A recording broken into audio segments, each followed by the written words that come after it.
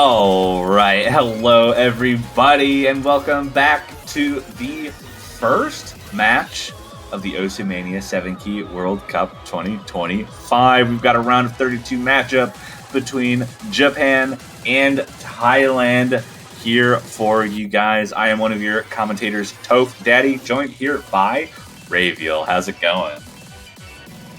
Doing well. 7K World Cup is so back. We have round of 32 for starters.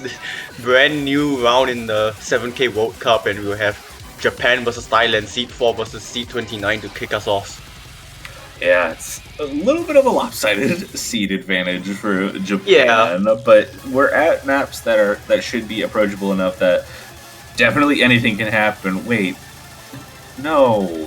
They tied the rolls. I'm just looking in chat right now. They tied with a 99. We're really beginning the 7K World Cup with a tight roll. I wish we had that on stream. I wish we could see that. That's insane. A tied 99 roll. There it is. There we go.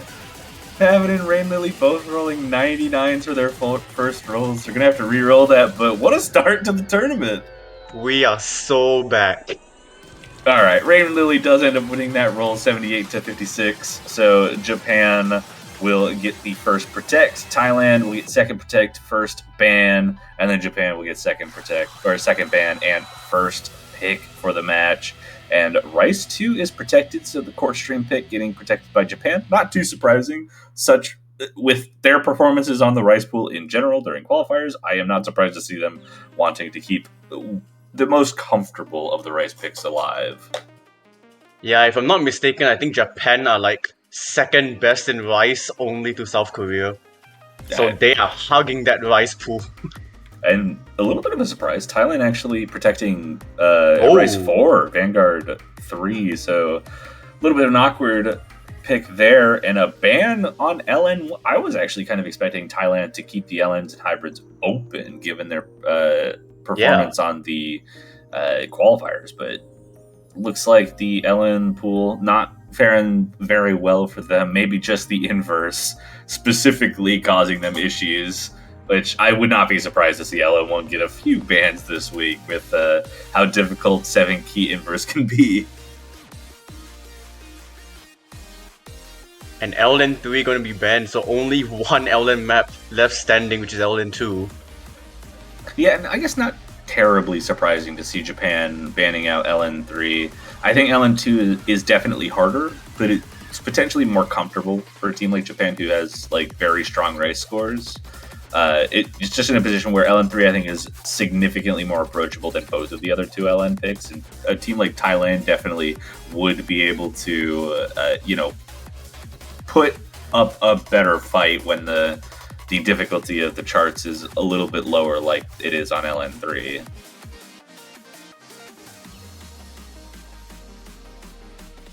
But yeah, we will be seeing Japan already bring out the Rice against Thailand with Rice 1. So this one is speed, 230 BPM. Yeah, kind of like a light chord stream pick. Not exactly just straightforward streaming. Does have a few doubles and triples throughout it. It does have a very, very tame first half, so we'll get a little bit of downtime for the start to kind of see how the accuracies shake out at the beginning, or if we see any unfortunate misses to start, to see if there's any disadvantages. But the ending is really what we're looking at. The second half bumps the difficulty of the whole map up quite a bit.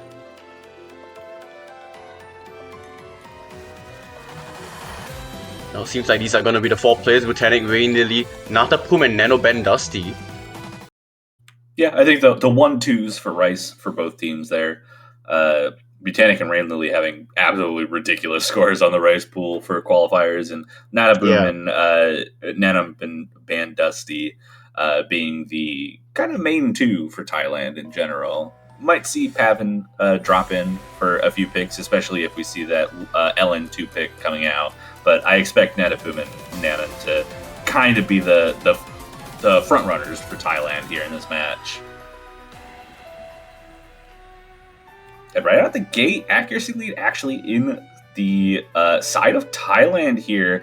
Natapoom holding on to a high enough accuracy to kind of negate Butanic's insane 99.97, and Nanan having a better start than Rain Lily there, actually above their accuracy by about 0.3% and no misses across the board yet. So holding on to a very small lead at the moment, but Natapoom dropping a little bit of accuracy helps Japan kind of make this an even game while we still have some of the more simple patterns.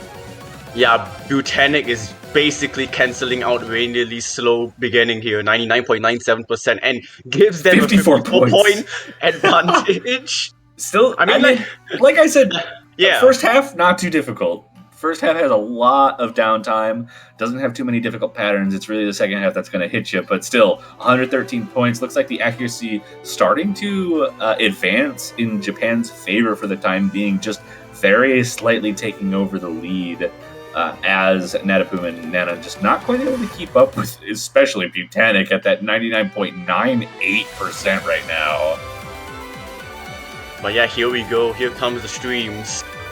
And that lead is slowly growing as Rain Lily is now recovering that accuracy, finally overtaking both the Thai players. Natapoom dropping down to 99.6 and dropping even more.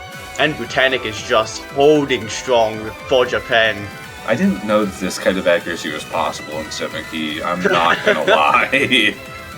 I've never seen something like this. I mean, we can give the excuse that it is round of 32, but like, yeah. Sure, but like, I mean, I'm a 4-key player. I have my own biases about how accuracy goes, but 7-key seems so much more difficult. And like I said, I don't know if I've ever seen, even in the World Cup, this kind of accuracy.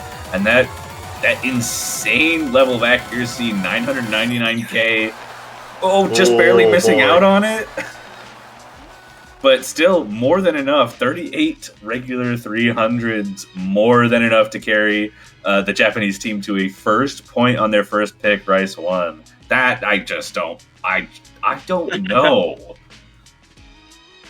The veterans of Japan, I mean, Butanic and Rain Lily did play for Japan last year, so they're bringing some experience along with them. I believe this Thailand team is pretty much brand new compared to last year as well, so they are going to be having to experiment a bit, and Pavin's in the lobby bringing out LN2. Not too surprising of a pick, I think. Like I said, I was expecting Thailand to kind of keep their eyes in the LN and hybrid pool, given their both Thailand's performance and Japan's performance in the qualifiers, where Japan had extremely good Rice scores, slightly worse LN and hybrid scores, and then Thailand definitely looking stronger on the LN side of things in qualifiers. So not too surprising to see this. And like I said, Pavin making a show for LN, in this case for LN2, looking to put what they need to forward, and Misa coming in for Butanic. Yeah, Misa. That's a name. Yeah, Misa, I think, is their best LN player, so not surprising to see them coming in. Rain Lily, actually, I am surprised to see coming in. Japan would usually have Butanic or Suzuha in, but Rain Lily, maybe this map is close enough as far as like Rice reading capabilities that Rain Lily has the accuracy advantage over a player like Butanic would in this case. Yeah, and the opposite side, Pavin also slotting in for Thailand.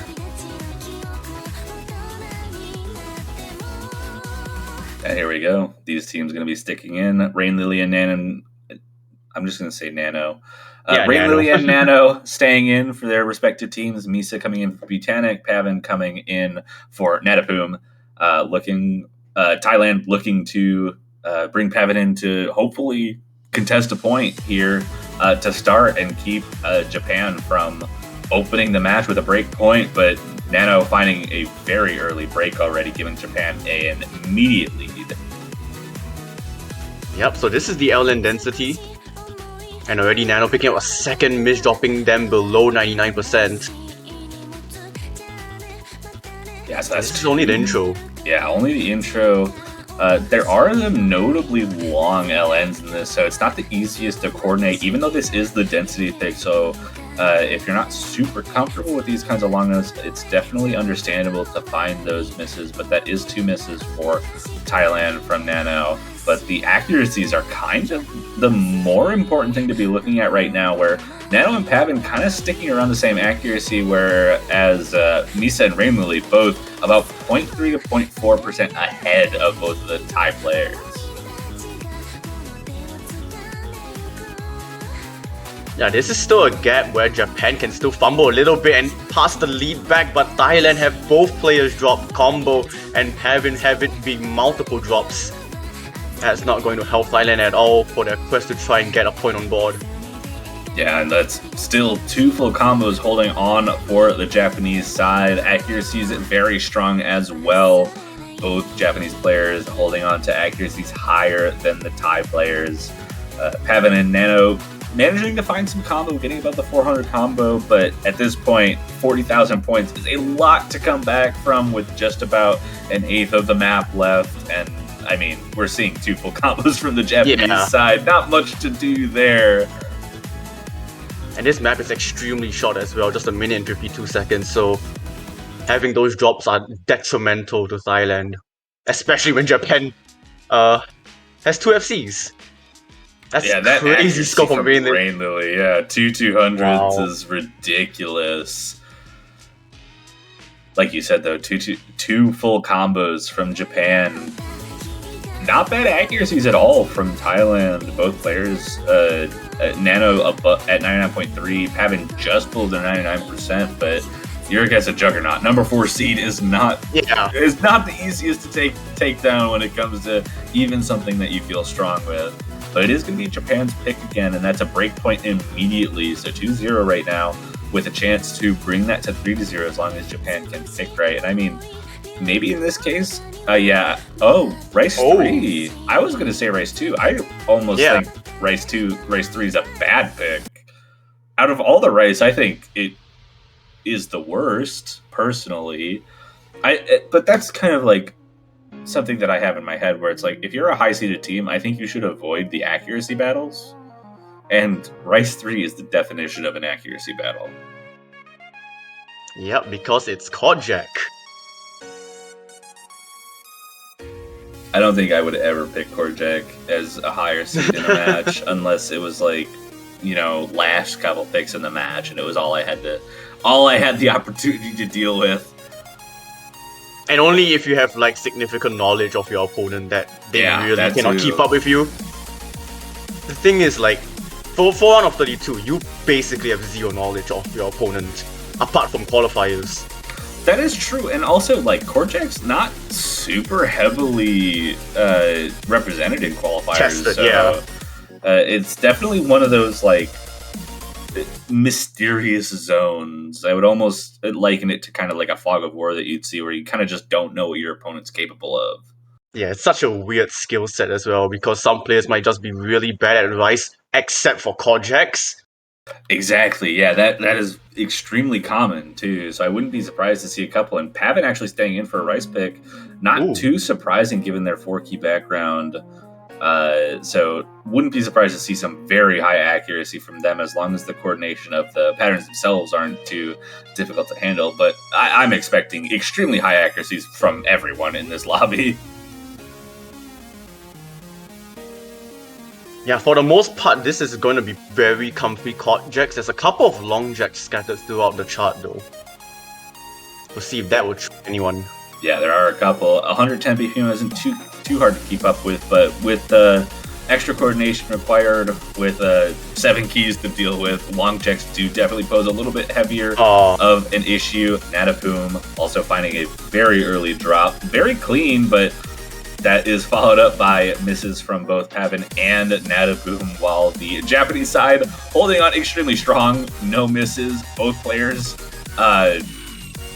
on pace for upper 998s right now. Yeah, it looked like Thailand did have a very slight advantage because Natapoom was beating out both Suzuha and Rutanix's accuracies, and then the misses started to rain down, and Japan have just stabilized their accuracies, both players holding 99.97. Yeah, and meanwhile, both Thai players having trouble even getting up to the 400 combo. Pavin just now getting there, I believe, for the first time this map, and already a 60,000 point lead for Japan as we only have about a third left, and Nadafum continuing to have troubles keeping the combo.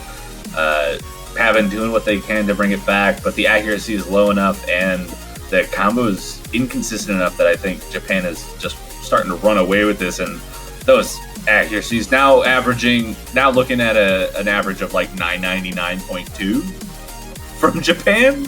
Jeez. We have one harder section, so maybe we'll see something, but with this kind of consistency, it's really hard to see anything kind of change at this point. Nadafum and Pavin both finding some level of consistency finally at the end here, but might just be too little too late. And Japan looking to solidify their lead with a 3-0 double full combo, double 999. Oh, 99862. 19 and 32. Okay. Yeah, double 999. That is not okay. I'm not talking about accuracy anymore. We're not doing that. That's the score to beat, I guess, to also, the other 30 countries. Also, 0-200s in the whole lobby. Oh, okay, yeah, well, that's Kojak to you, I guess. That is the Kojak score of all Kojak scores. If someone asks, what is Kojak, you can just show them this screen right now. 100%. It is no 200s and a million misses. That's it. And Hybrid 2 is coming out. I mean, Thailand don't really have a choice, unfortunately. The entire LN pool is exhausted, so their next best bet is something that is close enough. Yeah, I mean, you can't go for Rice here. I don't even think the Thai Protect would be a good situation here. Both of the Rice picks have been very heavily favored for Japan. So going Rice 4 would be bad, so you kind of just gotta go with what you can in the hybrid pool. This one, I think, probably the easiest physically, so gonna be the best opportunity to get Japan kind of out of their comfort zone with like the Rice difficulty and push it closer to LNs. So I think it's probably the best pick that they had available. Yup, and even more swapped as well. Japan completely swapping their players. Yeah, Rain Lily and Misa coming in. Nano coming back in for Pavin. And Nadafum staying in for this hybrid pick. And that's going to be it going very quickly into this map here. A mirror, first mirror we see from the match. Rain Lily maybe finding a little bit of discomfort on the regular mode.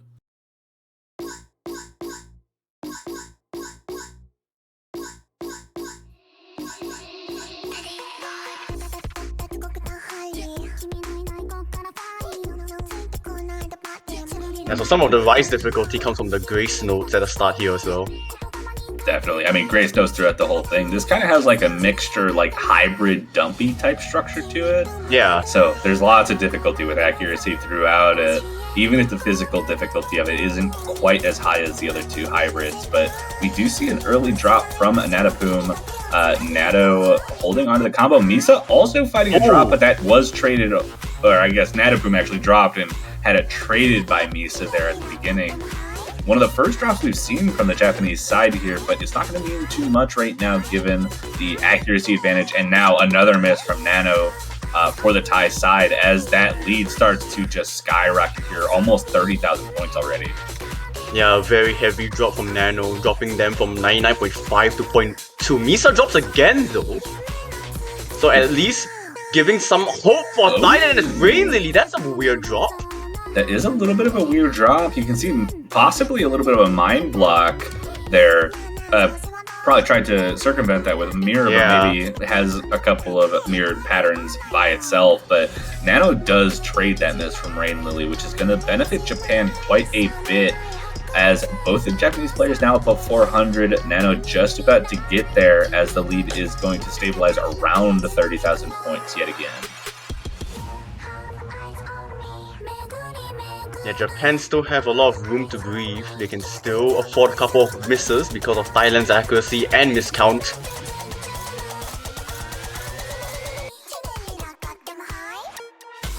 Yeah, even despite the misses on the Japanese side, those accuracies still staying very strong. Rain Lily nearly above the 99.7 despite that miss.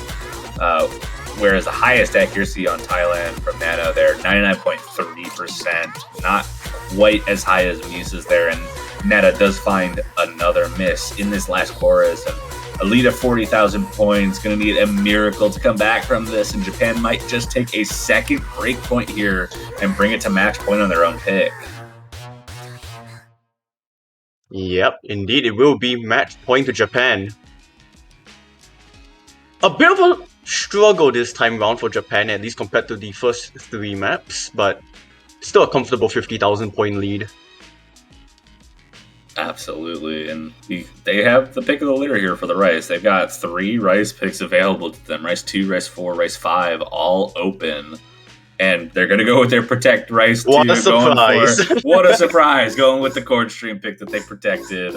I mean, looking to make this the last pick of the match, and what better pick to go with than your Protect to try and lock in this round of 32 matchup here.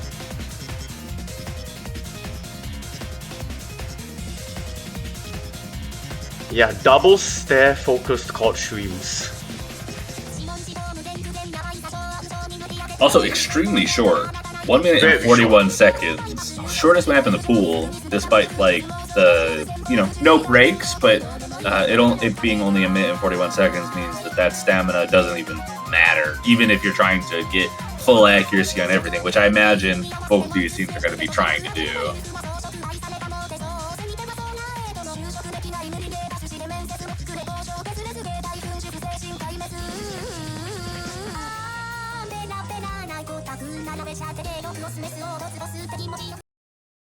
Well, let's see if this will seal it for Japan or if Thailand can try and cause a bit of a shake-up.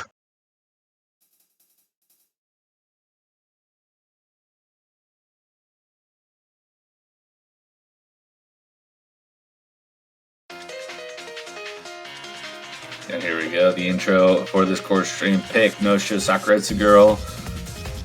And all players holding on well, a little bit of accuracy dropping from the Thai side. Natapum not having the greatest time and finding a miss really early on in this denser section of the map, while the other 3 players holding on very strong. Nano holding on at 99.8, both Japanese players above 99.9, and Nana does find another combo break and actually falls below the 99s temporarily. And right as they get back up to 99%, does drop combo again, and already seeing a 30,000 point lead, though we are already also halfway through the map. Yeah, the problem with these short maps is that the moment you do find multiple misses, it is so hard to recover, and for a 2v2 situation, for Natapum at least, it is so frustrating. Yeah, absolutely. It also means that single mistakes from single players are more impactful with that 2v2 structure.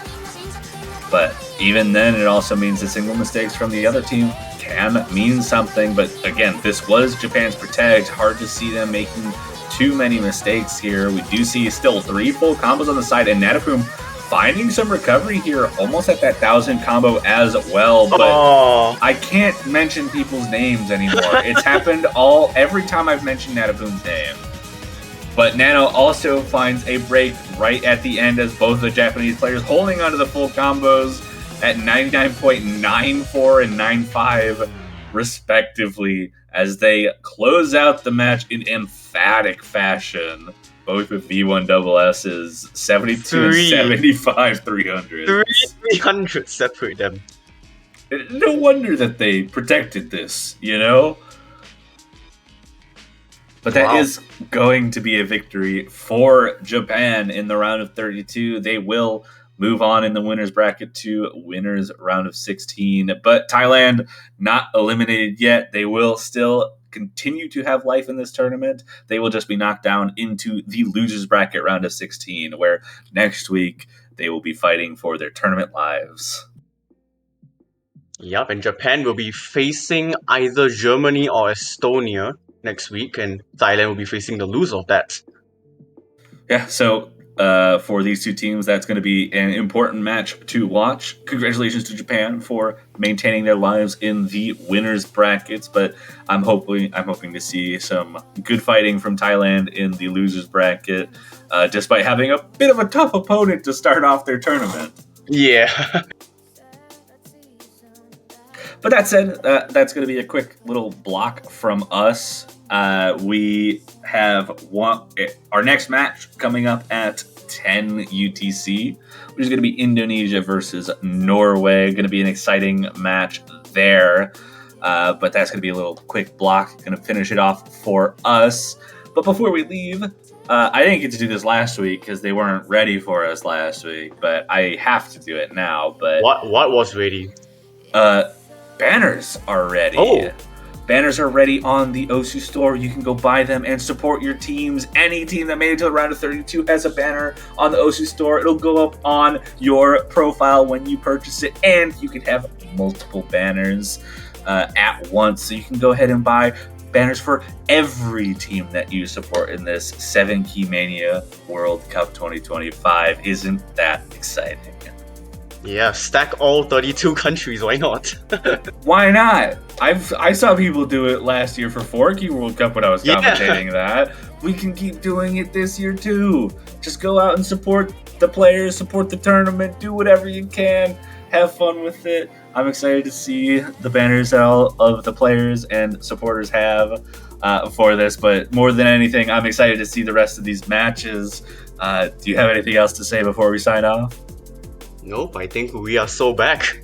We are so back, and we hope to see you guys so back in about 4 hours for Indonesia versus Norway. We'll see you guys then. Yep, see you all so back here soon.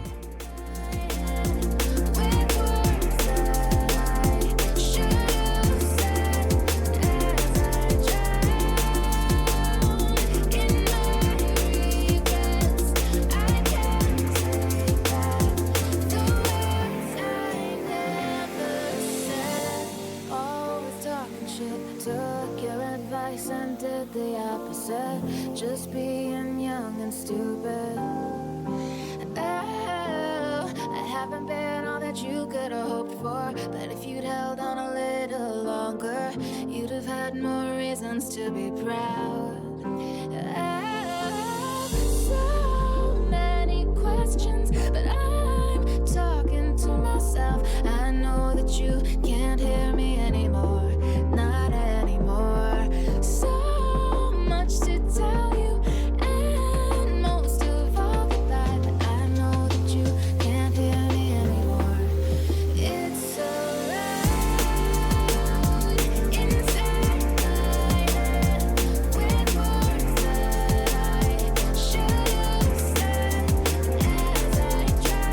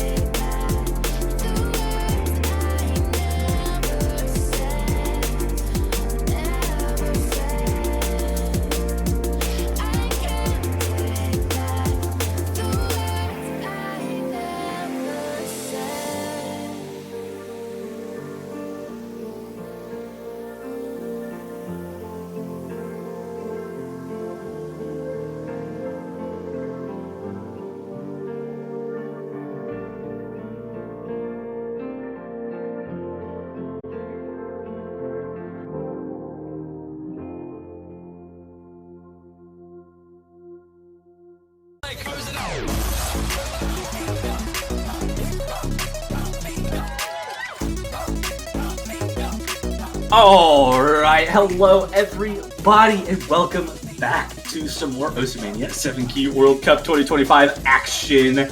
I am really excited here. We've got another round of 32 matchup to go through, and I believe this is China versus Mexico. Obviously, winner's bracket. No one's knocked down into the loser's bracket round of 32, but this is a bit of a tough matchup here. Mexico, the 31 seed, having to go up against the number 2 overall seed, China. Going to be a tough road ahead of them, but I'm excited to see what they're capable of. I'm Toph Daddy, in the commentator booth, joined here by Sparky. How's it going? Oh, it's going absolutely fantastic. It is definitely one of the matches that we're about to see here. It is definitely the epitome of David versus Goliath. I think the only matchup that's even more of a discrepancy between seeding is 1 versus 32. And I think that's coming up later this weekend if it hasn't already happened. But regardless, it is definitely tough sledding ahead for Mexico. Doing very well to make it to this round by virtue of that expanded format going to round of 32 for this year. So happy to see them, but unfortunate getting the short end of the stick here on the draw with China as their first opponent. That certainly is the case. We are getting pretty quick into this already. China winning the role there.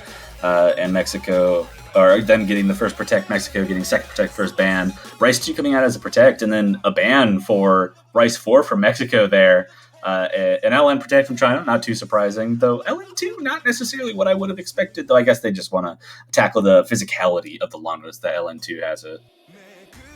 Yeah, for sure. It's definitely one of those cases where I feel like this round in particular kind of emphasizes where some of the strengths lie with some of these higher seeds versus these lower seeded teams, where these higher seeded teams aren't afraid to dive into those LNs, protect them even for, or to keep them around.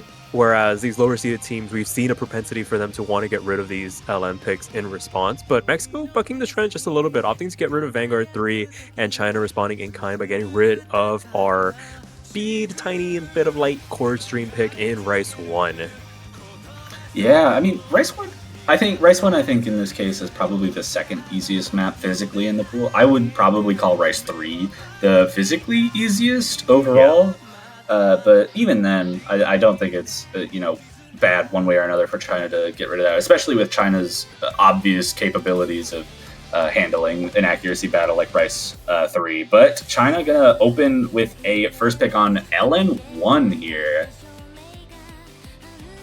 Yeah, so opting not to protect it, I guess, with the strategy of if it stays around after the banning, we'll just go for it first. This is definitely, dare I say, the most innocuous pick in this pool. It is very polarizing in terms of skill set, going essentially full inverse to start things off for an LN1 pick. It is very hard when you get into the nitty-gritty between being able to approach it and being able to master it.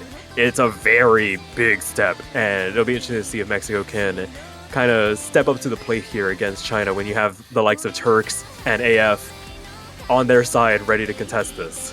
Yeah, I mean, it's a tough road ahead, especially on China's first pick, but, this is the kind of map that the physicality isn't really that important. Just got to have that coordination, and if Mexico's worried about that physicality, this is definitely the kind of pick that can go in their direction, but this, I mean, in my opinion, is the hardest of the long note picks just because of how heavy that coordination aspect is.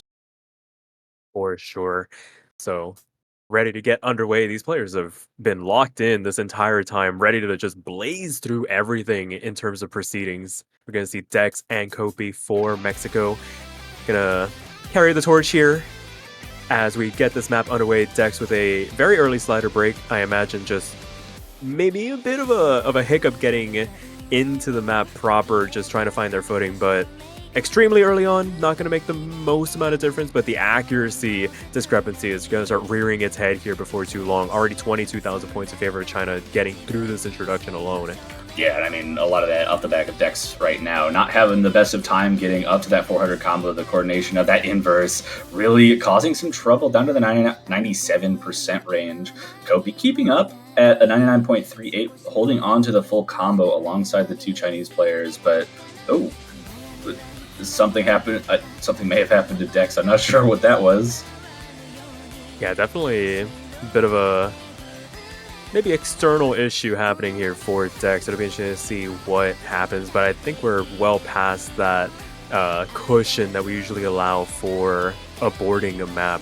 Considering the fact we're already into the back half, and I mean they handled that introduction relatively well. Maybe just some client issues dampening the performance, but as it stands, it is what it is. Kobe finally finding a drop as well. Meanwhile, on the side of China, both FCs still very much intact, 99.7 plus the accuracy for them, as they've basically taken this by the mantle and run away with it to start this first pick off.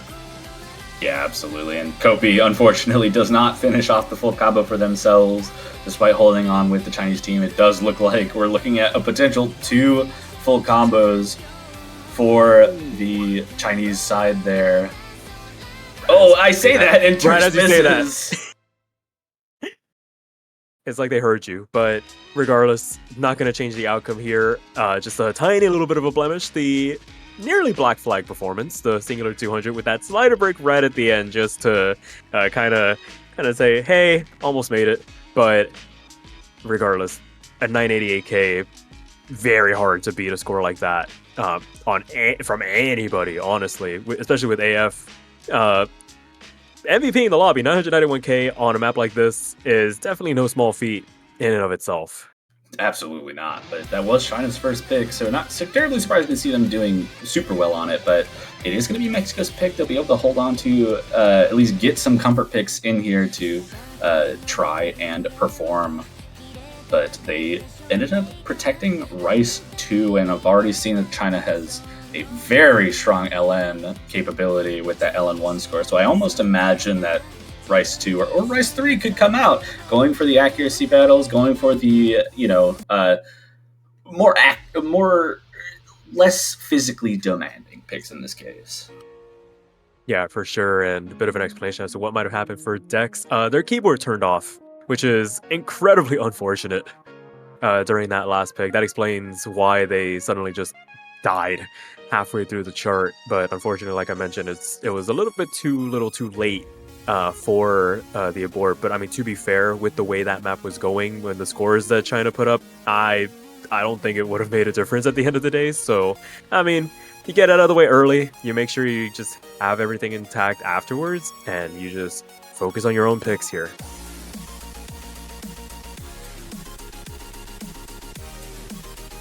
Yeah, and we see Turks actually swap out their Van Wilder coming in for the Chinese side, Nana 3000 and Kopi being the players for Mexico at the moment. But this is definitely the pick that I would have considered the most likely for Mexico to really be able to put up a fight against, just because of how heavy the accuracy focus is. And if you're good enough at Jax, this is really 100% an act battle and nothing else. Or, looking for a singular mistake from your opponent, which can definitely flip the tables.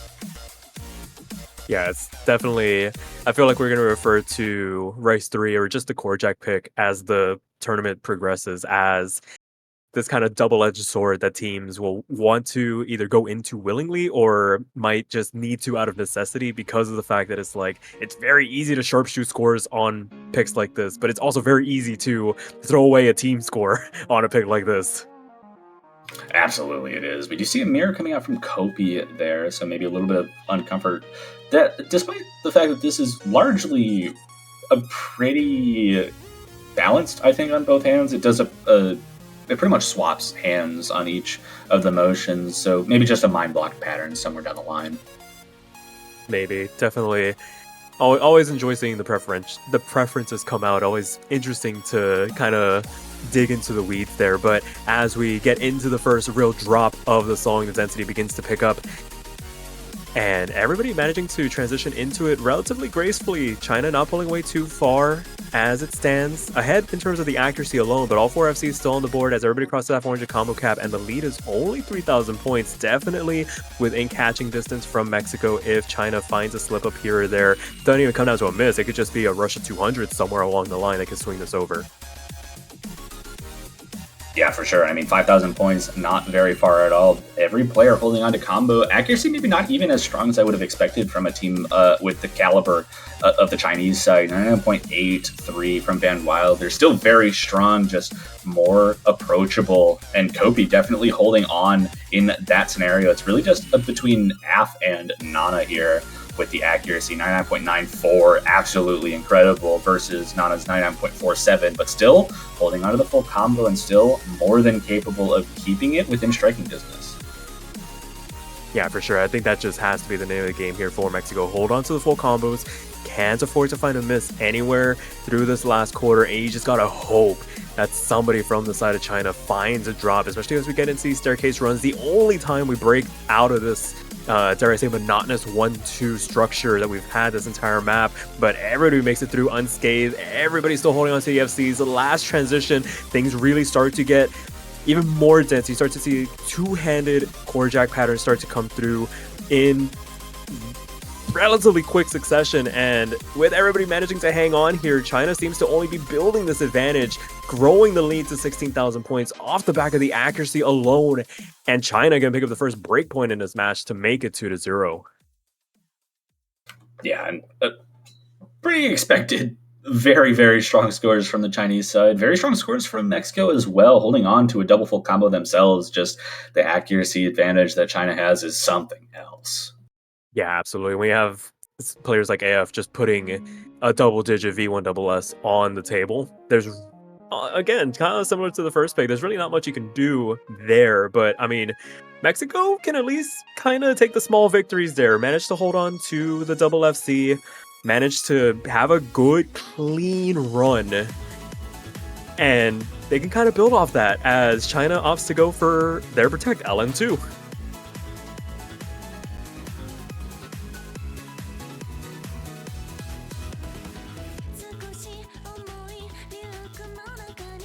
Yeah, not too surprising. Want to make sure that they are able to guarantee that that breakpoint for them means something. Lock down a 3-0 lead, or at least locking down that one breakpoint lead at this point, and making sure that Protect is really the best place to go. Yeah, for sure. It's always a great way to capitalize on those opportunities. Just going to something that's super comfortable for your team. We see Turks come back in to back up AF. Dex as well coming in to back up Kopi to try and mount a bit of a challenge here. Definitely stylistically easier than LN1. I think density in this context much easier to navigate in comparison to that full inverse pick from earlier. So it'll be interesting to see how Mexico performs on this one. Hopefully Dex, knock on wood, doesn't have any more keyboard issues to mar a good performance from them. Yeah, for sure. And we're already seeing some better performances from both the Mexican players here. 99% from Dex right out of this gate, and not finding any breaks, so the coordination not causing too many issues. Though, as soon as I say the name, maybe some hardware issues or something. I'm not sure what happened there. Yeah, I'm pretty sure it's just the keyboard just continuing to disconnect. Not sure if, you know, wireless peripherals, and sometimes they just don't want to stay connected, and it's just rearing its head at the worst possible time. But as it stands, with China performing the way they are on these LN picks, even before that started to happen, it was Dex with a low 99, Kopi kind of picking up the mantle there, 99.3, 99.4%, would have been able to stay in with a chance of catching some mistakes from China, especially with AF finding the drop going into the back half. But as it stands, just not much you can do if you are on the side of Mexico outside of just try and figure out what's going on there with these LN picks and Dex and the hardware issues, and see if they can get those sorted out before China has another pick here. Yeah, for sure. But that is going to give China a 3-0 lead here. It is Mexico's pick again, so they'll be able to go into something potentially a little bit more comfortable. But like you said, gonna have to figure out what is going on Dex's side with those what seem to be hardware issues. And sure enough, China closes it out. Unfortunate circumstances, of course, at the end of the day, but outside of that, still really good team score overall. Turks MVPing the lobby, 993K, lots of threes across the board for them. Yeah, definitely expected strong scores, but Mexico gonna have their opportunity here to pick what they need to. Rice 2, their protect is still open, so they have something that they know that they're comfortable with. Yeah, I think at this point it's just kind of trying to get that mental reset in as well. Unfortunate to have something like that happen twice now on the LN picks, but it seems like their Rice roster hasn't had any issues for now. Again, knock on wood. Don't want to preemptively curse them before they make their pick, but as it stands, you have the protect. You can kind of just take a second to ensure that you go into this fully focused, cast aside the LNs. Probably weren't going to willingly want to go into those anyways, so you don't need to get too down on yourselves of those performances. So we'll see what they decide to go for here. Just waiting on their picks to come through here. Yeah, for sure. And I mean, I don't really expect anything but Rice 2, and there it is. Rice 2 does come out. Their protect says does come out, and they're just trying to keep things comfortable for them, I think. Yeah. Absolutely. And no better way to be comfortable than going from Core Jack to Core Stream.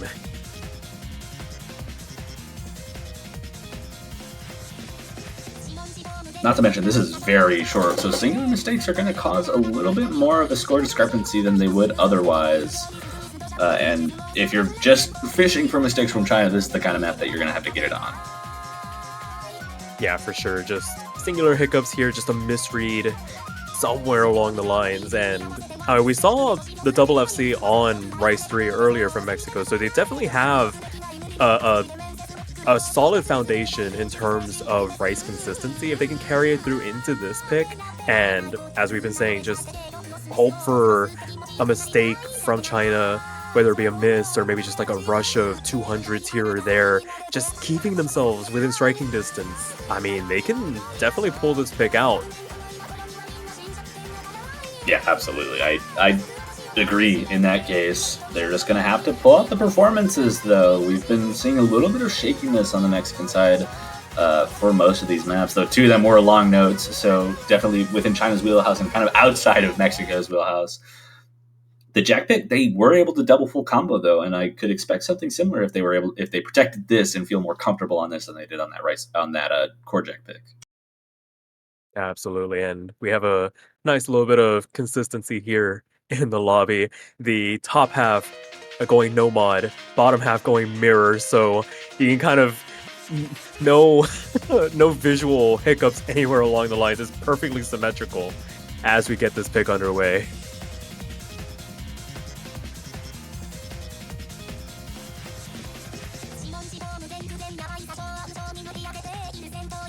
And as we start things off, everybody making up over that 400 combo cap with relative ease. Nana actually picking up a bit of an accuracy drop down into that low 98% range, just finding a bit of a spread UR bar, maybe just hitting a little bit early, picking up a couple extra 200s that are giving China a bit of a cushion to work with now, about 17,000 points and climbing, and the drop going into the back half of the chart now. And we were saying before going into this pick, because of the fact that it's so short, these misses are going to be amplified, it feels like. And sure enough, we see it in the scoreline now, 35,000 points and climbing for the Chinese roster. Yeah, that's going to be big. And Nana actually finding another break in that slower section there and giving an even bigger lead here, growing up to about 50,000 points for China in this case. Accuracies from both those players holding on extremely well. Kopi holding on to the full combo as well, but just a little bit behind in the accuracy, and Nana just not quite able to feel super comfortable with some of these patterns. Does get up to the 400 combo though, and it starts to bring it back, but we have so little left in this map that a full collapse would have to happen from China's side in order for this to go in their favor. Yeah, absolutely. It was a valiant effort. It felt like that start was pretty strong overall, and everything that they probably could have asked for. I wonder if that was a Bancho miss right there at the end for AF. We'll have to wait to see. It was a organic miss. The choke right at the very end of the chart, literally the last note, finding the miss to ruin a double FC for China. But with that being said, it is still a match point situation for them. I think they'll take that trade any day. Yeah, absolutely. They'll take that miss, but that will be a second break point, and it brings it to match point for China here on their own pick. Yeah, now, I mean, they kind of have pick of the litter here on this bottom half of the map pool. LN3 is available, and sure enough, they're just gonna make it plain and simple. LN3, we don't need to mess with hybrid. Keep it with the long notes. It's been working so far. This one notably easier than the other two, I think. So I do think Mexico has a better opportunity to kind of hold on and keep China within striking distance, but the other two were very heavily favored for China so far. They're going to have to put up a performance of a lifetime to have a chance here. For sure. I mean, it like we mentioned at the top of the broadcast, I mean, Mexico coming into this very much drawing the short end of the stick going up against a team like China. It's basically like put up your best numbers and hope for the best as we wait to see if there's any substitutions. I imagine with the issues that Dex has been having, we probably won't be seeing them on a pick like this, but with this not being as hard as LN1 or LN2, at least in the grand scheme of things, potentially, it might just be one where Nana has to kind of step up to the plate. It's like, okay, you might not enjoy the LNs, but we kind of need you to play the LNs right now. Yeah, gotta make sure that those hardware issues don't come back to bite you again. Yeah. And, with a pick is, you know, more straightforward as far as like keeping consistency on long notes goes as this is. I do think you can make the argument to put someone who might not be as comfortable with long notes, but will be able to hold on and put up the fight that maybe Dex wasn't able to before. Yeah, I mean, through no fault of their own, of course, but it's one of those where it's like, we'd rather have a couple of misses here and there than dropping out for half the song for this. So Mexico backs against the wall here in a situation. China on the cusp of sweeping this match. Gonna try and put up their best effort. Let's see if they can secure a point here on this LN pick. Yeah, another mirror selection for Kopi. Saw that earlier from them as well on one of the other earlier picks in this match.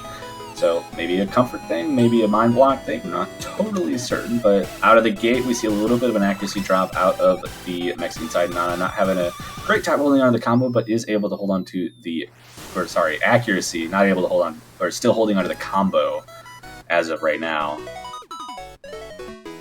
Yeah, if you are Mexico, this is exactly what you're hoping for. Just being able to make it through, get up over that 400 combo cap, hold on to the combo as long as humanly possible. See if you can try and catch out China with any mistakes. They've been few and far between, but it's not impossible for China to find a couple of slider breaks here and there. But Nana gonna pick up the first break in this chart going into the second quarter of the map. Gonna put a bit of a damper on things as China, once again, just begins to build up this advantage from the accuracy and reaping the rewards once the misses come out. Yeah. Already to the tune of about 30,000 points here. Yeah, and we just saw another break here in this slower section from Nana. So that's only going to help extend the lead for China as more breaks continue to happen. The consistency starting to show some issues. Yeah, I think it's just early releases here and there, just trying to keep their fingers in check. It leads to this propensity to want to let go a little bit too early, especially when the little rice bursts come through here and there. But as it stands, I mean, China once again looking incredibly comfortable on these LN picks overall, and just needing to doing just enough to ensure that the path of resistance is as minimal as possible. Quarter map still left to go. Turks basically putting AF in the backpack and like, hey, I got you. We're going to make it through together. 99.84% accuracy. We are good to go. 78,000 points and climbing going into the last section here.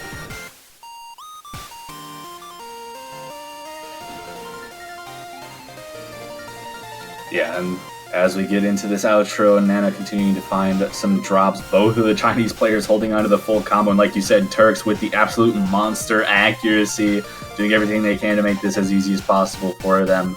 And looking to close out this match, China to take it 5-0, barring insane circumstances. But that is going to be China pulling out the brooms 5-0. And we'll move on in the winners bracket into the round of 16 winners side.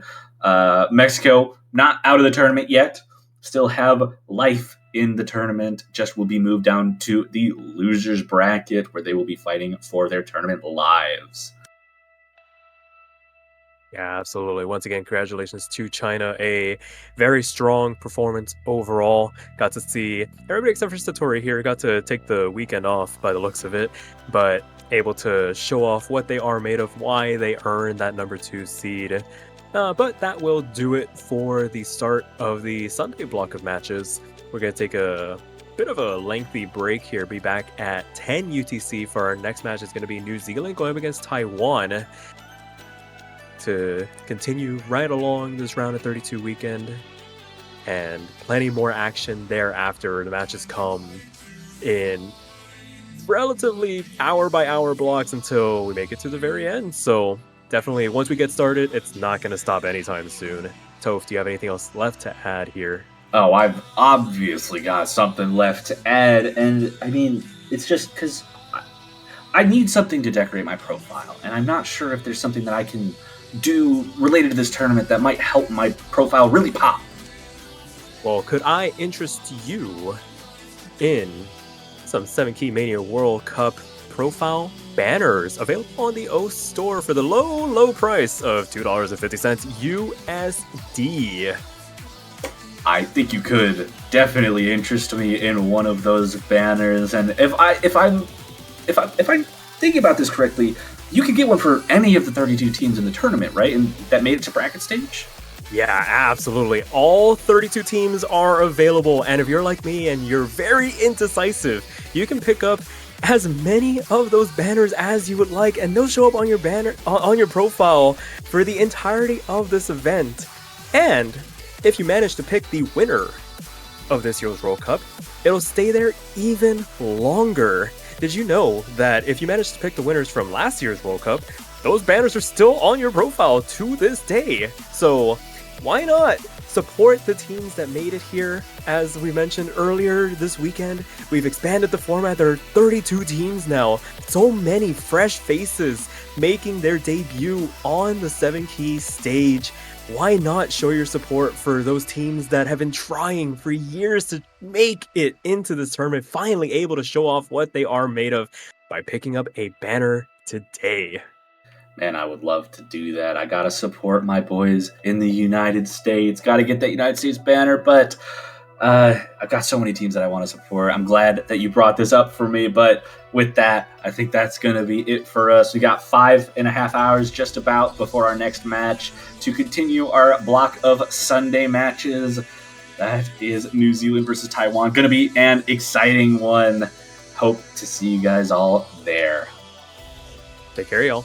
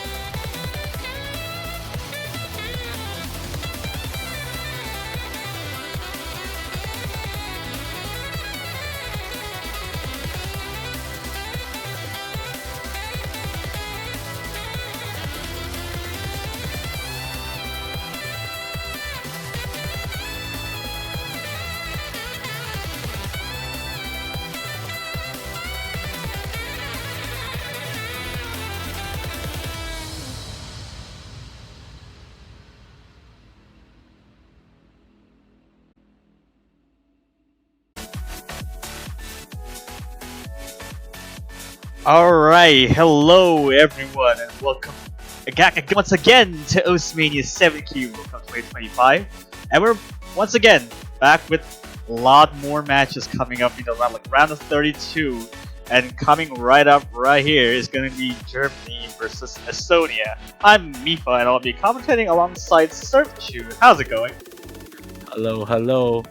And I think there's a decent amount of people excited for this block in particular. Like for this matchup. Like some fan favorite players will be playing in this match. Yeah, absolutely. I do feel like, in particular, there are some names. I mean, for Germany and Estonia. I know that I believe like Estonia has like only a 2-player country team, so Yeah. maybe it's just a name that you will never ever actually like forget in every single 7 key community in terms of every country, the team player that they have. It's basically just the same players through and through. So yeah, we're excited. Well, anyway, so we're off to looking into the strategy going into this match. Team Germany will be protecting Rice 2, the Cord Stream pick, and Estonia. I've seen their team captain mention it during the Maple showcase that they are going to be protecting LN1, and there they go, they are protecting LN1. Yeah, I mean, we're off to a great start already. Protecting, just like it's pretty obvious, I feel, that Germany is going to be able to protect Rice, and they really do want to make sure they're be able to take points on Rice like completely. And Estonia as well, they're protecting mostly on the longness because their scores are particularly strong on that one. So even though they might have a little bit of a disadvantage, but I mean, I guess this is an early game round. It could mean anything. But they're banning Korjak, banning high score, which no sharpshooting allowed for Germany. Yeah, which is, I'd say, a really good strategy for Estonia here. Rule out the accuracy pick where, like, the German players are not have some of the better accuracies among the middle seeded teams. So just getting that out of the way, and now Germany pushing out LN3, which is also not a surprise. Yeah, they really don't like the beat around push with more LN picks coming their way. They're just gonna go straight into I guess a speedier pick, Catalanesi. Pretty obvious, which Germany has the advantage of picking I guess more straightforward ones out of the way. Yeah, like pretty straightforward strategy really for both of these teams. But then, might as well mention, like, the reason why this matchup in particular is pretty awaited for is that if everything goes where it should, this can go the distance. Oh yeah, for sure. I mean, especially the scores by itself is not. No, I mean, it's not just one indicator to make sure their performance are aligned to where they should be. It can they might surprise us. Let's just get this out of the way. It can go super wrong with their picks, or it can go really hyped up to see points being break points. Indeed. So we're just waiting for the actual start of this match. Like we are a few moments away from that. So if you support Team Germany or support Team Estonia, please show that in the chat as we are about to begin the all-European matchup of this bracket stage. I mean, there's another one coming right after this, but the first one. Yeah. Yeah, just getting right in the way. Even with 230 BPM isn't strictly that fast. It's still quite tricky in terms of patterning. So you would expect to see not many struggles, maybe just the intro like this one. I'd say, like, a lot of the scoring a lot of the scoring difference might come from the final third of the chart, where the main meat comes in, as we see both Estonian players cause a full team reset at the very beginning. Thankfully, it's early in the chart. It won't matter that much. But considering the length of the chart, and not to mention the accuracy advantage Team Germany is carrying right now, they do have a wall to climb right here. Blacko finding a miss, but it's not much of an accuracy drop. Still, it's not enough for Team Germany to lose their overall accuracy advantage just in the moment. Yeah, it's after like the 400 combo, which it might impact a little bit more, but it's even with the drop being clean, it's a whole team reset on the intro might actually even slightly, but it's just accuracy difference really.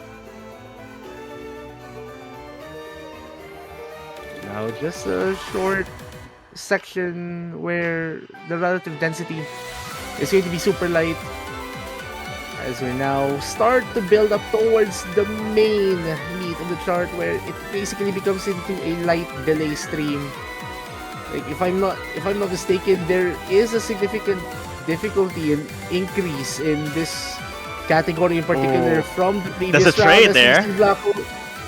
Blacko and Sayla finding a trade, as you mentioned, but trades favor the team in the lead, so it's still Germany actually gaining a bit more. Oh, actually, another drop there might actually. I'm not sure. Huh. Yeah, I did mention about their gains, but Blacko Here comes a little bit of a spike here.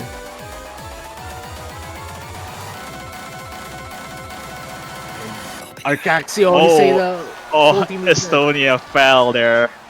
Yeah. Unfortunately, Germany will be able to take their own point there, but a little bit scary towards the end there for a little bit of a random misses coming from Blacko there right there. Yeah, that's pretty unfortunate at the end there. Maybe it could have. I'd say if. Actually, wait. It's actually a pretty far-fetched thing, I guess, especially considering Tokyo Whiskers scored there 992,000. We gotta mention that, as Team Estonia expected, going to be the noodle team in this matchup, picking LN1. Yeah, I also forgot. I actually failed to mention that one thing in particular that Estonia is very good at is that one of their players, Arcaxio, might have superior ratio to come along with with their picks. So you would expect Rice picks like that one to be able to better the results of Suki Whiskers, but their second player needs to get a grip. So essentially, they don't want to miss more than they do. Anyways, time to see who can deal with the negative space in this chart, by virtue of this being an inverse pick. Again, just to emphasize, this is the first time that we actually have a fully dedicated inverse pick in the Oceania 7K World Cup, as we see Blacko in the same. He's trained a few races. Yeah, it's a trade. Just the intro though. I mean, the intro is basically the harder if you go to transition pretty wrongly. Yeah. Anyways. Oh, Arcax? Ooh, Arcax just takes a trip into drop there, but Hisela is struggling to find a footing here. Actually, pretty uncharacteristic misses coming from the Blacko as well, finding another one going into arguably the easiest section of this chart. Yeah, despite with that, they still trade misses. It's only just Sukiya which are able to gain the control over the inverse. But speaking of which, Arcaxio is regaining so fast, and it's actually rivaling against Sukiya with the drop earlier. And that miss from Blacko right there is going to be helping Estonia with their campaign right now. Some accuracy drops, so he's unfortunate trade. we're about to enter the final quarter of the chart where it's going to be heavy chords going into full LN. It's just trading misses one after the other, and it really doesn't budge for them. It's just only the combo being gained from both Suki and Arcaxio in particular. Let's see who can negotiate this wall. Suki Whiskers doing very well. Arcaxio as well. Blacko finding. Ooh. That's dangerous. Blacko That's takes dangerous. another drop as well. That's very Is it dangerous. enough? It's going Suki to Whiskers. Suki. Lost the Ooh. full combo at the very end. Estonia takes it by the skin of their teeth. Well.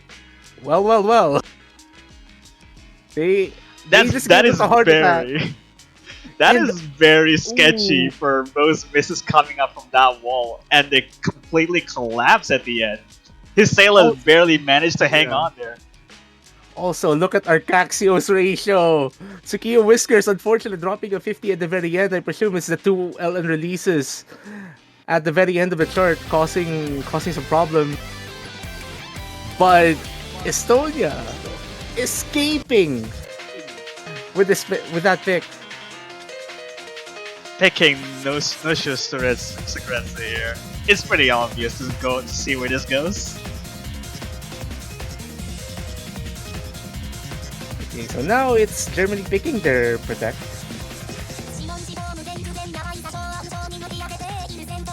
Which I'd say is a good reply, I would think.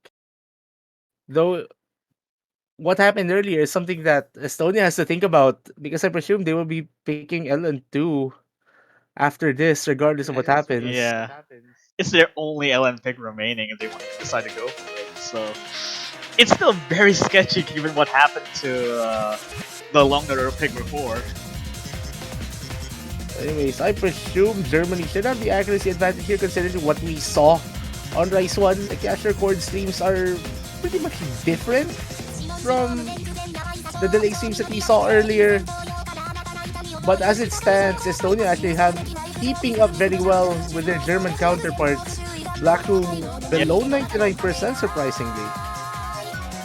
Yeah, I would also mention that I guess in terms of BPM, this chord stream is a little bit on the slower side. Might actually be uncomfortable if you're actually just rushing every now and again. And it clearly shows, actually. Lower end, it's not the rolly kind of chord stream that we've seen on earlier editions of the 7K World Cup. Like, this one is more spread out, I guess, if that's for lack of a better term. Though Blacko's accuracy has recovered. It has recovered. Hisa has managed to actually maybe catching up there, but Arcaxio is not giving that lead back up to Germany right there. There's a quarter of the chart remaining here. It's still extremely close. Like, we're barely hitting. Like, the score advantage is just under 1,000 points. How is this still barely close? Hisa dropping 200s a little bit. Blackwood does as well. I'm actually so nervous towards the end of what happens right here. Oh, Blacko actually losing some accuracy at the same rate. Everyone gets the full combo. Everyone gets the full combo. V1 double S. Oh boy. Now we're talking. Estonia takes a break point out of their protect. What a good run here coming from Estonia. I was mentioning Blacko was losing some accuracy at the same rate as Hisa. So it's really Arcaxio's accuracy advantage giving Estonia this point. That's a really good run. That's a very good break point to take over. And they still have one more danger left ahead for the other two Rice picks remaining. But Estonia will most likely gonna pick LN. I mean, the last remaining LN, I would say.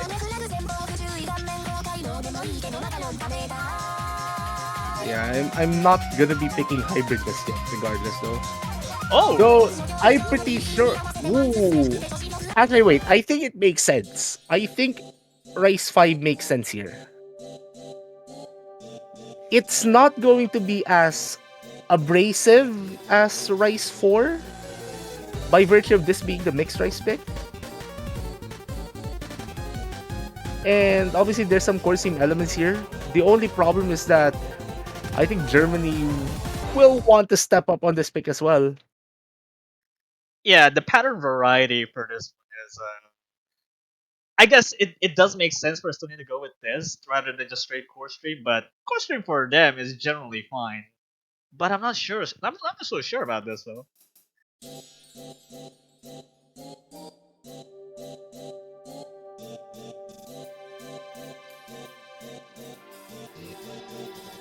All right, so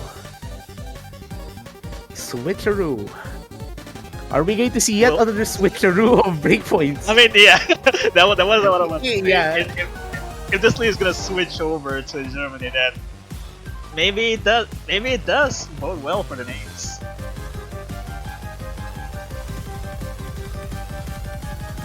Okay, I mean, that's- surprising. Ooh, actually, look at the accuracies between everyone.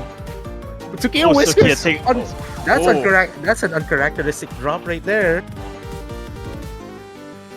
I would have expected to see drops, but just accuracy drop, not misses really.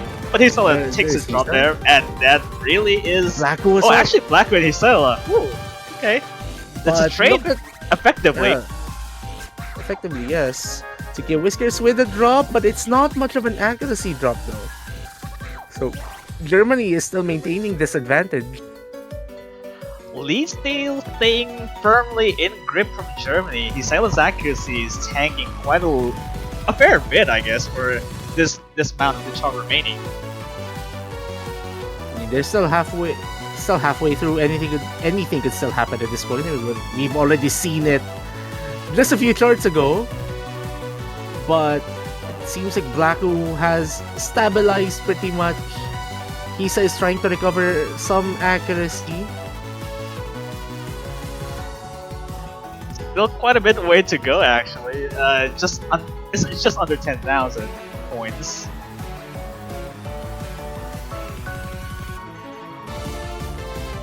And here we go with the final quarter of the chart. The patterning gets a tad bit more abrasive. Like some of these sudden bursts going to be Oh, Blackwood, that's the first drop. Ooh, maybe. It's gonna need more though. It's gonna need more. First Oh, one, yeah, he's Hisela to he's trade there. though. I don't think there's enough time though. Yep, Germany. it is effectively a switcheroo. Indeed. And because of that, we have a virtual best of 5. I'm Also, still confused with this Arcaxio. pick. Oh Wow. god. Arcaxio 5-200, Tsukiya Whiskers best ratio overall. Unfortunate misses though. I think that score would have been nuts. Oh boy. Now this is the first time right now that our Arcaxio is just a little shy to winning on ratio. This time Tsukiya is able to take advantage of it. Now for the weirder pick, Germany's going for Vanguard. Also, just a fun fact about the difficulty name of this chart. I think I remember reading from Lenpai that barely anyone in the player base will be able to understand why the diff name is such. Code name too difficult to understand. Head empty. Yeah, pretty much. Unless you do stock exchange. I mean, I guess that makes sense. Indeed. Well, anyways, strategy-wise, Germany, good pick, I'd say. But that means also that no more rice picks moving forward. Yeah, probably one of the few times that Rice Picks being exhausted this far in. I mean, I guess we already have LN pick being played Yeah. just before.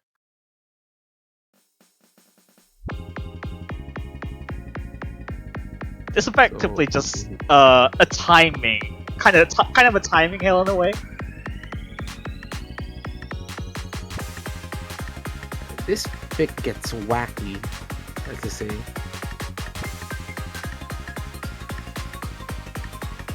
Team Germany with a small accuracy advantage. No, never, not anymore. No, never. Suki and Black. Well, Actually, that's a 2 drops already. those are pretty big drops as well because Oh, Hisela takes a lot of 200s over that burst right there. which, funnily enough though, Estonia has maintained the lead pretty much. Yeah, there goes the But one that FC. miss? Only Arkexia's remaining there. That miss might come into play later, especially It's that hard. Oh both, god, both there Germans you are go. starting to do accurate. there goes the 1 drop for Blacko again. Lee's stabilizing ever so slightly, but Hisela missed on one of the course on the very last course there. I'm actually surprised that Tsukiya Whiskers is not gaining too much accuracy despite everything. But the score lead is Oh, super God. close. Blacko, Ooh, oh no, Blacko. Blacko almost stabilized there. Accuracy now Almost. dropping left and right here. Okay, there's Hisela, Isa, the score lead. dangerous. The It's getting super right dangerous there. though at the very end. The lead's gonna cut down to Germany. Looks like it's only this course remaining. And They I have to think time this properly. This has to be safe, I would think. There you go, Germany Oh scores god. the third point. Can you just imagine that the last 10 seconds are being decided by the course and effectively Germany has the timings down properly? Again, we have to mention it, Arcaxio. What is attack? 231, wait, how do 300. you hack this? Well, I mean, 8.5 OD does says it all for how difficult this Yeah. time this was. How do you act this? That's just sharpshooting for you. If you're natural at maintaining your metronome and such, even though staying metronome to this kind of song for the artist is doesn't really help you. Yeah, pretty much. Anyways, now here comes a pick that we would have expected of Estonia. Like, just one pick earlier. It would have been make sense if they Yeah. could go with this, but I mean, unfortunately, switcheroo doesn't really help. It does switch the lead over, which let's just say that one. Yeah. Anyways, here we go with white canvas. Now we're Definitely- finally exhausting LN picks now. Only hybrids Yeah, left. only hybrids left. Yeah. Well, I was about to say, the title of the song is White Canvas, but definitely no one between these two teams is racing a white canvas on a stick. That's for sure. Good job. Anyways, Germany with the early accuracy advantage. He's struggling a bit with the beginning. Struggling on accuracy pretty much. Dropping 200 left and right on the Allen, almost all of the Allen releases, I would say. I would think Estonia might be banking on any of the two German players. Maybe both of them struggle to act the densest part of this chart where, like, given how Ellen density is going to be charted this year, there's a lot more emphasis towards holds, really. And the longer the holds, the harder it is to time the release. Yeah, it looks like that Germany is able to making sure that they got the Allen's down properly. Look at Suchi, like 99.8 up until this halfway point. Yeah, Team Germany is doing very well in that regard. He's finding another drop when they would have recovered the combo. Yeah, he's still not having that best of times on the one of the more complicated Allen section. Arcaxia taking the first drop on their own.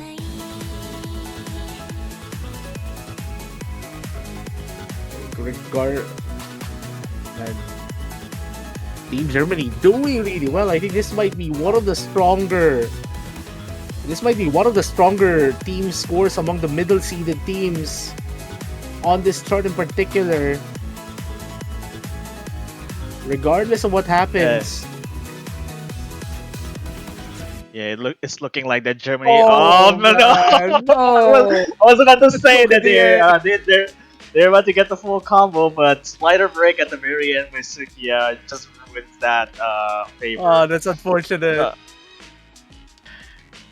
yeah, but if all things go well, this should be it's everything in Germany's hands right now. It's just really hard to comprehend for the hybrids remaining here. Yeah, just one more point here for Germany, and it's going to be their pick as well. So, which of the 3 hybrids would you pick? The pick here of Poison, every single hybrid is just different. But they're going with the longer one. Yeah, they're going for the mini tiebreaker. Let's go for outright difficulty. Testing the waters before they just a little bit of a backup plan if this goes to tiebreaker, which I believe most people would go to see tiebreaker on this. Indeed.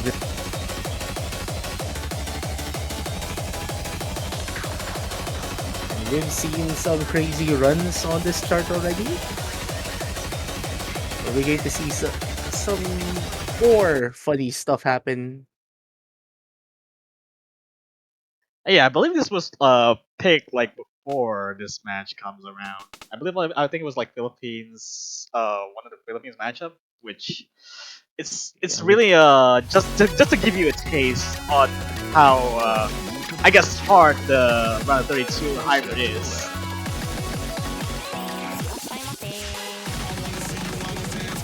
So with the drop, Black Room finding a trade. That's Super a trade early though. effectively. It is still super early. Sukiya the drop right there. Only Arkexia's last person standing here. So I think as it stands, really, Tsukiya Whiskers versus Arcaxio, whoever performs better, and Blacko and Hisa as well. It's basically a 1v1s happening at the same time. Just the things that we'll have to monitor with this pick. DLS might give Estonia some trouble a little bit here.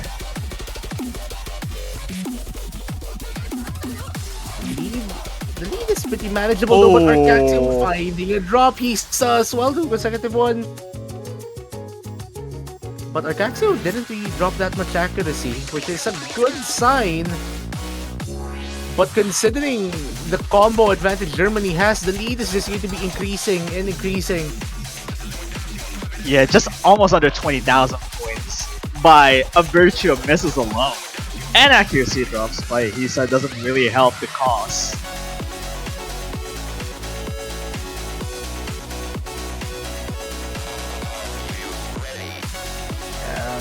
Arcaxio finding another drop.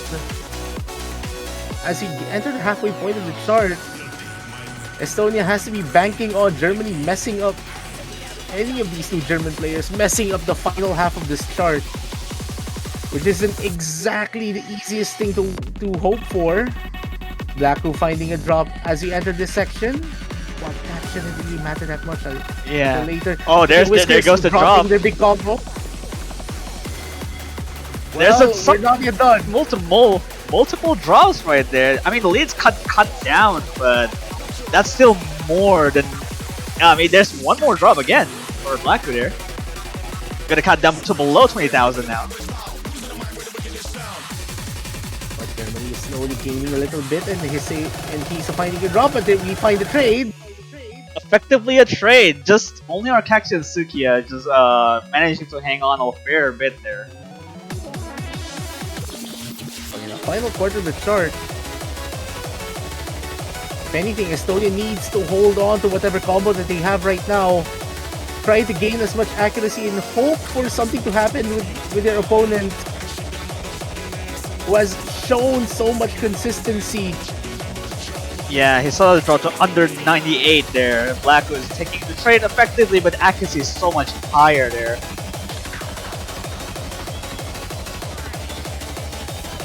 And well, these are some phenomenal scores that we're seeing right now. Arcaxio, regardless of what happens here, that's a really good run. A very strong score there coming from the Tsukiya Whiskers, as well as we find Germany advancing to the winners bracket in the round of 16. Yeah, absolutely. Congratulations there for Germany to be able to stay afloat in the winners bracket. But again, very good job for Estonia for taking at least a one break point out of Germany's hands right there. But they're not out of this yet. They're still afloat, but in the lower bracket as well. So they might have to step up their game to be able to stay alive in the tournament. And I'm pretty excited to see whatever performance both of these teams are going to be having next weekend. I mean, it's going to be a treat as well for the middle team. I guess the middle tier or middle seeded team that are playing for the next round's pools. Especially with the arising in difficulty. It could be there are some struggles and maybe there are some are not. We're into that point that middle seeded teams are signing shows a struggle. Indeed. Anyways, congratulations to Germany for winning this match, and awaiting them in the opposite matchup is the winner of Japan versus Thailand, which what does I know happened earlier today, if I'm not mistaken. Yeah, it did happen earlier today, and Germany will have one heck of a task. Estonia will be facing Thailand next weekend in the losers bracket, if I'm not mistaken. There you go. Germany will be facing Japan next weekend. That is one task and a half.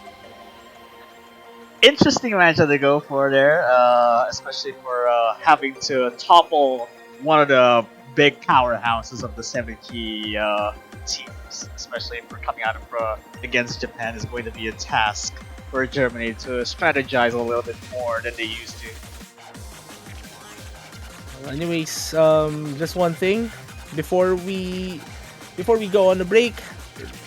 Just a reminder that the Osimania 7K World Cup 2025 team support banners are up on the OC store.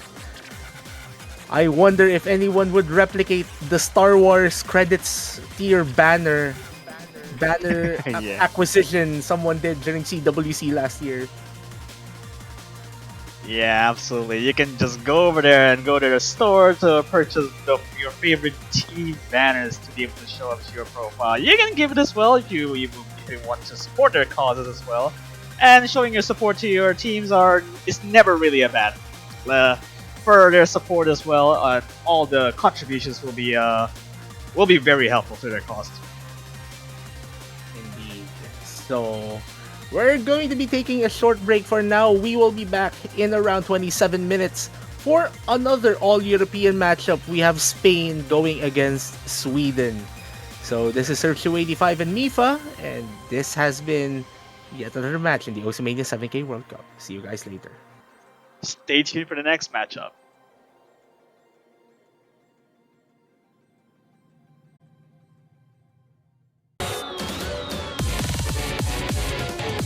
Alrighty, hello everybody, and welcome back to the Osimania 7Key World Cup 2025. We are rolling right along this round of 32 weekend with another very exciting match for y'all here today. As always, my name is Sparky, and I'm here by myself in the commentary booth for right now, but worry not, the reinforcements are on the way. We have Siluesca Els en route, and I'll be sure to introduce her once she gets here, but we started off this World Cup with a very exciting match earlier today. We had, I believe, Japan taking on... Your team name escapes me right now, but we already had a match earlier this weekend. Thailand, that's the team I was referring to. But for right now, we're going to be rolling right along to Indonesia taking on Norway. It's going to be a 5 seed versus our 28th seed, and another joyous occasion. You might notice that we're doing a round of 32 for the 7Key World Cup, as opposed to the round of 24 from last year and the round of 16 that most folks were used to once the 7Key World Cup came back. So always excited to see more teams enter the fold. I believe Norway has been in and around the periphery of 7Key World Cup, but for right now, it's one of those where, thanks to the expanded format, they're able to participate this year. So, always excited to see more competition, and we'll see how they stack up against a powerhouse like Indonesia, who needs no introduction. They have had quite the lineup over the last couple of years and are looking to try and make a run deeper into this tournament this year around. So right now we are getting into the rolls onto Bekasi for Indonesia, rolling the 73, and Messiah for Norway rolling the 37. So looks like Indonesia will be protecting here first. And it'll be interesting to see what they decide to protect for this matchup in particular. Never one to shy away from the LNs. Very capable of playing the Rice. Hybrids as well, probably no real trouble for them. And unsurprisingly, Indonesia going to protect LN1 for this match. So now we'll wait to see what Norway decides to protect for themselves. Something that they want to keep around for this match. Probably going to be a Rice pick if I were to swing a guess at it. Most of these lower seeded teams opting to show off their physical prowess as opposed to the LN technical abilities. More often than not. But we will wait and see. Usually something like Rice 2, Rice 1 is one of those like default kind of picks. But no, it's going to be Rice 3, so opting to keep the core jack around, which makes sense. Very easy to swing a good ratio on it, wanting to get into a bit of a accuracy check versus Indonesia. Can really come down to which team has a tiny bit of a hiccup during that map, because singular misses can swing the momentum one way or the other. So a pretty good protect overall as we wait for Norway to ban out their map. And there are a couple of hard ones in this pool. Look towards something like LN2, LN3, and I believe Hybrid 2 as well. But it's going to be Hybrid 3 being gotten rid of here. Crash Landing Rendezvous. Not going to be played in this match. As we wait for Indonesia to ban something out. And it's going to be our tech map, our Rice Tech Vanguard 3. Not going to be played in this match. It is going to be Rice 4 being removed from the pool here. And with that out of the way, Indonesia will have the first pick in this match.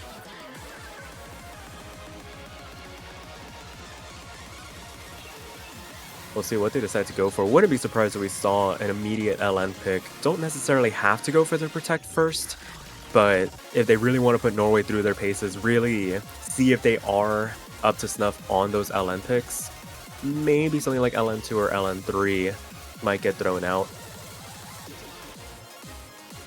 But really, I feel like Indonesia has pick of the litter with regards to what they would want to go into in this match. And Norway will just need to put together a composition that could potentially cause an upset here.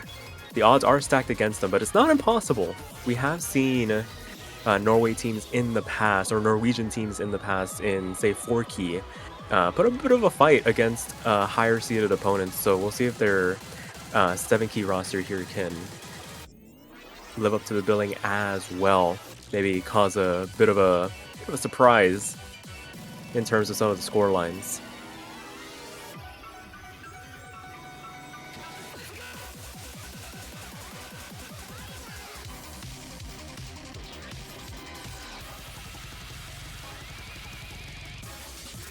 For right now, Indonesia really opting to take their time on this first pick, and sure enough, it's going to be LN2, so not immediately going for the protect, but going into what is probably going to be Indonesia's preferred category with regards to what they're going to want to get into here.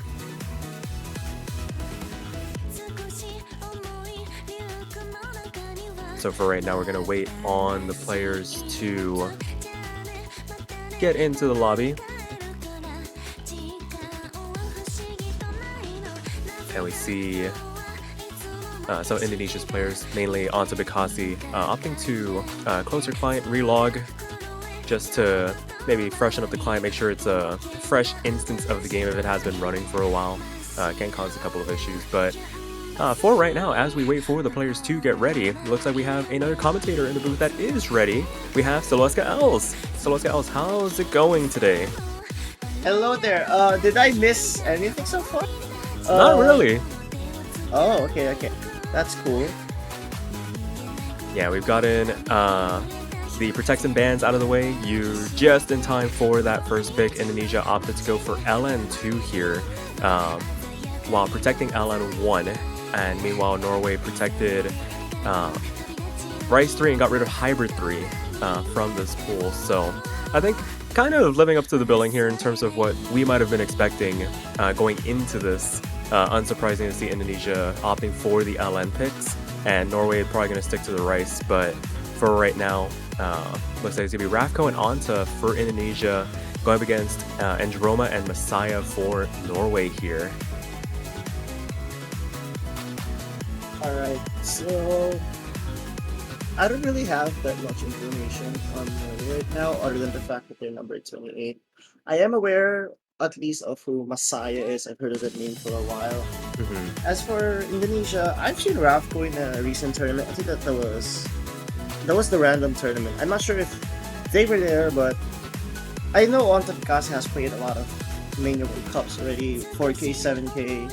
Either way, that experience will definitely help. Absolutely. Yeah, definitely. I was mentioning it before you got here that Indonesia basically household names when it comes to 7 key, 4 key as well, and especially with players like Anta Bekasi, just mainstays, probably going to be the anchor for their team going into this tournament.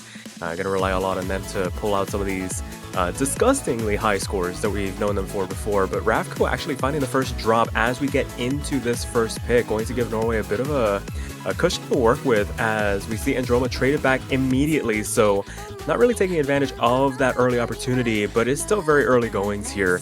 But Indonesia going to be holding on to about a 9,000 point lead to start this map off. Alright, so just looking at the pick right now, obviously with Ellens and all that, I can see why Indonesia would choose this. This is sort of what their strong suit really is, at least overall and historically was, at the very least. I mean, consistency-wise though, it's pretty close. It's just that I have a feeling, like, let's look at the accuracies real quick. They kind of look similar if you look at the unstable rate, but it's very clear that Norway is a little bit more distributed, pretty far apart from each other.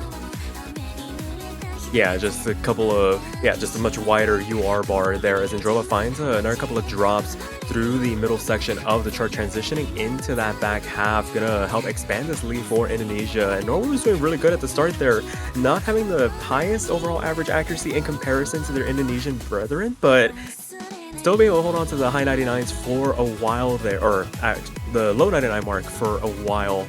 Before things started to kind of slip by the wayside, now down into the 98% range. And meanwhile, Indonesia, as you mentioned, just very comfortable on LN style picks like this. Not the most dense in the world, and the pattern is pretty comfortable overall for players of their caliber. Despite the early hiccups from Rafko, able to stabilize there to lend supporting hand to Anta Bekasi, who MVPs the lobby, and Indonesia picks with this first point by 48,000 points to make it 1-0. That's a really strong score for Indonesia there. I mean, the mere fact that the total of their 200 count is lower than the lowest 200 count of Norway, which is Messiah at 44, that already shows that is the skill differential when it comes to LNs. So I think Indonesia will just continue treading the path on that. That's if there are more picks, obviously. Yeah, for sure. And I mean, it was one of those where I would imagine Norway probably went into this match, or at least the Norwegian players went into this match knowing it's like, okay, we're probably not going to win these LN picks, but let's at least put on a bit of a show here. And to be fair, those scores are nothing to scoff at. on their side. Definitely very competitive scores overall. It's just when you go up against a team that thrives on LN picks, it's going to be a bit of an uphill battle, but not to be dissuaded by that. They're going to go straight into their Protect to start things off here. Rice 3, so opting to go for that Core Jack pick in this pool, and we've already seen some, like, we've only had one match so far this weekend, and we've already had a near 1 mil score on this. Oh, I saw that. That was an insane team score. So this BPM range for 7 key players is definitely very comfortable, and this map doesn't really pull, or it doesn't really have many surprises to it. It's very straightforward 1-2, no real awkward bursts like we see in later rounds that try to trip you up, some changing rhythms that can throw you off your groove. It's really just, can you read it? And if you can read it, you're going to get a high score on it. Pardon the pun there.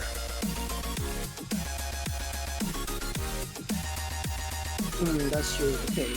But I don't know. I'm just a little bit afraid of a core jack pick because when you're let's say you miss on a core jack pick, that tends to typically decrease much more in comparison to something like a chord stream or something like even a lens to an extent. Because when you make mistakes on a chord jack map, you typically also find a few 50s here and there, so that will really break your accuracy a lot. Yeah, it's definitely a risky pick in the grand scheme of things, but it's one of those, it's a very high risk, high reward type of pick where it's like if you can hunker down and just sharpshoot the accuracy component and avoid the misses, you're going to get a high score.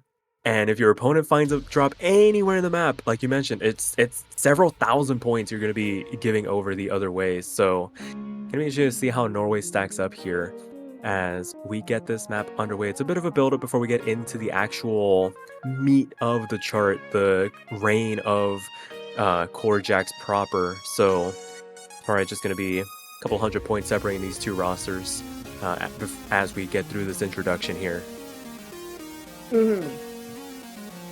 I can already feel from the song itself. I mean, this is a very popular song, especially in the gaming scene. Yeah. So I really want to see how consistent everyone can get. In my opinion, I can see why Norway picked this. It's a great choice in my opinion because this can really make someone miss.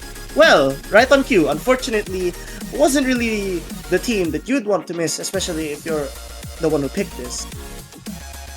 Yeah, very clean miss overall though. Just that middle column giving Zickwitz a bit of an issue, but they find another one that's going to really compound matters as Astro actually trades one of them back. And as you mentioned, if you find a miss on one of these heavier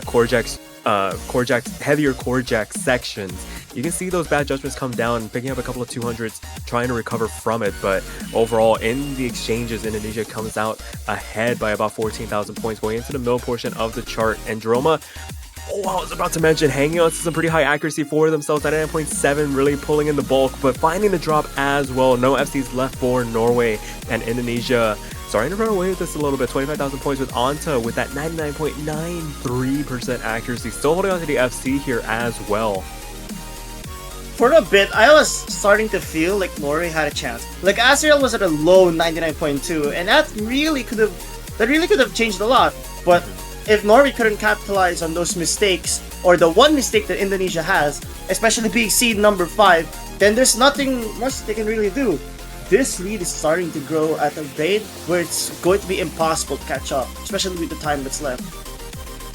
Yeah, 800,000 points, 43,000 the margin between the two teams, and another couple of misses from Norway, and Droma the next one to fall. Zickwitz, a full combo reset on the side of Norway, gonna shut the door immediately. Azrael finding a miss for the road, but with a performance like that from Anta Bikasi, there's really nothing Norway could have done from the early get-go, and Indonesia picks up the first break point in this match to make it 2-0. I guess you could say Anta Bikasi got the high score. I'm sorry, I had to say that. Okay, but on a more serious note, it's really unfortunate because if you notice, there was an opportunity for Norway to catch up. Unfortunately, just because the ending happened, there was no way for them to do it. What, did you think I was gonna make a Norway pun? No, I honestly, if you had, I would have been more impressed than anything if you had. But no, it's definitely part of the course. Gotta start the year off right. Gotta get one of them grown worthy puns in here. But as we continue on here, Indonesia really in the driver's seat as they opt to go for something a little bit outside of what we would probably expect, and go for Rice 1. Off the back of that breakpoint, maybe feeling a little bit more emboldened to go try out something in the Rice category, maybe wanting to preserve some of the scores that they have on some of these LN picks for later, unless absolutely necessary. So can definitely get behind it. If they have the ratio, if they have the consistency to do a more speed-oriented pick like this, then I'm all for it. Well, I find it interesting that they're going for a Rice pick.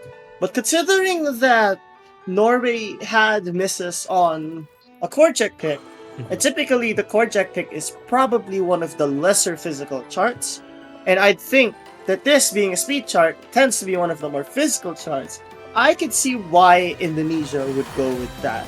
It's definitely a great strategy, especially if you know that in patterns like this, Norway can tend to choke or find a few misses here and there. It's a great pick from Indonesia overall.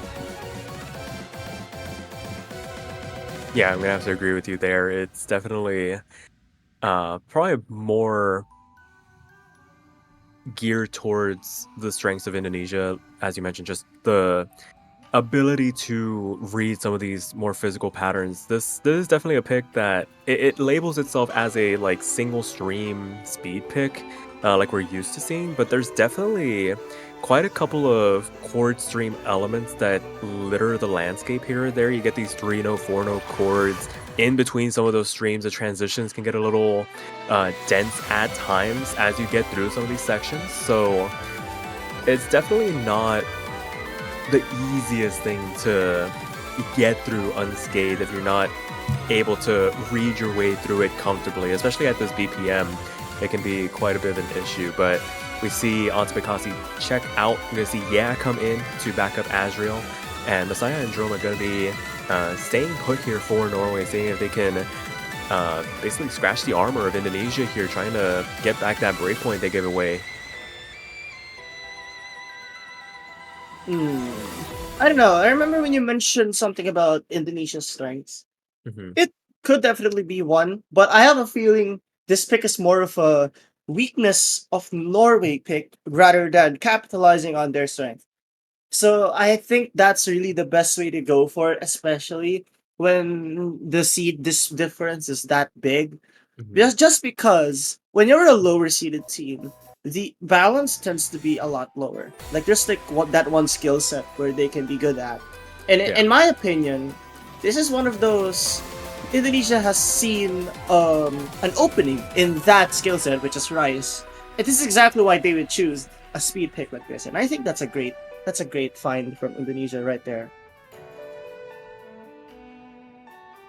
For sure. So for right now, this opening introduction starting to come through now, and both teams able to make it through with very high marks overall. Everybody sitting at and around that 99.7 mark. I feel like that's going to be the marker we're going to really plant down going through this tournament, where that's kind of the bar for this early round that players want to aim for in terms of accuracy, because that's where you start to see those 990,000 plus scores that really turn the tide.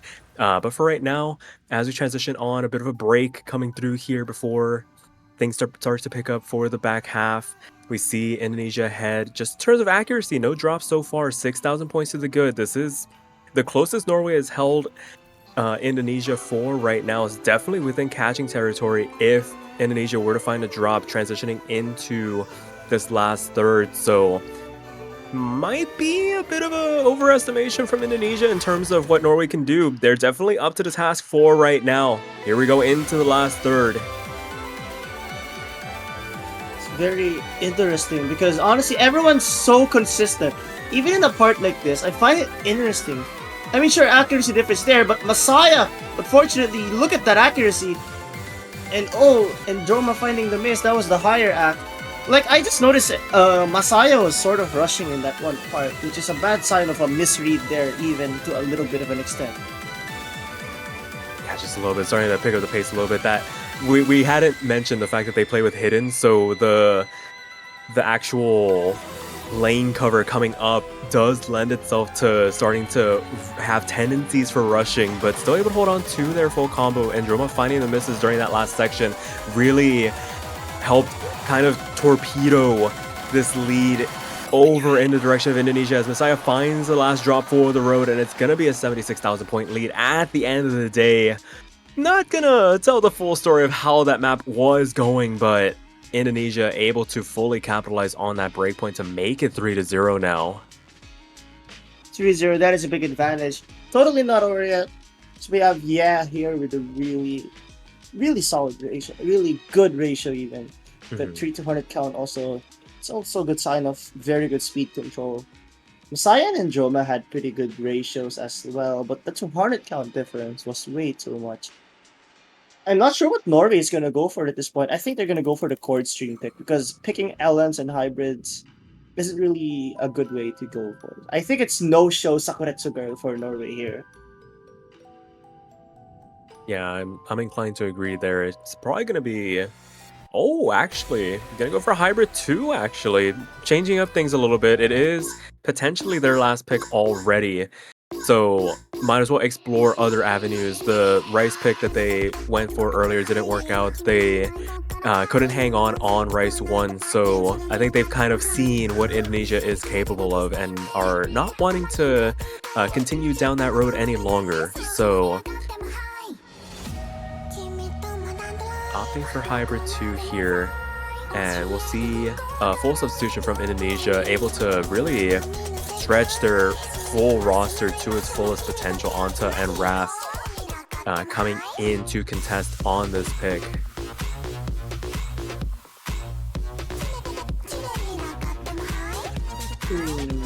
I don't know, like, I remember when you mentioned about they saw that Rice wasn't a good option. I'd highly disagree because they already saw as well how Ellen went. Yeah. And I'd argue at the very least, I didn't keep track of how big the differential was. But I'd argue picking something related to Ellen is much more difficult to counter rather than them picking something like Rice. Yeah. I mean, to be fair, Ellen 2 wasn't that bad of a score difference. It was only it was under 50,000, which is less than the Rice picks actually, which is surprising given everything we've said so far. So maybe they see something in the cards. I mean, at this point, it's one of those where it's better to go out swinging with something maybe off the wall a little bit, something out of the comfort zone to try to mix things up than just go down quietly like, okay, we know we're beat on these other two categories. Let's just continue that. So I'm up for the pick. Might not be the most sound, but hey, they can prove us wrong. I can see where you're coming from, but you have to remember there was a chord jack pick, so differences like that will tend to be really big. For now, sure. We're going to see an element of Rice and Ellen mixed together. I mean, okay, hybrid, obviously. But like, what makes hybrid even a hybrid? You can see a lot of these technical patterns. What I really find interesting, though, is these grace notes. Oh, come on, I was about to say everyone was consistent. Yeah, it's definitely going to be a test of how well these teams can transition between these hard LN structures going into those grace note Rice fills in between. And even when we get into these more bog standard, quote-unquote, normal LN anchored sections with all this inundated Rice, we see a little bit of struggle coming through from Norway. Messiah picking up a couple of drops through that section going into the back half already, but still able to keep themselves in and around that high 98, low 99% mark. But as it stands, those misses not traded back in any way, shape, or form by Indonesia. They're going to start rolling this lead to about 40,000 points. With a third of the map left to go, there's really not a lot of time left for Norway to mount any sort of meaningful comeback here. There is very little time. I understand it's a 45,000 currently, but with such a time limit, and not to mention the team size only being 2, that's a lot, but that is a unexpected miss. Whoa, okay. Okay, I know that there's still a lot, there's like very little time, but a 10,000 point decrease, that's still a lot. That's still a big dent.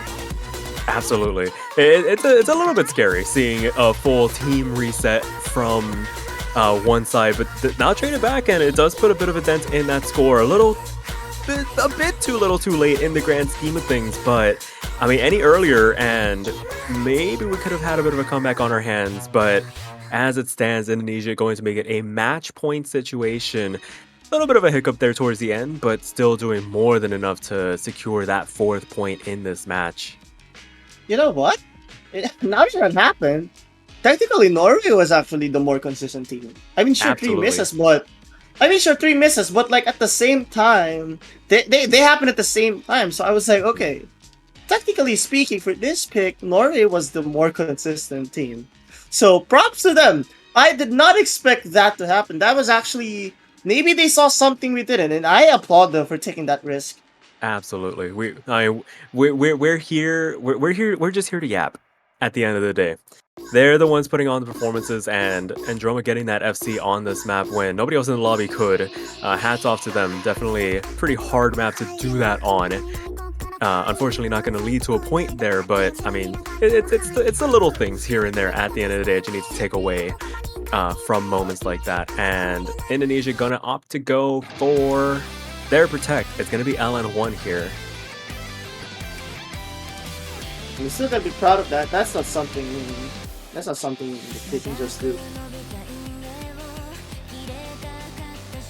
Yeah, and we always joke in 7 key whenever it rolls around about Surf2 LNs. Flipping the script, it's not Surf2 release. It's far worse. It's Surf2 inverse. We have inverse in round of 32. Well, it's an LN chart. So either way, it still fits Surf2, I'd say. But on a more serious note, okay, I'm looking here. My keyboard doesn't support inverse. Oh, okay, I wonder what that could be. I mean, I hope their keyboard has at least 7 key rollover. If it stops at 6, we are in for a bad time. There are 7 column full inverse going on in this map, so it'll be interesting to see what happens here. As Indonesia opts to choose their protect to try and close this map out. And if you aren't aware of what inverse is, this is what inverse is. You're essentially holding down pretty much every column. It's much to how the difficulty name describes it. You're really watching out for the negative space in this map as a whole. And we already see a couple of drops from the Norwegians. Another full combo reset from them going to help extend this lead for Indonesia to tune about 40,000 points. It is a very hard skill set to wrap your mind around. The LN2 pick we saw earlier, pure density, that's easy to read through. This forces your fingers to stay down at pretty much all times, and the tendency to want to lift up early is massive. Yeah, it's crazy. Inverse is really difficult, especially when you're in 7K. I mean, look at the OD6. In contrast to like a lot of 4K charts where inverse OD tends to be at around 7 or even 8 to an extent. The reason why here it's a little bit lower is because players focus more on the aspect of being able to coordinate all of your fingers, while also still, of course, not sacrificing too much accuracy. Indonesia has had a very good balance of both of them. Norway, unfortunately, has gotten the short end of the stick, while they are definitely not too far behind on consistency. Never mind. The reason why I say they're not too far is, yeah, those misses did happen, but that accuracy is a bigger issue, because if you're not able to accurately release those, especially with this timing window, that's really a sign of coordination having to improve by a lot. Yeah, I mean, it's definitely a reason why Indonesia protected this. This is definitely not everybody's bread and butter. We're probably going to see scores like this even from some of the higher seeded teams where it's just going to be they're just going to ride the struggle bus the entire minute 53. But Indonesia, not one of those participants. They comfortably make it through that, nearly FCing. I think Anta actually picking up just a singular 50, but not breaking combo there. Gonna MVP the lobby and close out the match by a score of 5-0 to punch their ticket into that winner's round of 16. Very well done overall from them. That's crazy. A crazy team score from Indonesia. Norway had a great performance as well. Don't get me wrong. Like, Mhm. definitely put up a fight. Had some moments where they really almost had like some opportunities. I guess I could have really seen maybe one or two opportunities for Norway there. And unfortunately, though, Indonesia also gave them a very little time for them to capitalize on what could have been an opportunity for Norway, which is why they weren't able to push through. And honestly, though, Indonesia just did a very good job trying to control whatever mistakes they had. Yeah, for sure. Definitely not a perfect performance, but good enough to see them through this round. And for Norway, not the end of the road here. Gonna drop down into that lower bracket, see if they can make a run there, show off what they are capable of against teams closer seeded to them. But with that being said, we're gonna take a tiny bit of a break here. Gonna be back in about 30 minutes at the top of the next hour to bring you guys the next match. It's going to be the Philippines taking on Lithuania. So, Els, unless you have anything else left to add? It's a great effort for everyone that's played so far. Also, I noticed literally. Wait, before that, I just noticed the left side has only red and white colors on their flag. The right side has red, white, and blue. Is it really like this? I don't know. I just noticed this right now. For right now, I think the Philippines match is gonna break that consistency. But nice find there. But until then, we're gonna take a bit of a break here. We'll be back in about 25 minutes for that Philippines-Lithuania match. Do not go anywhere. We'll catch you guys later.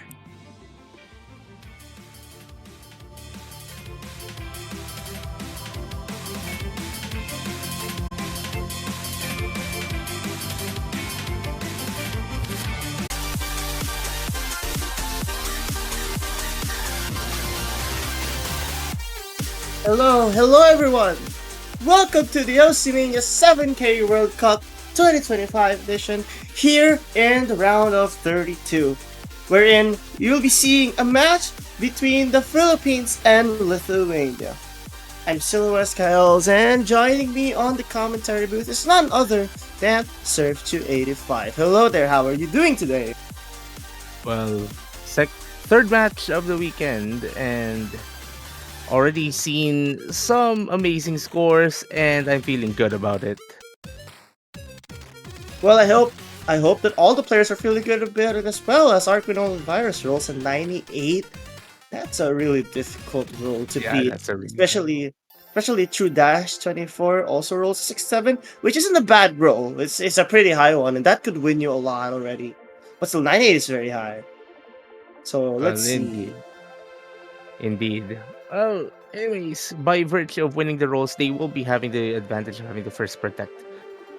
And honestly, with a matchup where the seeding isn't exactly close. Usually it's a higher seeded team that has like the advantage of just being able to do anything that they want in this stage. And there you go, they are protecting LN1. Like, they just have the room to do everything. I guess so, but like, I still want to analyze this on a tactical manner. So if I were Lithuania, honestly, at least with how the lineup works, I think high score is their best protect. Rise 3, probably that's their best protect, especially with how the lineup of the Philippines works. In my opinion, high score is their best bet. At least compared to everything else, because I don't think protecting LN and protecting hybrids are a good decision for a lower seeded team in general. And there you go, as you mentioned. Like at least especially for the Korjak pick, like it's a particularly high scoring chart. It's a high scoring map. You're gonna expect something special really, and whenever it's high scoring, whenever it's a high scoring map, like you have the opportunity to be able to keep up with practically everyone. I mean, given that you're able to nail your scores, and we're seeing No Short Sakuretsu Girl being banned here by Lithuania. I'm not surprised because we've seen the Philippines pull off amazing scores on chord stream charts in past editions of the World Cup. Okay, overall though, I think Vanguard could have been a better band. Because the thing is, well, I do agree with your point. Again, just the mindset of lower seeded teams tend to do slightly better on more straightforward charts. And I think Vanguard 3 was a definition of a technical chart. I mean, it's a 2L chart. So, okay. Now it's bad. I Well, honestly think it's, I don't know. I think they could have banned.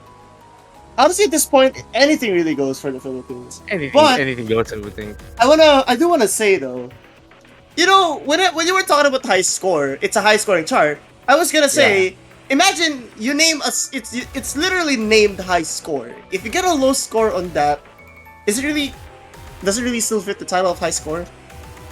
I mean, it would be a problem if you don't get a high score on high score. I mean, Exactly. we've already seen a lot of nutty stuff that happen, like just a few hours ago on high score in particular. But anyways, strategy wise, first pick, again, you're the higher seeded team. You basically have the entire pool at your disposal, and they are going to be picking the speed pick of the pool. And I am not gonna try to pronounce the title. Okay. You know, when I was reading it, it reminds me of a certain football player. When I was reading it on my head. I don't think you'll get it. Maybe you will. The last two syllables reminds me of a certain football player. Anyways. Speed picks. I understand why the Philippines would choose this. What I don't understand though is I was expecting Kura to be here, though considering it's round of 32, I think what the Philippines is trying to do is trying to get Shadowkun used to this environment. It is the World Cup after all, and I think it's very important to have that. It is their World Cup debut performance. All set on the very first chart of this matchup. Lithuania will be having True Dash 24 and Polis Gaming on their side. Shadowkun will be carrying Hidden. To those unfamiliar with Hidden in Osimania, Hidden is a lane cover mod where it will be increasing in coverage as you reach higher combos, but it does not have any score multipliers. There are no score multipliers, mostly because Hidden is a visual aid for some players in particular. Though we see Shadowkun having the roughest start of the 4 players we have in the on stream right now.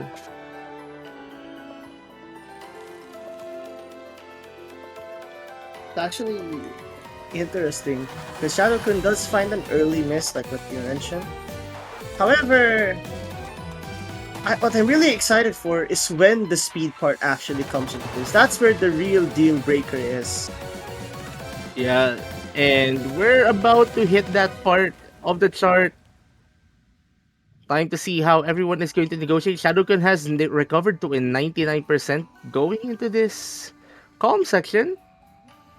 And honestly, like with the hidden mod, like personally speaking, I hate these kinds of sections. In right smack dab in the middle of the chart. Whenever I have hidden up. Hidden can really affect your accuracy. Props to Lithuania because Lithuania's accuracy is extremely consistent. But now, once we approach the speed section, it's going to start to be really messy if you're not careful. But Alright, Lithuania is hovering around the 10,000 score level, slowly decreasing, but they are doing just enough to keep their score lead up. Police Gaming finding 2 consecutive misses, and that is going to be putting the lead to Team Philippines 2-24. Also dropping their combo, and it's a pretty sizable accuracy drop as well, almost dropping below 99% by way of that miss, just surviving with a mid 99.0. But those 2 misses at the very end will be sealing this one for Team PH. that is indeed it. That was a massive lead change. Very, very rarely do we see a lead change that big. Like going from 7,000 Lithuania to 50,000 Philippines. That is a massive difference. It goes to show how bad of a mystery that was from Lithuania in general. Indeed, and Shadowcon only getting 1 miss overall, 16-200s. Very nice recovery from the beginning there from our debutant. Meanwhile, True-24 and Police Gaming carrying very, very good scores overall. Just like needs to limit a few misses. Police Gaming even getting one, I think the second best ratio overall. Indeed. It's actually interesting because Lithuania's ratios, they look very strong. At least if you were to average it out. However, yeah, those misses, the misread was just way too much. Consistency is super important, and that's exactly what led the Philippines there. Okay, so now it's going to be it's going to be Team Lithuania's turn to select whatever they want, and they are immediately going for their protect, which is honestly their best pick to make. Well, Lithuania has no choice but to get the high score here if they want to win. I know that there will be a lot of high score puns that are going to be made in this pick in particular. So please bear with us.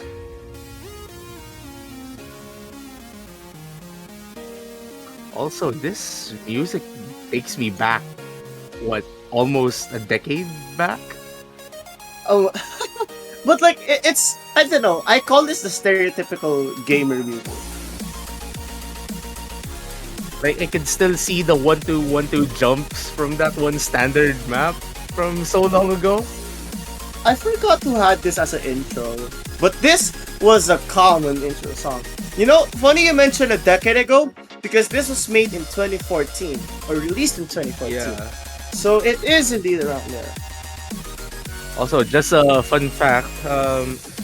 Currently, the highest score on this chart for this weekend belongs to Botanic with 999,000 I mean, 999,488 points, if I'm not mistaken.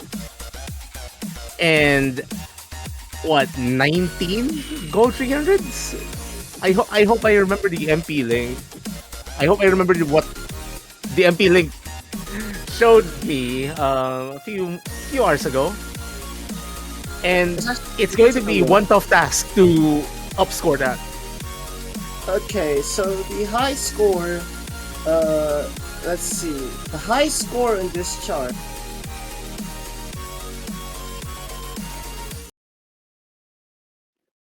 Where is this? I tried to look at where the high score is, but apparently I saw someone in the chat mention it was 999,488. Thank you so much to who checked that.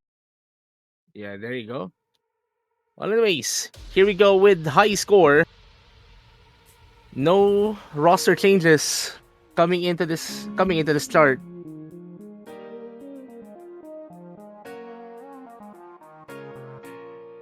So like, what makes this chart really difficult? I have to say this, okay? Putting on hidden on a core jack chart, especially with the chart that's not as physical as this, is a big risk in my opinion. I can understand that reading can really be a factor, but honestly speaking, when you have such little room for error, I have a feeling Shadowcon could be putting themselves in a disadvantage just from this alone. Well, it depends if they could carry that accuracy, even with the hidden mod through Dash 20 for finding the first drop, which even with the disadvantage, accuracy disadvantage, Team Philippines will be carrying a pretty slight lead, but any miss coming from their side will throw the lead back to Team Lithuania. That is if they could also limit their mistakes. Through Dash 20 for finding a drop a few moments earlier, and that is practically the reason why the lead is opened up to around 10,000 points. Look at Shadow Kun right now, though. Like, I'm starting to get really concerned.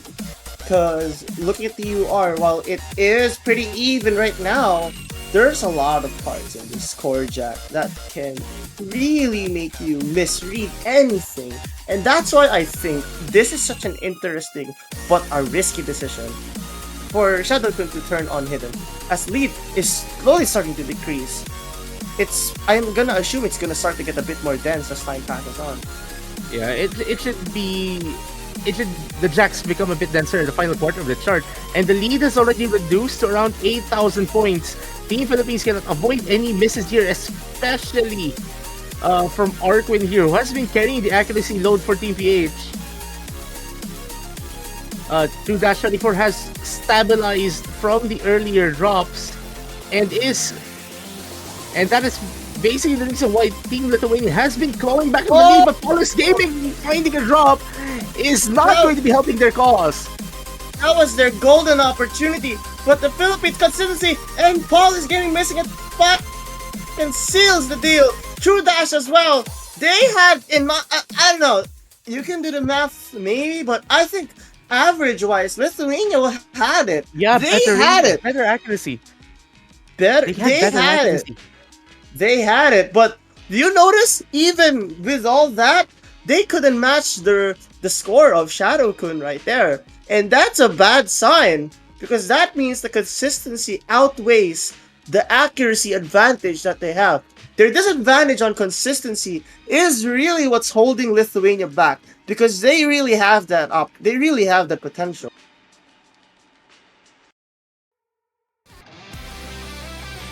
Well, I mean, that's what misses that's the effect of misses in a particularly high scoring chart. So I'd say Arkwin performed a really good job.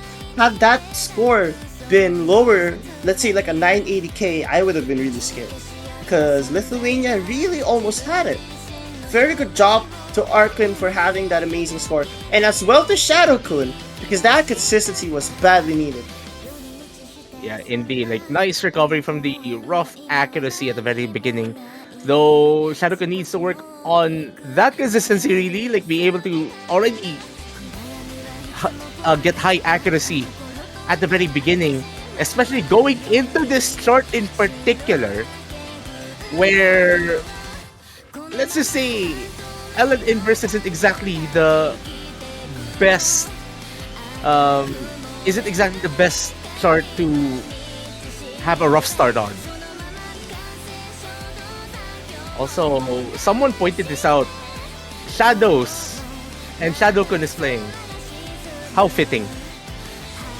Well, Shadow Kun has got to have the high score this time, hopefully. But we'll see. You know what? Now that you thought, now that we see, now I see where the difficulty name comes from. By the way, that is indeed what it is. Yeah, it's an inverse pick. You read the negative space in this chart. Everything about this map set is just so fitting. The first full LN inverse pick of the Oceania World Cup this year, and True Dash and Ketif coming in for Paulus Gaming for this chart. Mm-hmm. And that is a really rough start already from them. Look at the score advantage. I find it interesting how I'm seeing Ketif?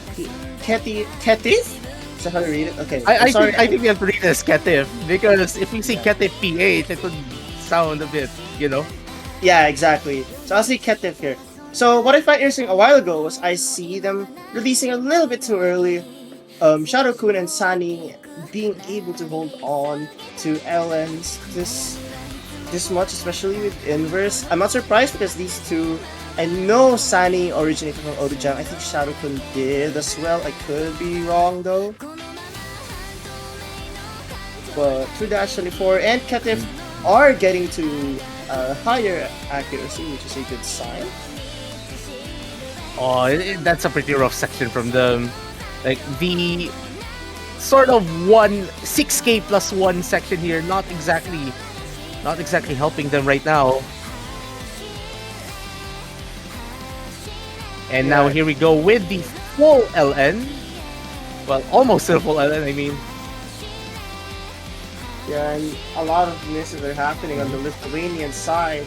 Accuracy isn't too bad, at least from how I observe, but if they cannot keep that consistency, it's going to be a big problem.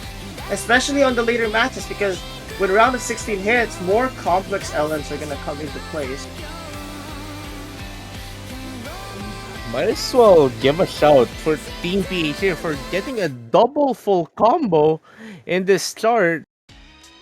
And Sani showing their prowess, LN prowess here right now, 991,000. Look at that ratio Well, from Dash 24. It's actually slightly better than Shadow Kun's, and Ketif isn't too far off. But if they cannot keep that consistency, nor can they keep that ratio, won't really mean that much.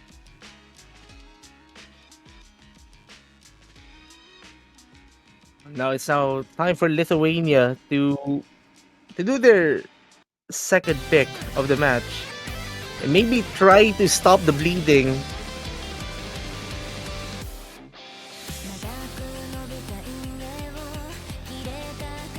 So only one Rice chart remaining. There's still all of the hybrids remaining. I don't think Switcheroo is their best bet though. Well, I think it is, unfortunately, because like I can understand why they'd go for Switcheroo, because at the end of the day, if seems like Rice is like the one thing they can pick. I think it's Switcheroo actually, because of that ACK advantage. Maybe, but they are going for the hybrids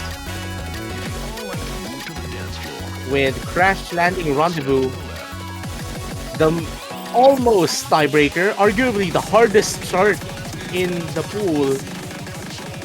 Well, now thinking about it though, I don't think this is the best hybrid for them to pick. Unless if for some reason they are trying to attack Shadowkun here. I actually think that's what they're going for.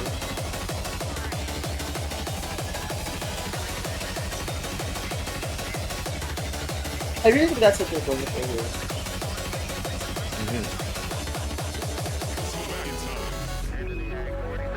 Well, it really depends now on whether TPH has a good reply to this pick in particular. There is one player in their team that hasn't shown up in this match just yet. Paulus Gaming is going to be coming in for True Dash. So this is a different duo we'll be having. Yeah, I could see what they're trying to do here, but I still think it should have been Rice 5.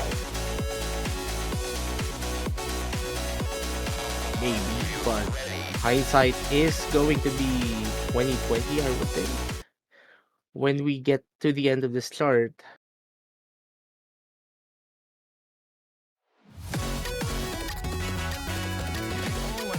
Alright, here we go. With chart number 4 of this matchup, Team Philippines is going to be bidding for match point. Lithuania, on the other hand, will be trying to stop the bleeding and get their first point. And hopefully deny a sweep happening in this matchup.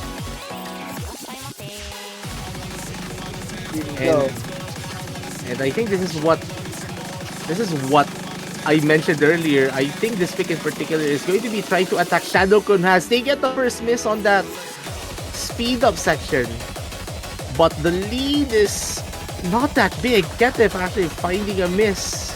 And that's advantage PH.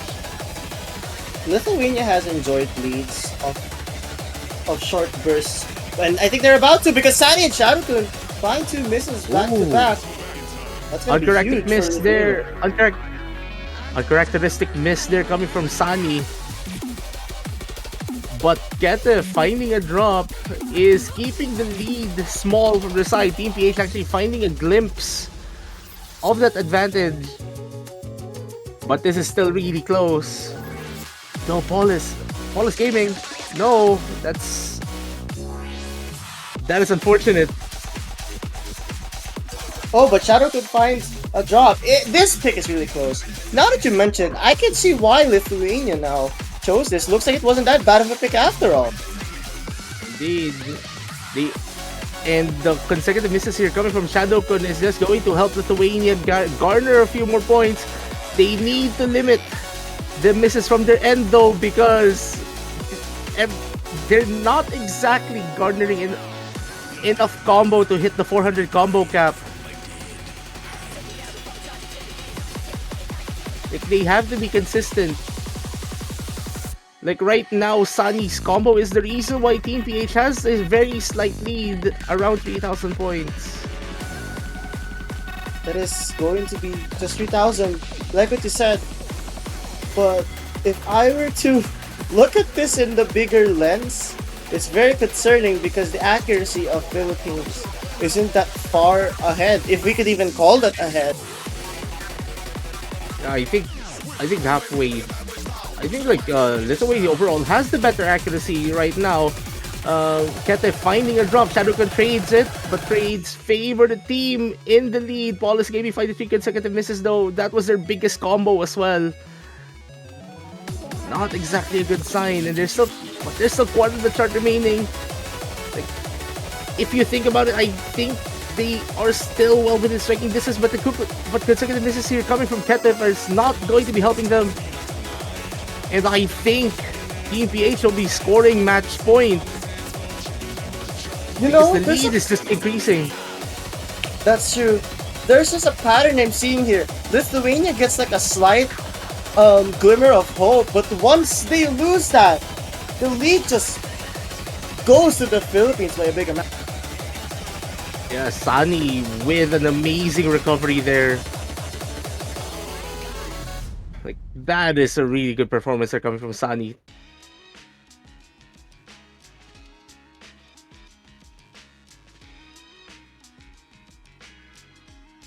Well, Team Philippines getting match point, and it's going to be their pick as well.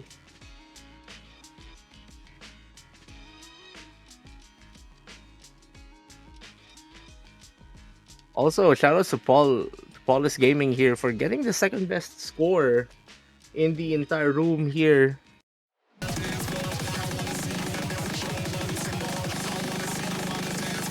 So now, if you're Team PH, what are you going to be picking? Let's go with LS at this point. Especially with how everything went a while ago. I don't think Rice is worth the risk, nor is any of the hybrids. You gotta go for an LN at this point. Both LN picks are pretty much favorable for Team PH here. We have White Tagas, also have LN3.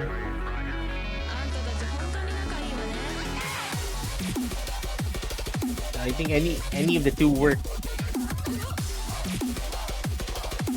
It depends on how Team PH is going to be approaching this one.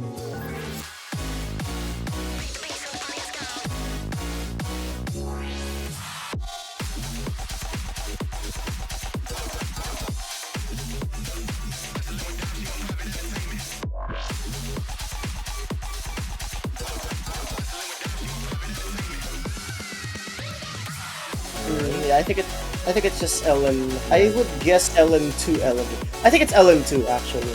LN, I guess just looking at the history of the teams, I feel like LN2 TPH is the team that would tend to pick LN2 over LN3 just based on song choice at this point.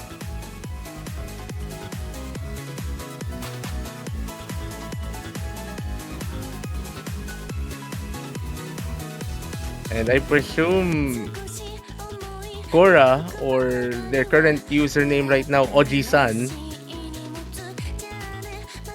Oji-san is going to be playing for PH for this map in particular.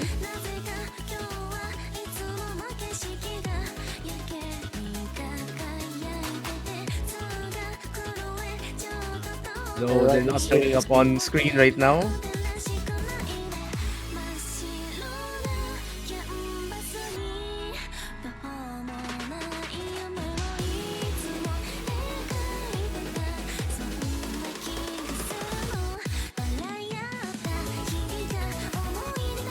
Here we go. Well, True Dash is in TPH right now. Just some switcheroos happening right now.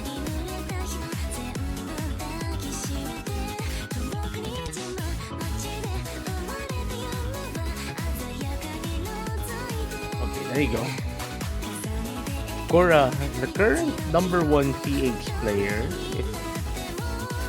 on 7K. Let me double check. Because, like, let's see. Yeah, he's still there. Yeah. I haven't been seeing Kurna farm a lot recently, so I wasn't really sure.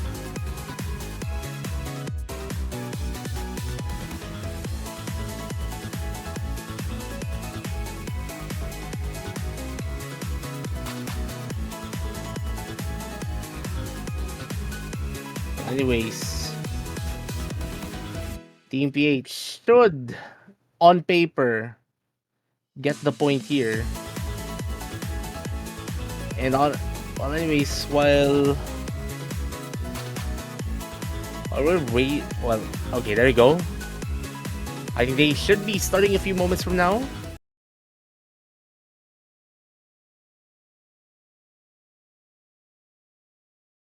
And here we go. This is a pretty short chart, only 1 minute and 52 seconds. Yeah, lots of short picks in this pool. Like just averaging just a bit over 2 minutes. Oji-san finding the miss on the very first note, I think.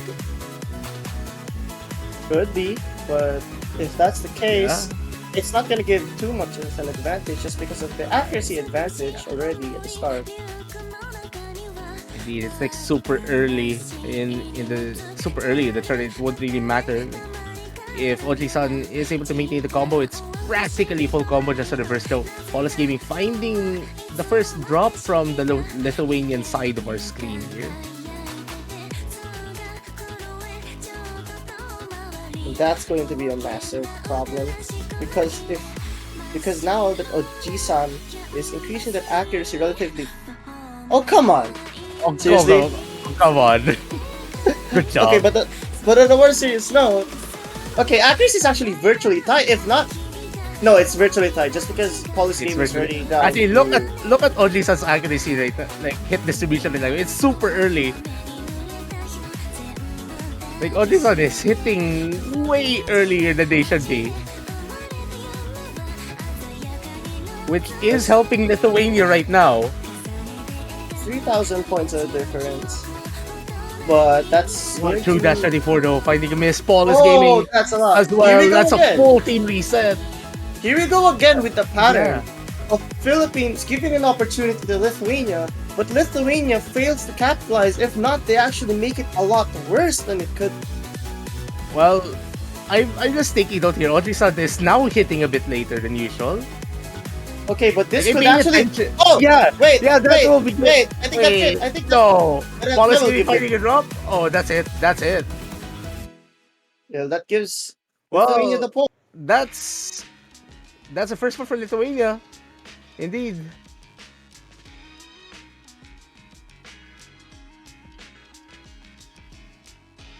Well, that is surprising. Well, that is if whatever Oji-san mentioned in the multiplayer chat is indeed what happened.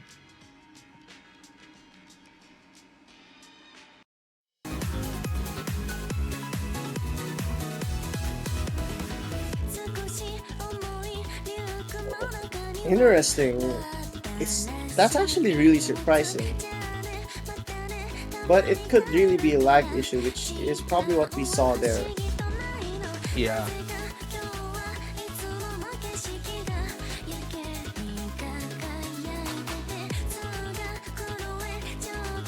Anyways, Lithuania with a golden opportunity to get a few more points off Team PH. Maybe go the distance.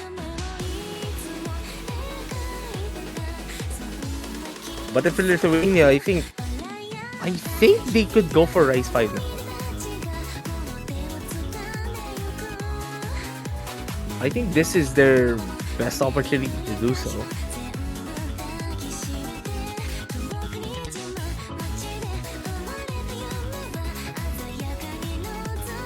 Oh wait, what? Why are they picking it? Well, that's surprising. So they're also avoiding Rise 5 right now?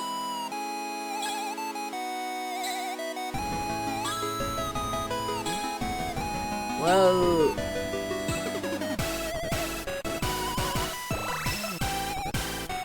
this is really surprising. I guess maybe just basing it off LN2, like if Korra is going to be staying despite the issues they're having right now, that would give I think that's what Lithuania we're going for. some form of advantage. Really, they're just going to be attacking it, which I don't blame them for doing it at all.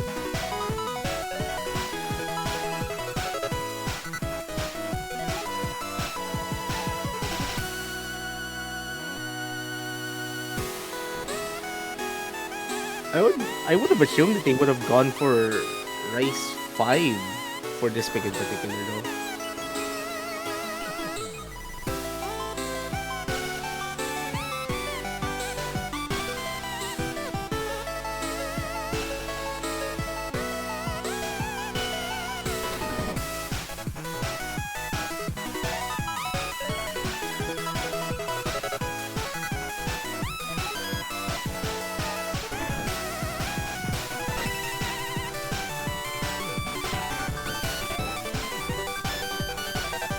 Well, anyways, while we're waiting for everything to happen, we might as well go chill. That is true. Osamania World Cup 7K Osamania 7K World Cup banners are up on the Osu store. We'll give a few more details after this chart ends. I'm still surprised though that they're going for this instead of what I would think is their best possible pick now. But anyways, Doesn't really matter. They already chose it. I think they're just going Yeah. for it after seeing what happened to Oji-san. Which is kind of interesting. You notice how, like, at the start, Oji-san was releasing way too early, and then eventually he was releasing way too late. I wonder what could have happened there. Well, anyways, not the time to dwell on it now because we're about to hit. I think what I'd say is the second hardest Olympic in this pool. Like the stairs, quote unquote stairs here, are particularly tricky to hit. And the release timing is something that we have to pay attention from every single player that we're seeing here. Paulus Gaming finding the first drop. And Oji-san missed that burst going into the section. But despite that, Korra is still holding the best accuracy in the entire room. But the score lead is really close. It is indeed very close. That consistency, I mean, the fact that Lithuania also had a miss just kind of cancels it out. So really, it's just a game of accuracy here. And while Shadow-kun has a better act than Paulus Gaming, that will definitely be more than enough. Because if we were to compare both sides, like, I can already see this accuracy differential being increased as more element parts come into play. Here we go. More of these stair intro, same time release LNs.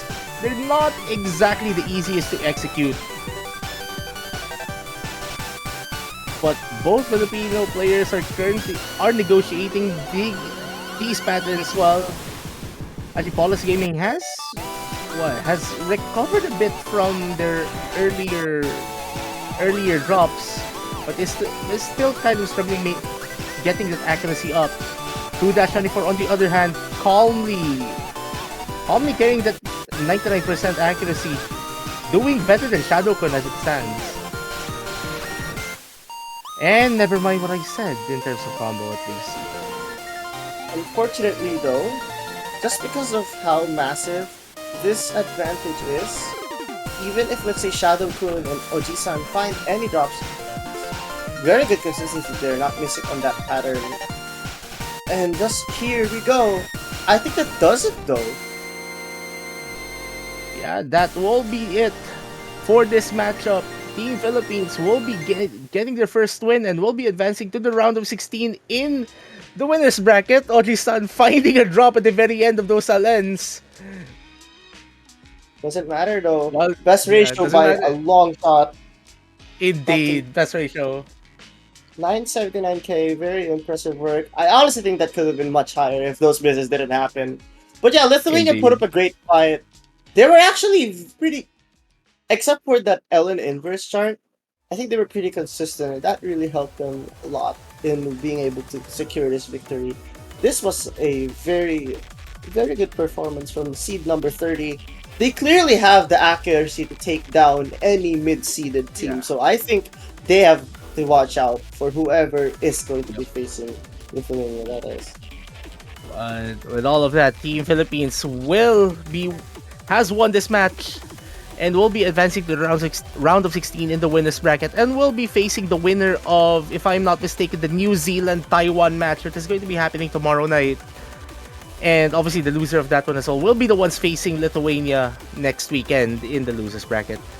But anyways, before we go, we mentioned this a few moments before the final chart of the match. Osu 7K World Cup team support banners are up on the Osu store. You can try to replicate the achievement of one of our friends from the Osu Catch community and made a Star Wars credit scene out of the banners by purchasing how many banners was that?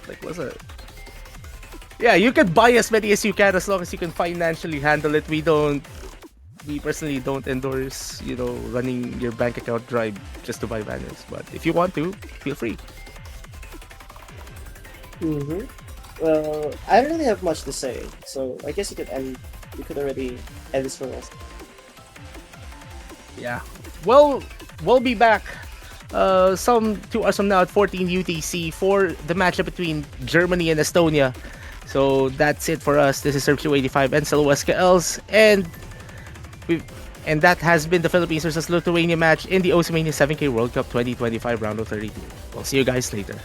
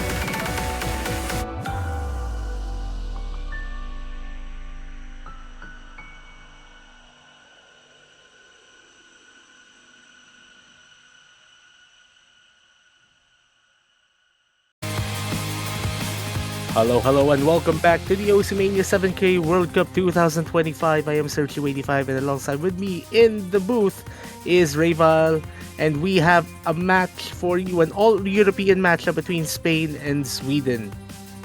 How are you doing, mate? Hello, yeah?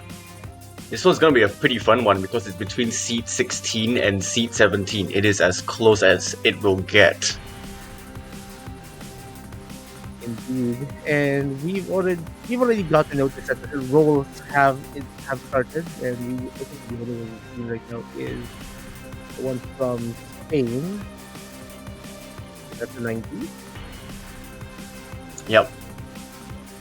So, and I presume that's a higher roll, so they will be the first ones to protect here. 16 against 17, extremely hard to call. What happens here, especially considering their qualifiers have been pretty all over as well, like relatively speaking. I think in terms of the skill sets, Sweden are probably a little bit better on LN. For hybrids, it's a toss-up, and for Rice, it's leaning towards Spain. But they are going to be protecting Hybrid 1.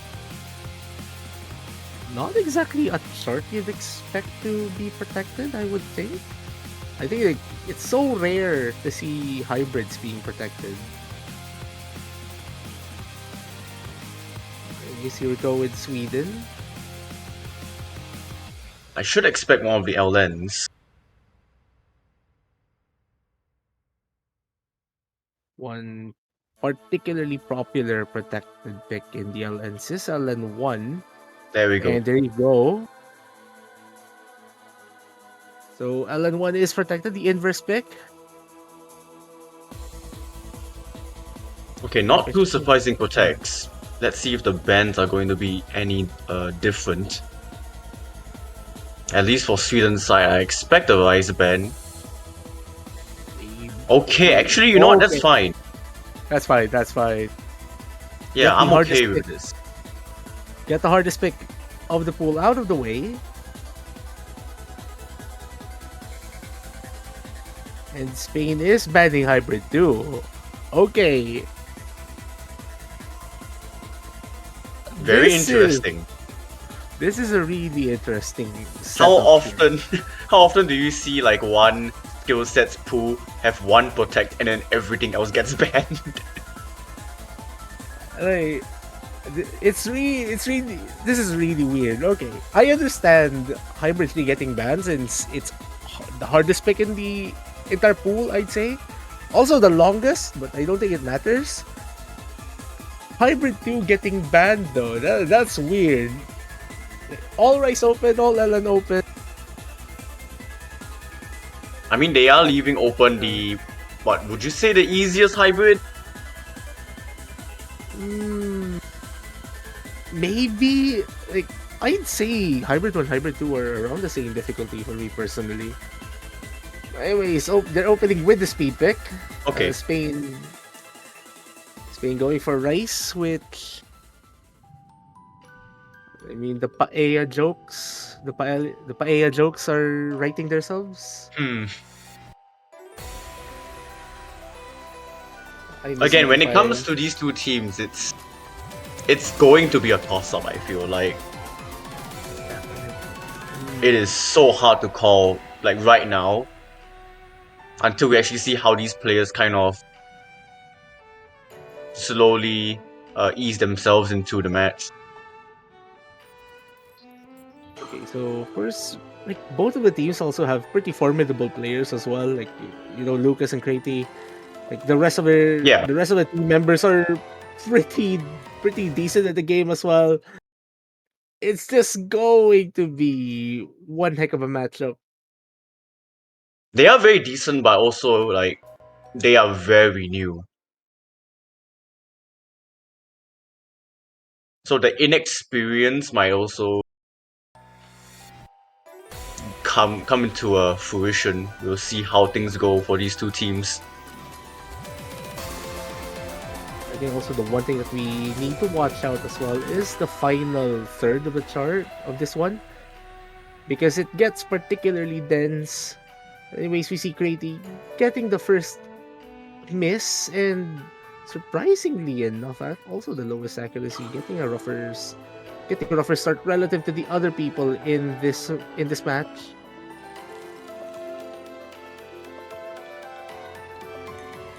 Yeah, but so far Venyes cancelling out Lucas. It's just between Manuel and Creaty, and of course Creaty with that one miss being that difference.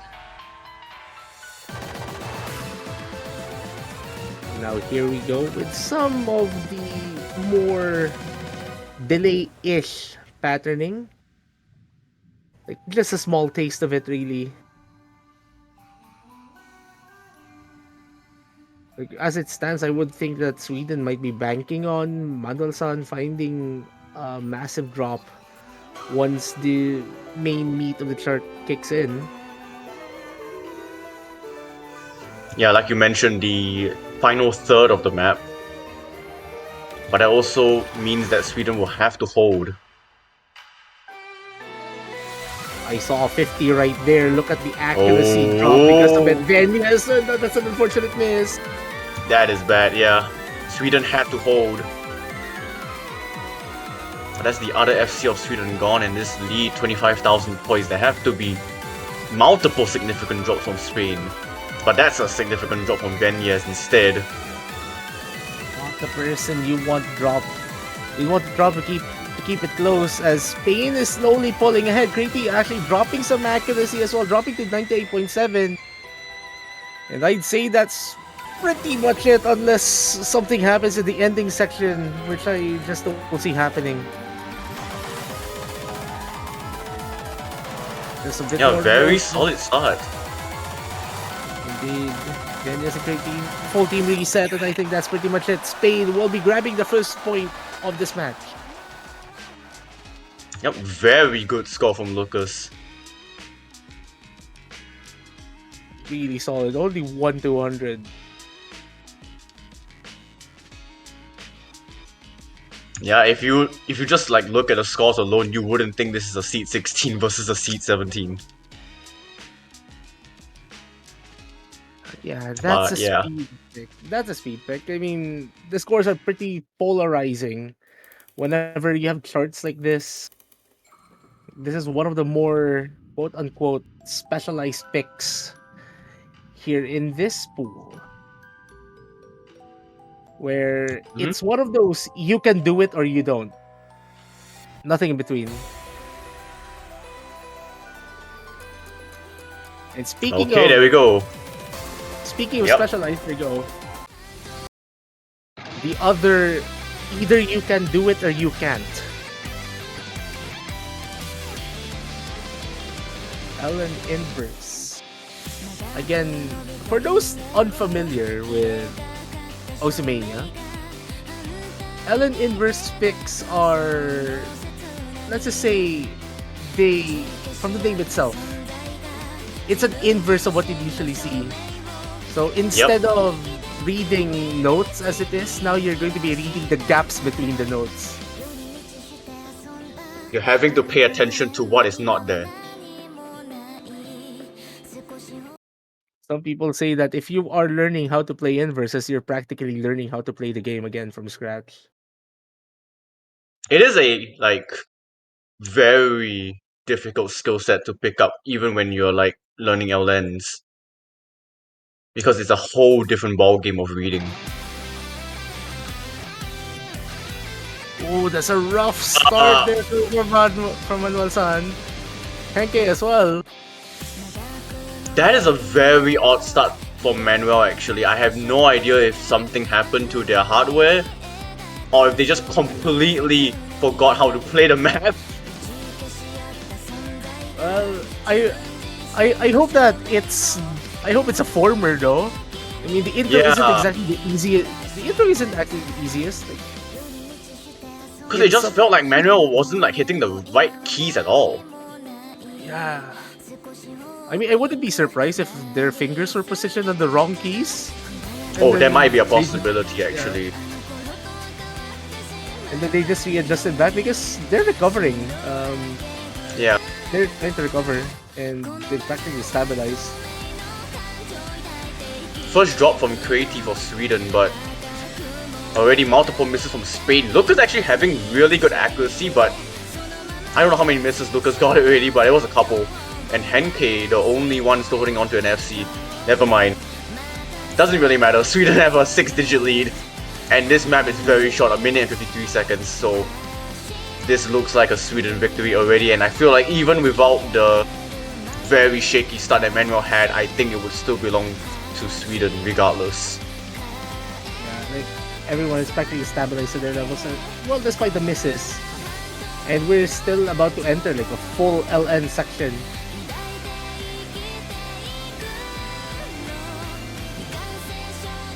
Yep, this is inverse to you, I guess. Yeah, well, welcome to arguably again. You mentioned it.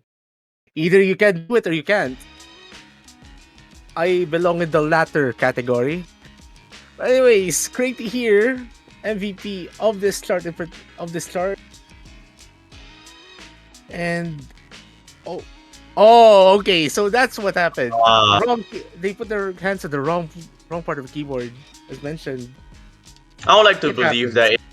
I would like to believe that it wouldn't really have affected the outcome. Sweden had a 959-873, Lucas had a 928.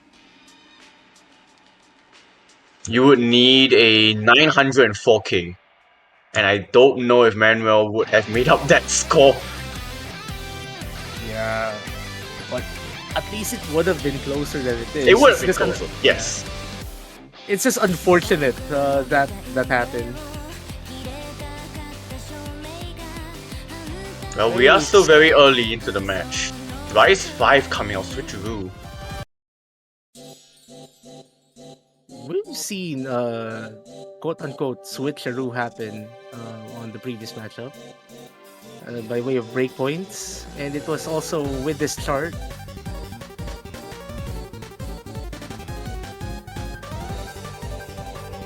And considering what happened, at least for... Well, the good thing for Sweden here is that this is more, I'd say, straightforward. Like, it's not going to be as specialized as what we had for Rise 1. So that's what's going for them.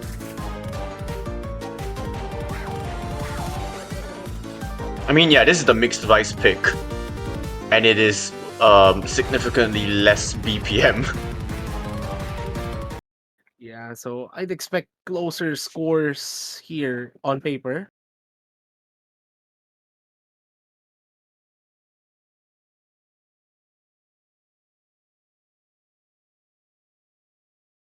Well, both teams having won their own picks. We'll see if any breakpoints will come out soon. A switcheroo, one would say. Anyways, Lucas starting with the best accuracy in the entire room. Ooh, that's rough. It is a clean miss, Yeah. but a miss nonetheless. Yeah, it's pretty early in the chart. While it's going to be a setback, but it won't matter that much. It won't matter that much if Sweden finds a miss or two somewhere as well, I would think. There could even be like a significant accuracy drop. Venyas is actually dropping a little bit alongside Pretty, but Manuel's also dropping some accuracy. Lucas the only one holding some incredible accuracy though. And that is actually helping the leech shrink, and it might flicker to Spain. Almost there. Yeah, it's pretty much on Spain's side, just by way of accuracy, even despite the miss. Oh my gosh. Ooh. Lucas dropped a bit, and that is why it's flickering again. Alright, well, there's the miss from Viennes. The miss from Viennes. That is what Spain wants.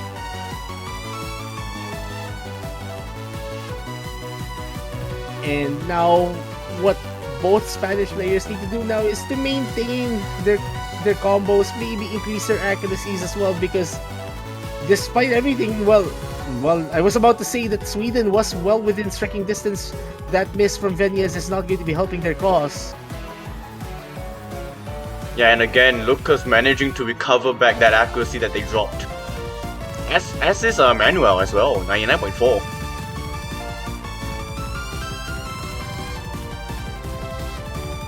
It's looking better and better for Spain. Indeed, and Well, I don't think that miss would matter at this point. Yeah, it's another clean miss again. Manuel-san will- has recovered. It will dent the lead, but it won't dent it by enough. And so again, another incredible score from Lucas. That is impressive. Almost a V1 double S there from Lucas. Just 1-200 away. That's a really good run. Stepping up when needed. And now Spain 2-1 up Sweden though. Still have some LNs open. Maybe they will try to look into that again.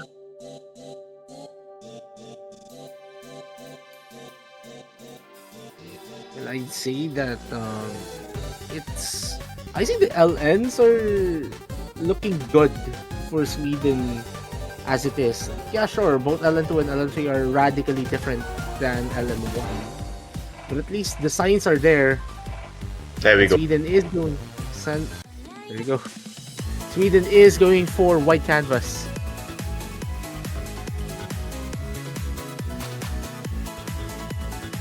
So this time around we have some density and a bit of coordination with the short and long LNs. Not the what we're used to, the practically LN chord stream kind of charting that we've seen in earlier editions of the World Cup. So just a small change in philosophy really changes the dynamic for this pick in particular. So more emphasis on the holds. And we've seen the longer LNs in the LN density pick for this round trip up some players. Yeah, longer density, but this one's only 1 minute and 52 seconds. So misses are definitely a bit more significant.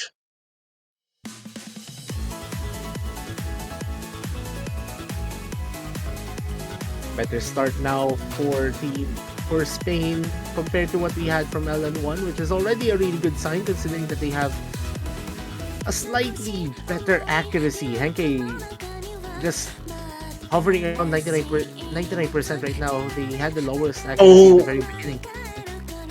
Oh, and that's a second miss from Manuel. Was about to say just one miss is still fine for Spain having the accuracy advantage, but 2 is going to swing it to Sweden. And Lucas as well! That's going to help Sweden right here, despite Henke still being below 99% accuracy. Just recovered to that level just now. Yeah, Henke seems to be releasing a little bit early. Yep. But they're slowly recovering, but now here comes the hardest, some of the hardest patterning that we will see in this chart. That lead. Oh my gosh. Rating dropping. Oh! That's a significant act drop. Henke, Manuel, finding a trade.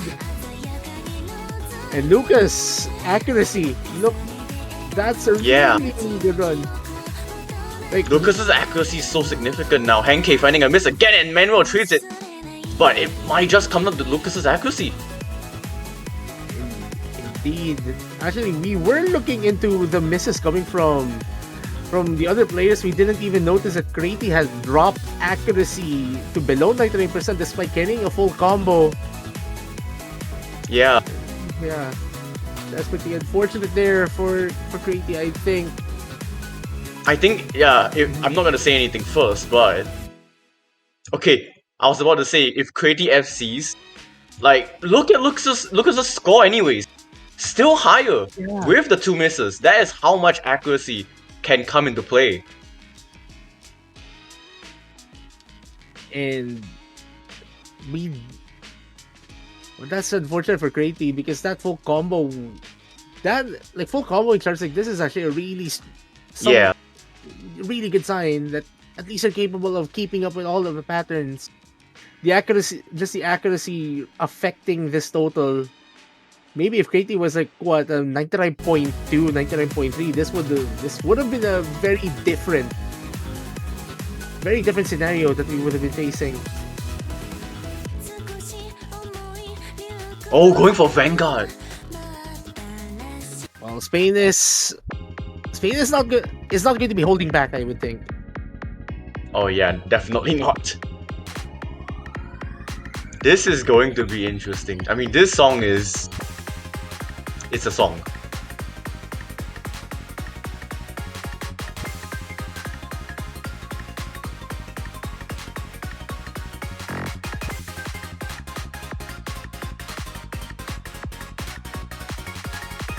So this is gonna be tech. The difficulty comes in the timing, if you haven't heard the song before. Lots of. Do you call this polyrhythm still? Yeah. Yeah, pretty much. I would dare say anything that 2L makes falls under polyrhythm. Yeah, and I would like if this is extremely close. I wouldn't be surprised if the chord jacks at the end is going to be where Oh, yeah. all of the swing is good. All of the swing is going to happen. Well, we've already talked about how accuracy is going to be very crucial. This is going to be where we'll actually see it shine. Everyone doing well on that front. Just a slight advantage here for Spain because Katie is around the mid 99.4 level. And is slowly dropping a bit. Which is going to be stretching Spain's lead here. But they're going to be seeing more action once everything picks up really. Yeah, actually, Lucas dropping from the 99.9 down to 99.7, actually almost matching Manuel. But regardless of the act drop, though, their advantage is still increasing. Crazy finding the first drop, and that is just going to help Spain here. Yeah, now the rhythms have gotten even more complex, and Creaty is struggling to even hold on to good accuracy above 99.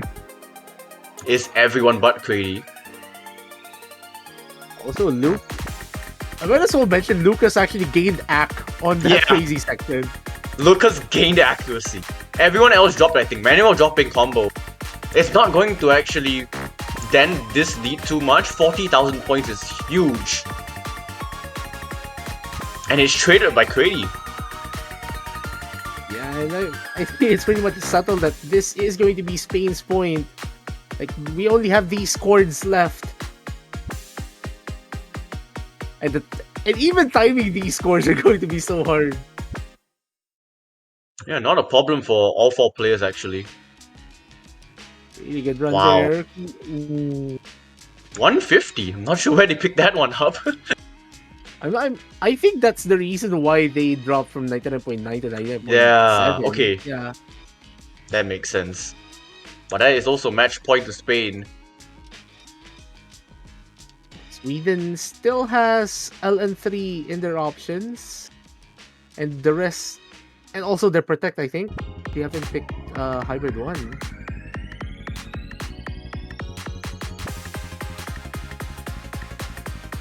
Like, surely this is the time they pick Hybrid 1. It's either that or... LN3? LN3 is also open, but it's just going to be weird if they're avoiding their Protect at this point. Yeah. Considering that they're already down at match point.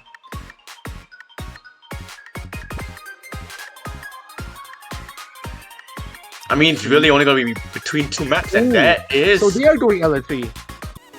Exhausting the entire LN pool. I'm not sure if I like this pick. But considering it's LN, like Sweden on paper should be able to do well here. I'm just not sure why they avoided Hybrid 1, even being down 4-1.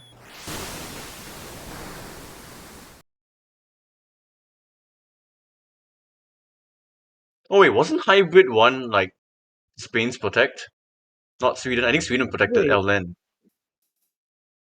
Wait, I think we got it confused. yeah, I think we got confused there. Yeah. Yeah, so this actually makes perfect sense. Yeah, okay, yeah. Fair enough.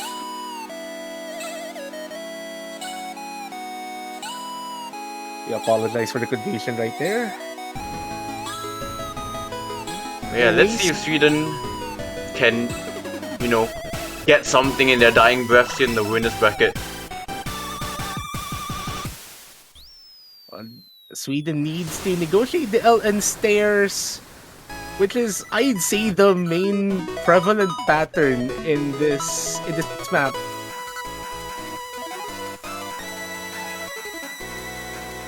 Lots of stair-like movements. And Manuel San finding first drop, which is a good sign here for Sweden. 2 consecutive drops. Oh, but I think about Henke. Okay, but that's a full trade. That's a full trade. That's a really good sign here for Sweden. I mean, I'm a little bit scared of Kreti though, because they are dropping accuracy on these kinds of sections. I mean, I'll buy it. Like, Lucas is also dropping.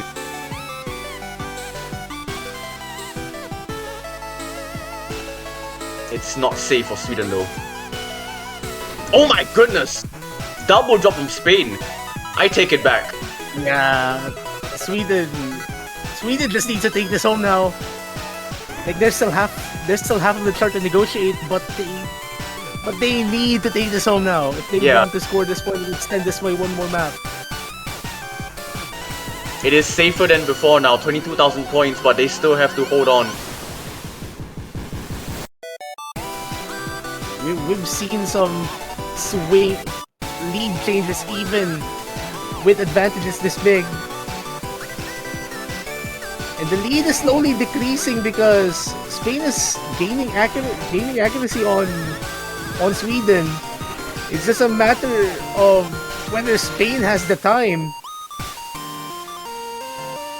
They might have the time if Sweden is going to continuously drop. Both players are below 99, by the way. Yeah, and there's still a lot of notes. But they're slowly regaining some of the lead. As long as Sweden just hold. Oh, this lead is shrinking. 13,500. Yeah, this has to be safe. Surely. Alright, there we go. There you go. Sweden still lives. That's a clean score there coming from Kreti. Just below Yes. a bit below 99%.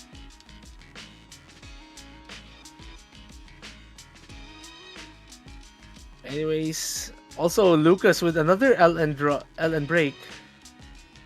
That 150 right there.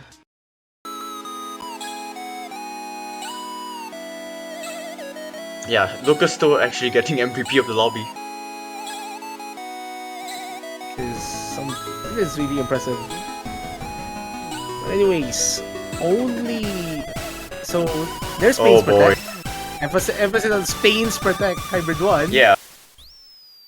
And then 2 Rice picks. The Chord Stream and...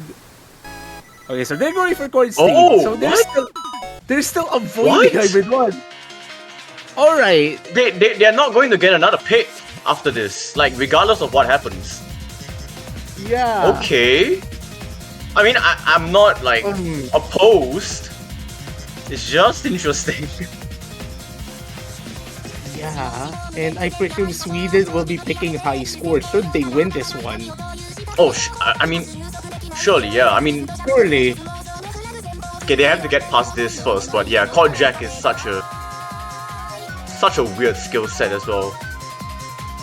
Yeah, this isn't the super straightforward chord stream. Like this one is you're effectively doing 2 staircases with one hand and the other. Yeah. Double staircase.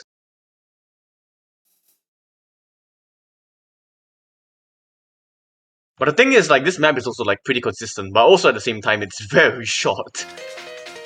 Yeah, like, just, like, what, 10 seconds longer than the anime TV size song. Yeah. So the bad news is, it's quite easy to kind of see who is going to be pretty inconsistent right off the get-go, and it's going to be between Manuel and Creaty. And Manuel is the first to drop actually. Good sign here for Sweden, but there's still like what 3/4 of the chart remaining. We're already a fourth of the chart through, and these misses on charts this short are going to be so fatal. Yeah, but the thing is, the X factor for Spain is Lucas, still holding the 99.8, and that lead is once again slowly shrinking. Yeah, Creaty dropping some accuracy, like a full 10th, and that gives Manuel the accuracy advantage as well.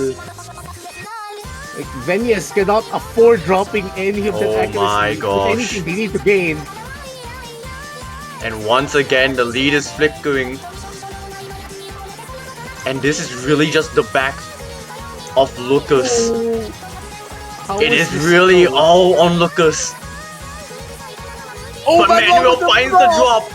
It might not be enough. Lucas might not be able to hold on enough. Oh, that's unfortunate. But for Manuel, but Creaty Creaty trades by it. the- Drops Is there enough accuracy time? as well. Is there enough time? Oh, but Manuel with the drops drop. at the end. Wow. There shouldn't be enough time anymore as Sweden somehow survive. Sweden 4-3. wins. That is a V1 double S from Lucas, and it's still not enough. Not enough. Sweden Wow. has escaped. And I'm sure they have to pick high score now. Surely. They won't be avoiding hybrid 1. Surely. Okay, like the only way they will avoid high score is that they suck at high score. If not, there's no way they won't pick it. There's no way they will pick it, yeah. It's like a Hail Mary, yeah, but like Spain protected hybrid 1, come on. I mean, I wouldn't be surprised if they protected hybrid 1 to act as a quote-unquote mythical third band. It's a detour, yeah. Yeah. Like, if they did that, then fair play.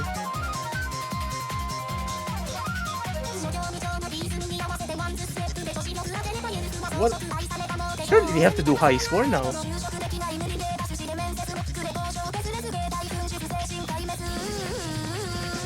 I mean, again, I can only think of like one reason why they wouldn't go for high score, and they Oh, are they go going hybrid for hybrid 1. They are picking Spain's protect. Okay. Oh boy. And if this does go the distance, this is our only preview of what's going to happen at the tiebreaker as well. And this isn't Oh. exactly what you'd call a tiebreaker model chart. Not exactly, yeah. I mean, the tiebreaker model chart would be hybrid 3, but that one's banned out. Yeah. So no mythical third ban. So it stays a myth. No, this one's the generic hybrid pick. Yeah. But I wouldn't Mixed exactly call it. patterns. Yeah. I mean, pattern wise, it is what you'd call quote unquote generic. But playing this is far from it. Manuel San finding an early drop. Venyas, actually it's gonna be Venyas and Manuel finding a trade. Yeah, but Manuel coming off way rougher as a couple more misses come in. 97% compared to Venyas' 98 and climbing. Yeah, and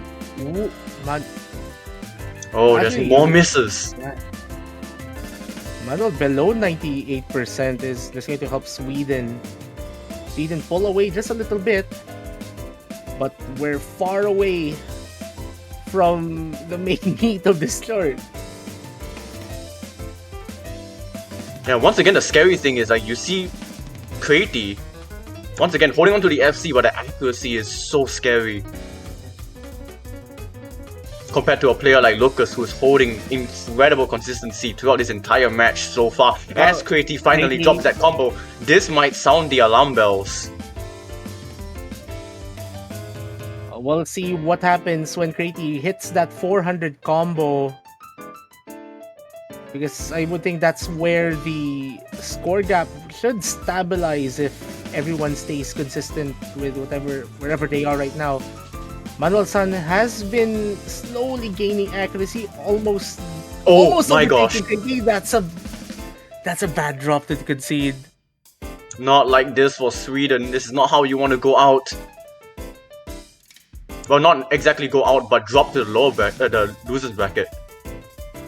As the lead once again flickers as Crazy finds the drop, and the lead will now solidify red. As Venya's drops for Sweden, both players drop. It is just Lucas. This man has been basically pulling Spain ahead when Spain needed the most. Manuel finds a couple more drops though. Can Lucas find that very edge that they need towards the end of this map? Sweden are finding some stability. Just 1,000 points, and it will be Spain to close it out. Sweden heartbreak as Lucas deny the tiebreaker. What a match! I argue this is one of the best matches that we've had on the first day of this round. What a performance here coming from Lucas, coming in clutch for Team Spain. Sweden, on the other hand,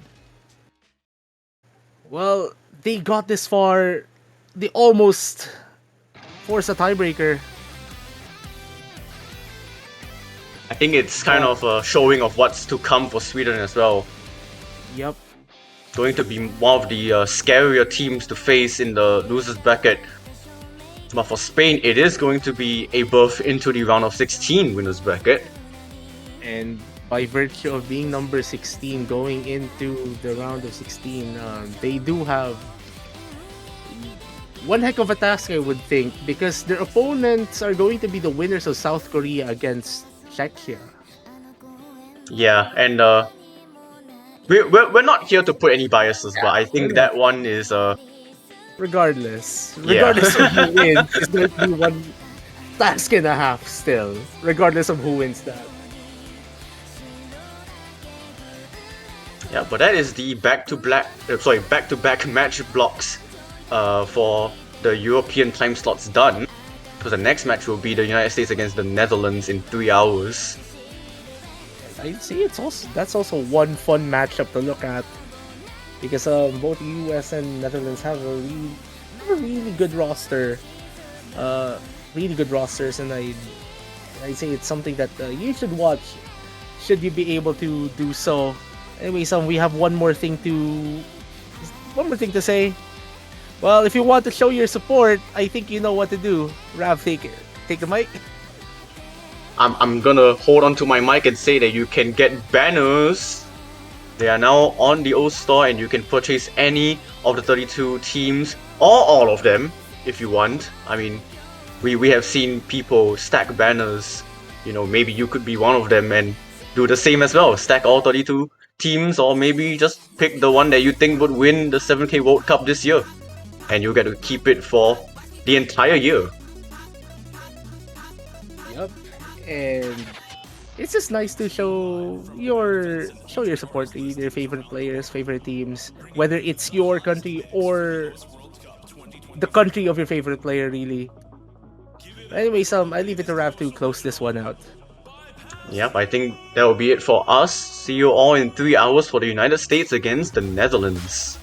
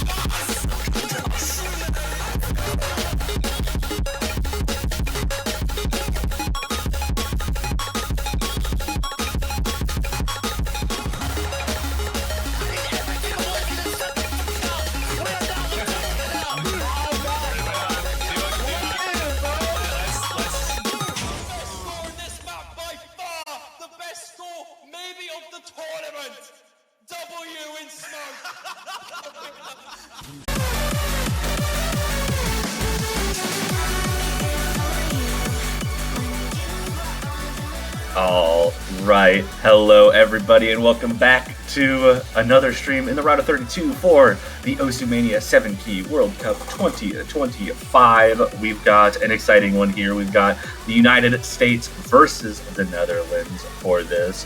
Neither of these teams will be eliminated, but they are fighting for their winners bracket lives here in the round of 32. I am one of your commentators, Toph Daddy, joined here by Sparky. How's it going? It is going absolutely fantastic. Always excited to be back in the booth with you. It's been quite a while, so excited to get this underway. We've got quite a matchup here, as you mentioned. The United States going against the Netherlands. The United States but I mean, both these countries, honestly, need no introductions to the 7 Key World Cup. Mainstays in the scene, just some roster shuffles here and there, some name changes, dotting the landscape, but always excited to see both these countries step up to the plate. Yeah, like you said, perennial mania teams here for this. Usually we'd see these two teams I've seen these two teams face off so many times in 4 Key World Cup. It's good to see them duking it out in the 7 Key World Cup this time around, but Netherlands have a little bit of a tough opponent here. 19 seed underdogs here with the United States just sneaking into that top 8 spot. But if I were to expect anything out of this match, I would kind of almost expect exactly what you see from the 4 Key side of things, which is the Netherlands is going to stick around that Ellen and hybrid area, and the United States very comfortable on Rice and probably going to stick with that through the match. Yeah, absolutely. I wouldn't be surprised if there were a break point somewhere along the lines in this match. The team that gets that break point maybe delves down into where we believe the other team might want to reside, just to kind of start picking off some potential picks and seeing if they can test the waters of how dangerous they can get with some of these picks. And judging by how the rolls have gone, it looks like the United States is going to be protecting first. They're going to opt to protect the Korjak pick in this pool. Yes, they do. Not terribly surprising, though. I'm not sure I like seeing a protect from a team like the United States. Obviously, I think it's expected that they're going to have two very, very, very strong scores on something like high score, but it is one of those positions where it's going to be an accuracy battle, and I feel like with the kind of physicality that the United States brings to the table, I would have preferred to see something like, Rice 4 or Rice 2 get protected instead. But, you got to stick with what you're comfortable with. And Rice 3, super comfortable for a team like the United States. Not terribly surprising to see it get protected by them. LN3 getting protected by Netherlands, making sure that the least physically demanding of the long note picks well, that's not true, actually. I'd say LN3 is the easiest of the long note picks. LN1 is less physically demanding, but a lot more difficult to coordinate. But making sure that the United States can't get rid of something that the Netherlands feels very comfortable with makes sense. Yeah, for sure. And as you mentioned, leaving Rice 3 open leaves Rice 4 up for the banning, and sure enough, Netherlands wasting no time getting rid of it. Probably definitely the most technically demanding Rice pick in this pool, and understandably, Netherlands not wanting to see what the United States is capable of on something like that. And with the United States up to ban now, would not be surprised if they return the favor, maybe pick off one of these LNs from the Netherlands. But, I mean, the hybrid's also up for consideration as well. There are some pretty hard ones in there that they might not want to mess around with. Yeah, I mean, I feel like LN1 is going to get the ban hammer here. Mm-hmm. I don't really see that as something that the United States is going to be super comfortable with. And there it goes. Sure. Shadows does get banned. Yeah, we would replace the quintessential Surf Chew LN release with Surf Chew Inverse, and I feel like that's a trade that a lot of teams really weren't really wanting there. It is a very much difficult chart to wrap your head around, especially if you don't have a maybe second person to kind of back up that main person that might be up to the task. But regardless, one less map to worry about for the United States, and we wait for that first US pick now. Yeah, I mean, and like you said, it LN1 definitely has that kind of uncomfort levels that a lot of teams don't want to deal with, and we've seen it pretty much either perma banned or perma protected because of how polarizing it is. So not terribly surprising to see it gotten rid of right away. Yeah, absolutely. So for right now, gonna wait for the United States to make that first pick. I feel like no real reason to go into the protect immediately. There's definitely some variety in this rice pool that they can maybe start to delve into. I mean, you have something like Rice 1, Rice 2, the quote-unquote standard rice picks. Pick your poison kind of core stream versus speed, but with a tiny little bit of core stream here and there. I remember during the showcase, it's like there's some uncomfortable patterning here and there in Rice 1, but overall, I mean, it's kind of pick of the litter here for the United States. Yeah, and I mean, if I'm in the United States shoes, I see a ban on Rice 4, and I kind of expect to see a Rice 5 selection. But Hybrid 3 actually going to be the choice, going with the tiebreaker-esque hybrid, so looking to make sure that they are testing the Netherlands on everything they can, and it's just over 3 minutes, which means that mistakes are going to be less costly overall for your score, and consistency is going to be more important. So I do like this pick for the United States for that. Yeah, for sure. Just go up that maybe half step from the rest of the pool. For some others, maybe feels like a full step above what everything else has to offer with regards to the overall composition of the pool overall. So definitely what some would consider a risky pick. The United States probably has definitely has the players able to swing a good score on this, and it's really just up to the Netherlands to try and respond. It looks like they're going to have Freak and Draven X Herrick going up against Alter and Potato. Yeah, I think these are the expected teams. Netherlands, for their qualifiers, had Freak and Draven on all 8 of the qualifiers, so I would not be surprised to see those two put a lot of work in for the Netherlands in this match. And Alter and Potato, very good hybrid players. Potato having played the early game hybrid for the qualifiers for the United States. So expected teams coming around here for both sides.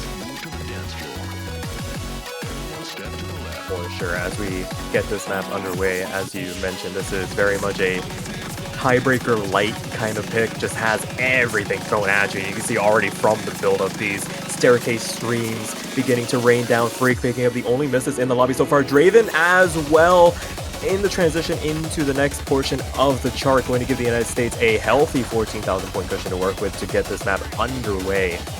Yeah, and not only were those some combo breaks that we saw from both of the Netherlands players, we do see one of them traded back by Alter, but more significantly, I think, is the accuracy drops that came from that. Both players on the Netherlands side dropping below 99%, and even with the miss from Alter, still holding above 99.5 as the lower of the two accuracies on the United States, and that really is what's giving that lead now that everyone's back above 400 combo, and the lead should be stable around 15,000 if it weren't for that miss from Draven right there. Yeah, we are later on in the map already, so misses at this point are going to do a little bit more damage. Potato does eventually trade the miss back, but definitely much cleaner overall in comparison. But that being said, a second one going into this little breakdown section, the LNs and the Rice begin to interchange a little bit more in comparison to the earlier sections, and it brings that lead back down to where it was. It's not going to be an opportunity for the United States to kind of balloon it in their favor. But that being said, transitioning back into the LNs, 3-way miss, 4-way miss, everybody missing in this section, but the United States coming out ahead in the exchanges, increasing their lead back to 25,000 points. Yeah, a full combo reset from all sides. Alter the first to make it up above the 400 combo. Freak right behind them, and then Draven and Potato just now hitting that. So 27,000 points going to be the lead for the time being. We did see a little bit of weakness come out from the United States on that denser long note section. So we could definitely still see some mistakes and give some opportunities to the Netherlands to bring this back. We do still have a third of the map left, so lots of time for mistakes to continue to happen, and especially in some of these tougher long note sections. Absolutely. So as we continue on, the next breakdown coming through here, we're going to see way more transitions where the Rice gets a lot more dense with the LNs to complement as well. Potato first one to fall through that section. Everybody else hanging on relatively cleanly. Freak back up to our 400 combo cap, going to lend some support to Draven at the moment as Draven finds the drop. not gonna amount to much here in terms of trying to make a dent in the lead. Potato finding a number of misses through the speed up section now, but still holding on to a comfortable 40,000 point margin here. Yeah, Alter now hitting the 2,000 combo as Draven finds a few misses in a row, and Freak also matches that miss with Potato getting above the 400 combo, and now the United States with a huge combo lead, and that lead is ballooning up to 60,000 points as we get into this final quarter stream section, and that should do it. The United States will be able to hold on to their own point as Draven continues to find some errors. Potato trades it back, but Alter putting on the carry pants and getting the United States their first point in the match. Very well done overall across the board. Definitely not an easy map to go through, and everybody putting on a bit of a clinic, able to get about that 900,000 score mark, and the United States, the beneficiaries of that first point, as you mentioned, able to pick up their first pick in this match. Netherlands probably weren't gonna want to willingly go into something like this, so no harm, no foul at the end of the day, and now they have a chance to respond with a pick of their own. Indeed they do, and you could expect to see them going for their Protect. I wouldn't be too surprised to see them go in LN3 here. I'd probably stick shy away from the LNs in the right, or the hybrids in the right. It's probably LN2 or LN3 would be my expectation for the first pick from the Netherlands. For sure, would not be surprised at all just to see the immediate Protect. Just to maybe kind of stabilize the ship a little bit, just go into something that they feel more comfortable going into against the United States. No need to kind of push the envelope as you try and get that first point on the board. But, I mean, they're definitely capable of doing or performing on some of the other maps in this pool as well. I mean, we can give them some extra credit as well. I mean, they can always just flip it up and go into the Rice, but no, it's going to be hybrid too. So sticking with the hybrid, staying in that range from both teams. This one probably the easiest physically, so not too surprising to see them opting for this hybrid out of the two remaining. And actually has some pretty difficult coordination, which we did see the United States struggle on a little bit in that first map. So could be a point of attack for the Netherlands.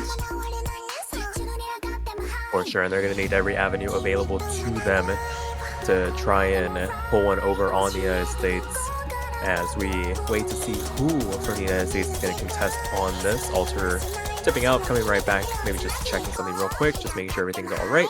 And Logan going to be coming in for the United States to back them up. Absolutely. Netherlands looks like they are going to be sticking with Freak and Draven as I expected. Alter staying in. Extremely good hybrid player, as you probably saw from that hybrid 1 performance, but these are the two teams that we should be looking at. Just need to wait for them to ready up and get the empty start command ready.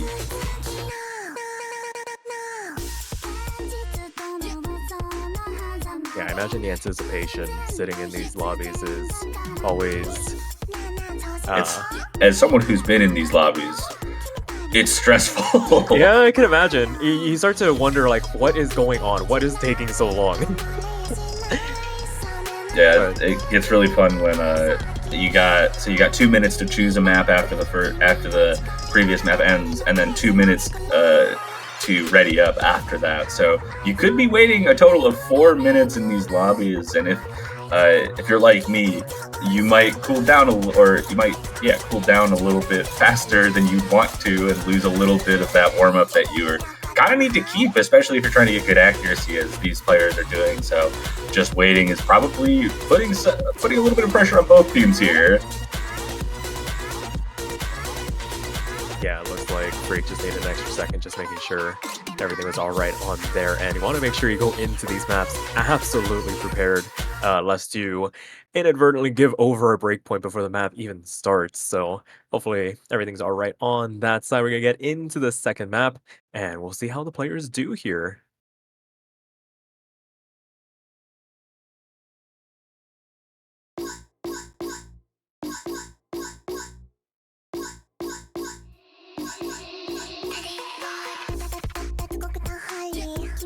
And here we go, right in the intro. All 4 players holding on for the time being, but it's going to be really important to watch when those coordination patterns start to come around. mixed with some of these dumpy patterns in the map that we're already seeing, but this intro not too difficult.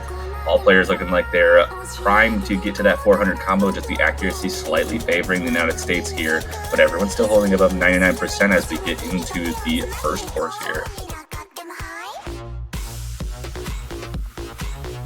Yeah, with everything kicking off, all these grace notes, not the easiest to read through, but with that OD6, definitely gives you a tiny bit more leeway to kind of, I don't want to say rush your way through them, but when you're trying to coordinate everything going on, once these LN anchors start to invade both hands, you definitely appreciate having that extra wiggle room to release before you have to start hitting everything else around it.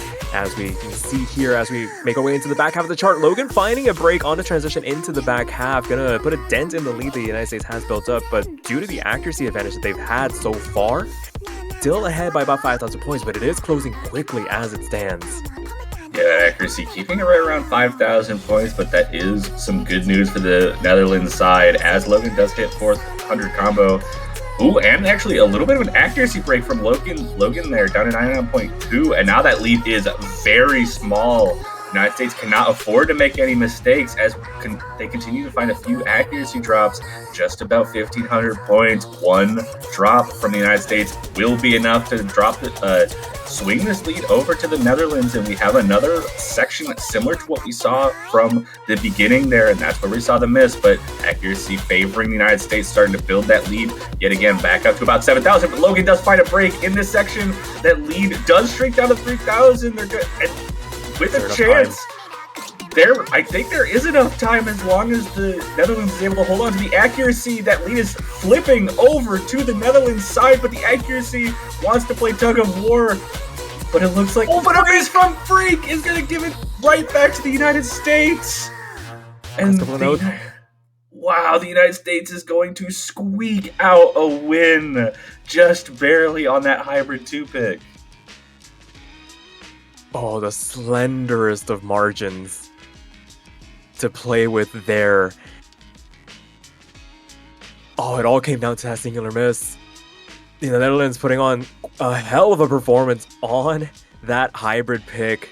It's a shame that they're not able to come away with that point. They did everything in their power to try and wrestle that lead back, kept themselves in with a chance with the overall accuracy, despite they were at a tiny bit of a deficit. Alter really stepping up to the plate to ensure that they could get themselves over the line and be in a position to take advantage once that break came through. But the United States definitely maybe needs to think a little bit about going into these Netherlands picks.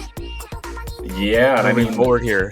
We mentioned that the United States definitely showed a little bit of struggling on the more coordination-heavy long note patterns that we saw in Hybrid 3, and that really showed up there in Hybrid 2. So Netherlands definitely has a way to kind of get into this match. Hybrid 1 certainly has some of those awkward coordination-type patterns with the long notes, though they are a little bit more straightforward. But both of the long note picks remaining also do have some difficulty with that. So the United States looking back at their protect, trying to make sure that they can get that momentum. Even though they did win, it is a little closer maybe than they wanted it to be on that hybrid pick, and just getting their comfort pick in right away. Need to make, if they want to guarantee this win, to lock down that advantage that they got from the break point.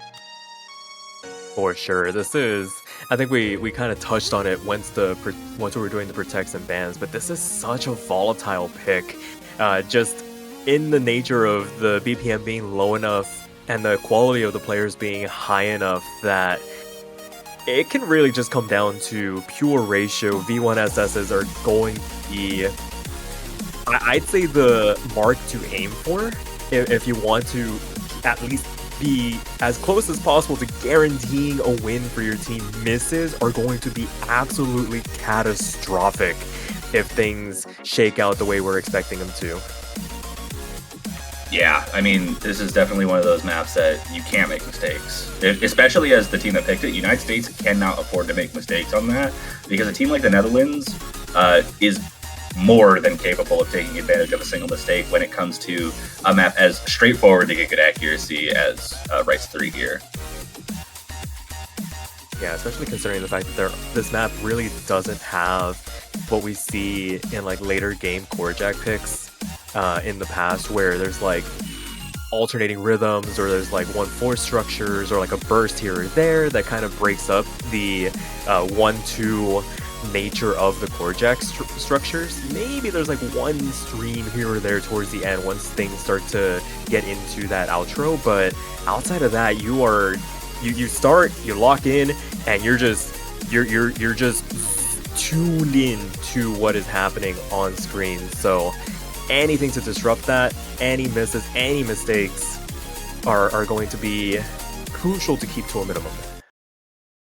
Absolutely, but here we go. All players ready to go. Freak and Draven staying in. Alter and Logan staying in for their respective sides. The same teams we saw for Hybrid 2, but no coordination long notes to deal with on either side. So the United States looking to take advantage of their own strengths when it comes to just pure accuracy here.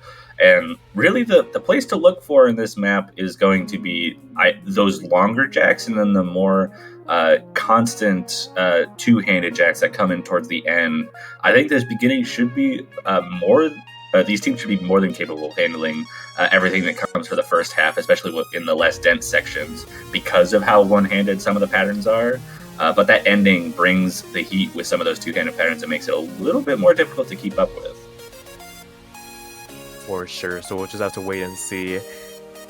The anticipation is killing me. This build-up is so long, but before that, we get into the first drop. We start to see the real beginnings of what is to come in this chart, the denser core jack structures, and which of these two teams can hold their nerve, because this is definitely one of those maps that can really test the composure at the end of the day, because you know that your opponents on the other side are able to swing equally as good scores as you can if you aren't playing absolutely to the limits of your potential. And right now we're seeing it. 99.9, 99.8, 99.7, the lowest accuracy in this lobby. Near perfection for all four players. Yeah, we still haven't seen any misses. Accuracy's looking good across the board. The United States with just pinpoint accuracy. Hard to beat there, but we still have a third of the map left, and it's close enough. The Netherlands are keeping their accuracy good enough to stay within striking distance of the United States in the case that there is a mistake.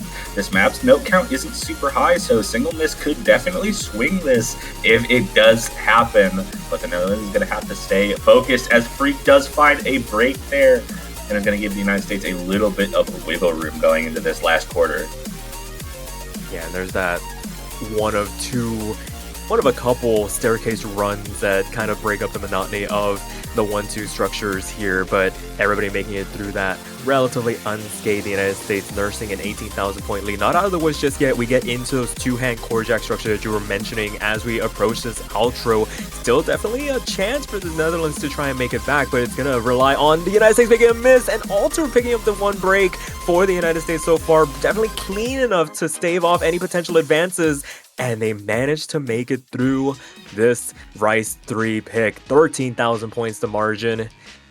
A 999 from Logan for the United States. Absolutely insane score from Logan there, but they are going to establish a lead and make sure that break point keeps their momentum. So that's 3 points for the United States. Netherlands does get a pick here, and I can only imagine that LN3 has to come out right now. Gotta get the protect in, because right now this is do or die for the Netherlands. If they don't win this pick here, they might not get another pick in this match.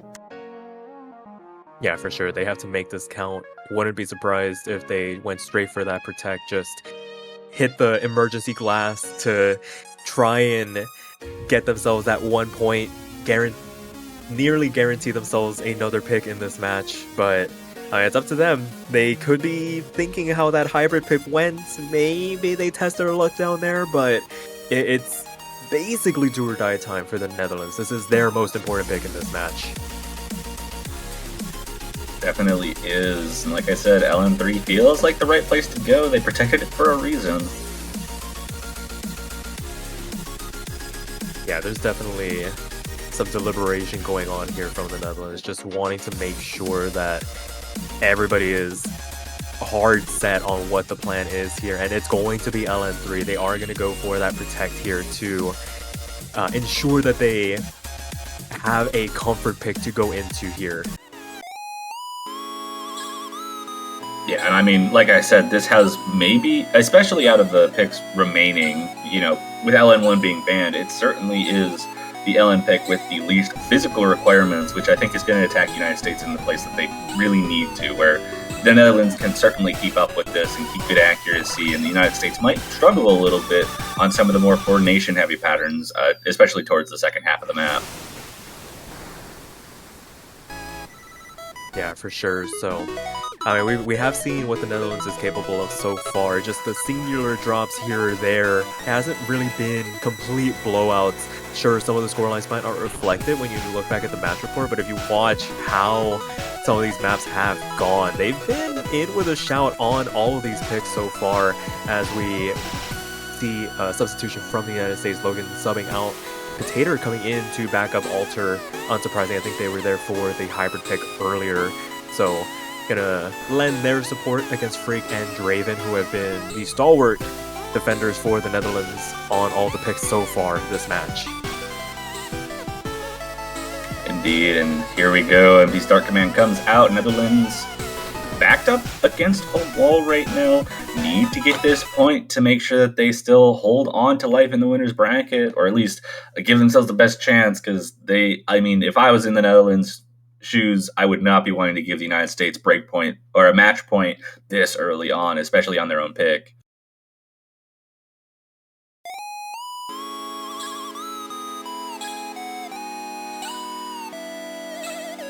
So getting this map underway. Fourth one of a best of 9. It's a calm introduction. Start to see the patterns get a little bit more dense, but it really does start to kick off out of this introduction, and we're going to see some back and forth as the players begin to establish a bit of a foothold for themselves.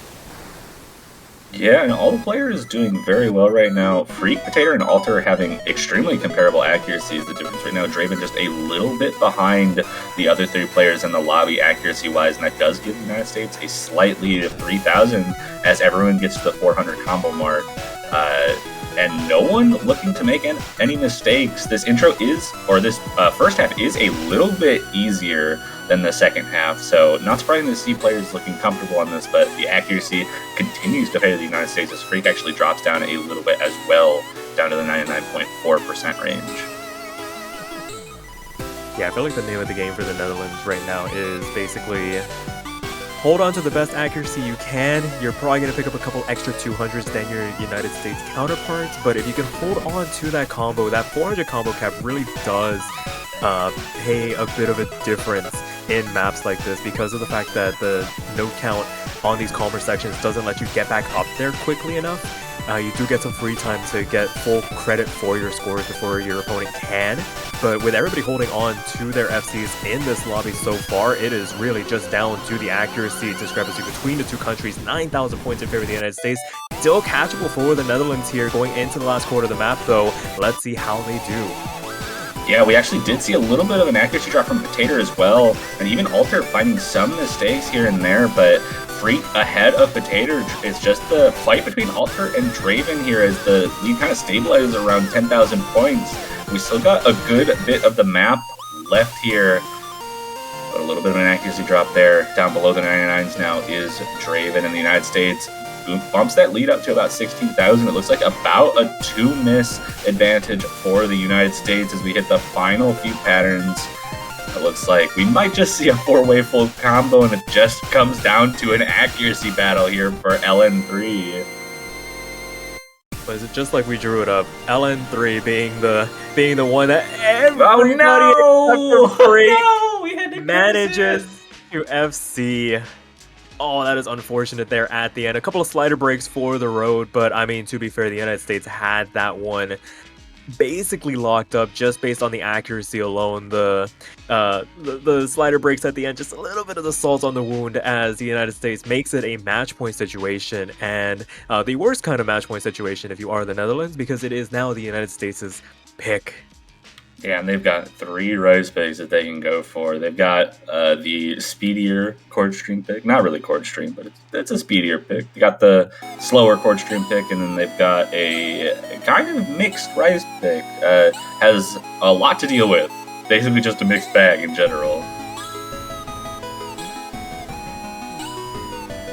Yeah, for sure. It really just comes down to which of the 3 rice picks they're the most comfortable or most consistent on. Because last thing you want to do is throw in any extra variables of like, oh, okay, I can play this like 95% of the time. You want to go for that 100% guarantee, and it's going to be rice 5. They're going to go for that mixed rice pick. Indeed, they will. I think this map's really fun, so I'm not surprised to see this. Also, I mean, the United States has been kind of attacking Netherlands as far as like the consistency goes, and with a mixed rice pick, you have to be pretty good at a lot of different things, and I think that's really what the United States is looking for. They don't want to really give the Netherlands a chance to feel comfortable on something that's as straightforward as just a regular 230 BPM speed pick or a 155 BPM chord stream pick. This one makes adds a little bit of chaos to the mix, and I think that's going to favor the United States there. For sure. We see Logan check in for Alter for now. We wait to see if there's any last-second substitutions, but it looks like it's going to be Potato and Logan going against Freak and Draven on this potential final pick in this match. United States looking very good, forward to the good, trying to close this match out with as little resistance as possible, if at all possible, at least for their sake. Yeah, absolutely. But we're looking, United States looking to call a timeout here, which I believe is allowed. Yeah, it is their pick, so... I think it's allowed at any time, honestly. Yeah, I think it's been modified where it's... There's definitely some fine text in there, but I think the rules started weird. I think the rules were it had to be your pick and it had to be before you picked your map or something like that. And now I think you can do it in any of the 4 scenarios. It can be your opponent's pick, it can be your pick, and it can be before or after it.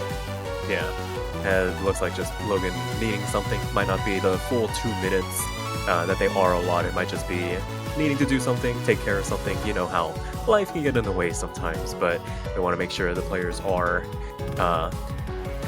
performing at their best, and if they need to take care of something, we give them enough time to do that. Absolutely, and there's the 120-second timer for that timeout, so they'll get the extra 2 minutes added on to the preparation time after they made the selection to make sure Logan is all set, got everything taken care of that they needed to.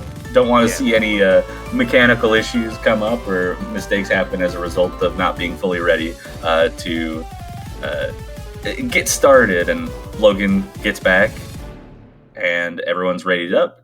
Like you said, didn't need the full 2 minutes, but got everyone back and ready to go. And we'll be getting into Rice 5. United States looking to close out the match, bring out the brooms, but the Netherlands looking to stop that at all. It's caught at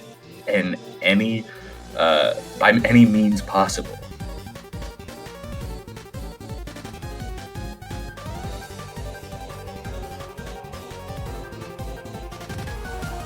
So right now, just waiting. Looks like Potato and Logan are ready. We are just waiting now for Freak and Draven to get ready. Maybe taking advantage themselves of that timeout to maybe get things ready. And it looks like you can see the MP settings, MP start command, and we're gonna get this show on the road. 5th pick, Rice 5. The United States looking to try and close this out.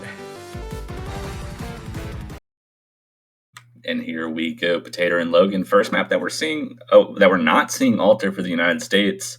So going to be interesting there. But Freak and Draven, having played all 4 of the previous maps, like I said, going to see a lot of them for the Netherlands here. But looking to do what they can to keep holding on to their winners bracket lives here in round of 32.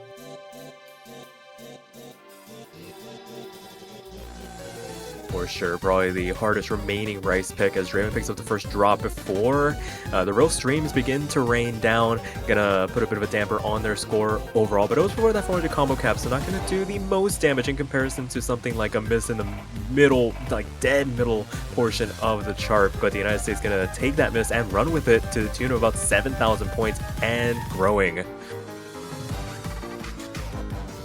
Here we go, a little bit more of a bursty section. Draven back above 400 combo. That is a miss before they hit 400 combo, so it's going to be a little less impactful on the score as one would if it were to happen now. And accuracy is looking extremely strong across the board. We saw a little bit of weakness from Netherlands generally on the accuracy side of things, but they're holding on, both players at 99.5, even despite that miss from Draven early on. And the United States just a little bit ahead, holding on to the mid 99.7s range at the moment. But that, along with the miss, is enough to keep a lead of about 12,000 as we hit the halfway point in the map. Yeah, taking stock of the situation, very balanced team scores overall by both countries, just about 3/10 separating the two countries overall, with that miss in the back pocket for the United States, though, pushing them a little bit ahead, a little bit further ahead than just the raw accuracy if all four players were FCing. But as we continue on into the last third here, a bit more of the same, the patterns begin to calm down just a little bit. You're not seeing as much of a bursty action, you're seeing a bit more bog standard chord stream raining down as we begin to transition into the outro here. Absolutely, this ending does have a few tricky patterns. It's a little lighter in terms of like overall density, but the patterns do introduce some pretty tricky mini jack and burst patterns, so it could be potential for misses to still come out from either side. 17,000 points of lead for the United States is still within striking range, but a couple of misses are going to be needed from the United States or the Netherlands to be able to bring this back. And the density starts to pick up very heavily here, and Freak going to be the one to drop. No full combos left for the Netherlands as we hit the final few patterns, and the United States might just be able to hold on as Draven finds a break along with Freak there. And the last patterns come through in the United States. Double full combo to send them to the winner's side round of 16 with a sweep against the Netherlands. Very well played overall by all players involved. The United States being able to show off the full complement of their roster. Freak and Draven doing their best to try and withstand it, but unable to at the end of the day. Not out of the tournament just yet, just going to need to make that run in the lower bracket round of 16. So going to be excited to see how they fare against teams that are maybe closer in seeding to them, maybe can pull out some surprises there and make a run the next weekend. But with that being said, that will do it for this match overall. We're going to take a bit of a lengthy break here between now and the next match. I think it's about an 8-hour gap, so plenty of time for folks to do whatever they need to for the day, and gives us a chance to kind of rest and recover. It's been a pretty wild start to the start of this World Cup. Yeah, it certainly has. That would be this match actually finishing off our Saturday block of matches. We've got 10 more left to go. The next one, as you mentioned, in about 8.5 hours is going to be China versus Mexico. That'll be happening at 4 UTC. It's not going to be one you want to miss. Very high seeded. I'm expecting some good scores, but Mexico have a tough opponent to come to. Do you got anything else to say before we sign off? Oh, you absolutely know I do. Toph, I love the World Cups because they give me a chance to do something every single year. I love decorating my profile, and can you tell me the best way to decorate my profile for this year? Well, what I can say is that for the World Cup, we've got the perfect decoration to go on your profile. We've got team banners on the Osu store. You can buy as many as you want. Buy one for your favorite team, buy one for your favorite teams, or just buy one for all 32. Any of the 32 teams that made it into the bracket stage for the Osu 7Q World Cup 2025 have a banner that you can purchase and put on your profile to show your support for your favorite teams. Does that work for you, Sparky? Oh, absolutely. And you know what I just found out? It is all for the low price of $2.50 USD. So I don't know about you, but there's a couple of teams here. We've expanded the format. Last year was round of 24. This year's round of 32. There's 8 more teams that you can go out and support. So Go out and purchase your banners today. Show your love for countries that you haven't seen in a 7-Key World Cup before. There are so many teams making their debuts in this tournament that would love your support. Show them how much you appreciate them putting the effort of getting into this tournament, and buy a banner today. Absolutely. Go ahead and do that. But for now, we will be signing off. We'll see you guys in about 8 hours for China versus Mexico. Don't want to miss it. See you guys then.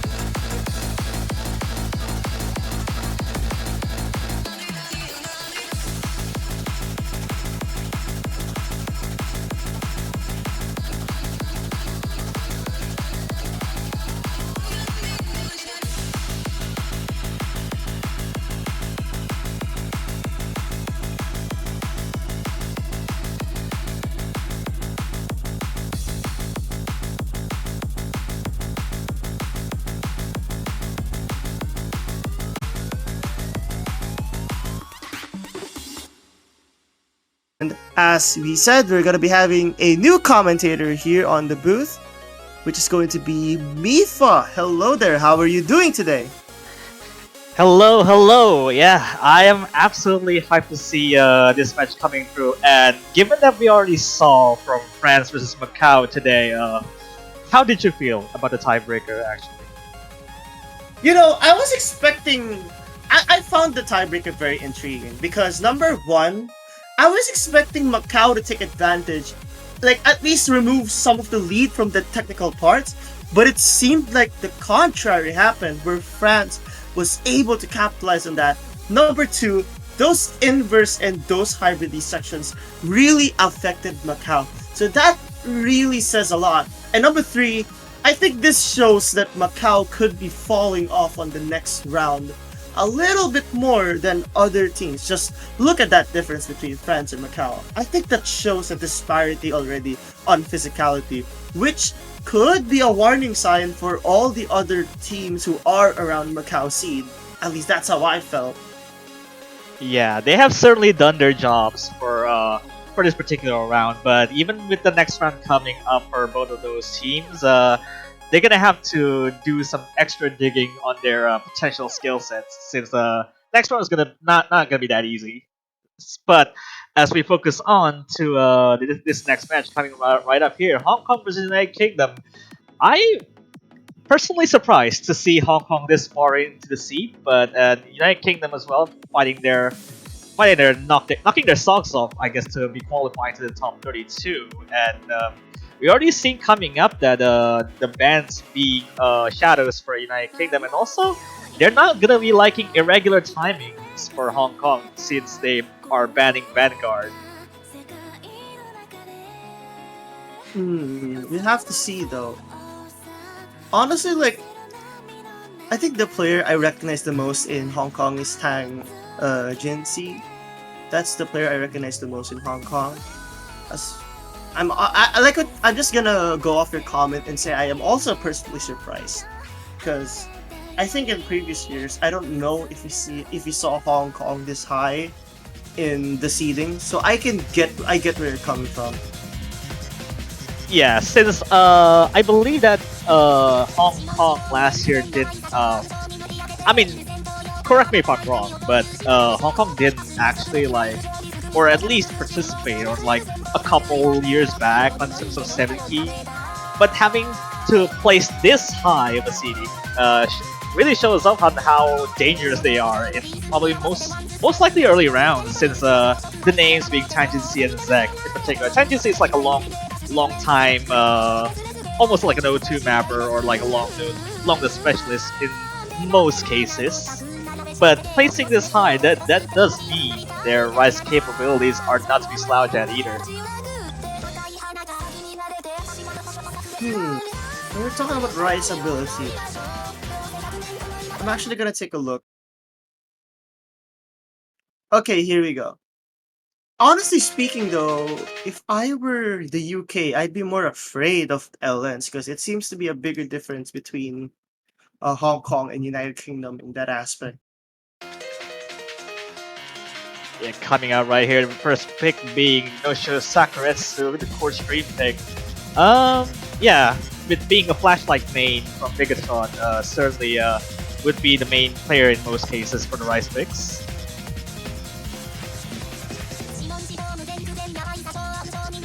Yeah, I think Vigatron has always played flashlight. I'm not sure how to pronounce it, so someone can correct me if that's okay. But on a more serious note, accuracy-wise, okay, this is like one of those charts where I expect accuracy to be pretty high amongst everyone just because of how quote-unquote straightforward it is. But with the nature of the chart, some players can find misses, especially once it gets denser and once fatigue starts to kick in. Yeah, most of the core stream are just most likely at least have a lower core size than 2, but it's still kind of dense, almost introducing double space at some point. But it's also on the lower side of the BPM, so it might be uncomfortable to make sharpshoot or something, but it does seem to be pretty comfortable for both of these teams, really. It's just a matter of accuracy. Yeah, no one has found any mistakes just yet.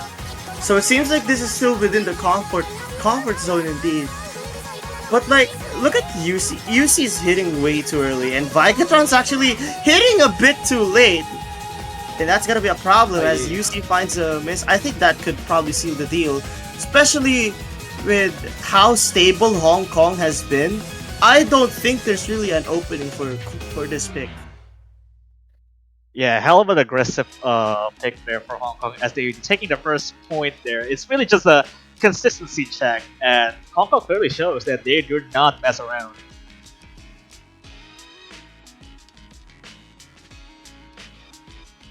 Great effort from United Kingdom nonetheless. That full combo from Vigatron, very impressive, but the accuracies that Hong Kong showed were way too powerful to the point where even if UC full comboed, I don't think it would have really mattered.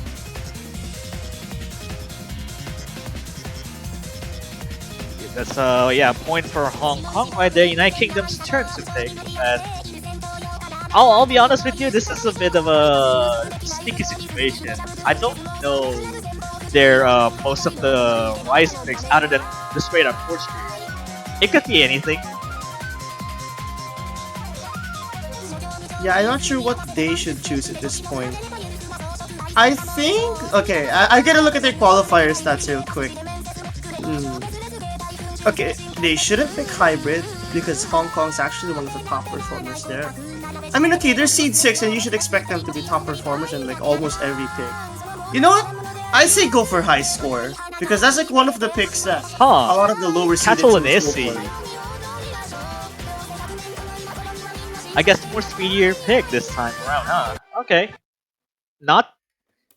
Okay, this is okay. At least I can get the gist of how United Kingdom can do on more of the speedier side of things.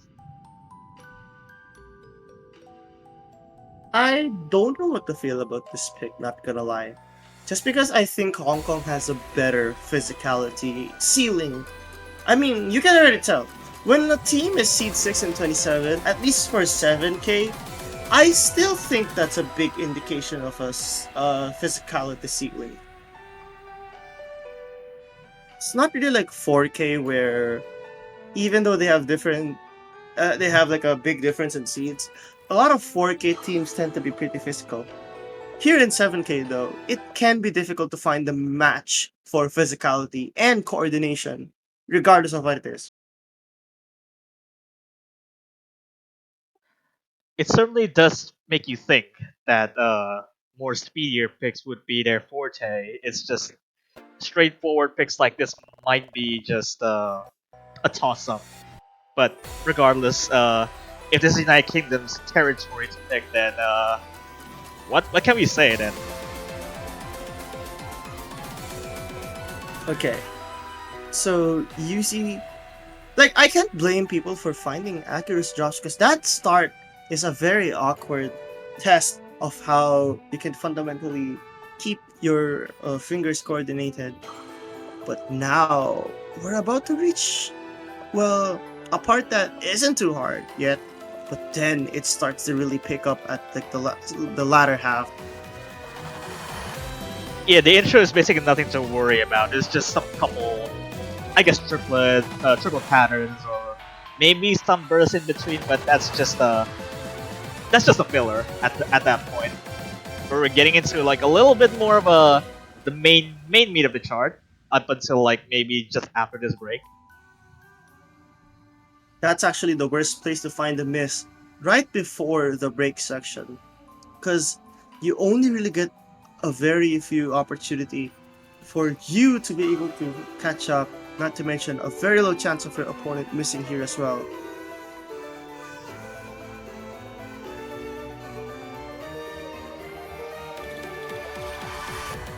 Here we go. Now this is where I think could really make the difference. Vigatron still very consistent, but so has Hong Kong, and not to mention higher accuracy as well. Wait a second. Oh, Tangency has the first drop actually from the second pick, but that's just only that one drop, and that's not even that much of an accuracy drop either. Well, Zek or Tangency would have to find another drop if that were to mean something. Oh, but Vigatron finding another miss. Yeah. Yeah, I think that seals the deal. UC's climbing back up to the 99.6 after the drop, which is fairly quick for an accuracy recovery. But until this last 5 seconds is going to take place, but Megatron finding another drop. Yeah, I think that does it. The United Kingdom definitely had a little bit of hope there. I mean, hey, the ratio isn't too far apart, but that 200 count definitely affected it a lot. Props to UC for giving up a good fight there. He even has the best 200 count, which it could mean something for the next pick coming up.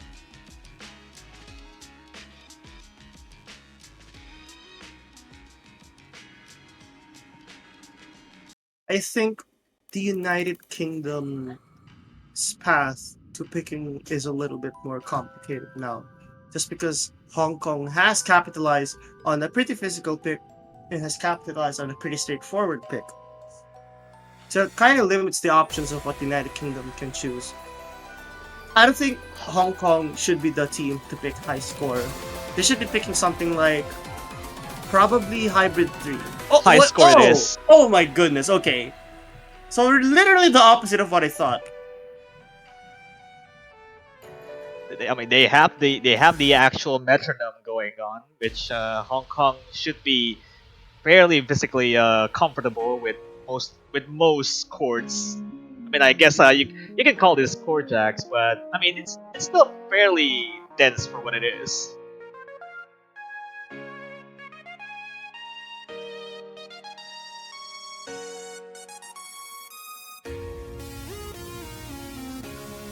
This is just a metronome battle. I don't know. I have a feeling Mini Egg is coming in for United Kingdom. That's just my gut feeling though. As for Hong Kong, I think they'll keep the same two players. Just because accuracy-wise, they've been going really well. Never mind, seems like it's the same player for both teams. Yeah, let's see who has the best metronome. I mean, I guess the other picks that we shown earlier being straightforward than it is. This is still the same one, except I guess in Cortex in 17 might have been a little bit different in terms of how you keep the timing on because you already have more columns to worry about. I mean, that's true, but you know, the principle of if let's say you make a mistake in a Korjak chart, it still tends to be a 50 or a lot of 50s, which is why if you make a mistake in a Korjak map, the amount of points that's decreased is a lot compared to like let's say finding a mistake on a jump stream or even a technical chart. Still waiting for the Korjak to happen. At least the intro is just filler.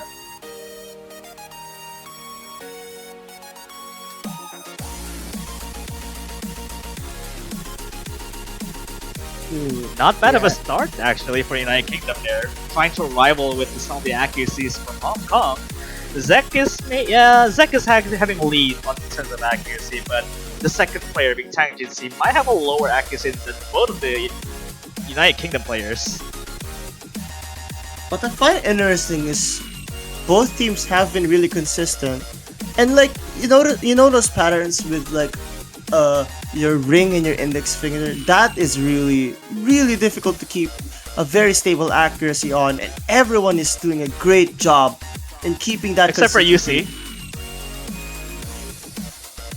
Well, never mind, but still high accuracy for both teams, which is kind of expected. But this just goes to show how skilled every team in this tournament is. Yeah, gradually Vigotron is having some few drops on their own, but at least in terms of accuracy, it's just quite far ahead actually, given how dense the chart up until the last quarter of it, and Vigotron finding the second drop for United Kingdom. No more full combos now. This is what I was talking about. If you make a mistake, it just decreases your points by a lot, which is why it's really scary to find some sort of mistake here.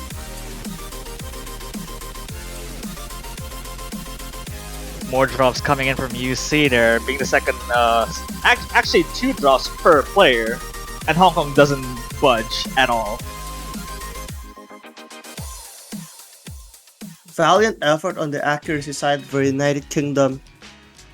And that could have been a V1SS for UC. In fact, could have really beaten out Tang Jinsi.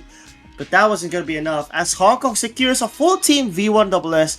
Very impressive work overall. But the United Kingdom definitely had their moments where they were able to fight against that. Yeah, United Kingdom has to change their point of view, because I don't think they want to go with the last prize pick. It's certainly not working for most of the scores that they're already shown.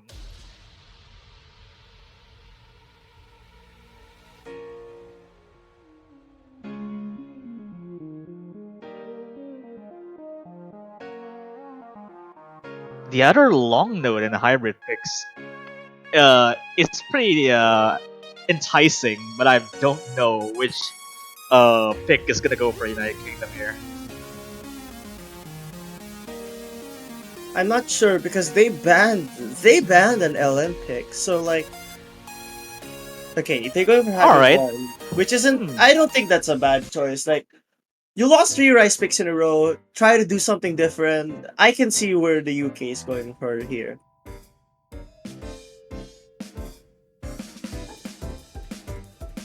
I don't think this has been like a popular hybrid thing, no? Since it's probably like only 1 or 2 times over the course of the weekend.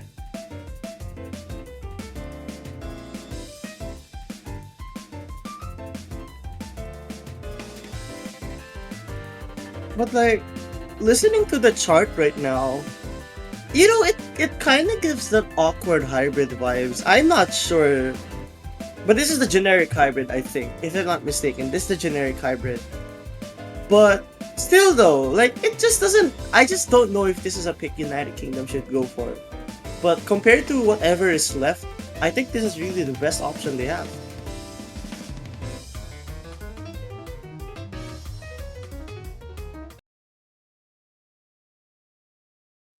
Yeah, changing a little bit of a taste for how good their hybrids are.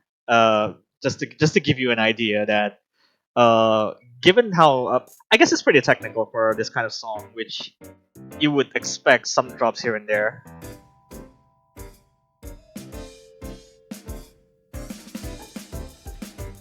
Here we go. I mean, look at this start from the United Kingdom. Hitting way too early already. That's a bad sign. As Zek and Tang Jinxie, look like it's just a battle between who's more stable. Vikatron fighting a lot of business. That's not good at all. Yeah, not handling some of the long load patterns in this is absolutely it's not really looking good for at this point. Even in this first quarter, the lead is already this massive. It's really scary as time passes on. It's only 2 minutes and 24 seconds, but like we haven't even reached half, and the lead's already at 50,000 points off of the mistakes of Flygatron, and that's really terrifying. Just because this chart has a lot of those awkward patterns, and I don't think it benefits the United Kingdom at all. Yeah, under 97 for Vigatron is not a that good of a sight there. It's not that terribly far ahead for Hong Kong either, but you see his props there for actually keeping up with their full combos against Hong Kong being the powerhouse of the hybrid they are. That's terrifying. And now that Yuzi found another miss, I'm just not sure if there's any opportunity for United Kingdom to catch up. Not to mention, I think this kinda gave away another one of United Kingdom's weaknesses, which seems to be technical charts that have elements on it. Technical hybrids in general. So I think Hybrid 3 could be something that Hong Kong could go into. They already have a 100,000 point lead, which at this point you can just drop the keyboards right there and just probably walk away, but it's just really hard there to even match the scores that Hong Kong has. It's just two full combos against none at this point. Yeah, I believe Hong Kong has only missed once this entire match. Terrifying scores there for Hong Kong, giving their actual strength to make sure that they do not really mess around with their picks. Yeah, that is... I don't know. I'm looking at the chat right now. I mean, I have a feeling Hong Kong's gonna go Hybrid 3, because like Hybrid 3 is probably the best option. Oh, it said they're going LN2, which I think also works. It is what it says it is. This is just density. And we already see that being dense for a chart that has mostly long nodes, it's their strengths, really. It's just Hong Kong's strengths to a T. Yeah, I think it should be LN2. This is a great pick.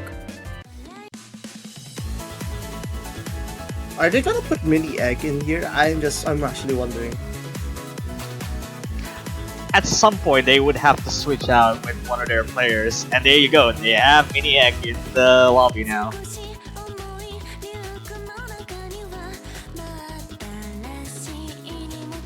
Okay, yeah, there we go. It is gonna be Mini Egg.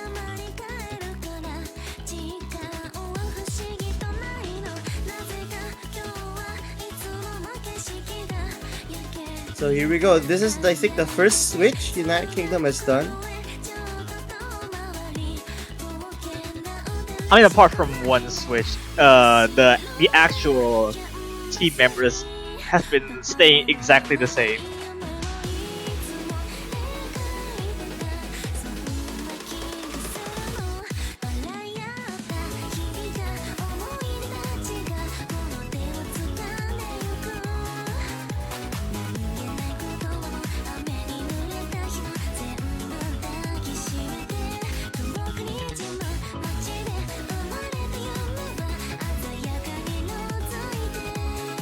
Yeah, we should be getting Starix soon. Let's see to give a taste of being swapped on how much of a difference this could make for a swap. I mean, in NWC 4K, Mini Egg was very good when it comes to LNs and hybrids. So I'm actually curious if this also transfers to 7K, which I think could really work out well if that gets transferred. Okay, there's a no fail already. I don't know. It seems like it's still struggling though. Like 93% this intro. It's very rough. Very rough indeed. I think the fact that we see a UR like that goes to show a lot of misreads and also difficulty to have accuracy in general.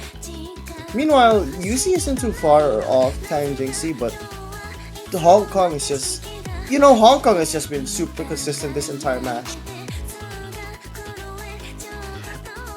Well, qualifier says it all for for a seeding this high. You would expect Hong Kong to do very well on every single picks, and this clearly shows. Like, it's kinda evident that Hong Kong, like, even in the qualifiers, like, they were just mad consistent. They're one of those teams, at least in this round, they're like, what do you even pick against them? I don't have the answer to that. Hong Kong has been fairly, very consistent. You just have to match them, and unfortunately, a matchup like this tends to happen, and this was the result. Even like above 300,000 points of difference, there's clearly no way to throw this up. Pretty much. Mini Egg, unfortunately, has found chains of misses here and there.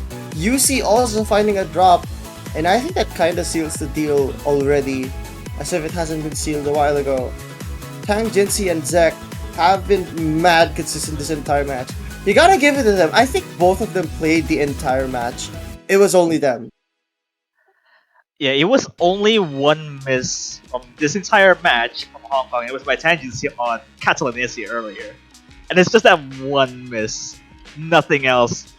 It's just awful combos at this point. So, very valiant effort by United Kingdom to stave off the lead from Hong Kong. But, I mean, unfortunately, this matchup really is not feeling it for United Kingdom. And has to go with the lower bracket of the this tournament. And Hong Kong, being this strong as they are, it's very tough to match Hong Kong scores for the upcoming round later on. It really is. Hong Kong has been so consistent. And the next team that's going to be facing them, I believe, is the winner of Seed 11 versus whoever Seed 11 is facing. I could be wrong. But I think that's the math, at least there. Actually, you know what? I'll take a look. But on the more serious it's very telling to see that being the pool is going to cater around mid-game, mid-game strengths for Hong Kong. Okay. Having this kind of consistency is really, really insane. So it's the winner against Russian Federation and Denmark, which I believe is happening literally 30 minutes from now. Oh yeah, that's also a matchup that I'm fairly interested in as well. Being another a bit of a mid-seeded teams, in particular Russia and Denmark could have been. It could be interesting. I'm actually looking forward to that. I am too. I think it could be really close. Even if the seed difference is 11, I think that could still be a close match. Really looking forward to see what those teams will perform. But for the meantime, I think the Korea versus Czech Republic match is still ongoing. Don't be afraid to hop into there. Do you have anything else to say, Mifa, before this channel takes a bit of a break? Yeah, I guess we're stay tuned for in Russia and Denmark, because we also have two matches coming at the same time as well. Not just Russia versus Denmark though. We also have Peru versus Singapore, which also a little bit of a same situation for Hong Kong versus UK earlier. Peru has been seeded quite high as well. They might surprise you on this round in particular. And as well, one more thing to mention, we also do have banners coming up for for this tournament as well. You can purchase the favorite banners on Osu's store as well to give your support to your favorite teams, and your support and your cause will be highly appreciated for the effort they had to make around for this tournament. Indeed. Thanks so much for mentioning that. Indeed, banners are a great way for you to show your support for the country that you reside in, or for whatever country you want to show your support for. However, I guess that's it for now. That's a great effort for both teams. The Korea versus Czech Republic match isn't done yet, so feel free to catch it at OSLive_2. I'm Siloas Kaels, and with me is Mifa. Signing off for the meantime. See you in 30 minutes.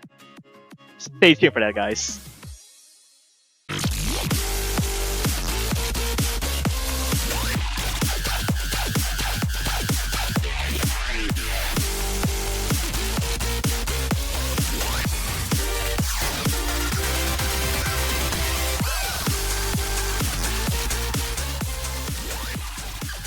Hello everyone!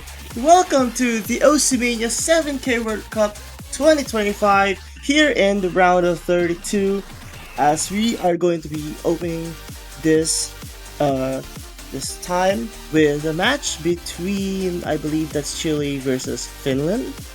There we go, it is indeed Chile versus Finland. I am Siloas Kaels.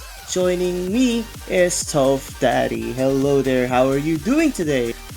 Doing good. Excited to see this matchup here. Chile, seed number 10 versus Finland, seed number 23. Getting closer in terms of the overall performances from these teams. I took a quick look at the qualifier scores to kind of get an idea of what we're looking at. And Chile, in a very well-rounded team in general, but showing some notably good scores in the accuracy department, especially those that Rice 1 and Rice 2 during qualifiers. And Finland kind of showed the opposite, where their strongest scores in qualifiers were actually the more difficult maps later on in the qualifier set, having a little bit of struggling as far as like accuracy goes. So I'm interested to see how they kind of play around that. Their hybrid play on the early game maps and qualifiers was quite strong, though, so I could see them kind of moving in that direction of like hybrid and long notes and trying to keep Chile away from being too comfortable with just the Rays.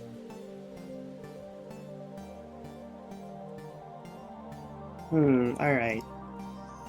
I think Chile will protect... Okay, high score. Yeah, it makes a lot of sense, actually.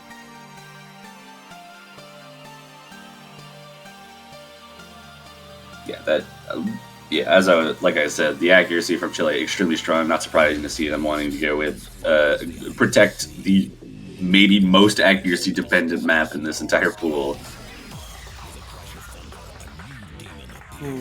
But Finland's going to have a chance to protect something. I could see them maybe trying to protect Hybrid 3 here.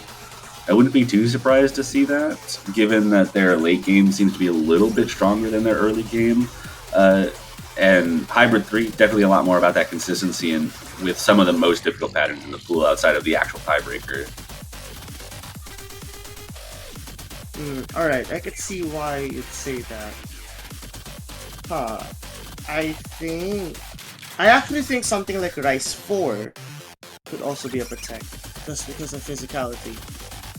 But, now that you mention it, maybe Hybrid 3 really could work.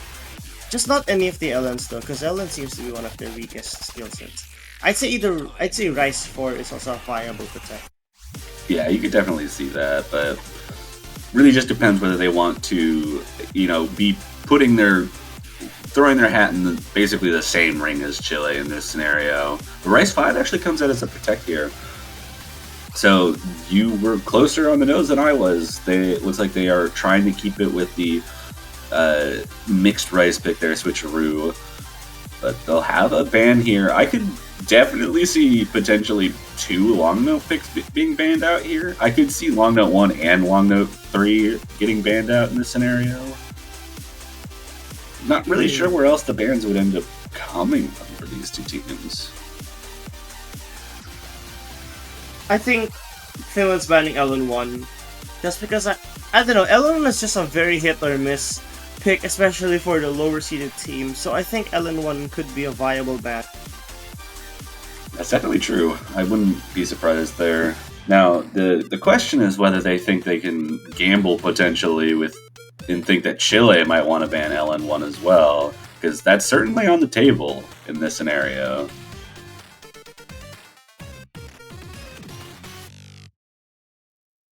Yeah, taking their time. I think it's either LN1, maybe Rice 2 if they're not confident in acting that.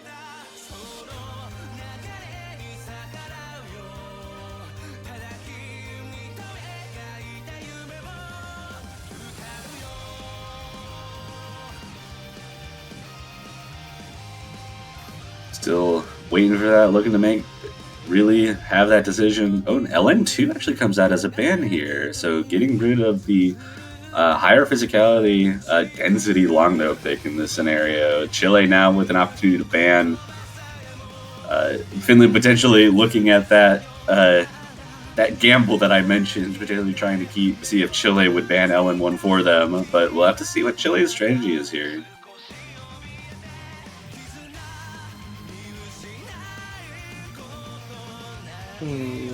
Interesting. I think Chile. I don't know what Chile's gonna ban actually, but maybe actually Hybrid 3. Now that you mention it, I think one of the hybrids could be Chile's ban. Because I'm looking at the hybrids right now. They aren't the furthest apart in Hybrid 2, but the Hybrid 1 they are pretty far apart. Okay, that's actually interesting. So probably not the hybrid then. If hybrid 1 is one of the biggest advantages Chile has. Actually, I'll say Rice 4 could be Chile's fan at this point. Definitely is possible. These teams definitely taking their time a little bit, making sure they have the right protects and bans at this point.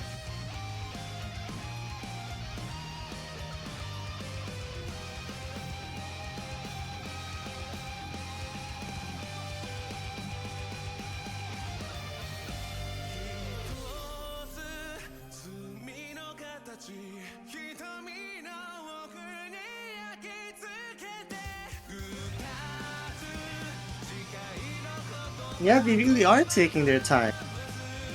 It's a good thing though. Hybrid 1 comes out as a ban from Chile there, so you were actually on the nose there. Wow, well, that was surprising. I did not expect that. But honestly though, I have a feeling this ban... I'm not sure what to feel about that really. I can understand it. Like I said, that the early game hybrids from Finland were probably their strongest as far as accuracy goes. So getting rid of one of the more straightforward hybrids that could be an accuracy battle for them makes sense in this scenario. But that does mean all 5 Rice picks are available, and they're immediately going to go for that protect high score coming out. Okay, okay. Ref, please. That is... There we go. Now we got the right map. High score coming out. Looking for that core Jax. Looking for pure accuracy here.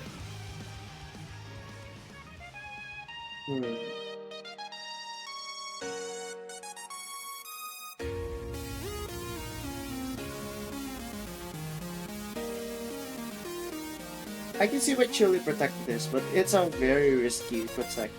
Because, like, I don't know, this chart is very rarely banned, I think. I could be wrong. I don't know how often it's been banned this weekend, but I think just in general, I've been saying this for a lot of the matches that I've commentated this weekend, but usually when a high-seeded team picks this against a lower-seeded team, I'm not super comfortable with the pick. Like, you can have all the confidence you want in something like this, but physically, this is not terribly difficult. I think Finland should have no problems keeping up with this, and it's the easiest map in the pool to get good accuracy on. And when your team's whole deal is that your early game accuracy, well, maybe not whole deal, but when a big advantage you have in this matchup, in Chile's case, is that their early game accuracy in general is better. This doesn't seem like the map that's going to give you the most advantage out of that. I would have potentially seen something like Rice 1 or Rice 2 give them a better, like, gap between the possible accuracies between these two teams. So we'll have to see if it works out for Chile. It's worked out for many of the top seeds so far, but only time will tell if this ends up being a little bit of a riskier pick for the Chilean side.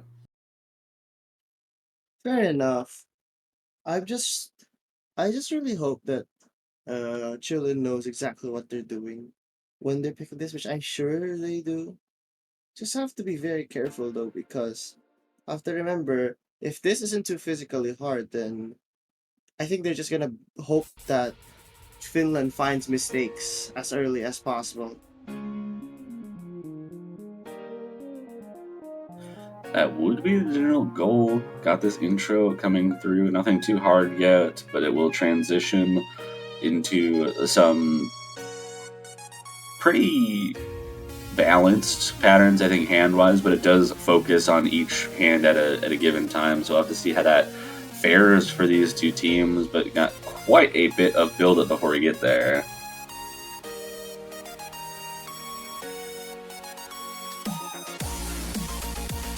Alright, here we go. This is the first set of core jacks.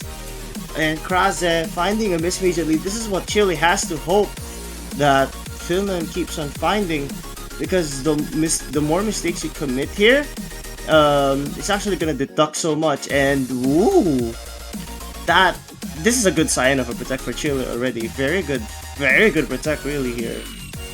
Yeah, very strong so far. 40,000 points of lead. Both players having extremely good accuracy. Bambi at the 99.97, on pace for that 999 score. And SebaX right behind at 99.94. Both holding out of the full combo, whereas Finland, both players not holding out of the full combo. Map does get up to the 400 combo. Kreze getting there in this less dense section. But with a 50,000 point lead, already we might be looking at a potential need for a collapse in order for Finland to come back in this. Yeah, this is a massive lead from Chile. Not to mention, like, the thing about core check charts is when you make one mistake, you typically find a few 50s in the middle of that. So, like, the amount of points deducted is going to be a lot. But can I just talk about the consistency of Chile right now? What in the world is this average team score? Yeah, it's going to be pretty good. Both players on pace for, I think, mid 998s now. With the 50,000 point lead going into the second dense part of this map. More balanced on each side, not really switching hands, more so just two-handed jag patterns, but not causing any issues for any players in this lobby. And as soon as I say that, Map does find a break, but those are the Chilean players with basically perfect runs, 1.996. That's a perfect 80 and 42. Okay, that's crazy. If you were to add the total of SepaX and Bambi FNF's 300 count, it would be lower than Krasa's by, like, I think 60, because it's 122. Very impressive work. Actually, the ratios from every player was extremely good. Krase was the only player who has a 200 and a 100, and that's already saying a lot. I know this is a big lead on the Chile side, but this still doesn't mean that Finland didn't do well. They absolutely did a great job in at least having good accuracies there. Yeah, I mean, at that point, just need to kind of clean up the messes, but for now, a good performance on the Rice pick. Chile going to defend their first pick. Finland now with their first pick coming up. We saw a ban from Hybrid 1 from Chile. I mentioned that Hybrid 3 could be a potentially good point of attack for Finland, though there's quite a few maps in this pool that I think Finland might be comfortable with. You mentioned Rice 4 as a potential area of attack, which I agree with. I think it's a difficult decision to make, and Rice 2 actually being the pick here from Finland. Alright, no-show Sakretsker.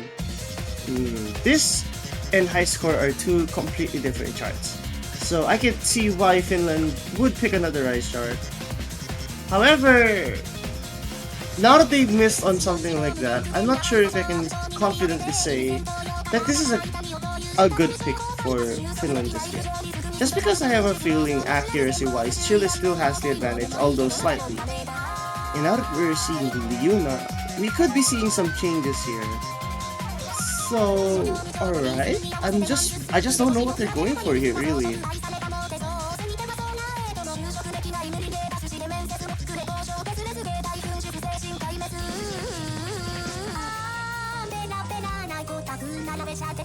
We got some swap nuts here from both sides. Dark Dave coming in for Chile, Lyuna coming in for Finland. Math and Bambi looking to stay in for their respective teams. This map, potentially an interesting pick to see. It is only 1 minute and 41 seconds long, so very, very short, meaning that singular mistakes are going to be a little bit more impactful than they would otherwise. And that may be the right way to kind of go about it from Finland's side. If Chile finds a couple of mistakes in this map, you could definitely see that lead kind of swinging more favorably for Finland than when accuracy takes too much into account. Fair enough, but again, we'll really only be able to see if this works or not, just from how they play from here. And I have a feeling this pick can really open a lot of doors. I think Math missed the first note. That's probably a misread or some lag happened. If that's the case, thankfully it's at the start, and good news for Finland, Dark Dave's accuracy is lower, so number one, misreads seem to have happened one way or another for both teams. However, it's just going to keep on going to test your fatigue as time passes on, just from how tense it can get.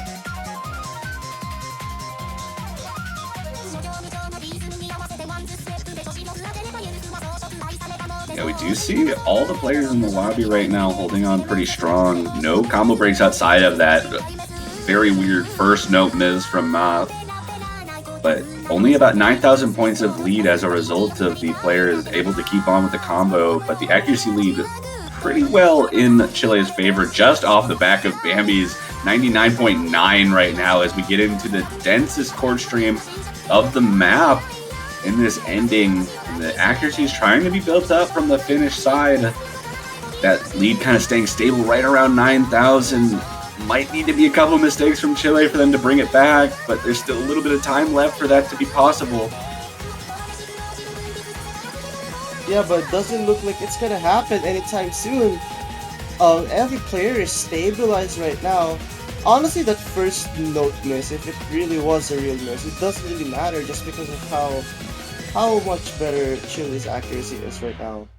Yeah, I mean, 5,000 points. I'm curious how many points were lost from just that opening miss. Very, very close. I think that's probably a fair pick from Finland. Just couldn't keep up with the accuracy of Bambi. That 1-200 run, absolutely insane. Without that miss, I would have been like 989. So like that's an additional 1,000 points. And if Lyuna didn't find it 50 and 100, maybe Finland could have had a chance. But unfortunately, that didn't happen. Chile takes the point out of sheer consistency. Very, very good performance on Chile there, holding on to that even with a very close advantage.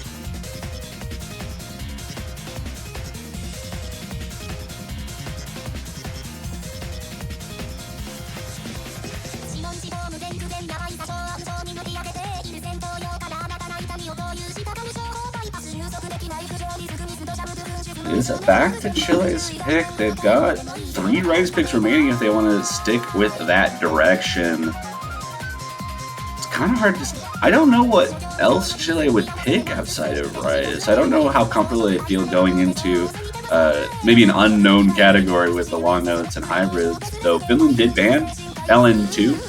Could see Chile potentially wanting to go with something like LN3, just to take advantage of what seems to be a sign of discomfort on long notes from Finland. But I'm not.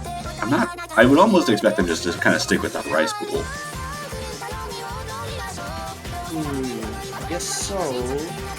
I think Chile will go for LN1. I really just think that's a pick that could really benefit them.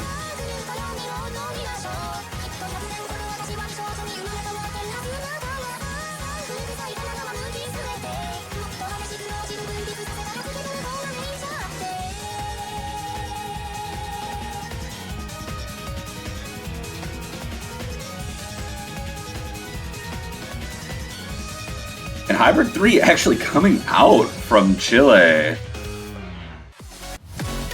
A bit of a surprise. I was talking about this as potentially being a place for Finland to kind of look for a pick.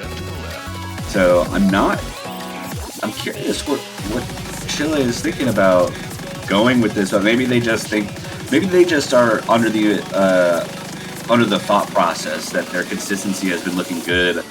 They've got a swap in for Z on the Chilean side, so looking to keep that consistency, which has been good for them and has gotten them a couple points so far. This might be the pick to do it. 3 minutes long, difficult patterns all throughout. Has a little bit of that longness that Finland showed a little bit of discomfort with the ban. Could be a good pick. Will really be. Again, I think they're just banking on the consistency aspect here. 3 minutes 16 seconds. Definitely gonna test it a lot.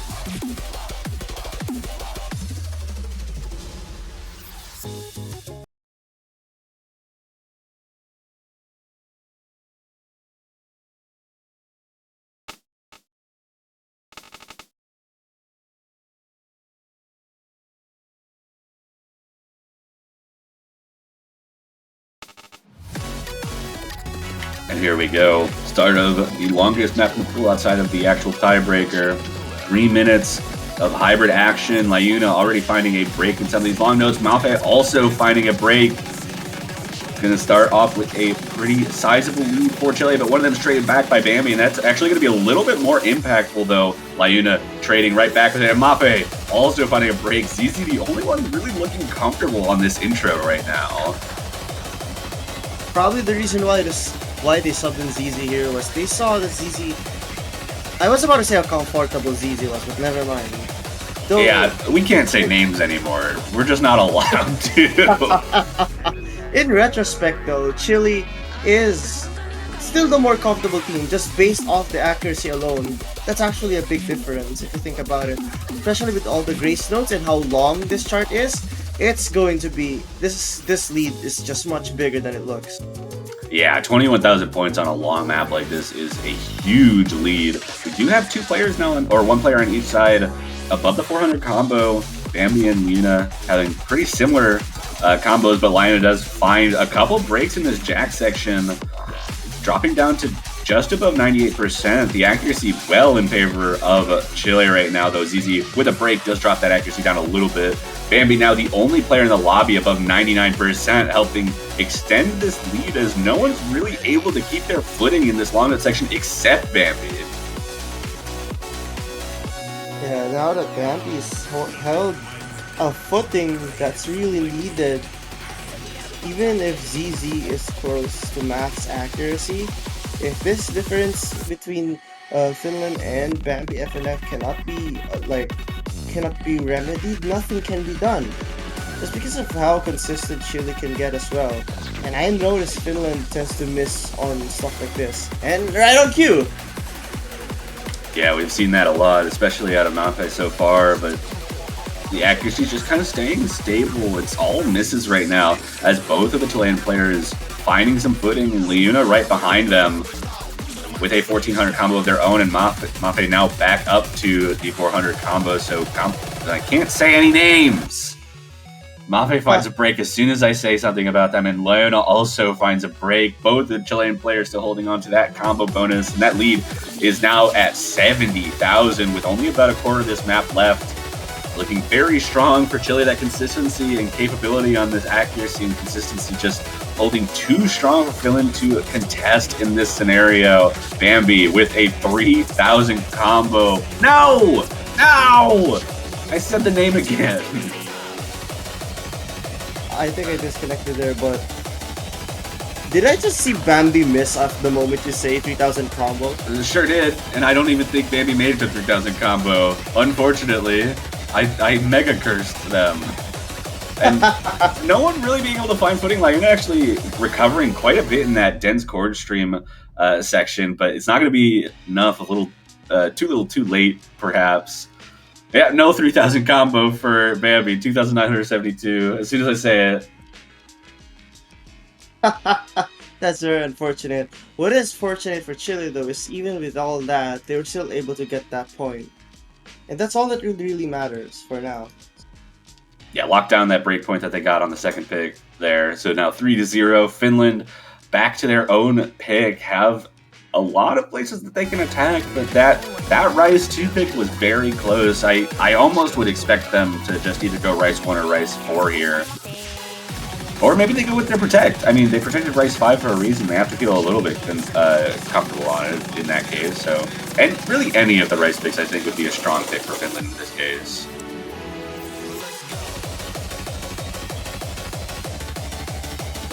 Fair enough. Finland picking. Okay, Rice 1? Yeah, that's a fair pick actually. Yeah, seeing how close Rice 2 was, I'm not surprised to see them going with another Chord Stream-esque pick. This one just a little bit faster, a little less dense, but still same kind of idea, and I think Finland's going to be able to hold on to the accuracy just about as well as they were on Rice 2.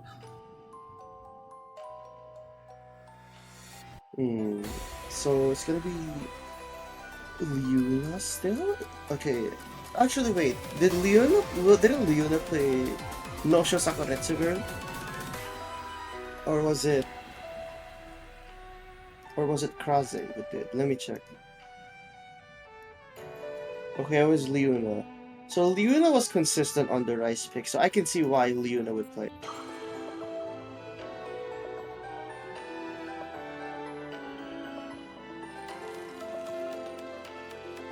Dark Dave coming in for Chile. Finland not swapping either of their two players out at the moment.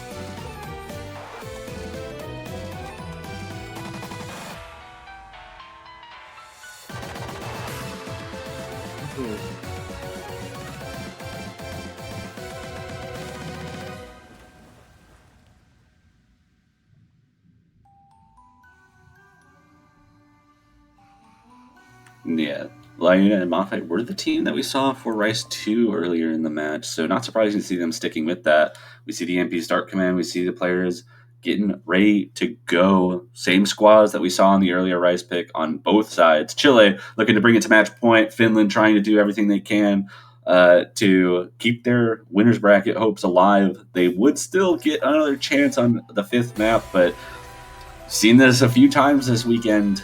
4th pick, fourth pick in the match, and if Finland loses, they're going to be giving match point over to Chile on Chile's pick. That's going to be a dangerous position to be in. But already out the gate, Dark Dave actually finding a very early miss. Both players on Finland holding strong. Bambi as well. Accuracy and combo in favor of Finland for now.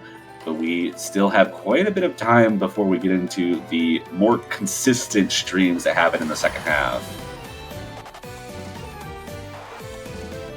Yeah, actually, that's a very uncharacteristic miss at the start.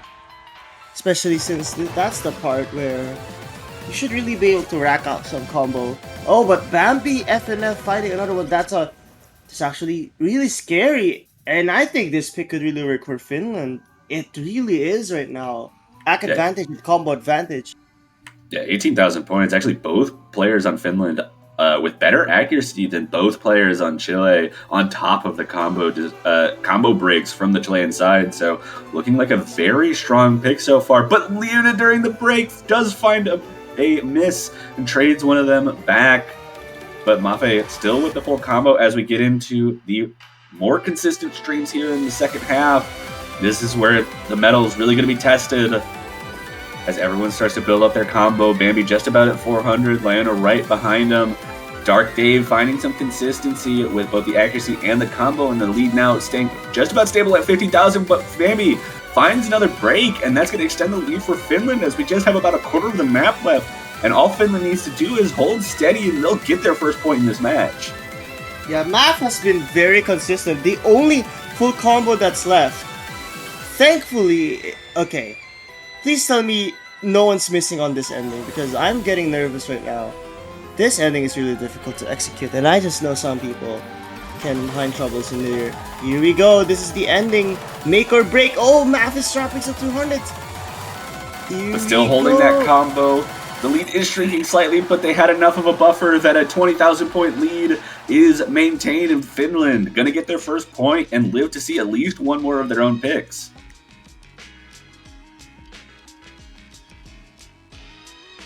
Yeah, I got so nervous in that. I thought something bad was gonna happen, especially when Math was starting to drop those 200. I got so nervous there.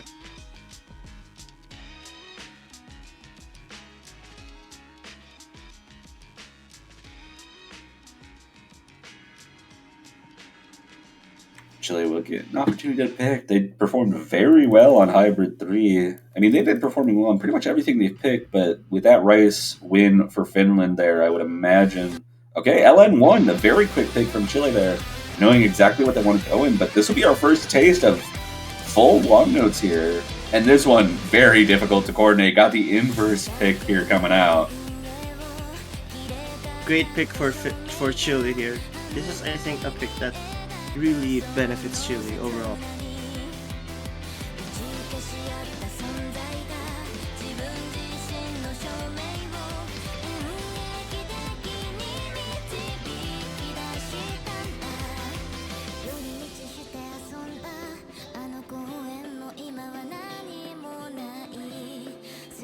So I'm just waiting for everyone to get ready. I really, really like this pick for Chile, as I said.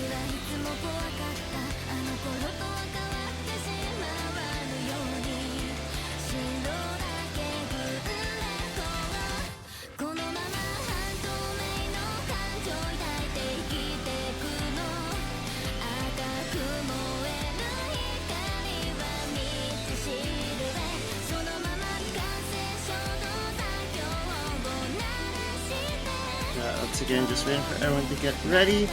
I just hope that everyone here is adept to full LNs to an extent.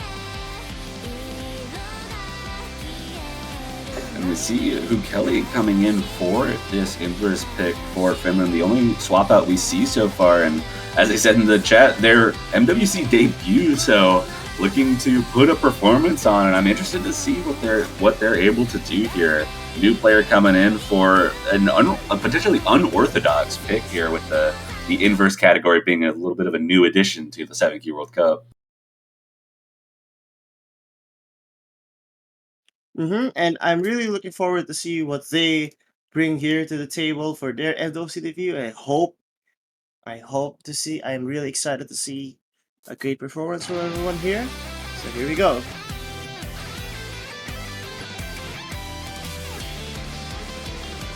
Oh, okay. This is an interesting dynamic here already. Seems to be that the bottom row is struggling a bit more compared to those in the top. However, seems like, I don't know the rest, Hoop Kelly is holding onto it better than Dark Dave here. Yeah, and actually building up that accuracy, he does find a break to trade one of them from Dark Dave. Bambi the only FC, but Liona's accuracy doing a good job of kind of staving that off. Really, we're going to be watching that bottom row, like you said, about a percentage of difference in accuracy.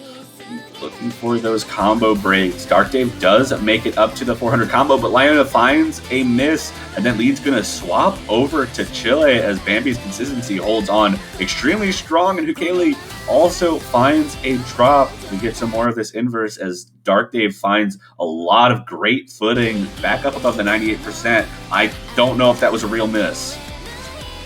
Those are real misses, though, and that's a huge drop from everybody, as Liona the only one able to hold combo through those patterns.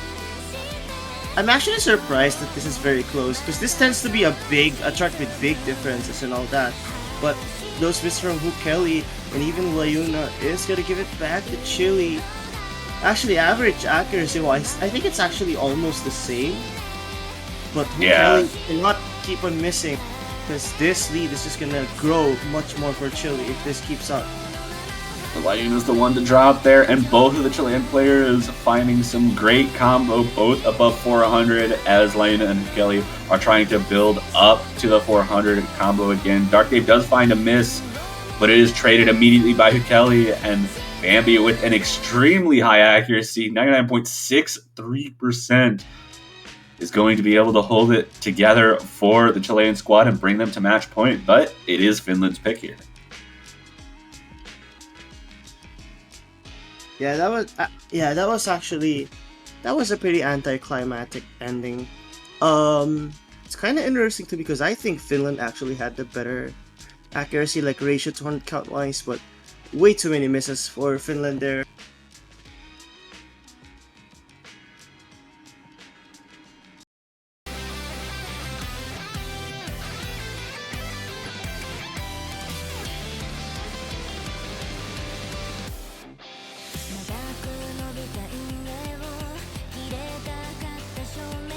We'll have to see what Finland wants to do. They performed very well on Rice 1. I imagine they're going to stick around that zone. I mentioned last time, Rice 5 was their protect. I wouldn't be surprised to see that come out just as a comfort pick, especially having seen how well they were able to perform compared to Chile on Rice 1. I think it's either Rice 4 or Rice 5. Either one of them makes sense. I mean, at this point, if you're in Finland's shoes, you will eventually pick both, I think, if you want to stay alive in the winner's bracket at this point, because Finland has 2 picks left. They're going to have to get a break point from Chile, but their most comfortable is definitely going to be those Rice picks, and that protect does come out here. Rice 5 holding on to any hope that they have to keep themselves alive in the winner's bracket with Rice 5.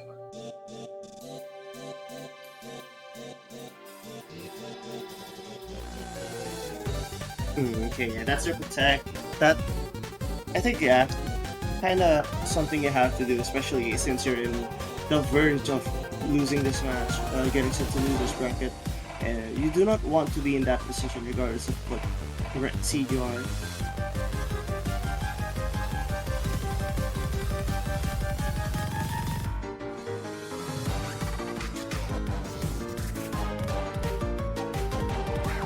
See a couple swap. Well, yeah, we see a couple swap outs. Mafe coming back in. ZZ also coming back in. So one swap in from each side as we see the MP start command.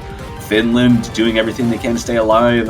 Need to take this point as well as the next 3 to even force a tiebreaker. Chile just looking to lock down this match, but they have a tough Finland team on these Rice picks to get through. Luckily, they will have their own pick, even if they aren't able to take this one, but if I was in Chile's shoes, it'd be really nice to just finish out this match. So I can imagine they're going to be putting everything on the line here. So yeah, here we go. Let's see if Finland's protect will really work on them. We see some good starts from both sides. Slight accuracy advantage looks like for Chile at the moment, though the accuracy is building up for Liuna, who dropped a little bit early, but does find a break on that burst. And Chile going to take a very small lead right out the gate. That was right before 400, so it's going to basically be as if it's a full combo reset for Liuna. That's going to give Chile a nice lead going into some of these trickier patterns. It is indeed very tricky, a lot of grace notes and all that. Unfortunately, that's where Liuna found the mistake already. Not to mention, accuracy advantage is on the Chilean side. It's just starting to increase, especially with Liuna starting to decrease in that accuracy department. But I wouldn't call this a safe lead just yet. 15,000 points of elite is very erasable if any mistakes happens from Chile here. Absolutely, it is definitely. The map is short enough that 18,000 points, probably about 2 misses of room that they have, but we still have a few pretty tough patterns, especially towards the end. So we got some light core stream here that both teams have looked very comfortable on all match. So we're just waiting for it to kind of build up as this final third goes through. We still see 3 full combos. Mafe and ZZ around the same accuracy. Really, the difference is just Bambi FNF's incredible accuracy and the misses from Liuna so far. Indeed, that's all. That's the only miss we've seen so far, but time is starting to run out. And if Finland cannot increase that accuracy, and if Chile cannot find any mistakes, then this lead will stay intact with Chile. The patterns are starting to get more difficult, but time is also running out, so I'm not sure if this is enough. Time is running out. We got a little bit of that dense court stream, but both Chilean players holding very strong through it. Mafe doing what they can to hold on to the combo, but just a few patterns left. It might be too little too late. Protect does not work out for Finland, and Chile going to win the match 5-1 and move on to winners round of 16. Finland fortunately not knocked out of the tournament yet, put up a great performance, and will just be moved down to the losers bracket for round of 16, where they will be fighting for their tournament lives. Indeed, that is where they'll be going in the losers bracket, but thankfully no one's eliminated yet in this round. So that's still a great thing, don't you think? Like, still something they have to be happy about. Yeah, and I mean, Finland, I mentioned this, but Finland had some very good scores on the more difficult qualifiers. So if they're able to kind of keep themselves alive in the losers bracket, I could see them being a little bit of a tough cookie to crack when they get further on in the tournament. But they'll have to put everything on the line. They've got to make it past that losers round of 16. But outside of that, congratulations to Chile. Looking forward to seeing what they can do in the winners bracket next weekend. But that's going to be it for this short block of matches. We've only got one left for the tournament before Showcase, and that's going to be happening in about 2.5 hours. So looks like that's Vietnam versus Canada, if I'm reading this correctly. Wait, let me see. That's Venezuela, I think. Venezuela versus... Okay, it is Venezuela versus Canada. Sorry, I got that wrong. I got the code wrong. That would be like 2 a.m. in Vietnam. I don't think anyone would want to play a tournament at 2 a.m. That's true. But yeah, Venezuela versus Canada going to be our final round of 32 matchup for the weekend. Like I said, in about 2.5 hours. So we'll be closing out the stream before that, and then we'll have that match and the round of 16 showcase. Do you have anything left to say before we sign off? Well, that was quite a mouthful of matches. Oh my goodness, I've been here since that 12 UTC match, and I don't regret commentating for these set of matches. I'm so happy to see the different players performing at their best, upholding the tournament spirit at its finest. I'm so happy to see all of these players giving it their all, and I hope that we see the same on this final match between Venezuela and Canada.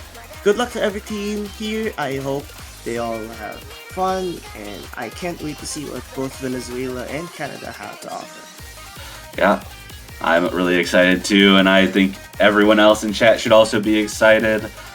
So make sure to come back 2 hours from now at 19 UTC for the last match, Venezuela versus Canada, and the showcase for round of 16. See you guys then. Thanks so much for that.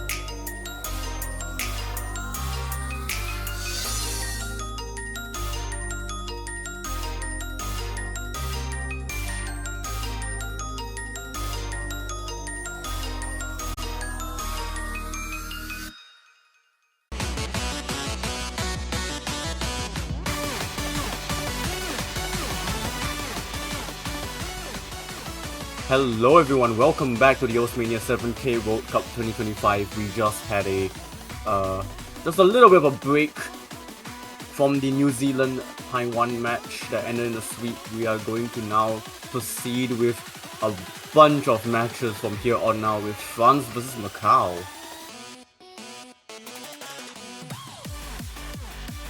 Now, one team definitely a very familiar face in Osumania with France, but another team that maybe a lot of you probably have not heard of actually play in most Osumania World Cups is Macau, with just their 2 players of Itkus and Randoms.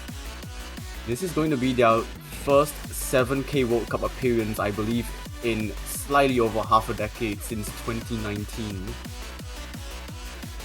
And it is definitely very nice to actually see them return as an 18th seed, so they've actually managed to punch their way into at least a low seed kind of area.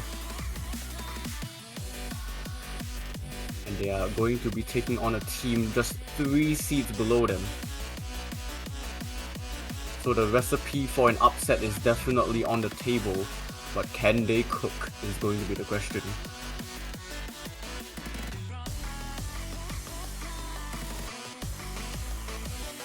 So it will be France with the Protect, which means that Macau will be the team to ban first, and France will be the subsequent team to pick.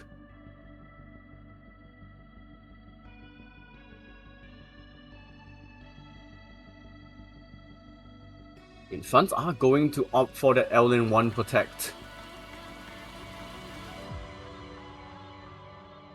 which I believe is the inverse map. Basically, reading the gaps between LN, that's pretty much the entire map, or at least the bulk of the difficulty of shadows. We'll see what Macau want to go for here. Honestly, I would maybe lean towards something a little bit easier, maybe on the Rice. Oh, like I did mention, Macau only have 2 players to play.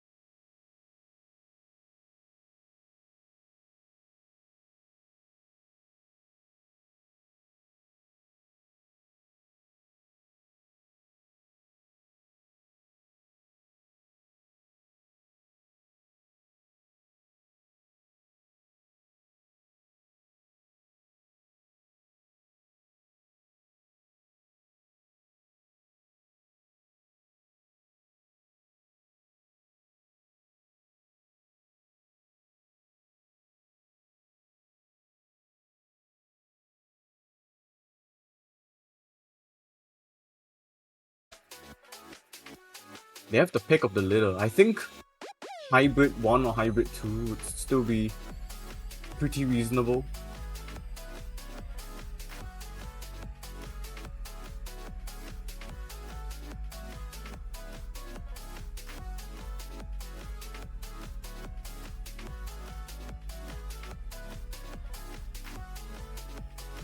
LN 2 or LN 3 are also pretty fine because those 2 maps are definitely more skewed towards other kinds of skill sets, not just inverse.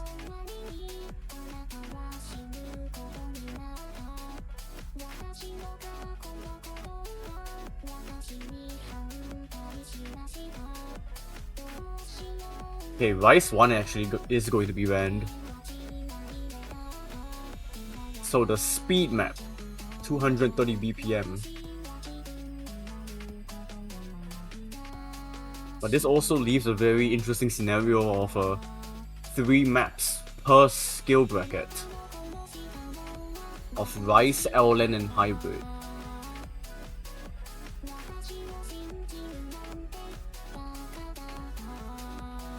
Is this going to be an anti-Rice kind of match? I'm all in for it.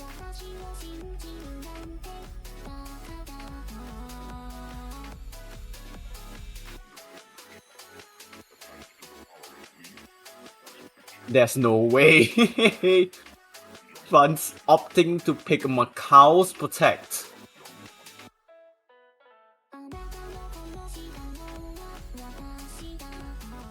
Not the first time. Not the first time that this has happened. But to begin the match by picking your enemy's Protect is a very interesting start.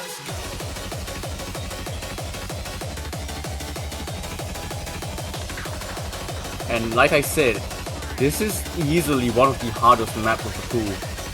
Arguably the hardest.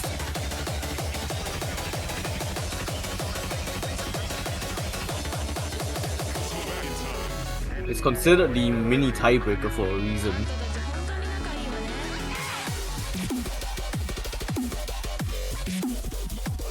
It's also a really comfy kind of Rise focused into Elden focused into a mixed section of both kind of map.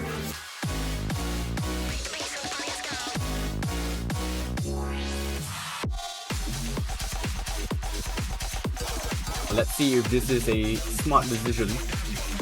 Both monkey players from France, Mila and Jerem, going up against the solo 2 players of Macau.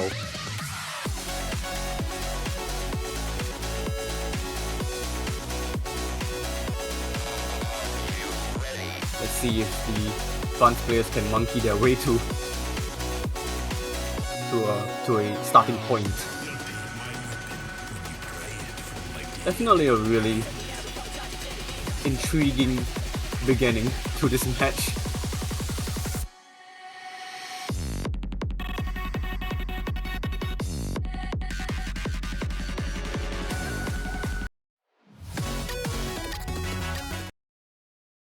Alright, just waiting for everyone to load in. Singular mirror from Jerem. Let's see this in action. This map isn't frequently picked that often.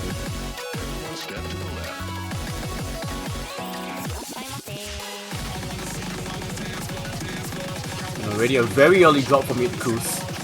Both players of Macau dipping below 99% right at the start.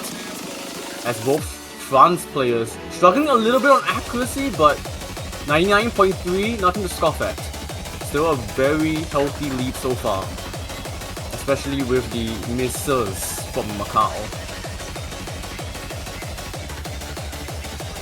France are going to capitalize on their advantage. Randoms has managed to actually pull their accuracy back up above 99%. So it's just Itkus lacking behind by a little bit. And Miller actually dropping a little bit. Jerem has recovered very nicely to 99.5. But because of that, it is just teetering above the 5-digit lead for France.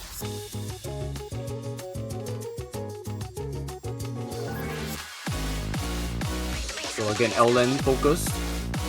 Itkus picking up a combo break though. Now into some Rise.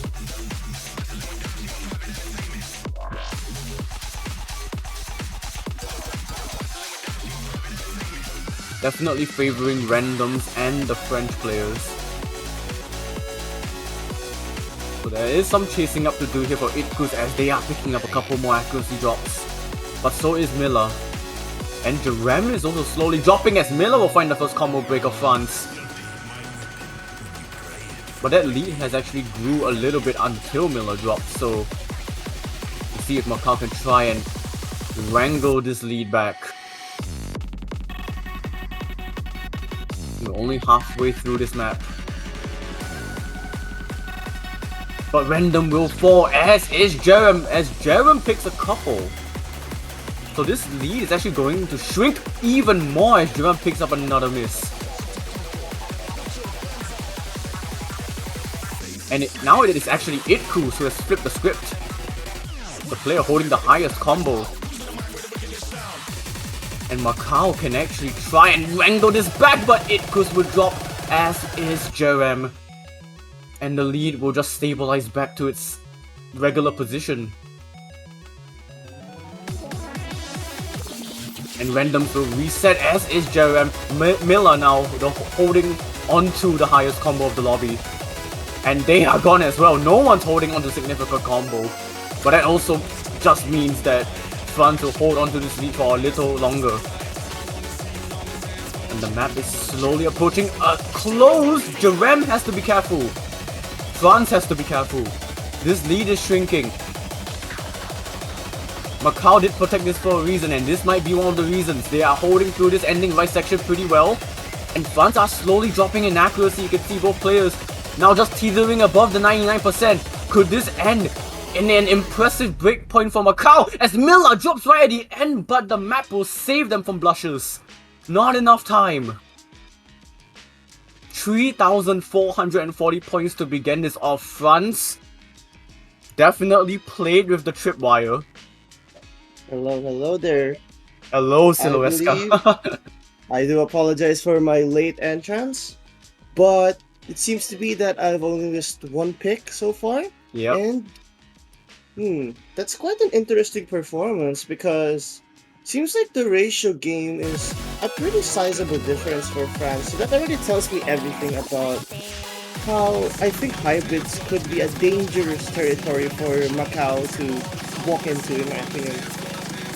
Funny that you mentioned that because that was Macau's protect somehow. And there were definitely glimpses.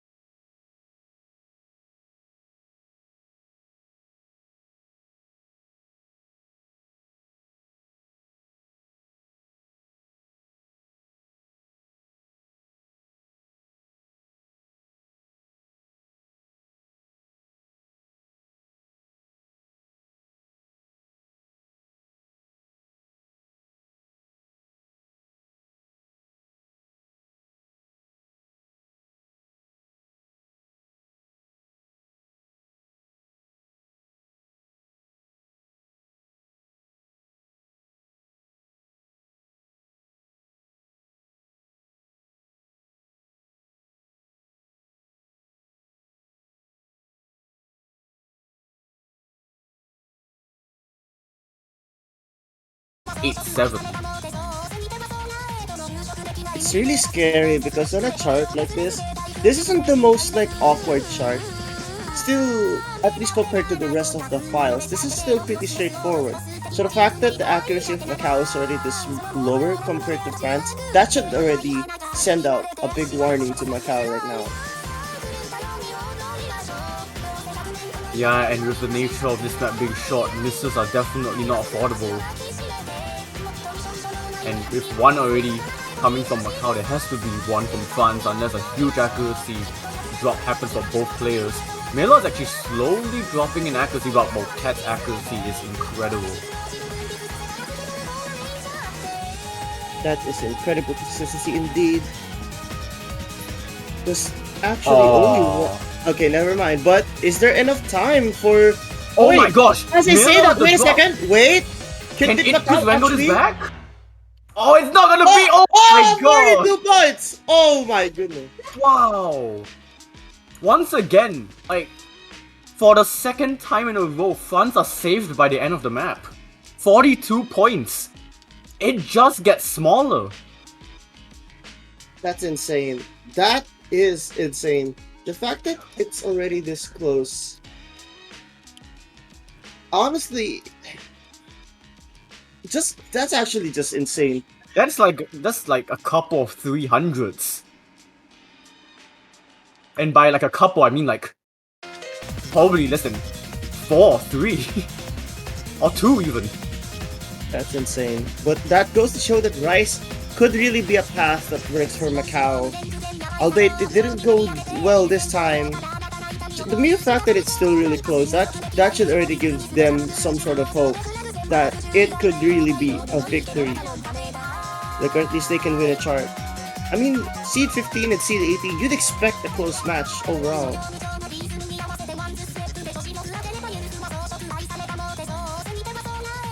It's kind of crazy. It just feels very coin tossy now. I don't know what France should pick at this point. Because, okay, maybe LN? I'm just gonna guess LN1 is their best bet right now. LN1 is their protect, I believe. So yeah. Okay, maybe LN2 or 3 then, because I think they want to save that protect for later.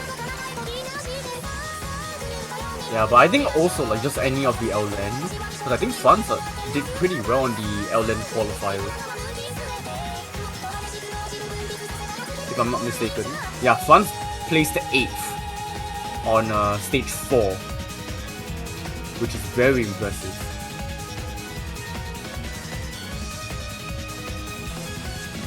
Like that stage 4 from France is higher than the United States, Chile, Peru. Some really strong teams.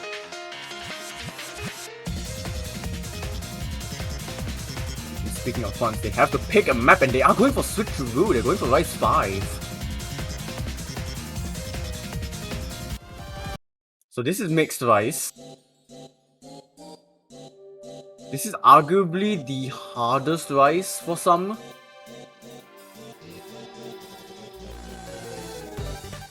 It really has a lot of different kinds of rice skill sets, which eventually turns into a mixed chord stream rush.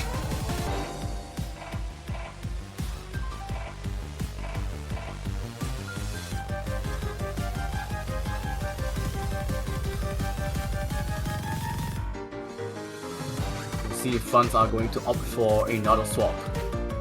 You know, that could actually be good for France in the long run. Because if you think about it, it sort of conserves their stamina. So I think them making these switches could be a good sign. But I have a feeling it could also be a disadvantage if they rest them for a little bit of a long period of time. I mean, there's also the possibility that, like, you know, when players do leave the lobby, they can just go and practice another map while they wait. Which I'm very sure many players, or in like many teams, they do that. Just to make sure that they don't go cold. I understand that. Then I think that's what France could be doing as well. However, I don't think Macau really has that privilege. Oh, Macau do not. Those are the only 2 players. Yeah, so both of those players really have to be at their A game the entire match because no swaps can really happen. They have been doing pretty well. I think albeit a couple of misses from both players so far, but like they have been managing to hold their own in terms of like combo as well. Like we saw in the last 2 maps, even like they were able to hold on to some impressive combo when France were combo breaking, and that led to the lead shrinking very quickly. That is true, but I think Macau really has to work on that accuracy. Yeah. This is not gonna help though. This map is quite tricky to get accuracy on. I will see if this will be the turn of fortunes for them.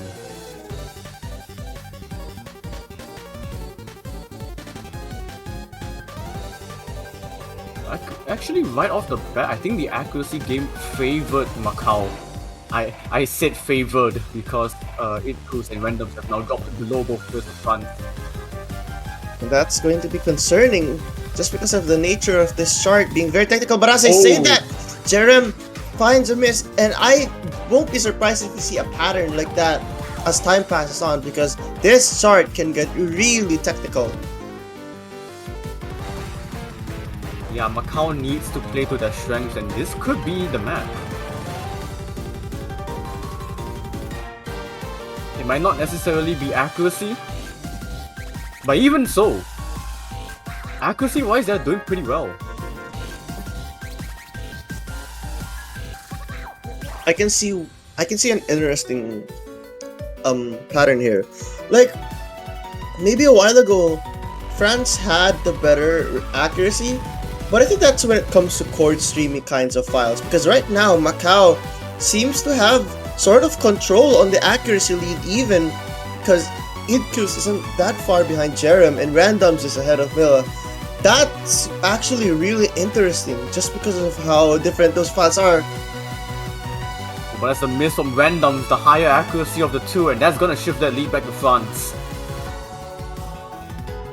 So And not to some mention- breathing space, yeah. Not to mention, the accuracy lead they mentioned kind of went to France again as their balance. But as I say my that, gosh. Jerem finds another drop. Here's the thing though, was that enough? Is there enough time even? Because it's not going down by a lot. They It's would, not because of the accuracy from Itcus. yeah, they need one more. Oh my gosh! As I say that, Is that but enough? we're in an easy section though.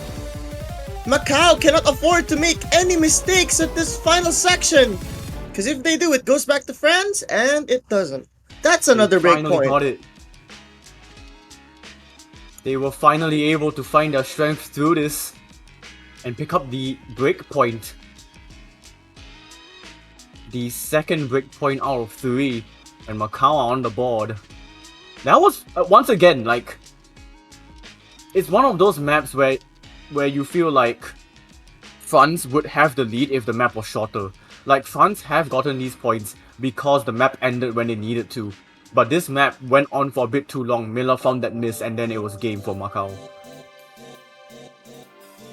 That was such an interesting ending.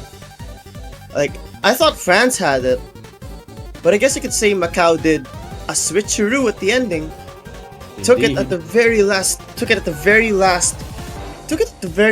seconds. I mean, that's exactly the definition of that term. Very interesting strategy that France had, and I thought it was the right call until Macau showed that they're capable of handling technical stuff. Yeah. And I do see LN 1 in the chat. I'm not sure if that is what they are going for yet, and I don't know if they should anyways. I don't really think they should. Honestly, Like, they Rise 4 sounds very interesting. They are actually going for Outland 1. There's no way. Both these teams have picked each other's protects. What kind of match is this, honestly? I don't know what to feel about it. So let's look at the qualifier statistics real quick. Ellen 1, France is, let's see, number 8, Macau number 20. And when we're looking at Ellen 2, Macau is number 15 and France is number 16. So overall, it seems like France has the upper hand. And I think LN1 sort of fits more onto this. I mean, okay, it is obviously LN1, but still my point stands. I just think this pick favors France a lot more than, let's say, France picking Macau's Protect. Well, this map does test inverse LN. So it is a very specific skill set. As we are, very familiar with 4K and how inverse works as opposed to many other kinds of skill sets in LN. This one works the same, except it is going to be way trickier. We have to see though if these players will find it trickier. I just have a feeling Macau is stepping into like an area where they shouldn't really be dwelling onto. Just because I think France has the upper hand here, and as I say that, Yeah, it goes with a very early drop and even more drops coming forth from them. 97% and dropping below that as randoms follows as well. Both players already dipping below 97 and both France players comfortably above 99%. this is exactly what I was saying. I wasn't a fan of this pick from the start. This is such a weird pick, yeah. I have absolutely no idea why would you do this. Maybe okay. I can understand this because they're like gambling your opponent's protect is one thing. But okay, Moket may have found a drop, but this is a gigantic lead. And I don't see Jerem finding any of these mistakes soon. Because if you're to compare Jerem's UR to everyone else, Jerem is just super consistent on that range. And not to mention that accuracy is still far ahead. Like what you said, I don't understand this strategy. Jerem does find the miss, but France need a load of misses for this lead to even shrink, for us to even talk about the possibility of Macau even winning this. This just felt done and dusted within the first 20 seconds of the map. Yeah, I really disagree with them choosing LNs. And this didn't just give France 1 point. This also revealed to France that, oh, we can be comfortable picking the LNs. And this is the reason why I think this was potentially the worst pick that any team could have had in a situation like this, at the very least. Like, Rise 4 is open. I don't know why that Macau didn't decide to go for that one. And I can understand why. Not only I can picking an understand LN map, but picking the Protect. That's interesting. No, I can understand why. I mean, in my opinion, Rise 4 could really work for Macau. And I can understand not picking it, especially if we want to save it for later. But, like, there were 2 other hybrids that are wide open, and they were 3,000 points away from winning Hybrid 3. They should have, in my opinion at least, picked one of the hybrids.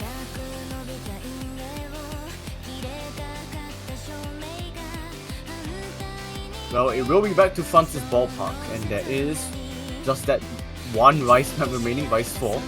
Both LN maps, LN 2 and 3, and Hybrid 1 and Hybrid 2. I would say still sticking to the LN, there we go, LN 2 is actually going to come out. Sticking to the LN pool with white canvas, this is LN density. So definitely not like what we saw with Shadows, but this map is more in your face with the kinds of releases that you'll see.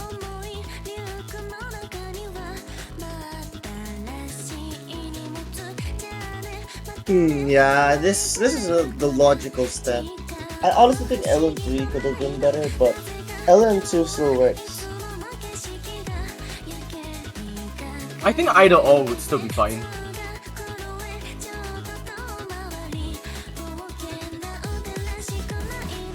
And I don't think there will be any changes in the France roster, so this should still be the same.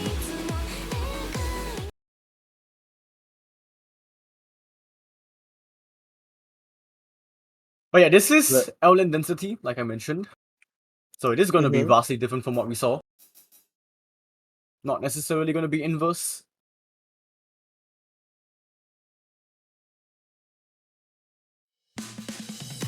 Well, we'll have to see because, okay, it's OD6. I mean, I think Ian, the previous chart was also OD6. So I would actually maybe expect Macau to do better on this.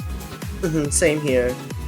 Like, LN1 just doesn't seem like it was going to fit Macau. And also, not to mention, I just think that was France's strongest Ellen's skill set, at least in Yeah, because comparison inverse is such to what a Macau can do. specific skill set as well. When you throw in like more generic fundamental Elden skill sets like this, you can see the lead, it is very small. Macau is able to actually do this map very nicely.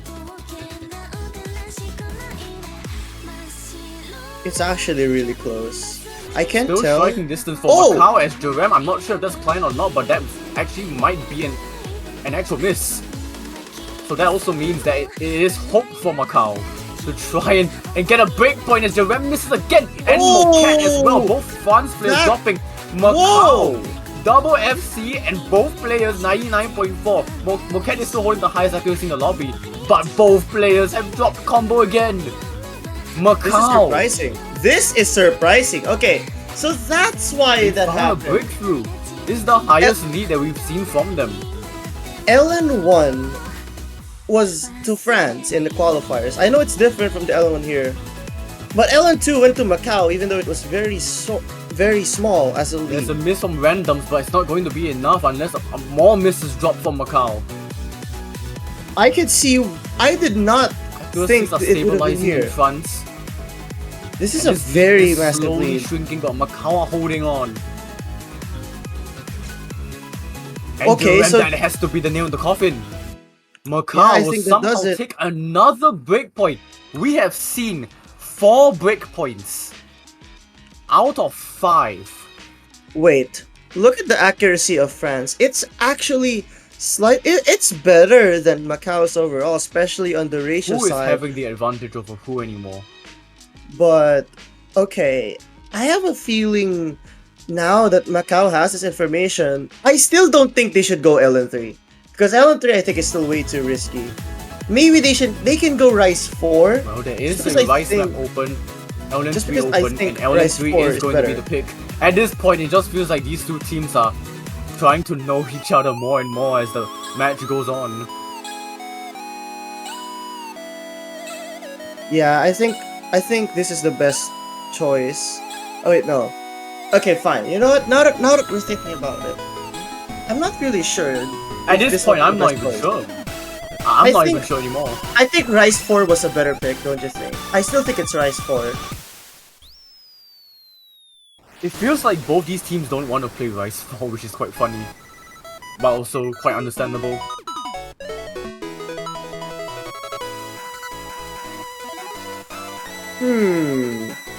Don't know. But this is a very risky pick. This is gonna be extremely risky. But either way, Rice 4 is still a risky pick, so I don't know. I just don't know which pick it is. No safe picks. You pick one. You pick one risky pick and hope that it is less risky than the other. But this is Elden mixed.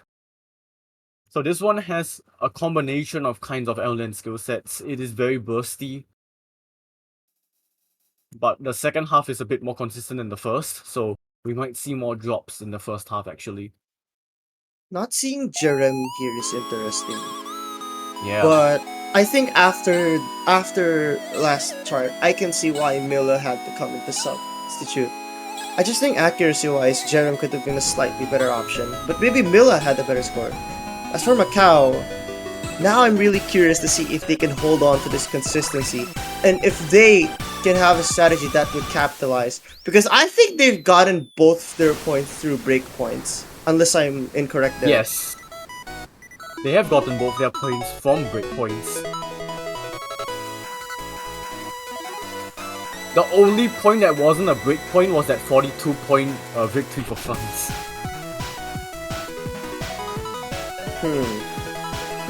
Now, here's where accuracy really comes into play. But as I say that, okay, Mila finding a drop, that wasn't a burst as well, and that wasn't on a like really difficult section. The mere fact that we're in a break section just goes to show how terrifying misses on a chart like this is. Yeah, but this map is also relatively longer than most of the maps in the pool. So still some time for Miller to bring that combo back up. As I say that, almost hitting the 400 combo cap but having to immediately reset. That's gonna hurt for France.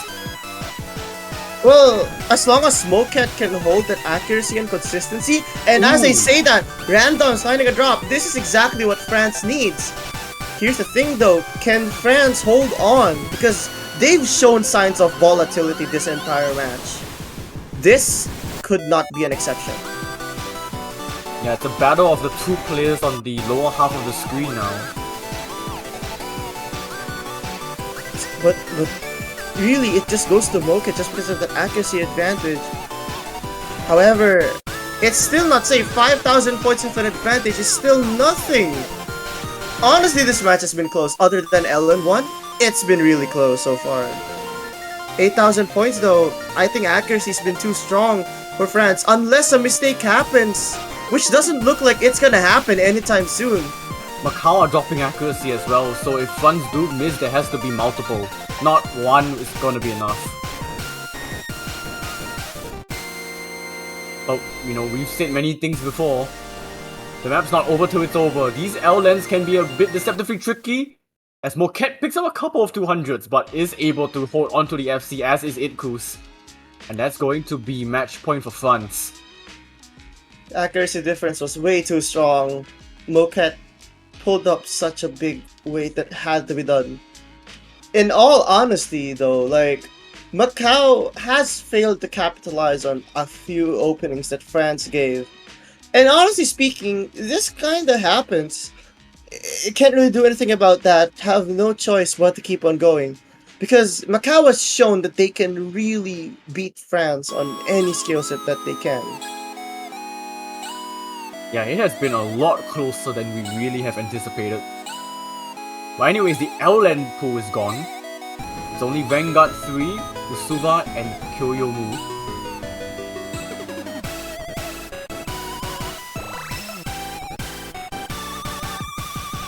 I don't know what France picks though. Are they still going to avoid Rise 4?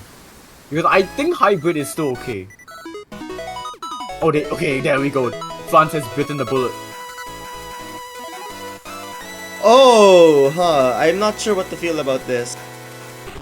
Like, let's see. If I were to look at the qualifier stats though, seems like France has the capability to hold on to their own against Macau. Because on all of the Rises, France has a higher ranking than Macau on each and one of them. Which is why I think it's not too bad of a pick. However, I think it can be deceptive because we've seen Macau catch up to France on other skill sets. Yeah, the thing is that this map is Rice Tech, and you can already hear from the song sample. There's going to be a lot of these kinds of weird swingy patterns and polyrhythms.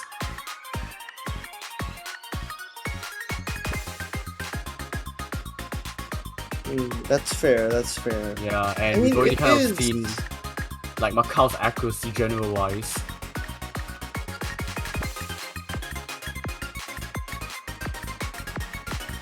I mean, like, at least the way with how I see this is, I think France will. Oh, they're gonna put in Worst. Is this the first time Worst was in, or was Worst here in the previous pick? This is the first time we are seeing Worst. So that means we've seen all 6 players.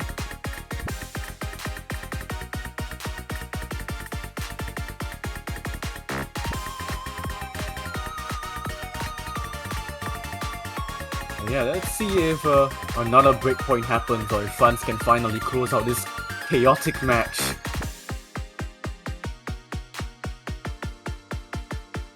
I really wonder if another breakpoint can happen. I won't be surprised with the nature of this map. And also, it's quite short. Just under 2 minutes.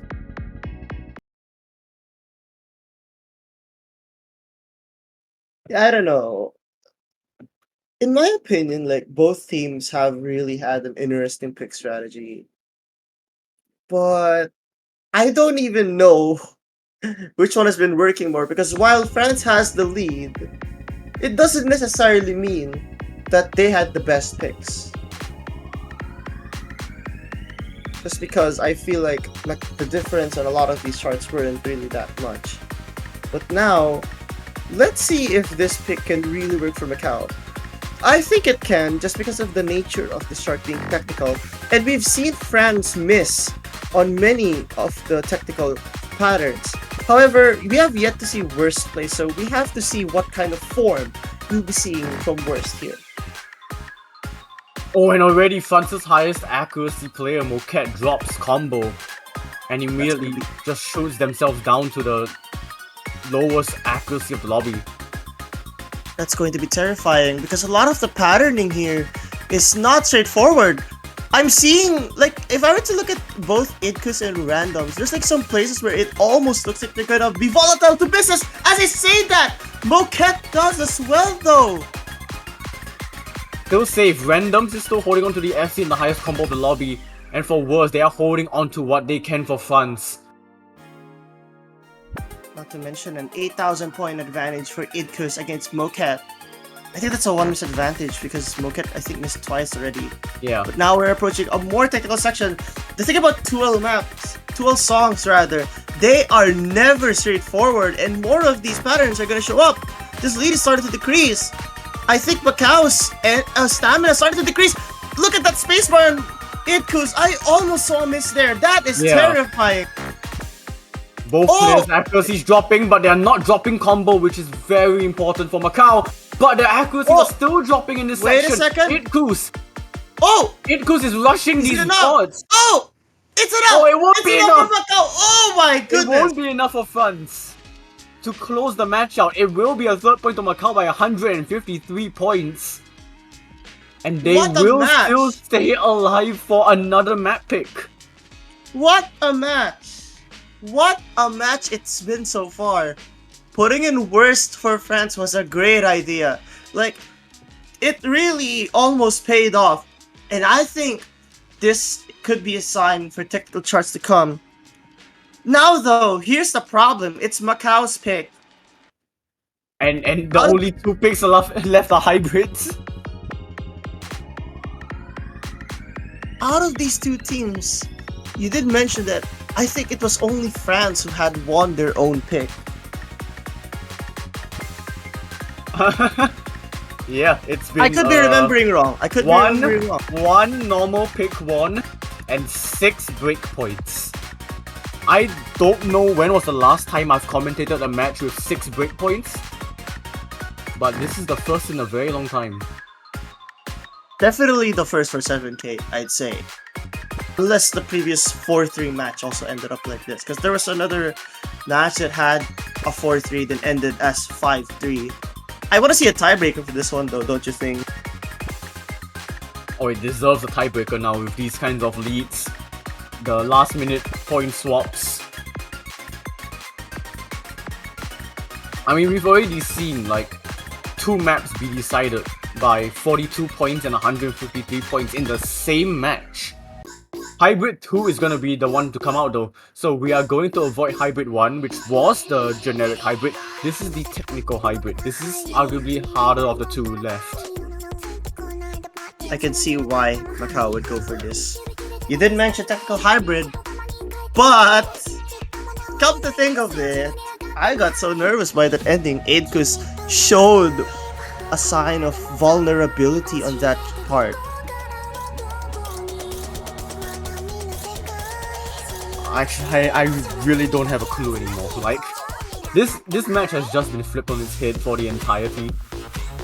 To the point where, like, you know, any of these players can do well, and any of these players can completely fall apart.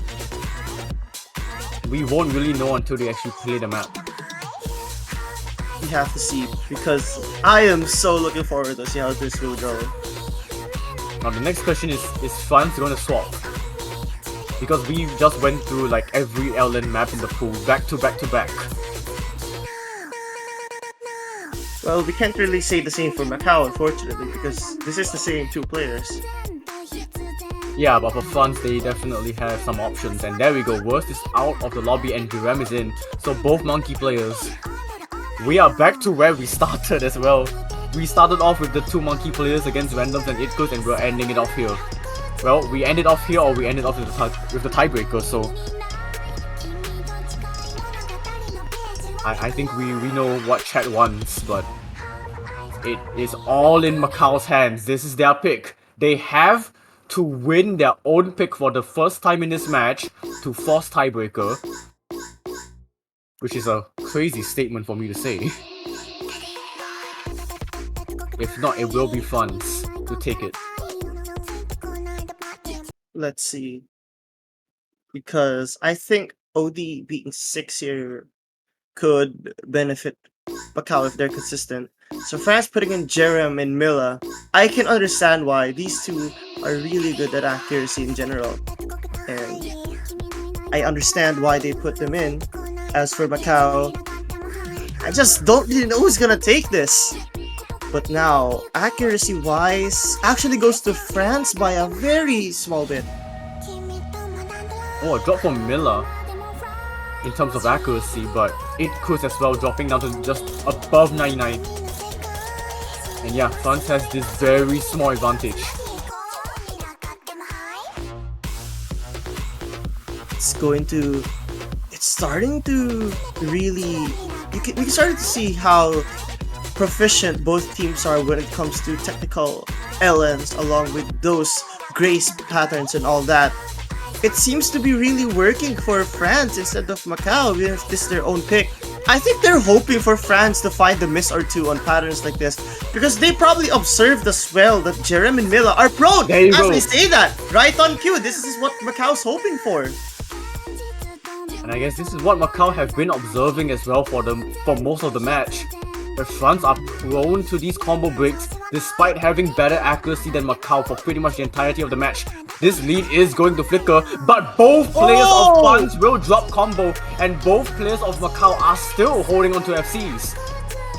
This is exactly what I was saying. Both Jerem and Milla, I said I understand why they put them in, but if Macau can intercept what picks they're playing, they could probably try and hope to be a bit more consistent. And it's working very well for them right now. Yeah, but they are not out just yet. They are not out in the hills just yet. Jerem will find another miss and this will solidify Macau's ticket to a tiebreaker, but they cannot be comfortable just yet. Jerem will find another miss. Now things might get a bit more comfortable because this map is going into a close with 25,000 points of an advantage. And another one to boot. That's terrifying. That's terrifying. This could be it. What a way for Macau to finally win on their own pick. Even though it gets missed at the end, it doesn't matter. It does not matter. It should not matter. The Osumania 7K World Cup 2025 for the very first time will have a tiebreaker. That's an insane way to secure a point. They were just very consistent. And while France had the accuracy advantage for a big, that's a big accuracy advantage in terms of 200s. Yeah. They could not keep that consistency, and unfortunately, that was their undoing. Oh, and now we're going to be seeing the tiebreaker. I am really excited to see how both teams perform on this. Yeah, we were denied the tiebreaker yesterday with Spain versus Sweden due to the heroics of a player from Spain, but now to the heroics of both Macau players, we are going to see the tiebreaker that I believe Randoms didn't want to see. I remembered vaguely seeing that Randoms didn't want the tiebreaker. Very nice foreshadowing.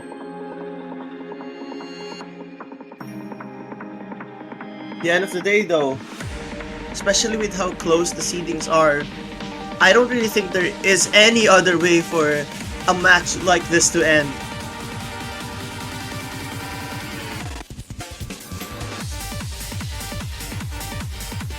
Yeah, well, this one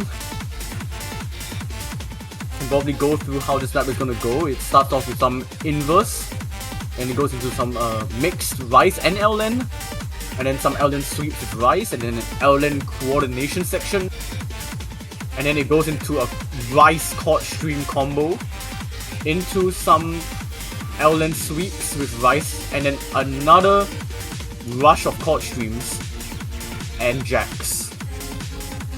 So this map kind of weaves in between a couple of skill sets that we've already seen in this match. And just jumbles them all into a 5-minute package. I am really looking forward to this. I am so curious. It's crazy. literally Macau's consistency versus France's accuracy. That's how I see it. Yeah. France have the accuracy, Macau have the consistency. But now this time you have to apply it to a 5-minute long map. And I think we've already seen how this match has gone as well, like anything goes at this point.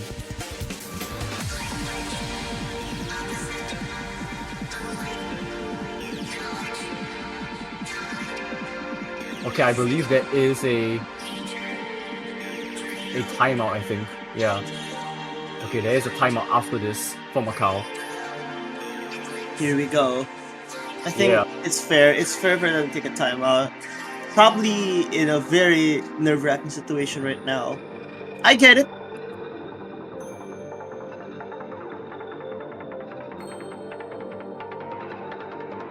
So like we can actually observe both teams right now, because I'm looking at this entire chart, this entire match. We see Crash Landing Rendezvous, which was the first pick, and overall, it seems like France has the better accuracy, and that's really been the pattern. 200 counts wise, ratio wise, France really has had that accuracy advantage. It all comes down to that consistency. And that's why I really think this could be a toss-up between these two teams. It only really matters if A, is there an inverse section? Because France can really take advantage for that. Number 2, are there many technical patterns in this chart? For that, Macau can take advantage of that. Are there any hybrid sections here? That's gonna be a toss-up. And I'm sure a lot of those questions will be answered, especially for number 3, because just because this is a tiebreaker chart, you can already expect a lot of hybrid patterning to be here. Yeah, but also like you mentioned with the inverse, the map does start off with some inverse, so we might actually see a lead swing to France momentarily at the start. But I honestly have no idea if I can even believe in my own words anymore. Oh, let the caster hype. Well, I'm very sure the chat's hyped about this. This is the first tiebreaker of the new year. Just, period. This is the first World Cup of the new year, which makes this the first tiebreaker of the new year. So yeah, let's just get this one underway soon. And I mean, this has been a nervous. crazy match. This has been an unbelievable match, like, for what it's worth. 42 points, 153 points, and it really has to end like how it really should have ended. I'm really nervous, man. I actually want to see a very close match. So we see Milla and Moquette. I think the reason why this is the lineup is they're probably trying to limit as many mistakes as they can, because Milla and Jerem, while they have a very good accuracy as a duo, I think that's the best accuracy they have to offer. The misses were probably a bit too much, which is why I think France probably put Moquette in. As for Macau, again, I just hope fatigue hasn't caught up to Macau just yet. That is true. Macau are playing at night, and France are playing in the middle of the day. Here we go. This part can, I think, put Macau in a disadvantage already. Actually, yeah, look at the accuracy of Yep. Idkus and randoms. Yeah, this is scary. But I don't think it's a big chunk of the chart. Oh, Random's well. lifting the spacebar. Well, that already puts Macau at a disadvantage. And while this does not look like much, you do not want to start off a chart like this. Especially, I think this is a sight read as well. I keep on seeing that word on chat, so I'm just assuming. I'm not sure as well, but they might have briefly looked at the editor to see the patterns of the map. Randoms does find a second drop though, and that's now going to give a slightly more sizable lead towards France. this is a pretty big lead, but Ooh. it can diminish. I'm just saying it's big, but but okay, a full lobby reset. Full lobby reset is interesting. But I think France actually might have come away with that worse. Miller has dropped below 99%. And drops again, but trades with randoms. It is just Moquette. Literally, Moquette is the difference maker right now. And I can understand why they'd want to put Moquette. Moquette's accuracy has been extremely well this entire match. Yeah, once again, Macau are struggling with the accuracy department, both players under Miller. This is such a big lead for France, by the way. Just because of how long this is. And another inverse section. Okay, this part I think does not benefit Macau. Yeah, that's exactly what I was hearing. This is the kind of part that will give France more of an advantage. Look, every single 1,000 points count just because it's 5 minutes long. Like, you can already tell, this part just screams France.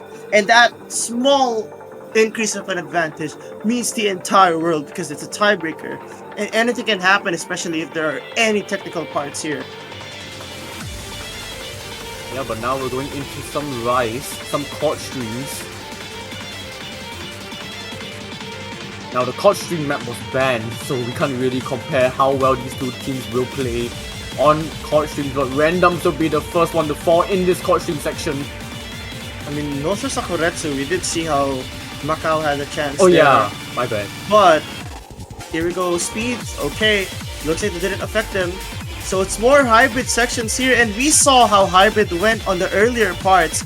So I think France could take the advantage there even more. Randoms does trade with Moquette, but I think France might have gotten away with it a bit better than Macau. The accuracy from Moquette, especially 99.2, still the only player above 99, as we now transition into more of these LN sweeps. Miller starting to trend above, slowly but surely. Randoms finding more misses, that just doesn't work.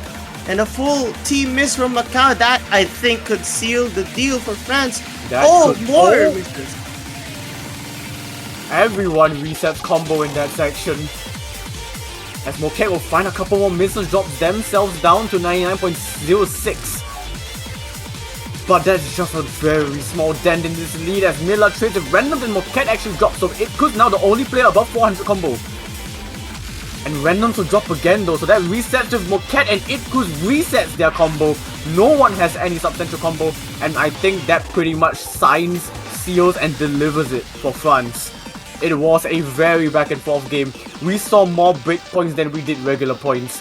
But at the end of the day, the heroics of Moquette as they pick up another miss. Actually, because of that, Miller has overtaken Moquette in MVP of the lobby as a result. But France will tie this up in a nice bow, sends it Macau's way, and sends themselves to the round of 16 winners bracket. Still a valiant effort from Macau. They had a lot of life. Like, they showed a lot of passion, and it was so evident with how hard they fought. Like, it was just a matter of time until they finally broke through and found a pick that suits them very well. There were many opportunities where Macau could have really won this. But man, they played extremely well, and I think they should be very proud of how consistent they were. I mean, again, it's not easy to play the entire set of maps, the entire match. Like, you gotta give props to them for playing the entire match and just pushing through despite all the fatigue and all the maps, etc. Yeah, they definitely served us some very interesting cuisine. I should say that. They definitely cooked for a couple of the maps. And a very nice return for Macau back to the Osmania 7K World Cup. And, you know, if this is the first time you're watching 7K World Cup, I have good news for you. We have more. We have more on your way because we have Hong Kong against the United Kingdom right now. And I believe with that being said, yeah. I like how we both said because- I believe. That's funny. Okay, go ahead. Yeah, Go ahead. because, you know, we have many matches going on.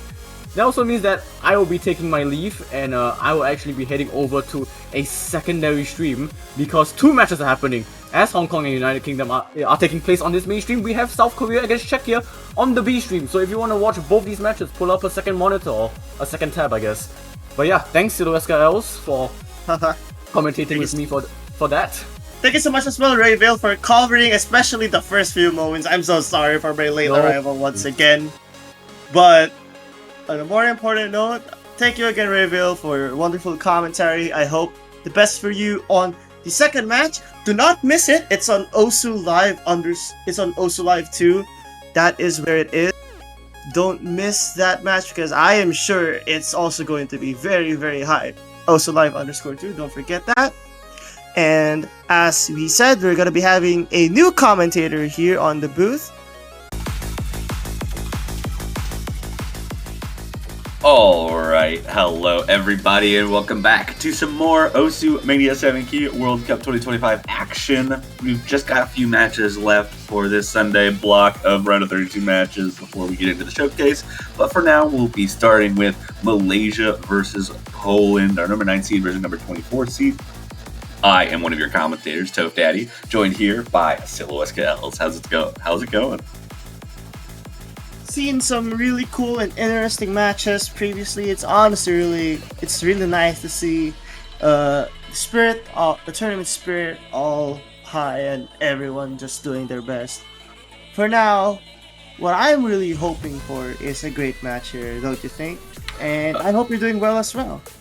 Yeah, I'm hoping to see this. I mean, as far as the matches that I've commentated so far, this is the match with the closest seed difference. So I'm excited to see what happens, and not to mention that, despite this, Poland's performance in qualifiers, at least on the accuracy side of Rice, was very, very good. So I wouldn't necessarily be surprised to see Poland potentially be really putting pedal to the metal as far as, like, keeping up in terms of accuracy against Malaysia here. Well, I think Poland has the experience to sort of hold their ground against Malaysia.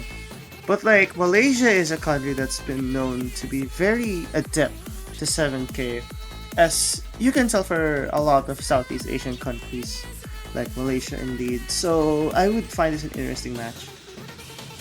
It'll be interesting to see kind of how this ends up going, but ultimately, I mean, like I said, Poland's early game Rice, at least in qualifiers, was very good. So as far as like protect, I mean, I almost expect like a Rice 2 or a Rice 4 protect from Poland. And then Malaysia, I kind of expect them to stick around that LN range just because it's probably the easiest way to get into some of the discomforts that exist on the Polish team. Fair enough. So I think Malaysia protecting LN1. I that's what I'm expecting at the very least. Just because I think Malaysia has the upper hand by a lot compared to actually many teams in this tournament. So I'd say LN1 could probably be their protect. Yeah, wouldn't be surprised yet. And you called it right. LN1 getting protected out by the Malaysian team. Poland will get a protect. And I mean, at a certain point, it's probably just whatever Rice pick they're most comfortable with. And we've seen that pretty commonly be either Rice 2 or Rice 3 for a lot of these players, but I don't know if that would be necessarily the strongest protect in this case. But either way, I think any way that they want to kind of just focus around that Rice pool is probably going to be a decent strategy in this case.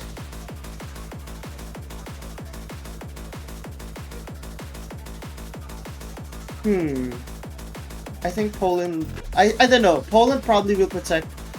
I'll guess Rice 3, maybe Rice 4, but I don't know. It's kind of hard to call because I think Malaysia is a pretty balanced team. But of course, I still think LN is the strongest skill set. So I think Poland will avoid LN.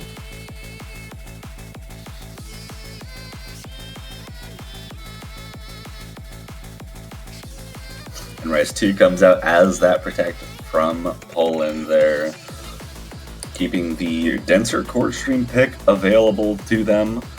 Bans coming up, Poland to get the first ban, Malaysia to get the second one.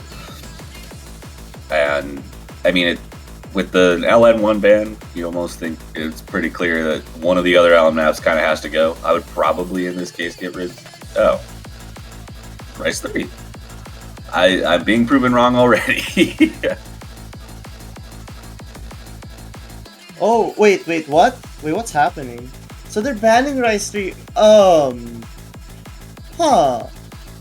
don't know about that. I don't know. Not what I would have. Yeah, not what I would have expected. I actually thought Rice 1 was Poland's best ban, not Rice 3. Either way, the bans come out. So Rice 3, the accuracy core jack selection, getting the boot, and Rice 5 actually getting banned by Malaysia here. So 2 Rice picks banned out from these two teams. The entire long note and hybrid pools both open for the picking, which also means that if Poland is able to keep up with accuracy and get a few points on the board, they'll have to delve into hybrids or long notes at some point in this match. Fair enough. So I think Malaysia's first pick. Actually, you know, now that I remember, I really think Poland should have just banned an LN right from the get-go, just because I think Malaysia's strongest point really is in the long note category. But too late for that now. I think Malaysia will first pick probably LN2, LN3. Yeah, I'd say LN2 actually. LN2 has been a very common opening pick for these long note specialized teams. Just it's very comfortable. It's hard enough that if your opponent's not as strong as at long notes at you should have a pretty good time getting that point.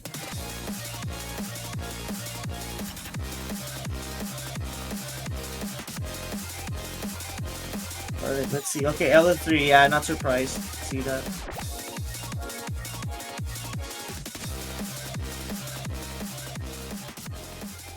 So first pick coming out, like you said, LN3, Sakase Napsuzora. This map on the easier side of the long note picks. I think out of the 3, it definitely is the easiest of them. It's not super dense. The patterns aren't super complex for the most part. The ending does push it a little bit, but I would almost expect Poland to have maybe the easiest time with this out of the 3 long note picks. But even then, Malaysia is so strong at long notes. It's going to be an uphill battle for sure.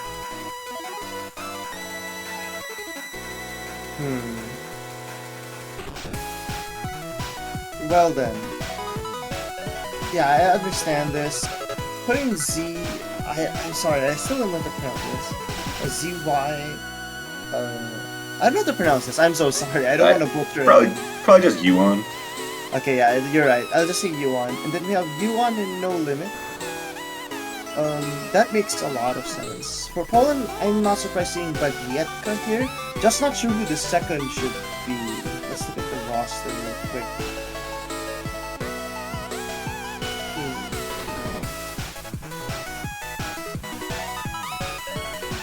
Okay, yeah. Poland is... Looks like Sayabatsu actually comes in here for Poland.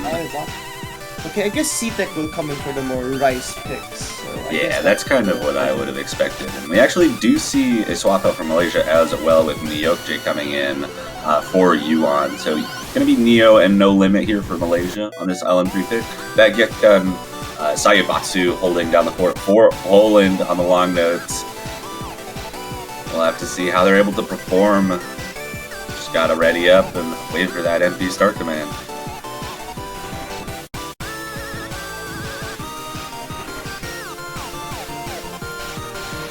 Here we go. Okay, yeah, I just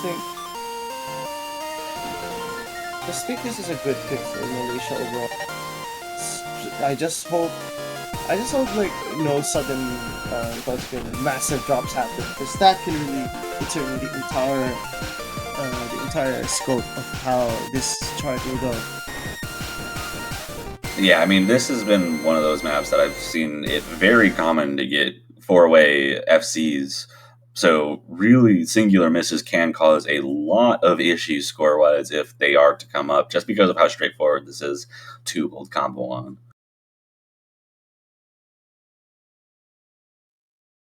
All right.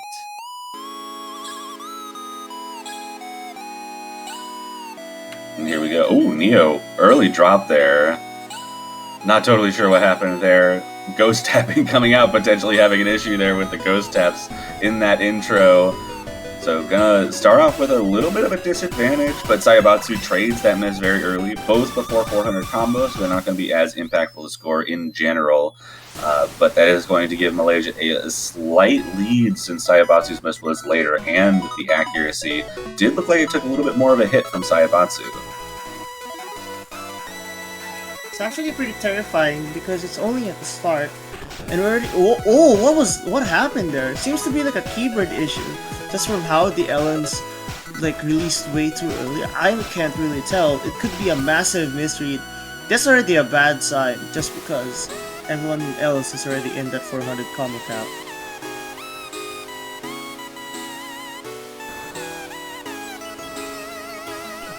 But what I was mentioning, oh wow, okay, as soon as I try to talk about something, another miss, Neo finds another miss in the break. That's going to give a little bit of opportunity for Poland to bring the score back a little bit, but again, accuracy is looking generally favored for Malaysia, though Bagieka doing everything they can to hold on, having the highest accuracy in the lobby by about 0.4%.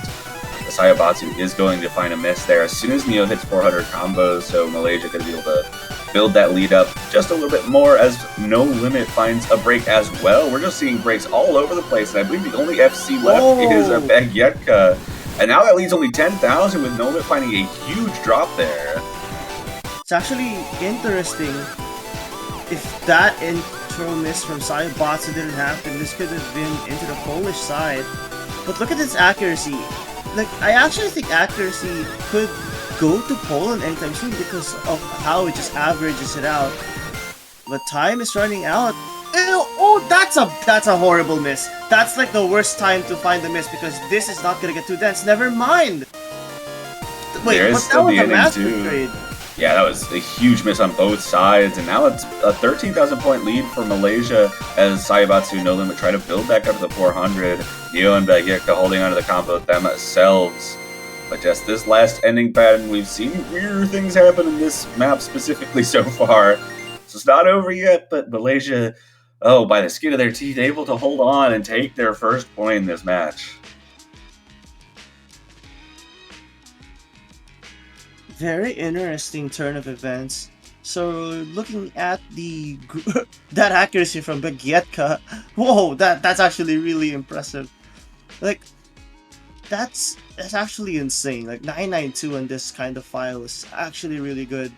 Meanwhile, Sayabatsu not performing too shabby. Nyokje and No Limit just performing consistent enough just to be able to beat Poland here. But that wasn't a safe point by any means. Certainly wasn't, but they did get potentially the most dangerous of the long-up picks out of the way in that case. Like I said, it is the most, I think, straightforward, the easiest to hold combo and accuracy on.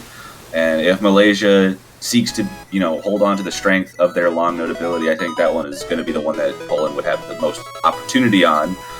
But that was still way too close for comfort, and maybe makes it a little bit harder to pick long notes later. But an LM2 pick immediately from what is happening? LM2 is not the kind of pick I would have expected to come out from Poland. Not as a first pick, certainly.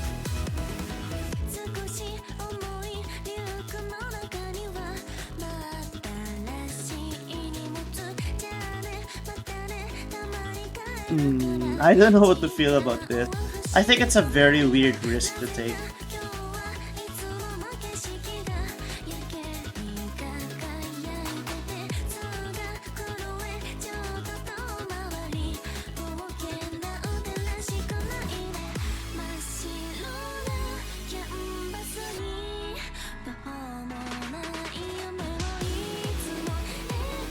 We're keeping roughly the same squads out, or not roughly, they are the same squads right now. Neo and No Limit on the Malaysian side, Bagieka and Sayabatsu for the Polish side, assuming that no one swaps out. I mean, that's kind of expected. If we had these four players in for the first long note pick, it kind of goes without saying that you'd expect that for the second one, but we do actually see a double swap out from Malaysia. It looks like, oh no, not a double, just a single. Yeonhong coming in, Neo staying in for Malaysia.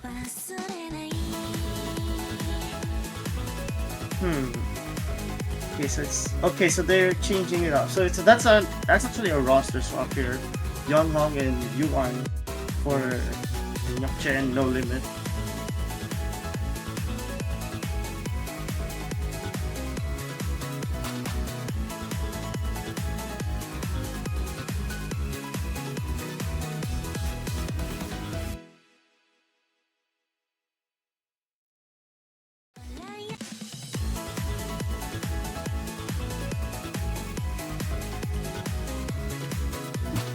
And it looks like actually I was right. They are doing they did do a double swap out. So Yuan coming in from Malaysia for this density long note pick.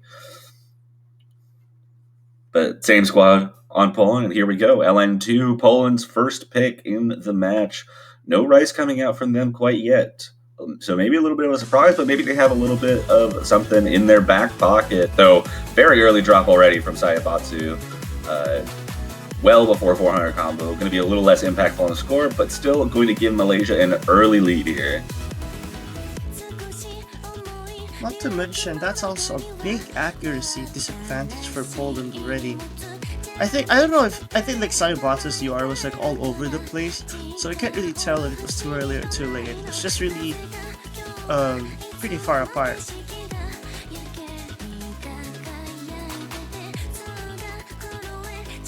A little bit awkward, but accuracy starting and combos holding strong now for everyone. Sayabatsu a little bit behind the rest of the lobby at the moment, but Begika again with the best accuracy in the lobby on this long note pick.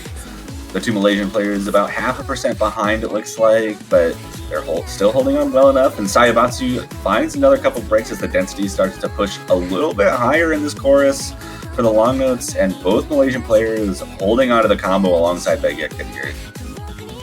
Poland probably didn't expect that a swap would happen, which is why I think they may have selected this. Though Yeonhong finds a miss. Thing is though, it wasn't that bad of an act up. Sayabatsu just probably has been misreading a lot of those long and short LN transitions here and there.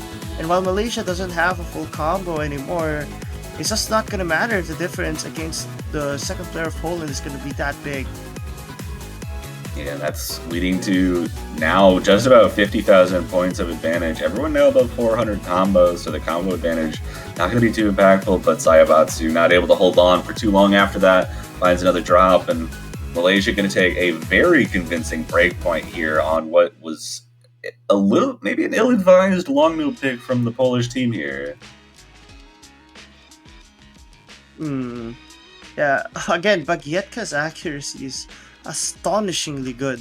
200s. I don't know how you do that. Did break the full combo right at the end, but still MVP'd by about 14,000 points on that. So extremely impressive score. Just not going to be enough to hold on to your own pick there. At this point, Malaysia probably picks LN1. Just exhaust all the LN picks, really. Yeah, that would be my expectation as well. Get through the LN picks and go with your protect, since probably the most confident in that. Oh, never mind. What is this match? Rice won? The teams have swapped picking strategies. Yeah, okay. I think they're gonna bet on physicality being lower. CTEC coming in should be no surprise, because I think CTEC is a very capable player when it comes to these kinds of charts.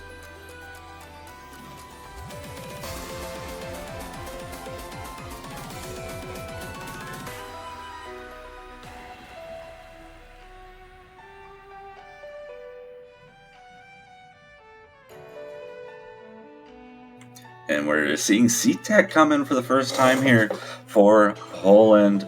As we mentioned earlier, CTEC probably going to be coming in for the more Rice and accuracy-focused maps.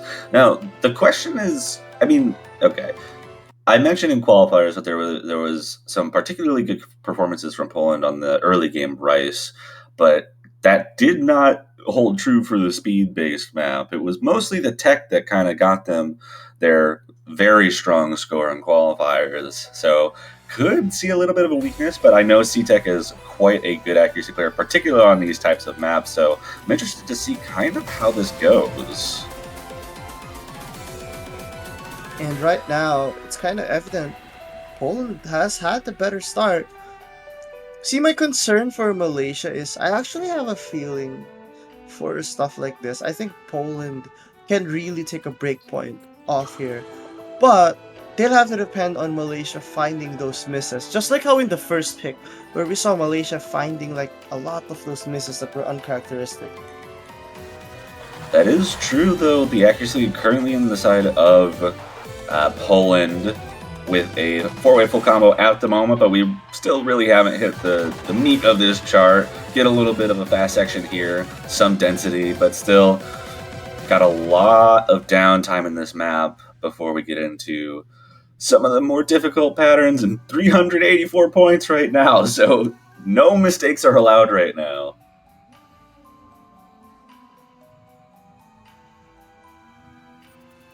Here we go. It's actually it's so close.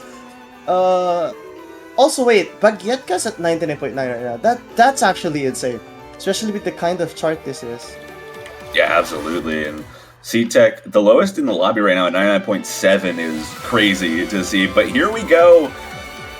These streams that stay a little bit more consistent from here on out. We see a little bit of an accuracy drop from CTech now below the 99.7s, but the accuracy average might be just shaking out barely in favor of Malaysia right now. But it's still so close as no one's blinking right now. No combo drops at the moment, but it does look like Malaysia actually has a little bit of an established lead with the density getting up there. And both of those players holding very strong under their accuracy, and even Bagietka dropping a little bit in accuracy down to 99.86, but still the highest in the lobby. Gonna need either a couple of accuracy drops or a miss from Malaysia here, but they're still well within striking distance right now. Not over yet, indeed. There's still this ending. If no misses happen, it will be on Malaysia's, but only barely getting it. That's actually a very insane score from Poland. What? Yeah, 4-way full combo. Best ratio in the lobby there from Bagietka. 3-1-200 runs. It was just an accuracy battle, which is not necessarily something I've seen very often this weekend. That's still a really good performance from CTech there. 985k is nothing to scoff at, especially with how other players have really been struggling in this chart. But Malaysia, maybe again, a little closer than they would have liked. I'm not sure that was the most strong pick they could have gone for based on Poland's performance in qualifiers, but they still got it done. I do think it's probably a good idea for Poland to kind of stick around that race, just based on how they performed at LN2.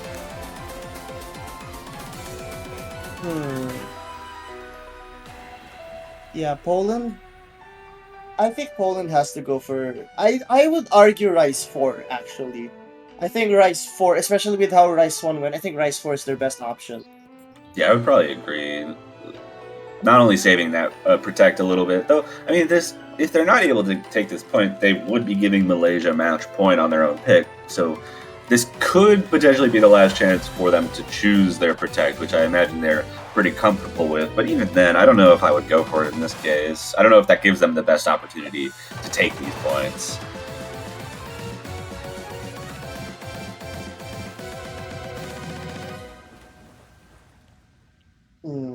Poland taking their time. Yeah, I really think it's Rise 4.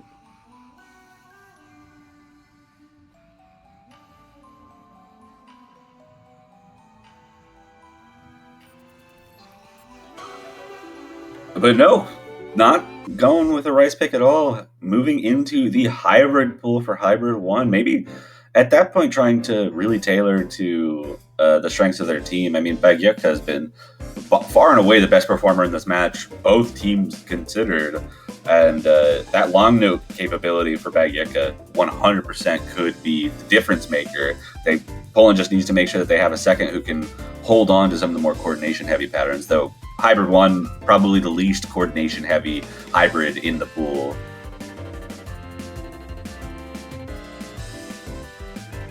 Yeah, I would agree. But I think, yeah, it has to be C-Tech because I have a feeling C-Tech's consistency has been extremely strong. After just looking at that rice pick, I think C-Tech has to stay here.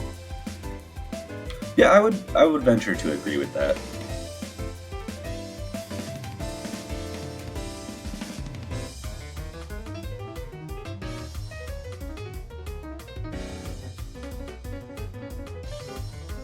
That said, we're seeing C-Tech not moving out, so I would kind of see that come to fruition. We do see No Limit coming in for the Malaysian side on this hybrid pick. Young staying in, it looks like, unless they end up swapping out. But so far, this is looking like what we're seeing. No Limit and Young for Malaysia, Bagyetka and C-Tech for Poland. Poland still looking for that first point in the match, but doing whatever they can, and maybe against the norms or the expectation, steering clear of the rice pool. Alright.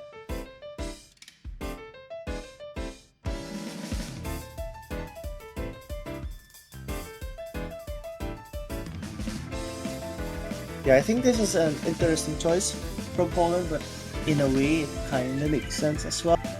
Like, why not try hybrids? Especially with how LN3 went, I think it could pay off if they're careful.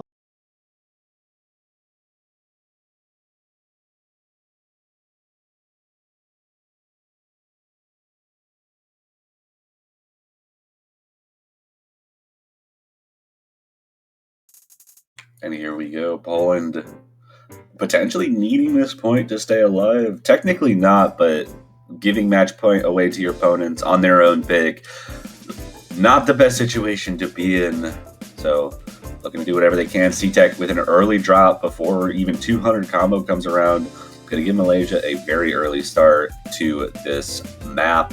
As another miss comes out from C-Tech there. Now all three other players above 400 combo. Full combo bonus. Misses are going to start to be more dangerous, but dangerous or not, the lead is already at 20,000 points right now. That's actually a sizable advantage, especially since it's already at the start. Like, the fact, like, when you see a 20,000 point value, that's just gonna increase even more. Not to mention the act difference is pretty big as well. Yeah, and something that we didn't really see in a few of the other maps so far is that Yuan doing a pretty good job of holding close enough to Bagyetka to kind of neutralize that score. We do see a miss from No Limit as C-Tech does find some footing, gets above the 400 combo, so it's going to cut into the lead just a bit. So lead down to just about 33,000 points as No Limit continues to build that combo back up in the slow section. But Poland potentially with a little bit of life if they're able to hold on to some consistency, and we see some mistakes from Malaysia. Well, here's the thing though, we don't really see that often happening. C-Tech is starting to increase in accuracy though, so this lead could decrease, but that's only a big if Malaysia finds any more mistakes or misreads, which rarely has happened this entire match. Yeah, not to mention so much of this ending is not terribly difficult on the coordination side, which is most of the mostly where we were seeing some drops come from either side. And C-Tech actually does find a break there, and to give a little bit more room for Malaysia even to just reestablish that large lead of about 40,000 points. And we're running out of time now, and it looks like no more mistakes happening from the Malaysian side. And they're going to take a second break point in this match, 47,000 point lead, and brings it to match point on their own pick for Malaysia. And again, Bagyetka, what are you doing? This guy's insane. 994k, especially on a chart like this, 200s only. That is really difficult. Honestly, very impressive to see that kind of performance. It's actually really cool to see, like, Baguette's a very, very skilled 4K act player, and seeing that transfer to 7K is so impressive. C-Tech having a pretty good performance as well, but No Limit and Yuan's difference was just way too much for Poland to overcome. Yeah, it's been pretty much the story so far, but it is Malaysia's pick here. They still got that Protect open. They've got LN1 if they want to go for it, but the picks have been kind of all over the place this match. I think the only one I could have predicted was LN3, the first pick of the match. Everything else has been way outside of what I was expecting for this match. Alicia's picking LN1 right at this point. I'm very sure about that. I've been very sure about a lot of things, and they don't come true very often. No, I think it'll go through. It's gonna be LN1. It's gonna be LN1. If I've learned anything, it's to not believe your own expectations about picks. I get it wrong constantly, like so wrong you wouldn't believe. Well, it's just time will tell, I guess. Just gotta wait for that pick to come out. I mean, I'm also expecting LN1 to come out from the Malaysian team, but who knows? They could go with another hybrid. They did have a very good performance on Hybrid 1 there. Wouldn't be surprised to see them going for something like Hybrid 3 with the high physical requirement on top of some really difficult long notes. And, I mean, it's over 3 minutes long. And Hybrid 2 actually comes out as the pick from Malaysia. Oh, well, yeah, you're right. Yeah, I don't expect, I guess. I mean, after Never go in with Hybrid 1 expectations. with that big of a difference, I think it makes sense, though. Yeah, absolutely. That's kind of what I was saying. I almost would have expected Hybrid 3 over Hybrid 2 if they were going to go for a hybrid, but I don't think it's something that really matters. This one's probably a little bit more comfortable for Malaysia, and that might be just the deciding factor when it comes to this, because they feel pretty confident that they can take on Poland on the hybrids and just want to go with whichever one they feel they can perform the best on.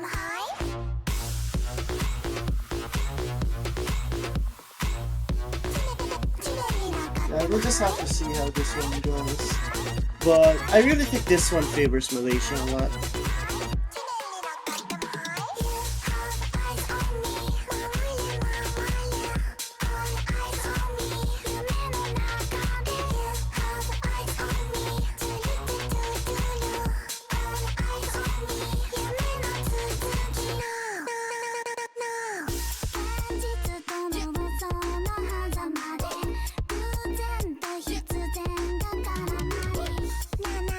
Do see a swap out from C-Tech to Saibatsu, so looking to get that LN capability that we saw from Saibatsu early on in this match. Neo also coming in to swap in for Malaysia on this Hybrid 2 pick.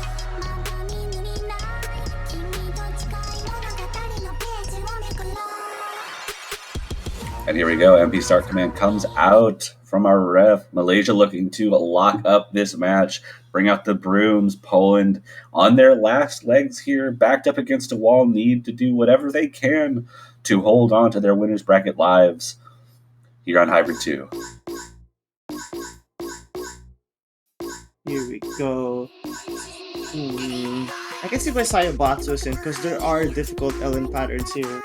But at the same time, there's also difficult, like Jackie, Grace Notes, and all that. Also, Baguette also finding a drop.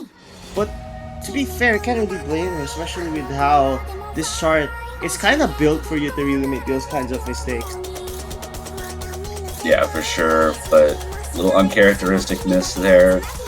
As we see a traded set of misses between Neo and Saibatsu, only one full combo left in the entire lobby here. Yeonhong holding on to that full combo. Accuracy advantage still for Baguette as far as singular players in the lobby goes, but those misses from Saibatsu have been very dangerous, already below the 98%, while both of the Malaysian players, despite that miss from Neo, still around that 99.5% range.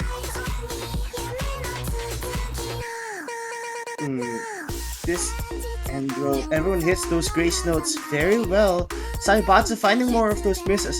The problem here is the fact that Saibatsu's misses mostly comes from those like patterns that are Grace Notes, and they're everywhere. Grace Notes, mini jacks, those are the kinds of patterns Saibatsu's missing on, and if that's the entire chart, it's really not gonna go well. And we see another miss from Saibatsu there. 70,000 point lead already for Malaysia. Still have a third of the map left, but they're gonna basically need to be a collapse. And even during the break, Saibatsu not feeling the most comfortable finding another combo break. And Malaysia looking to ride their way into the winners bracket round of 16. Just have to hold on. But Yeonhong does break that full combo.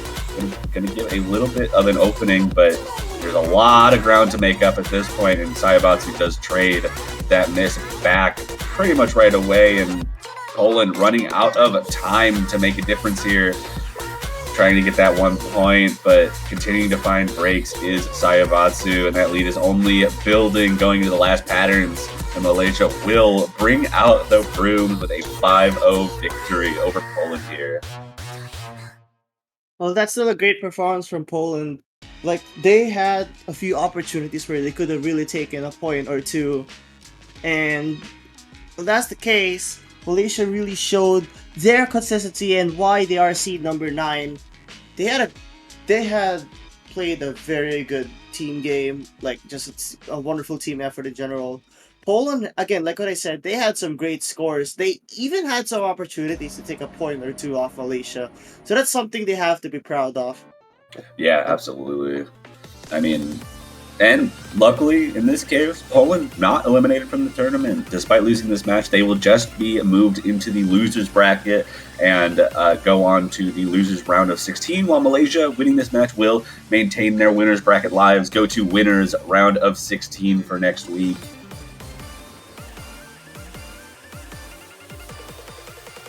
So I think Malaysia will be facing Peru, and I'm not sure who Poland... Okay, there we go.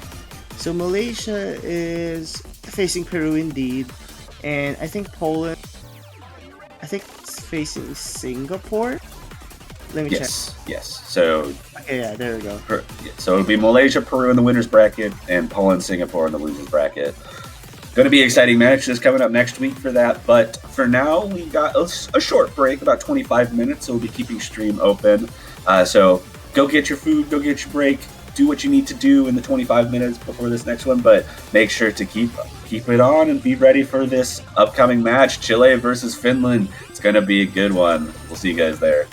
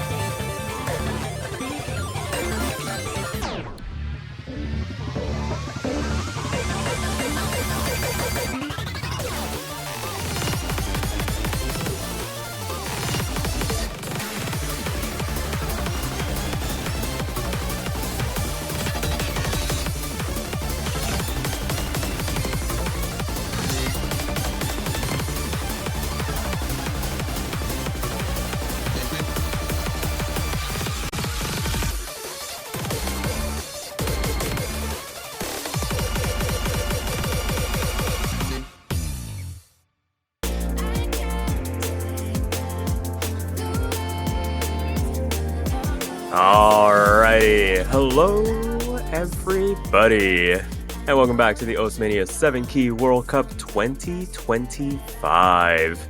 We're about to kick off a really massive block of matches to close out what has been an amazing round of 32 weekend so far, and what better way to get things started than I bring you guys our next match. It is going to be New Zealand taking on Taiwan in this round of 32 showdown.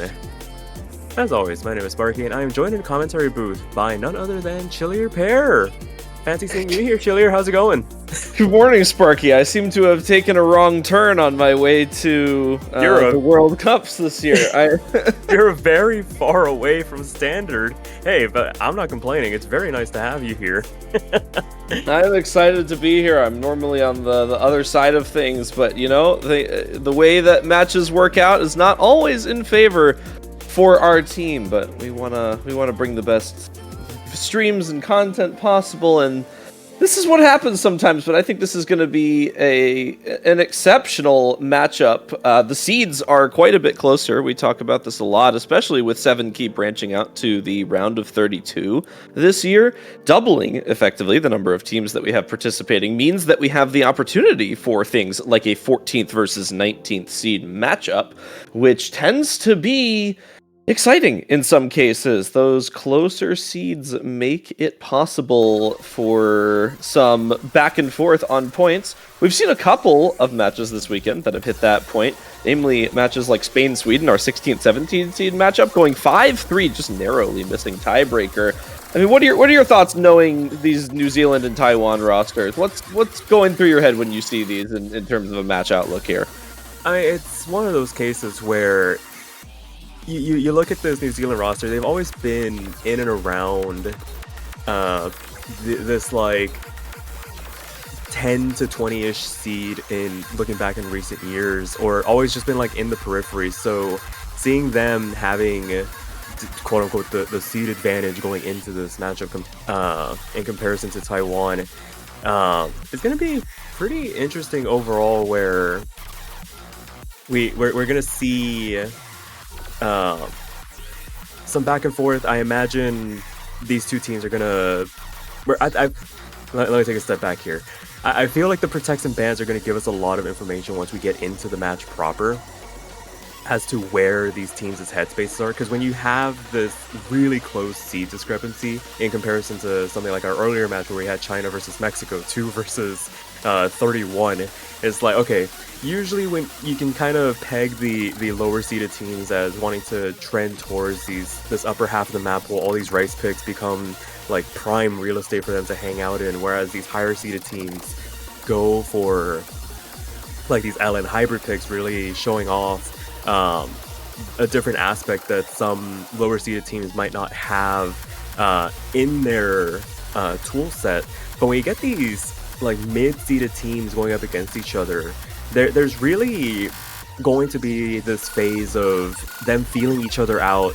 They might start to venture into each other's realm of comfort because of the fact that Venn diagram of these two teams going at each other begins to overlap in a sense where there might not be an advantage, a clear-cut advantage on either style of map type, whether it be Rice, whether it be LN. And that's really where those hybrids are going to come into consideration, where both these teams might ignore the two like concrete play styles and go for those hybrids to try and figure out, okay, what is going to be our advantage going into the rest of this match.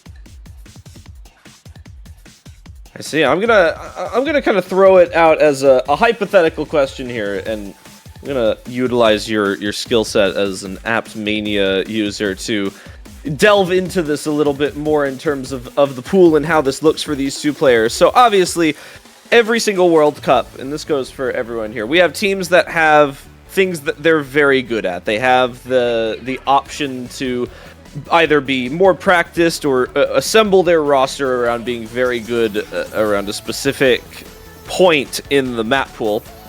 And with these two teams, what are we expecting to see, especially with a seed difference that isn't so large, but does still have some discrepancy? But we're also seeing a pool that is still slightly easier than qualifiers. The benefit of having that round of 32 over the round of 24 that we had last year is that we do have to go slightly dropped in star rating from the qualifiers and difficulty as well, so that it matches up with the next round. But we have a lot of variation in this pool. Even within the Rice category alone, you have all of the different skill sets in here. You've got your standard ones, obviously, but it branches out. You've got your speed, you got your core jacks, you got your techs, you got mixed Rice, and then you go into LNs as well, and it's very diverse. You've got the density LN pick, you've got your inverse, you've got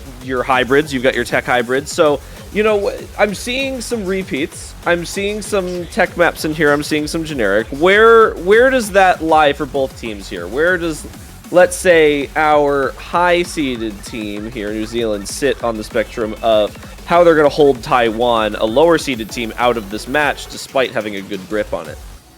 It's really going to come down to if New Zealand feels comfortable enough getting into a bit of an accuracy test, like you were mentioning. It's like because of the fact that we're in round of 32 in comparison to the qualifiers, it's a bit of basically like a full step down from where these two teams were having to play at for the qualifiers. That whole star rating element, the fact that you're not seeing as many difficult concepts in some of these charts, it's going to be whether or not New Zealand is comfortable enough going into picks like Rice 3 or Rice 2, the Core Jack, Core Stream picks in the Rice side of the pool, because of the fact that, as I mentioned earlier, is like these lower seeded teams tend to gravitate towards those more, dare I say, standard style of picks where there's really not a lot of technical elements. There's not a lot of like grace notes littering the play field. You're not having to do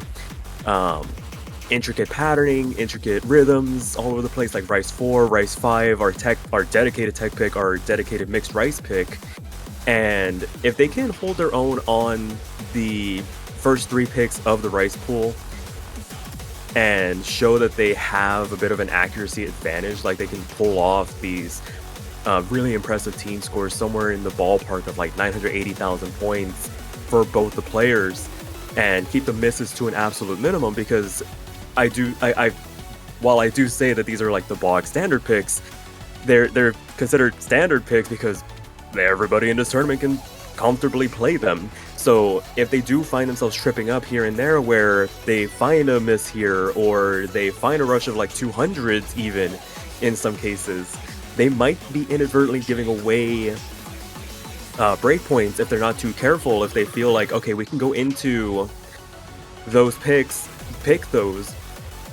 And that's just considering the Rice side of the pool. We haven't even considered the LN and hybrids. If New Zealand is really feeling themselves and can go into something like LN1, that full dedicated inverse pick, it has been polarizing this entire weekend, catching protects, catching bans, catching, basically a very high priority has been placed on this inverse pick because of the fact that it's one of those skill sets that it takes a very practiced mindset to be able to coordinate 7 columns at a time at this BPM. Like, you go to 4 key and you see 4 key inverse, and it's like, okay, cool, this is hard, but it's manageable because of the fact that you're not having to coordinate so many lanes. When you get to 7 key inverse, it's like, okay, you're stretching your focus across 3 extra lanes, and things just completely fly by the wayside.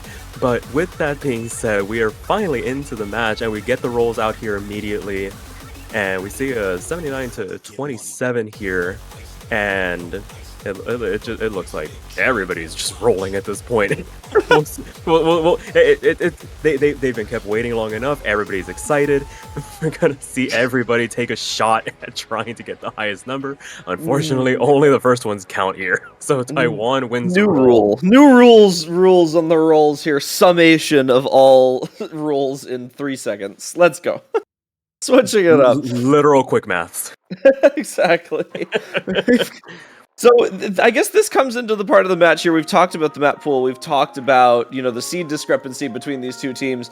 Now we really get to see it in action. Now we get to see we've got 5 points for both teams here. Clean slate starting off at the beginning, and 2 rosters that have a lot to prove for themselves right now. You've got history on both sides here. Taiwan, usually a team sitting in that middle to low range of MWC 7 key. They placed 13th to 16th last year. They have not played actually in several years prior, but usually sit around that lower placement, except for dropping all the way back to 2016, where they actually placed in the top 5th to 6th out of all of the teams we have in this tournament, when compared to New Zealand, usually a team who ended up falling in qualifiers. Now, that is important because qualifiers used to be far more restrictive with Mania World Cup, given the fact that we had a lower amount of teams that were allowed into the bracket stage. But that changes how these rosters are able to pick, ban, play around these map pools and use their list of users to their benefits. Taiwan last year only had 2 players total, and the only one remaining from last year is Hero Jeff. So they've actually added a player to their ranks, which does give them a little bit more versatility in my mind. When looking at New Zealand, they also added a player to their roster. However, with the added exception of about 66% of their roster, 2 out of 3 of their players remaining for this year. When we look at a lot of other game modes and a lot of other World Cups, having legacy rosters does make a bit of a difference in a lot of cases. You're less nervous, you're more comfortable with the environment, maybe you have a bit more versatility as a player. Where are we thinking that comes into play in a 7-key standard here, especially going into picks and bans and how they're strategizing to go about this very small map pool here? Yeah, it's one of those where I feel like already we've gotten into this first protect from Taiwan, and that's already given us a lot of information. I was alluding to this upper half of the Rice pool, Rice 1 through 3, being like our quote-unquote standard picks. Everybody's comfortable playing stuff like that. And sure enough, Taiwan opting to protect Rice 3, wanting to keep it around, wanting to get into what's going to, I believe, be a bit of a accuracy duel between these two rosters, where it's going to be a showcase of, okay, can you keep your ratio as clean as possible, avoid the 200s, avoid the misses, and show us that you can basically play what is going to be, dare I say, the easiest pick in the pool probably, to absolute perfection. And New Zealand answering back with Rice 5 is not surprising. It is one of the harder picks in this pool for the Rice side, and as we get into it, I was mentioning it's like these lower seeded teams want to go for these comfortable standard picks, and New Zealand maybe sensing something here, wanting to go for the mixed Rice, something a little bit harder, a little bit more physically demanding in terms of the variety of pattern structures that can be found in that chart, and getting rid of LN1. Unsurprising, I mentioned earlier, it's incredibly polarizing, this pick, having to navigate that, New Zealand not wanting to deal with it, and Hybrid 1 going to be removed by Taiwan as well. One of the harder hybrids in this pool, maybe wanting to keep LN2, LN3 as our density and basically wildcardy LN. Easier than LN1 by a long stretch, but I feel like this is going to be a bit of a stretch where we're just going to play this Rice pool, and if any picks remain after that, they're just going to figure it out. Gosh, that is something we see so often, and I'm trying to draw parallels to everything else, and it's so similar across every World Cup. There are simply matches where the confident picks are gonna run out for both sides. They're gonna disappear really quickly, and then it's a gamble. Who is more well-rounded? Who's on it today? Who's ready to play the game at 10 UTC for this? Now, both of these teams very comfortable here, luckily. We don't have, opposite sides of the world playing at this time, luckily. But we are jumping into high score, well-known. It's a cut version, however, so 2 minutes and 28 seconds here. This is Cord Jacks. This is a strong start to this match. Even for the Rice pool here, this is going to really kind of bring out the strengths in both of our teams early here. We've got half legacy, half new in for both teams right now. Robeats and Hero Jeff, both returning players from 7-key years past. Worms and VVVXX. I don't know how else to honestly go about that one, but probably gonna go VX. VX, yeah. Cut out some there. Simplified, yeah. We're gonna see what this brings us as a start here. This is a Taiwan pick to bring us into the introduction of this match. 5 points to go. 5 points on both sides, open for the taking. As we get into the intro here, very slow compared to right about now when we actually start. Oh no, that's right. There's a longer intro. it's quite a bit of a build before we get into that first drop proper. And once we get into that drop proper, I think you alluded to it earlier, that fresh face composition of these rosters where there's old guard with new guard being mixed in, and the composure that the players are going to have to show off here as VX finds the first drop, going into the first drop and second quarter of the map, already giving New Zealand a bit of an advantage as everybody crosses that 400 combo cap. VX is going to need to start rebuilding here. Thankfully, it was before the first major cutoff point, and not going to do as much damage, but it is going to give New Zealand quite a bit of a cushion to work with going into this back half. Now, about a miss in the back pocket and a couple of opportunities to find some slip-ups as Robeats actually trades that miss before too long with half the map still left to go here and immediately shrinks this lead back down to about 5,000 points.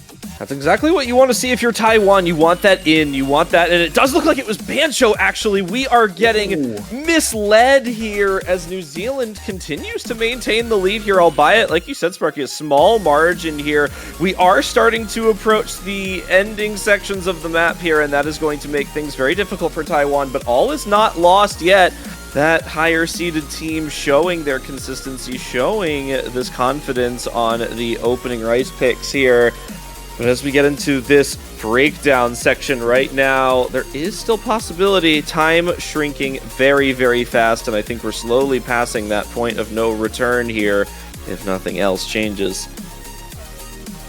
Yeah, for sure. This outro really doesn't pull any punches. We start to see these core jack structures begin to branch out across both hands, real focus on consistency, balance between being able to handle these repetitive structures on both sides of the aisle. And as it stands, New Zealand really up to the task here as the last couple of nodes begin to rain down, and the first breakpoint actually going to go the way of New Zealand, able to take that Rice 3 pick away from Taiwan by a margin of 22,000 points. A pretty convincing victory overall, a singular 50 from Robeats. So it was thinking about giving it a miss, but decided to hold on to the combo there, fortunately enough for them. But I mean, honestly, those ratios are nigh untouchable, nearly tied with each other.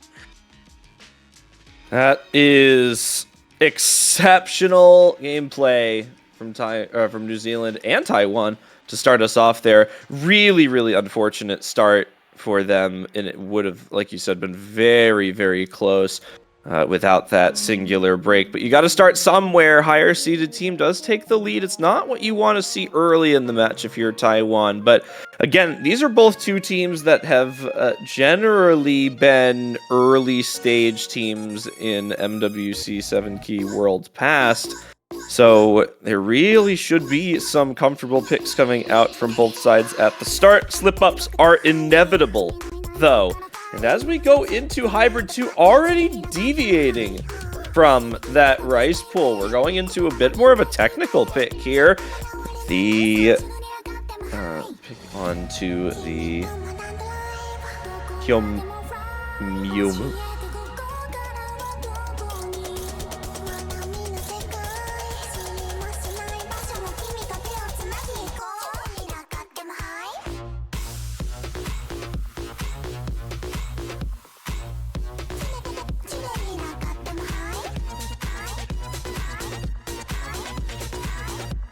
These are legacy names if I have ever seen it here.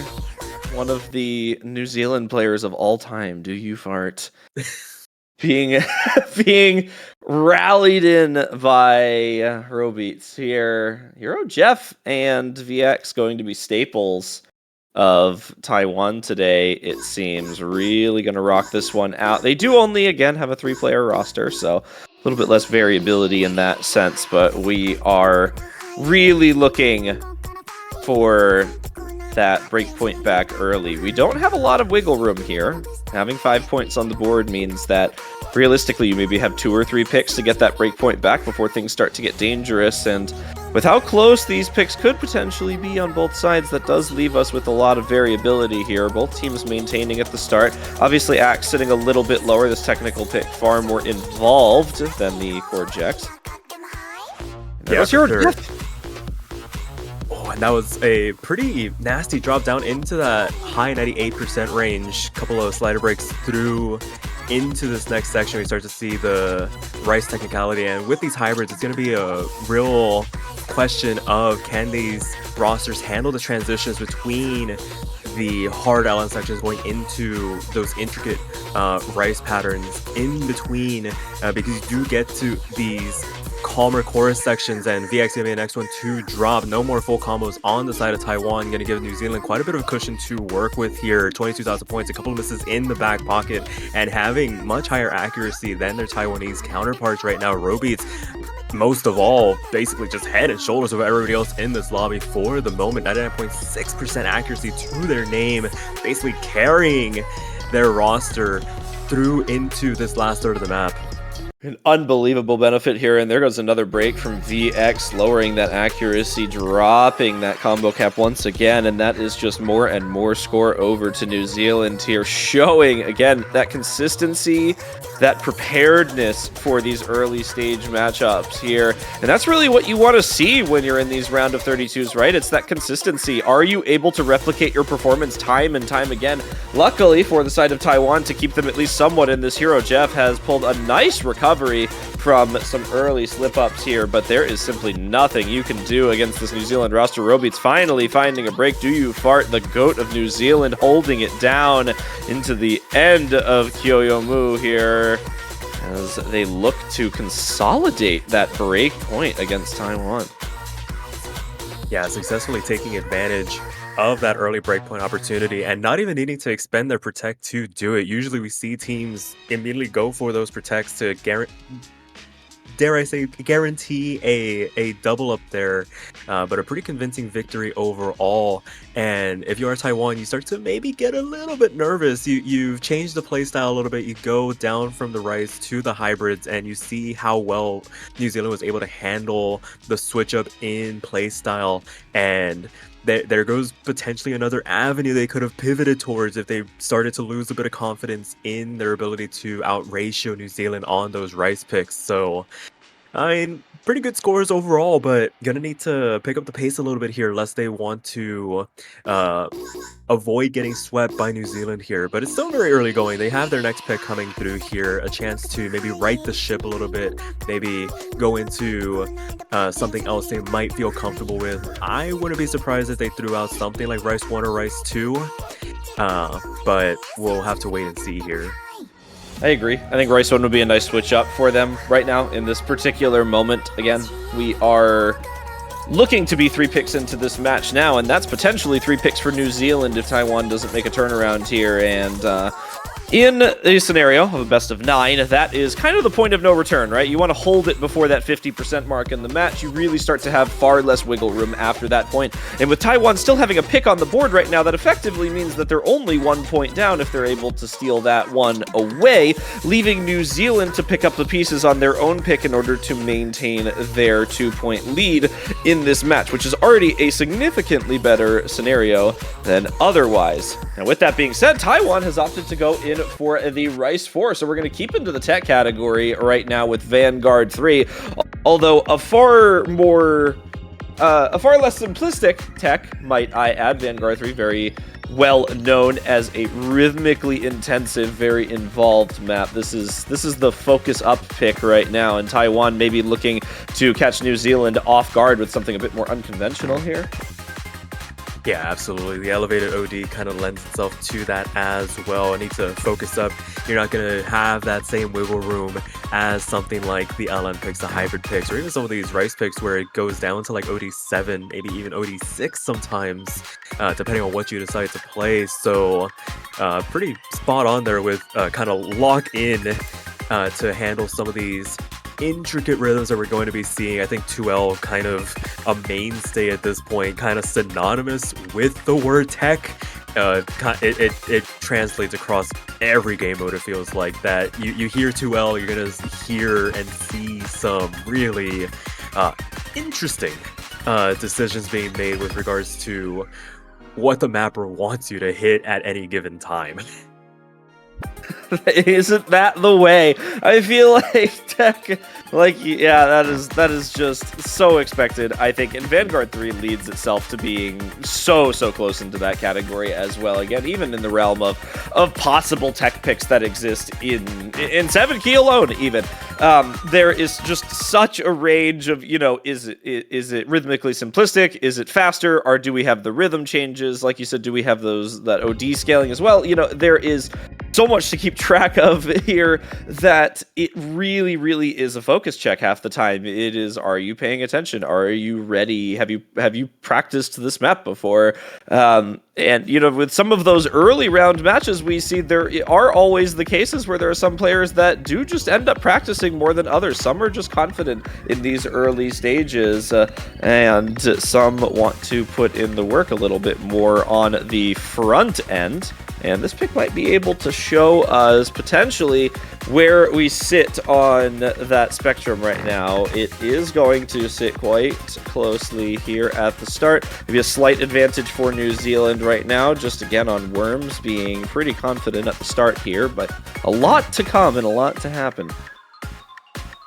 Yeah, for sure. And in that whole analysis we mentioned, full roster swap for New Zealand. Worms and Koyu checking in for this pick in particular, maybe able to withstand this elevated OD, this technical, awkward style of pick. And as we continue on here into the back half, Worms actually maybe the first one finding a drop here, but not a lot of damage being bled over to Taiwan for right now. The score is shrinking, but off the back of this high accuracy that Worms was able to maintain and the trade back from VX going into the second half, no harm, no foul. But Koyu finding a drop now for New Zealand, a full combo reset on their side, not going to leave them with any significant combo, neither of them above that 400 combo cap. And this is an opportunity for Taiwan. They might not have the accuracy to mount that much of a challenge, but as VX starts to build back up, if they can get themselves back up over that 99% mark, they can definitely start doing some damage, especially with Worms finding yet another drop here going into the last quarter. This is the first lead that Taiwan's had this entire match, 1,000 points. It's a slender lead, but a lead nonetheless. Can they hang on here to this ending? They're going to keep it. I think they're going to keep it. Hero Jeff holding it down. 99.4 still going strong. And VX with a beautiful recovery from two really tough looking breaks. But Worms and Koyu just barely not able to hold on in the end. They do pull it back. Hero Jeff trying to do whatever possible. They're an exceptional play. Some decent work, but again, that accuracy really comes through overall for New Zealand. That team consistency, Taiwan simply not able to hold it. All the work put in there, and it is so close. Hero Jeff, the highest score in the lobby. Sometimes that's the way it works. Consistency shows through, even with the breaks. Yeah, for sure. And I mean, if you're Taiwan, you look back on that one, it's like, we could have had them, but it's definitely one of those cases where you need to put yourself in the position to capitalize on those potential openings. And they had it for just a moment, but just not having that second person to be able to lend that supporting score being the undoing there. But I mean, kudos to them for going unconventional, going into the Rice 4 pick as opposed to like the Rice 1, Rice 2 to kind of throw New Zealand off. And if they can stay, they're going to have one more pick in this match. They can look at that information and be like, okay, that's the most amount of misses we've seen from New Zealand on a Rice chart. Maybe we open ourselves up to Rice 5 for our last pick, or potential last pick, to try and earn themselves that point to extend this match a little bit further. But for right now, not in the cards for them. It is New Zealand's pick, and they're going to opt to go for our pseudo mini tiebreaker. A lot of people have coined this one as. It is, dare I say, the hardest map in this pool. It is going to be Crash Landing Rendezvous. Hybrid 3 coming through here as New Zealand tries to turn the screw, take another, capitalize again on another breakpoint being given to them as we see the full roster swap once again. Robies and Tuyufart coming back for New Zealand here. This is not only a switch up from New Zealand in terms of the overall flow of this match, but like you said, we're kicking up that star rating. We're pulling the intensity towards the higher end of the scale again. We're also pulling the length up to the higher end of the scale. 3 minutes and 15 seconds really makes you have to be ready for this map. Hence why it's called a mini tiebreaker. You do have to put in just a little bit extra over those usual picks here, and accompanied by the higher level of difficulty. This is really New Zealand just skill checking Taiwan right now, and by virtue of it, potentially Hero Jeff, who seems to have been the standout player for them in this match. And with a couple of early breaks here from Robeats and some significant act drops from Do You Fart, we are seeing an early lead for Taiwan, unlike that we've seen in other previous picks, which could be a silver lining for them. Yeah, absolutely. This is the opening that Taiwan's been looking for this entire match. So far, it feels like they need to get some of these breakpoints back, and what better way to do it than by showing that they're not going to go down quietly. As you mentioned, you kind of alluded to it, New Zealand may potentially pulling this out as a bit of a skill check kind of a pick, and right now backfiring on them as they had a bit of a torrid time getting through that introduction already into the second quarter of the chart. But because of the fact that this is one of the longer charts, the longest chart in this pool, barring the tiebreaker, there's plenty of time for recovery. But Do You Fart the next one to fall. 2 FCs still left on the side of Taiwan going into this next section, and this is the largest lead that they managed to pull out. 9,000 points to the good, but VX finds the drop on the style change going into the next quarter. And does it just shrink the lead for Taiwan? Does New Zealand have the positioning to start to make some inroads in this lead now? I think they've got it by just a little bit. They're going to sneak this one back in, but traded misses on the bottom half of that screen really are just only serving to keep this a little bit more even. It's a battle between Hero Jeff and Robeats. Who can hold on more strongly into the finish here? We are past the halfway point of the map right now. A slight lead for New Zealand, but it is microscopic in the grand scope of this map here. VX and Do You Fart is really that duo we're looking for right now, and VX does lose out on the combo, but so does Robeats, and that's going to give Taiwan just a little bit more. That's all that they need, is one more miss, one more drop in that accuracy to pull this one back, and it's so close coming into the ending here. Can Hero Jeff be the savior for Taiwan as Robeats continues to find more breaks? Yeah, that's the highest accuracy for New Zealand, starting to find a number of misses. Do You Fart able to hold on to the combo, able to stave off some of these advantages from Taiwan, but as it stands, they can only take so many more. But as we get into this break section, dare I say the calmest part of the chart before it really ramps back up, VX finding a couple of misses that aren't going to get answered back here. Last level of chart still left to go here, and I think New Zealand might have weathered the worst of it. It was looking dicey at the beginning, but now a comfortable 20,000 point lead could vanish in an instant. It's not out of the woods by any stretch of the imagination, but this is the strongest position that they've had this entire map so far. Can they close it out here as we reach these last couple of notes? We're almost to the end, and VX continuing to find some struggles at the end here. I mean, we're seeing, 4, 5, 6 breaks across the board, and with Robeats trading it out, it's really just not going to be enough. Do You Fart down there on the bottom, really holding this one in for New Zealand. The teamwork between the New Zealand members today and the consistency, it's going to come up again and again and again, and I'm going to sound like a broken record, but that was just a team performance difference for New Zealand right there.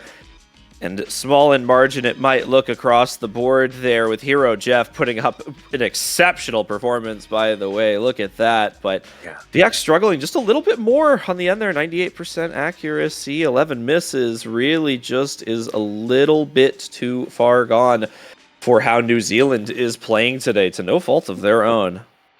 Yeah, absolutely. A full combo. I think one of the few FCs we've seen in this match going unrewarded there from Hero Jeff. I mean, like I said, it was looking really good at the beginning for Taiwan, able to pull off that big advantage for themselves, just unfortunately not able to see it through to the end. If that map was maybe like a minute and a half shorter, like some of the other picks in this pool, they could have been able to pull one out there, and getting one of those breakpoints back, but unfortunately not going to be the case as they opt to go for the LN density pick of the pool. It's going to be white canvas, measurably shorter, minute 52, but with that comes the added risk of these misses going to be amplified, it feels like, because of the fact that you have less room for recovery. That it is, and as we come into our, potentially, what looks to be our I'll say potentially our final pick here. It has not looked good for Taiwan in this match thus far, and I will hand that to New Zealand for really just making this look very, very good for them. But we're switching it up once again. We're jumping back to the LNs. We're going for some density now. We're really gonna change things up from the previous couple of picks here. And we're going to see if Taiwan has what it takes to get themselves on the board here before New Zealand gets their last pick and inevitably tries to put an end to their run up in this top bracket here. Yeah, not out of it just yet, but gonna definitely need to kick it up a notch as we get this map underway. We see Clock check in for Taiwan. Gonna give VX a bit of a break here going into this dedicated LN pick, and Clock actually made the first one to find a slider break very early on. Thankfully is very early on, but already crossing that 4-inch combo cap is everybody else, so New Zealand gonna be able to establish a bit of a foothold in this chart through the first quarter as they eke out about a 7,000 point advantage going into this next section. Gonna be small, but it's there, and it's a trend we've seen in this match for quite some time. New Zealand taking those early leads, really just being strong out of the gate. There have been a couple of picks where Taiwan has pulled it back somewhere around the middle, but they have not yet been able to hold it all the way through. And that's the key difference here as we continue to progress through the map. Again, passing the halfway point. All players looking confident right now. Really not much that's going to change in the score difference department right now until we see something major. And there's the major thing on the bad side, but Robeats to trade that miss out does keep this significantly safer for Taiwan than it would have been otherwise. Yeah, absolutely. But if you are Taiwan, you take those trades any day of the week. But the fact that they're going at it once again, Clock and Robeats not able to get themselves back above water in terms of their combo there, trading another miss or two. But actually, in that second exchange, New Zealand able to really balloon this lead off the back of Robeats keeping that miss a lot cleaner. They still have the highest accuracy in this lobby, so able to mitigate some of the potential score loss. It did shrink a little bit, but immediately recovered itself as the last couple of notes rained down, and New Zealand going to be able to take that last break point in this match, secure the win for themselves by a score of 5-0. A wonderful team score, very balanced overall. For them to close this match out, dare I say, pretty convincingly to start this block off. That is extremely convincing. I don't think you can get much better than a 5-0, and I don't think New Zealand could have expected better things for their performance in this match. Again, a team that has very consistently been on that lower end of performance for 7-Key World Cup here, really making a show for themselves. They've extended their roster, they've continued working on it, and look where it's gotten them right into the round of 16 in that upper bracket. They will be facing, unfortunately, an extremely strong roster in the Philippines next weekend, so best of luck to them, because that is a powerhouse. They are going up against a very strong contender for that podium this year, being a top 3 seed, and Taiwan will be falling down to the lower bracket to face off against the 30th seeded Lithuania. So neither of these two teams gone yet, still plenty from them left in 7-Key World Cup this year, but that is a big congratulations to New Zealand and an end to our block for just a little bit now, Sparky, but we've got plenty of more matches to come. Yeah, absolutely. I think this upcoming match is going to be one that's very exciting. I think a byproduct of expanding the format. We're going to have France taking on Macau, making their 7-Key MWC. Wait, have they played? Maybe in before the 7-Key hiatus. They might have been in and around, but re-debut potentially for Macau in the 7-Key World Cup, and that will be taking place about an hour from now. We're gonna go ahead and shut things down here before we start off that, and then that'll kick off a super block. It is just non-stop matches until we're essentially done with the round of 32 weekend. So with that being said, we'll go ahead and take our leave for now, but don't go anywhere. We'll be back for that France versus Macau match. Take care, everybody.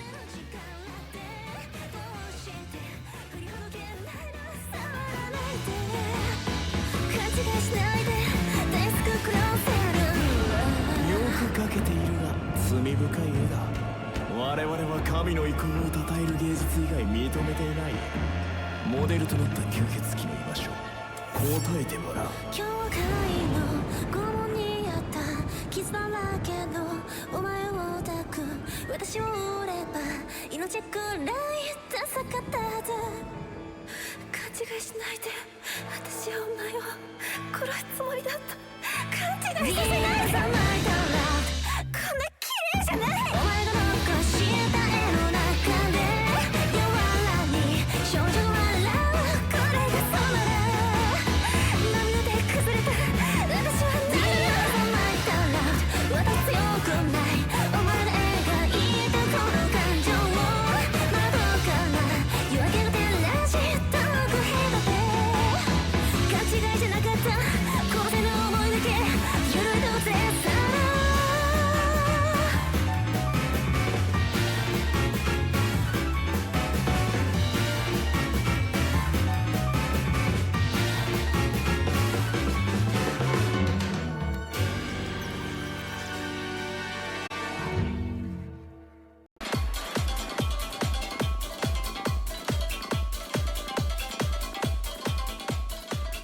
Alrighty, after we get a bit of a break, and now we're welcoming you back into 7Q World Cup 2025. This time we have two matches going on here.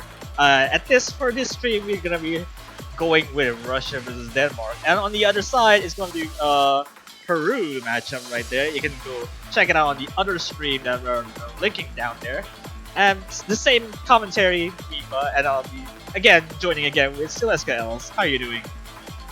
I'm doing fantastic. I'm so excited to see this because while it's seed 11 and seed 22, a part of me feels like some points can be taken for both teams. Yeah, I absolutely agree with you. It's since a little bit of a taste that Denmark is now qualifying into the tournament as well. We get to see a little bit of their early game skill set there. Even though they might not place that high in terms of seeding, might be on the lower side. But again, it does not indicate that they are not strong in their early game stage. And as we can see, it's pretty much probably an equal footing in terms of both skill sets, I guess. I guess Russia will be able to capitalize a little bit more onto the price side. But Longnose may be a toss-up. But since we're going in with the protects here, Russia is going to be protecting the the mini tiebreaker hybrid thing, I should say. And banning will be the straight up force rate, just straight up. Denmark doesn't really want to have wasting any bans for it. They're gonna be banning Shadows, which is the Ellen one. They do not like it versus at all. I'm not surprised. I think that's a good ban. I think Russia has the tools to be able to have a really good score in comparison to what Denmark has, so it's fair. Yeah, so this is a little bit of a... I guess the pick strategy would be come alive here, and then we're going to see cancel this here. Popular pick for for the game opener, since just straight up speed pick just to test the waters out for Russia on how good are they to keeping up with sharpshooting abilities.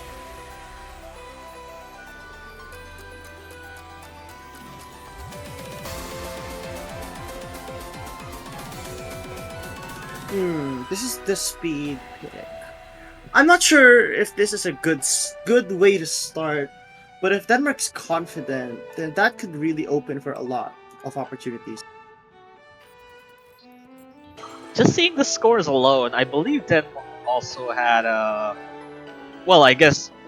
decently high rated scores on the Bloody Mally, which is like the second stage of the qualifier, which is the speed pick, which is like around 290-ish BPM or something along those lines. But it is strictly delayed. This is not so much of a delay. It's just a constant 231 forward snap, which it may qualify as a speed for some. It's on the lower side, but if they're confident on being able to making sure they are able to sharpshoot, then it should be no problem for Denmark.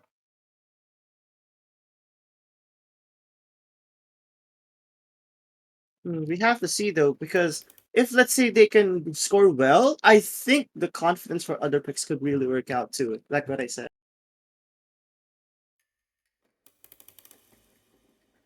This time we're seeing a little bit of a mirror, since we haven't seen that much of a mirror, mirror patterns, and I guess in terms of like the early game rounds. But here we are now.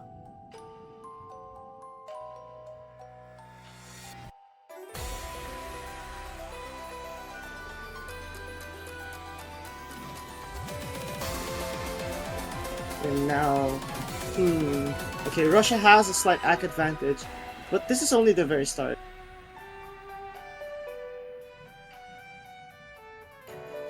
Intro is just pretty much a filler at this stage of the game. It's not terribly important. Although we have seen 200s on the long notes, but you know, having 200s on the long notes is is pretty uncanny.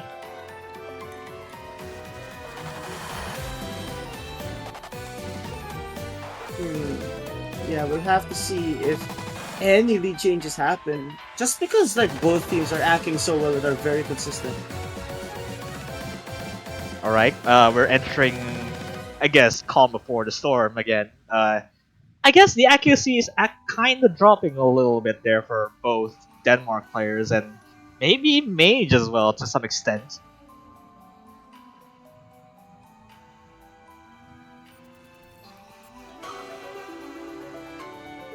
The only one above the, I guess the reaching the 99.8 one would be crazy here, but again, it's pretty on equal footing. We haven't gone into the denser parts yet, but this is the warm up, and once we get into it, it's pretty much non-stop.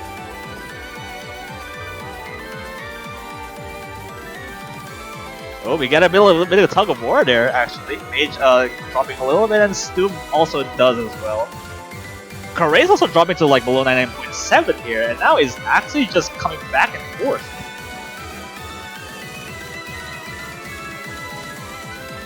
Okay, we got a little bit of a drop going on here for Mage and Fritz here. But it's actually still about 2,000 points. Not that much of a difference being gained here. It's just Karay's here. That's the difference here. Because both Frit and Stoom are above Meiju right now. If any 200... Watch out for this ending here. 2,000 points again. Any draw is coming to happen here, and it does look like it. Russia is able to hang on. Oh my goodness, that's crazy. And... oh, the ratios are so close! But I just think they didn't have that accuracy ceiling that Russia had, which is exactly what gave them the point. Let me check this. There's a 578 300s in total for Russia and 611 for Denmark, and 200 count is basically one off.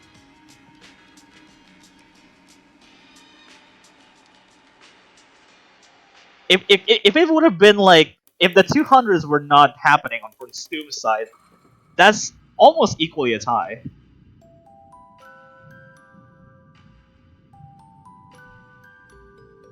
Yeah, that's crazy. That's just crazy. But now, I think Russia's gonna pick an Ellen, probably Ellen 2. Oh, never mind. Okay, irregular timing is going on for they do really like wax stuff. I guess in previous years that Russia is picking some of the technical stuff, and well, I guess more of a true to its snapping.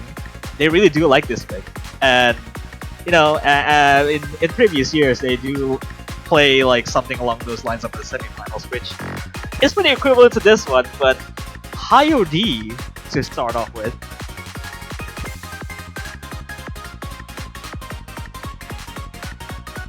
Yeah, high OD indeed. 8.5. I mean, considering that Denmark wasn't too far off, I think this pick could backfire really hard if Russia isn't careful. My worry is that, I guess my worry was that Catalanesi earlier, Mage was playing for that one. And he's the one that is dropping most of the 200s on the Russian side. So having swapped with Time Buka would be ideal. I think that's valid. Carrace should stay in because I think Carrace extremely adept when it comes to Rice. Is it Time Book or Team Booker? I'm not sure how it's pronounced, but yeah, I do like this team composition for the Russian Federation right now. And as for Denmark, yeah, keep the same roster. Fit and Stoom, very consistent in Rice patterns like this. Yeah, it's just that you have to reset your. I guess you have to make sure that your timing is not consistent because for what it is, the song is just all timings are random in here, and having this high of an OD is kind of a you would really have to nail everything that the song has to offer. Yeah, indeed. But I'm just not sure really if this is the best pick the Russian Federation has. Unless Denmark finds like a few misses here, which of course can happen. I just don't think this is surefire, like something that they can just go for, especially right now. But hey, accuracy goes to the Russian Federation for a slight bit. Still with the drop.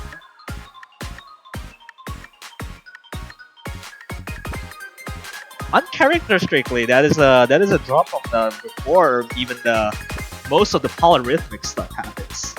And now we're going to it now, even though with a little bit of a 1/3 snapping right here. And yeah, that one miss from Stu would really affect Denmark's score right now. Not to mention the Acme is clearly on the Russian Federation side. Oh, there's a miss right there by Time Buka right there. It actually effectively a trade, but wait a second. Trade also have. Wait. Yeah, it's client. It's definitely client. There's no way there's this much big of a difference. There you go. There you go. Actually, that was the miss. Actually, it's still holding on to the full combo. I just didn't realize that. That was scary. That was scary. Okay. But anyways, yeah, this stuff right here is the big deal, and Russia needs to hang on with this kind of snapping right here. Yeah, you know, it's like a previous match, like 2 hours ago, we saw a player losing act a lot on this part. Thankfully, no one really has fallen apart on this. Pretty consistent, and seems like that pick paid much better than I expected. Yeah, that definitely was, or I guess both Russian players are full comboing now. Definitely not a miss earlier from Time Buka. Might have been just a client acting up weird, but good effort there for Denmark to be able to catch on, and most likely good for Stum as well, given the ratio is the best in the lobby. Yeah, actually, I'm actually looking at accuracy wise. It doesn't seem like Denmark is far behind, but it's still a difference. Not to mention consistency wise, it's really going to be a problem if they can't keep that up. Because I don't see Russia making many mistakes here. Sakase being the next pick for Denmark. They're now benching on the other side of the picks. Actually interesting, since LNs are not their strongest forte for Denmark, but these big releases, or just strictly just one-off aggravating releases, it could be well in their favor.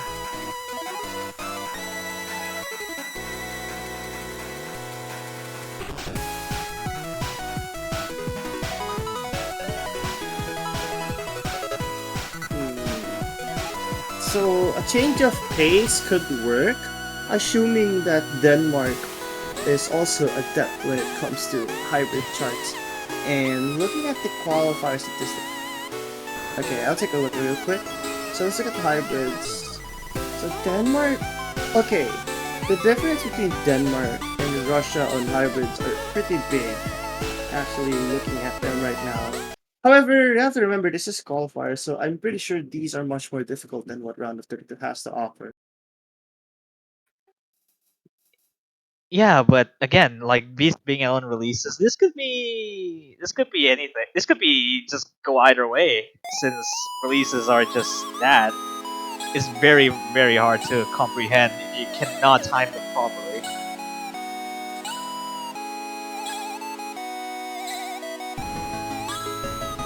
Wow, this song is just it's just a throwback to 2017. It's just for the Forky side, we have this as an element first, but now releases. But given we have a first drop right here from Denmark, which is coming from Stoom, just before the actual pattern starts. Yeah, unfortunate mistake there from Stoon, but thankfully it seems like the accuracy advantage of Russia Federation might not be as big as compared to PSV, especially with that miss from, I don't know how to pronounce this. I'll say That's boy. a trade. That's a trade effectively there, so lead's not going anywhere. I mean, by the lead's not going anywhere. The accuracy is still pretty much intact. Yeah, that's the thing. I just think Russia will have the advantage just based off the accuracy advantage alone. Even though Stoom has increased that accuracy to reach that 99, never mind. It is still 99 range, but still having another drop which declines the 99. But it will get it to its suit rather than not. Or, I guess, we're reaching 99, but now it still drops again, so not reaching the 99s anymore. Yeah, I mean, very consistent performance from Russian Federation. I mean, this entire time, they have rarely missed at all. And when they do, like, accuracy doesn't go down that much. Unlike for Denmark, where it's really just not keeping up with the accuracy and consistency that Russian Federation has been showing this entire match. Yeah, as the pattern goes on, even some of the denser elements like this, it's just it's really just what Russia can really do, and Mage being one of the more adept players on the Russian side, it really comes in handy, and it really clearly shows with the 99.5 being the highest in the long run.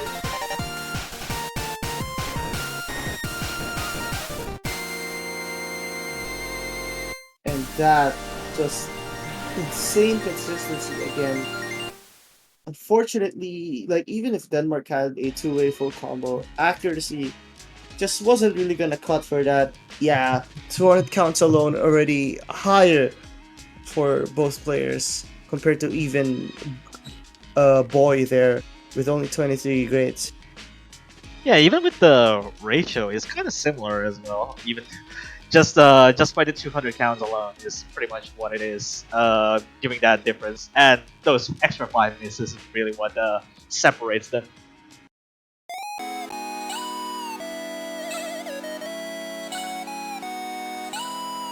Yeah, Russia's turn to pick. You would expect that you would go with high score or something along those lines, but actually, I'll take that back. I don't think high score would be that good of a thing for Russia, since in terms of sharpshooting, Denmark has a little bit of an edge, just about, until they get to 200 counts.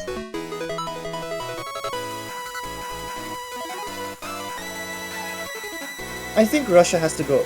Oh, okay, Rice 5 makes sense actually.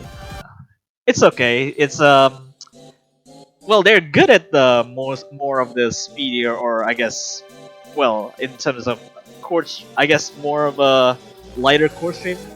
Question is, are they good on variety?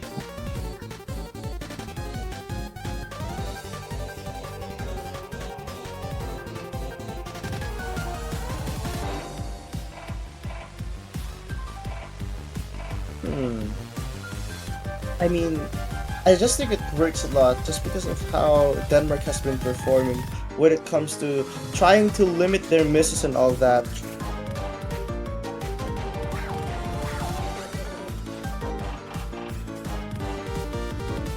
Yeah, the exact same lineup for like Vanguard earlier, so we're not gonna be seeing Mage playing any more Rice than Catalinesi earlier. So having Time Buka in would most likely help their cause.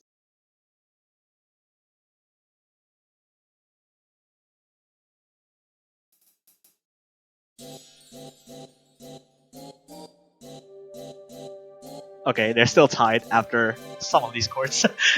That's kind of funny. They were tied for a bit more after that, but now I mean, Kareis and Team Ibuka or Time Ibuka have been so consistent in technical patterns that it's a good decision for Russian Federation to put them still in.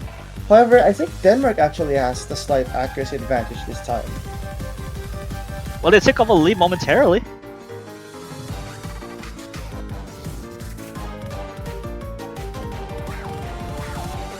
Okay, so Yeah, the harder stuff comes in, and they're still not giving that lead anywhere.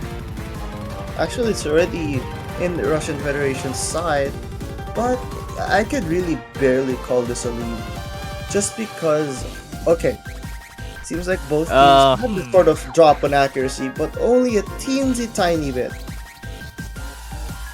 Yeah, being the lowest on Stoom's side actually, dropping 200s left and right. And now maybe the lead is going a little bit in the favor of the Russian side, but that's still like just the first half of it.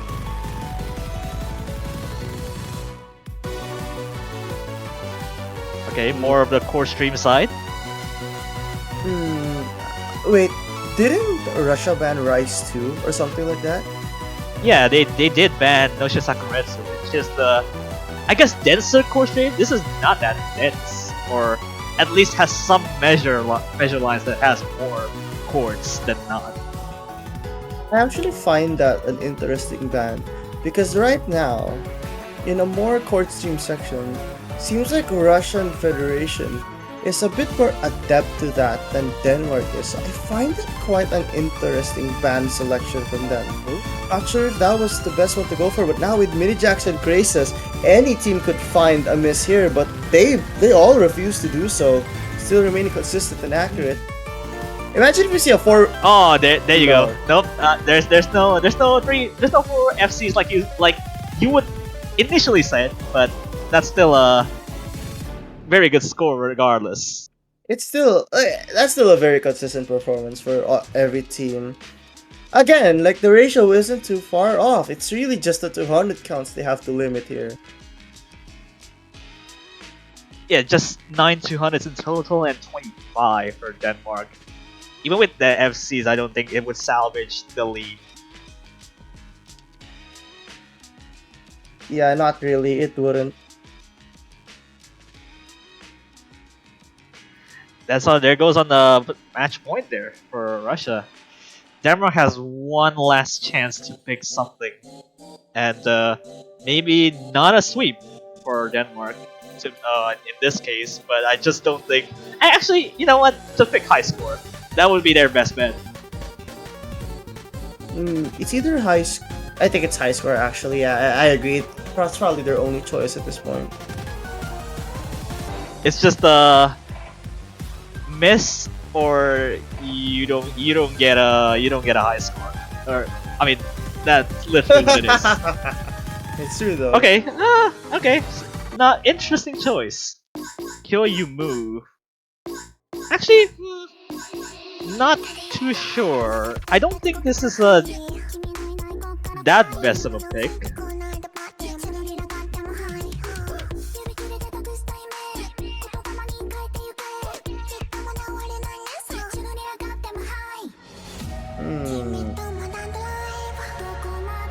I'm not sure why they're trying to deviate from high score, which I really think is the best choice that they have right now.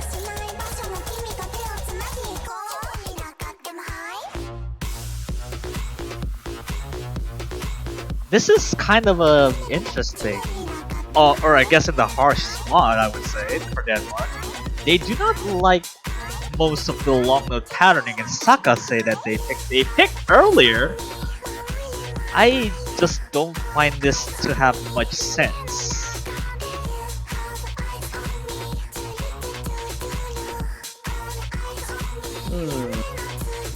We'll see though.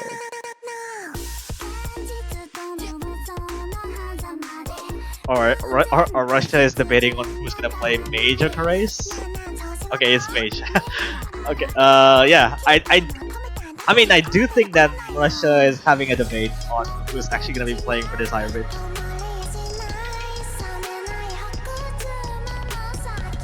A bit of a... I don't know, a little bit of a discussion. since who is actually gonna have a better average score in times like this. We'll have to see. I'm just really not sure about Denmark choosing this one in general. Yeah, we'll see if this is actually going to be the Mission Impossible type of thing.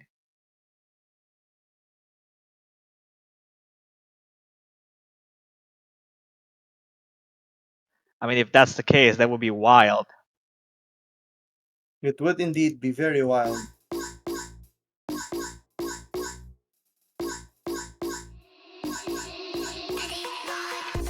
This is also a pretty awkward chart. So, like, if ever any sort of, let's say, misread happens, and I think that's what happened to Team Ibuka at the very start. Well, Stoom traded it out, even with the drama, I guess. Actually, accuracy not too far off either. Just the top row and the bottom row is fighting against each other, throwing hands now. Oh, there goes the Fritz combo there. Actually, the heart is not phasing anyone. Just Fritz having more drops on the LNs.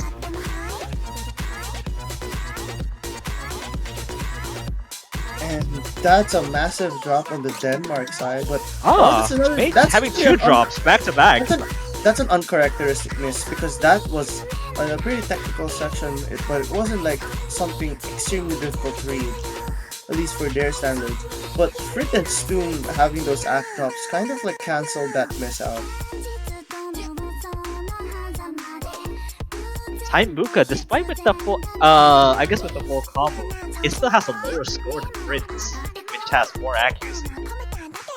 But that's what maybe that they rushes need for. Stuma is now dropping out their second.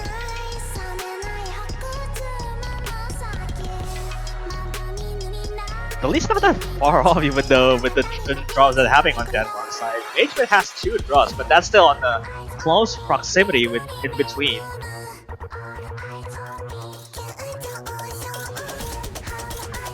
Although speed starting to increase just off of. I actually think it's mainly just Meiju's big difference from everyone. Oh god, well, that's a double drop on the same exact time. That's massive because if Denmark can hold that consistency, and not to mention their accuracy isn't that bad, with them having an advantage. Do they have enough time? Oh no, that's a double drop there for Denmark. I thought that was it, but it cancels out actually. Oh yeah, that's very unfortunate to have double drops one after the other, but it seems like Russia's being able to hang on after that. A little bit of a misread, I would believe so. That's crazy. I thought Denmark was gonna get it. Like, they had the accuracy. They actually have the accuracy advantage in terms of 200 counts, I think. And even in ratio, I guess Denmark saw something that I probably didn't see. And this could have really worked out if they did not find those misreads at the end. Oh, Fritz looking like yeah, Fritz score with it just clean misses. It's just those slider breaks being 5 times already in one of those LN patterns like we saw earlier. But yeah, that would be Russia's game there, 5-0. A clean sweep against Denmark. But again, Denmark has quite a bit of a close scores in terms of the matchup, which very good effort there, but it wasn't enough to beat out Russians to take a points out of it. So yeah, very congratulations there to Russia. They're moving on to like the winners bracket, once again to the round 16, and Denmark would have to fight one more time in the lower bracket, and having harder pool in the next round would be actually have to step up their game. All right, yeah, that was indeed a performance. Both teams did their best. Happy to see some insane performances. Denmark with a strategy that I really find interesting, and Russia's very good performance, very consistent and all that. But for the meantime, there is another match that's happening right now. Please go to OSOLive_2 to see Peru versus Singapore, as Singapore takes a point off of Peru here. I don't know whose pick it was, but okay. Actually, here it is. It's Singapore's pick. Very good, very clutch performance, winning on that by only 1,000 points. Yeah, and it would be an interesting match up close, even though they are still 2 points behind. And again, I believe that would be it for for this particular stream. Although we have like a match like 30 minutes coming out on this stream as well. It's going to be Malaysia versus Poland in just about half an hour from now. So just go to like the other stream as well if you want to watch the Peru's versus Singapore right there. And after that, it's just pretty much it for I guess in particular vlog. We still have just about a half an hour until the next match comes out on the stream.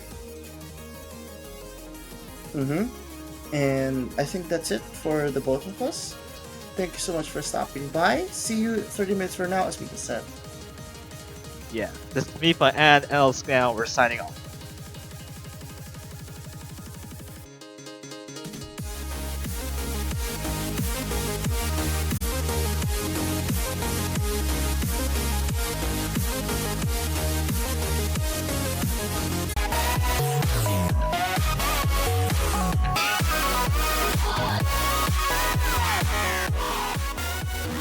Alrighty, hello, welcome back to some more Osumania 7 Key World Cup 2025 action. We've got the final match of round 32 here. We've got Venezuela, the number 12 seed, versus Canada, the number 21 seed. An exciting matchup to finish off our weekend, or at least finish off our weekend matches.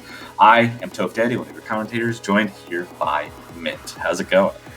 Hello everyone! I'm so excited for this match. This is a really interesting one. Venezuela versus Canada. And I mean, I come over from the far away land of 4K where usually it's the seedings would be the other way around. But this is a really interesting one because Venezuela, I'm not even sure has this is a really good team. Like, this is a really solid team from Venezuela, and so I'm really excited to see how they're gonna play in this round 32 match. And yeah, this is honestly it's gonna be a really exciting match. I think so too, and interesting to mention that Canada, in especially 4Key, has been historically pretty strong. Even in 7Key, Canada in the past has been pretty strong, missing a few players that they normally would have. They do still have Mr. Mu, so you know those long notes are going to be very strong for Canada, but just falling a little bit behind on the Rice side of things. And I think we can already tell that, with Venezuela's physical capabilities that we saw during qualifiers, they're probably going to be sticking around the Rice, and Canada absolutely going to be wanting to look at those long notes. So we've already got a little bit of a dichotomy here in this match to start, and I would almost expect them just to immediately kind of move into like a Rice versus LN, but we do see a hybrid 3 protect from Venezuela off the rip. LN1 protect obviously from Canada. I think everyone can expect that one, but pretty surprising there. And LN3 gets banned off by Venezuela.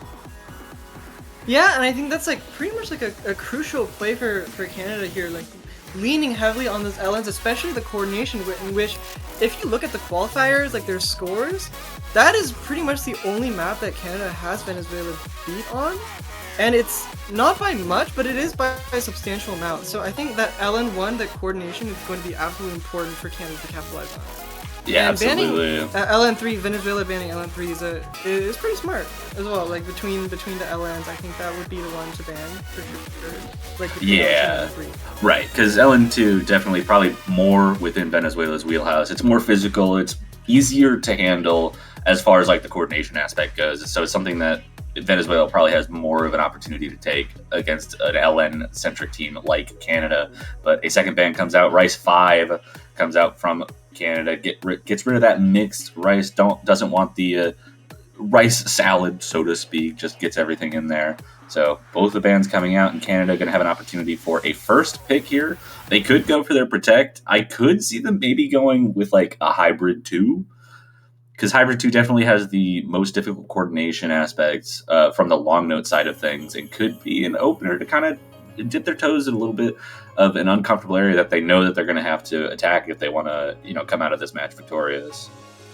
Yeah, for sure. And I think an interesting sort of angle that Venezuela going for protecting a hybrid 3, maybe they feel like they're more confident on the Rice, but honestly, I think this match is gonna be like maybe perhaps closer than the seeding is gonna lead out to be, just simply because this is an early game pool and qualifiers are like early mid game to perhaps reaching into late game to some extent.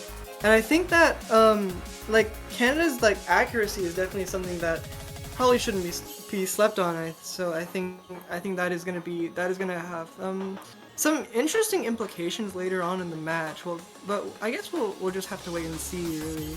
Yeah, and I mean, you have you kind of hit it on the head there with some of the rice picks in this pool.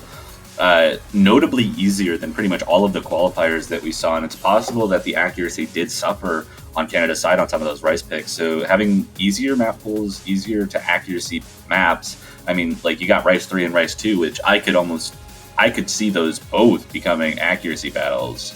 And Hybrid 1 actually going to come out as the Canadians' first pick, so I was almost there.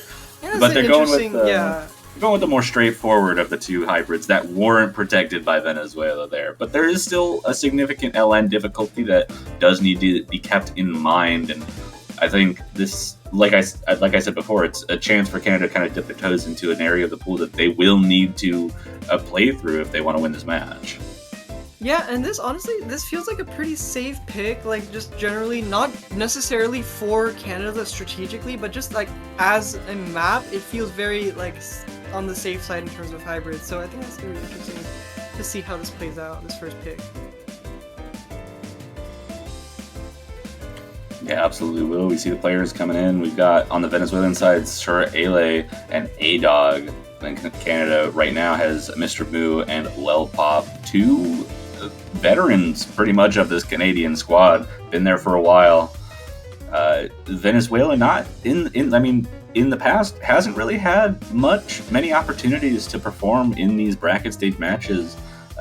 Number 12 seed performing really well, so got some new players that I certainly haven't seen play too much in the past. So going to be exciting to see if the tournament nerves start to hit them. Going against players as well known as their opponents here on the Canadian side. Yeah, for sure. And this is going to be pretty interesting, just to say the least. I mean, getting started out here, I'm pretty much neck and neck. I'm not really seeing any shake-ups so far. Pretty like standard, in the middle accuracy. Pretty good from Mr. Moo carrying that first bit of the accuracy side, and it does seem like they are taking a slight lead here. So it's a pretty good pick from them to start off with. Yeah, it looks like the main difference, like you said, is on Mr. Moo here. 99.6% accuracy. Level Pop and A-Dog just around the same accuracy, so almost canceling each other out. And Sir Ale just a little bit behind Mr. Moo here. All four players holding on to the full combos, and that's going to give Canada a slight lead due to the accuracy here, a third of the way into the chart. So far, this pick looking pretty good, but Venezuela is not giving them an inch here. Mistakes can still happen, and it looks like A-Dog's accuracy is actually starting to improve. And Mr. Moo, the highest accuracy in the lobby, finds a miss there, and that might just swing the lead to Venezuela right away, though. It's not gonna be too much. Canada actually still in the lead right now, just off of the accuracy there. Yeah, that's really impressive. Being able to maintain that lead despite the miss, just based on the accuracy alone. But it is flickering, so it could go either way at this point. And it does seem like the lead is shifting over to Venezuela just for a little bit. It is still going back and forth, so it's really hard to tell. It's too close to call at this point. Mr. Moo made it up to the 400 combos, so the combo bonuses are evened out on both sides against it. Now it's an accuracy game again. Mr. Moo still the best accuracy in the lobby. Sir Ale improving. A-Dog also getting better. So this is I think the accuracies are almost even. I would give a slight edge to Canada, but that's not going to be enough to eke out more than a couple hundred points of lead, as we see a couple of issues coming from the Canadian side. Lil Pop not able to bring that accuracy up, as both of the Venezuelan players are starting to improve their accuracy in this ending. Yeah, I mean, that 5k points is pretty substantial when it's this close. It closes out, and Venezuela gets their first point. That was really interesting like dynamic. Honestly, like I'm very intrigued to see how the rest of this match plays out just from that alone. But I think the accuracy like from Mr. Moo is like as long as he keeps that like consistent like full combo, like Canada is really like 5,000 points. It's like that's really close. Yeah, I mean, if you look at the accuracies, these two teams accuracy wise are like dead even. Canada has a slight edge on the regular 300 count, but their 200 counts were exactly the same. Yeah. Both teams had 43 200s exactly. So we might be in for an interesting match here. Venezuela does take an opening break point, but just barely. And Canada does still have both of those long note picks available to them. And seeing how well that hybrid pick went for them, I absolutely can see Canada moving right back into those long notes and potentially even taking break points here. This hybrid 3 pick, definitely the most physical of the hybrids and could give Canada a bit of a challenge, which is probably why Venezuela protected it. Get that consistency up to snuff and I would give Venezuela the edge, but that performance on Hybrid 1 really puts it into perspective how close these two teams really are. For sure, and it does look like we're getting a swap out on Canada's side. That's really interesting to see how that plays out. Okay, we're getting Genuine on the board, so it looks like that is a swap out. So, I mean, Hybrid 1 and Hybrid 3 are fairly different. So, like, this one is a lot more physical, as you said. So I think this one's gonna be really interesting. Yeah, I am. It's gonna be weird. I'm so interested to see like how these two teams are able to hold on to the consistency, because we have not seen almost any full combos on this all week. 3 minutes is a long time to keep this up, and with how many shifting like pattern structures there are throughout this, you have to deal with bursts and jacks and dense chord stream that transitions in and out of like LN sweeps and awkward coordination patterns. There's so much to deal with in this chart that it's almost like you have to have someone who's good at literally everything to even have a chance to perform on this. And you don't come across those kinds of people very often. Now, Mr. Moo, the most veteran player that we have in this lobby right now, definitely seems like he would be a candidate for that. But again, we just saw Surele and A-Dog both FC'd at Hybrid 1. So definitely still could see some good stuff from the Venezuelan team here, especially if they're confident enough to protect and first pick it. They've got to feel good about it. Yeah, and I think the main reason for that has to be like the physicality aspect of this map, and I do think that you can see that like a huge disparity in, already like a miss coming out from A-Dog. Yeah, we actually Very from early A-Dog on. very early on. So before the 400 combo means that it's not going to be as impactful to a score as a miss now would be. And we see another one from Venezuela on that burst, and that's going to be a little more impactful to score there after 400 combo. But what I was saying is A-Dog actually on mirror for this map, so potential for some discomfort on some of these patterns or mind blocks or something like that, which could have been why we saw that early miss. But even so, everyone's recovered back up to 400 combo, and accuracy lead right now actually in favor of Venezuela, and they are cutting that lead down despite the misses. But Sir Ale, another drop is going to help Canada keep the lead for now. Yeah, we're just getting like drops left and right from Venezuela, but Canada's. Oh, I was gonna say that they were holding their full combos, but it looks like Genuine just found a miss. Yeah, so we got one full combo left, and it is Oh, there it goes. I've been doing this all day. I'm so sorry. But we see a traded miss there. A-Dog and Mr. Moose both having issues on some of those jack-type patterns. Genuine and Sir Ale now above 400 comp. I can't keep saying names. Sir Ale finds a drop there. Genuine the last. I think I'm gonna stop. I'm gonna stop talking. That's so awesome. Anyways, lead now shrunk quite a bit off of some of those misses. Venezuela now at the 400 combo mark. Both players Genuine building back up, and we're going to be pretty much dead even as soon as the last player hits 400 combo. getting into a little bit of a lighter section in terms of sound, but a double miss from Canada is going to swing that lead immediately over to Venezuela.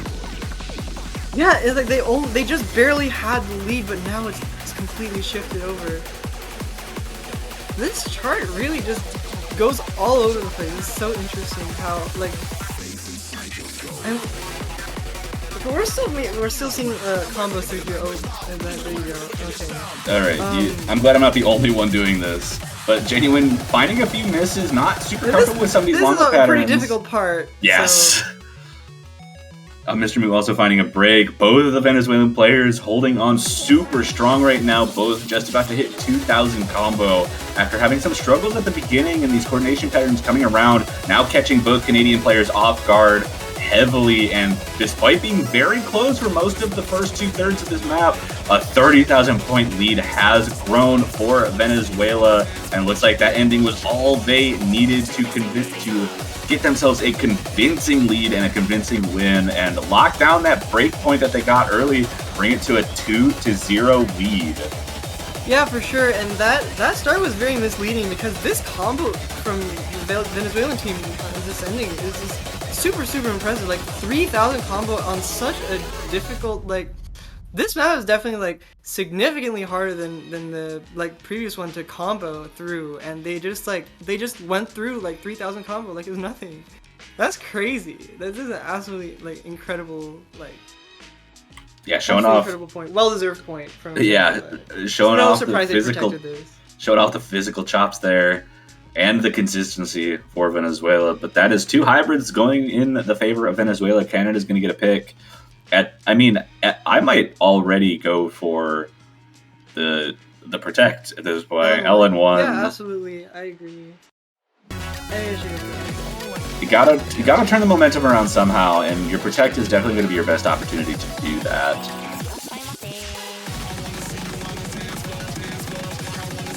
And not to mention, we did see both of the Canadian players struggling a little. Ooh, LN2. I was actually going to mention that we saw Mr. Moo and Genuine both struggling a little bit when the LNs got denser during that Hybrid 3 pick. Now, I don't know if Genuine's going to be in on this LN2. We might see Lelpop come back in, potentially. Though this is definitely the kind of map that Genuine, as far as LNs go, Genuine would be more comfortable with this than they would on potentially LN1 in that case. But still, we'll have to see what happens. Yeah, for sure, and I think this one, I don't know. Oh wow, I think fast start command. It's interesting because I mean, we did think they were gonna go for like LN1. I think that would have been a good call here, but they do have another pick after this. Even at the very worst case for Canada, they still have another pick after this, so they can probably go for LN1 at that point. But yeah, that is true. As you said, like, I think either way, I think they do feel confident enough with the LNs that they would pick it, but it does look like Genuine finding a very early miss at the beginning there, so that doesn't spell the greatest sign for Canada, but it does look like they're maintaining that combo after that, so maybe just a small slip up. Oh, I guess. Nice curse. Another miss from Genuine there.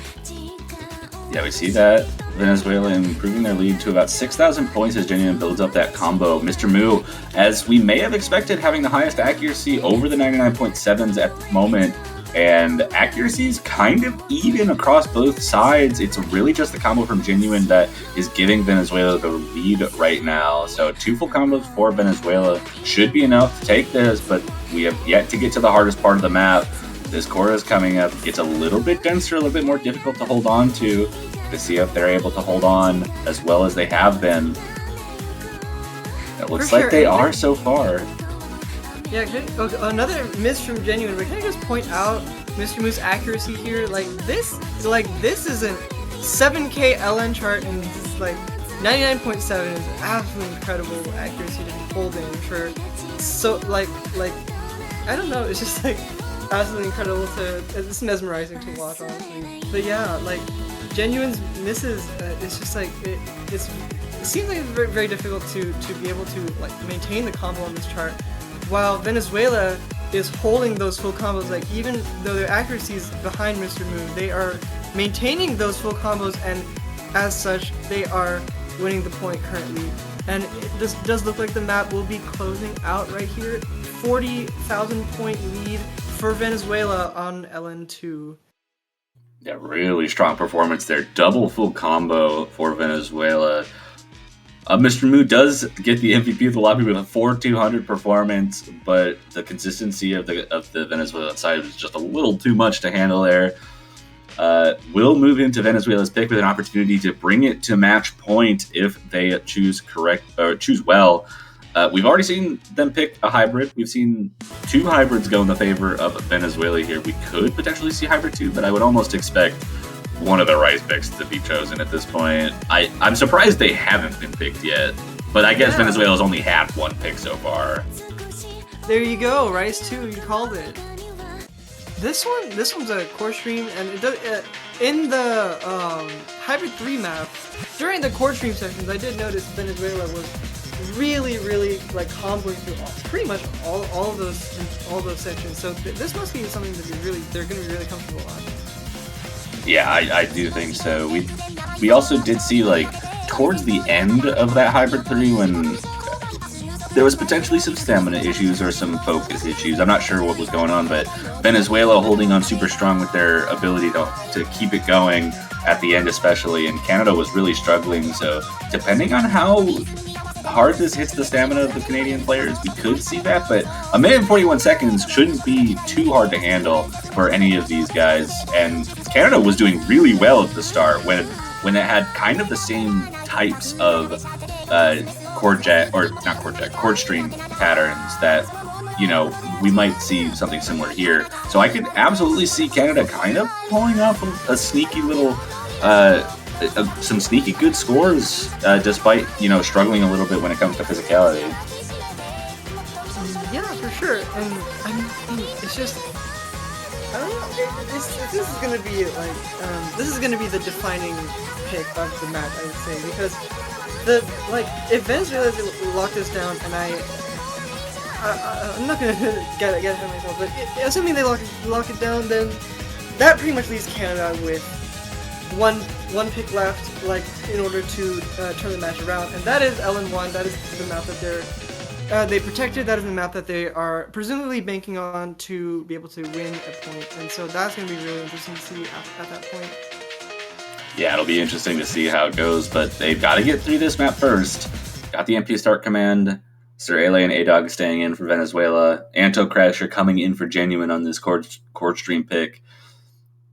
We'll have to see if that ends up being a good trade. This is more than approachable for everyone, so it may end up coming down to an accuracy battle, but it's a minute and 41 seconds with effectively no breaks, so still have to worry about potential stamina. Oh!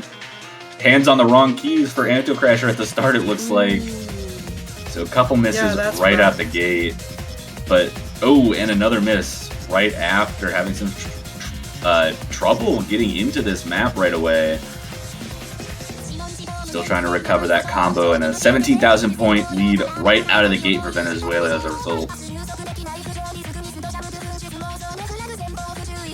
Yeah, and we're seeing these like very strong like full combos and from 3 of these players, and Anto Crasher maintaining their combo now for well, Venezuela keeping these 2 full combos, pretty strong accuracy. Mr. Mu again with the full combo as well as the very high accuracy. So it is ultimately coming down to Anto Crasher's 2 misses so far. And yeah, being a full percent behind A-Dog is going to be very troublesome to be able to get back their score differential here. Yeah, definitely is going to be a difficult track up. They are above 400 combo now, but Venezuela not looking to let any doors open for a 35,000 points of lead with a double full combo yet again. What is this consistency from the Venezuelan players? I don't know if I've seen this many double full combos from like anyone this tournament. This is actually really incredible. Like this double full combo here, like. For a core stream map, like, I mean, this, it's just like, wow, like, I don't even know what to say, like. Yeah, another double full combo in the books brings it to match point for Venezuela, but Canada, it is Canada's pick. They'll have an opportunity to get some points and turn the momentum around, but it's got to start with this pick here, and I can't see anything but LN1 coming out from Canada. It's gotta here. be LN1. I mean, they protected LN1 and everything, so I don't see. Yeah, as you said, they have to pick LN1 here. And we already see a swap out from Anto there. I imagine Lelpop's coming back in. Yep. Probably.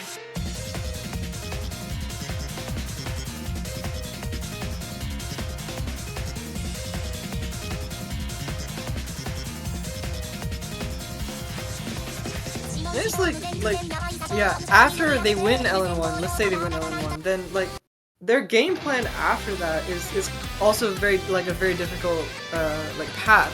Like they would probably have to pick Hybrid 2 because I don't think they would they've go only for got one Rice. After LN1. They've only got one pick left. Venezuela essentially has Canada cornered. Yes. Yeah. So Canada has 2 picks left. Venezuela has 2 picks left. Venezuela has 2 opportunities, no matter what happens here, to choose maps that they think that they can take, and that's a really tough position to be in on match point if you're Canada here, because Venezuela has 3 rice maps that they can go with, and they just demolished the rice 2 pick, and there's already another straightforward pick left. You've got rice 3, which I don't know if that's the safest pick, but it's a tough road ahead for Canada, but it has to start now on this LN1 pick. For sure, and they're really big winners. So we have to cheer Canada on. Like I don't even know what I'm gonna say. This is gonna end up a sweep, and it's kind of sad because like Canada scores they've been doing pretty well in this match, I would say. Like so. Oh yeah, I mean the first map we had, that hybrid 1 pick was 5,000 points. 5,000 points. That's such a small difference. Like I really do want to see Canada win this point here, but you know it is what it is. If it ends up one way or the other, but we'll see. Yeah, already at the opening, accuracy absolutely favoring Canada right now. Yeah. Both of the Venezuelan players dropping below 99%, and Lelpop holding highest accuracy just above Mr. Moo, but both of the Canadians above 99%. Really the most important thing there. Both players beating out the Venezuelans at this point, and no one actually, it looks like Sir Ale actually dropped combo at the beginning. I didn't notice that, but they're slightly behind, so a miss and the accuracy lead for Canada here. A quarter into the map, looks like a very strong pick already, 22,000 points in the lead. Absolutely, and like this is the type of chart where it's like you're either really proficient at it or like you're gonna just like completely struggle in terms of accuracy. We did see a miss from Lelpop, but that's not gonna really do very much in terms of their 20k point lead. So another miss, Trade right back by A-Dog. Not their first miss, it was A-Dog's first miss, but Venezuela now no more full combos on their side. Just barely, Sir Ale slightly behind, but that accuracy from Mr. Moo, 99.6 on an inverse map like this is crazy. Yeah, absolutely incredible accuracy there. Lelpop did find another miss, but that lead is 30,000. It's going to need to take more than just one miss from Lelpop here for Venezuela to get back in it, and this pick looking better and better. Mr. Moo does find a drop, and that was a big accuracy drop too. All the full combos off the board. That was a 10,000 point swing there. They're down to a 20,000 point lead, but so little left in the map. A collapse would have to happen. Ale finds another drop, and Canada should be able to skate by and take a point, put away the brooms. They do not get swept, but they have at least gotten themselves on the board and put a little bit of momentum in their favor. Wow, incredible showing from both teams here, but especially from Canada, that performance on the LN1, I mean, what can you say? Like, it's just like, even with those misses, they're like very strong, like accuracy on this kind of chart, like really just shows that they have proficiency in these kinds of patterns. And it looks like we're getting into Rice 4 from Venezuela. This is an interesting one. This is like the polyrhythm pick. So yeah, it's gonna be interesting. I'm gonna say that a lot. I'm not gonna lie. I think this is the first time this has been picked all weekend. Yeah, I can't remember seeing. It's the first time it's been picked or banned or protected. This is the first time anything's happened with Rice 4. I guess it just goes to show how unique this pick is. Like in this situation, like this is the first time anything has happened to this pick. So like, yeah, I guess we're very interesting to see this finally come out. I mean, it is a super risky pick in general. Yeah. Like the polyrhythms and some really difficult rhythms to just kind of get down. Even with like this map has a structure to it where it starts off with just kind of broken jump stream and on a weird rhythm and starts slowly introducing polyrhythms. But it's just tough. Yeah, it's going to be really interesting to see both these teams play. It does look like we're not getting a swap out from Canada's side. Venezuela is always sticking with their two trusted players. And yeah, we're just going to see how this plays out. It's going to be really interesting. Especially considering this map has not been picked. So this is our first time seeing this in match. It's really interesting. At least it's my first time seeing it in match. It might have been picked in another one of them, so who knows. But it is really awkward and super risky, in my opinion.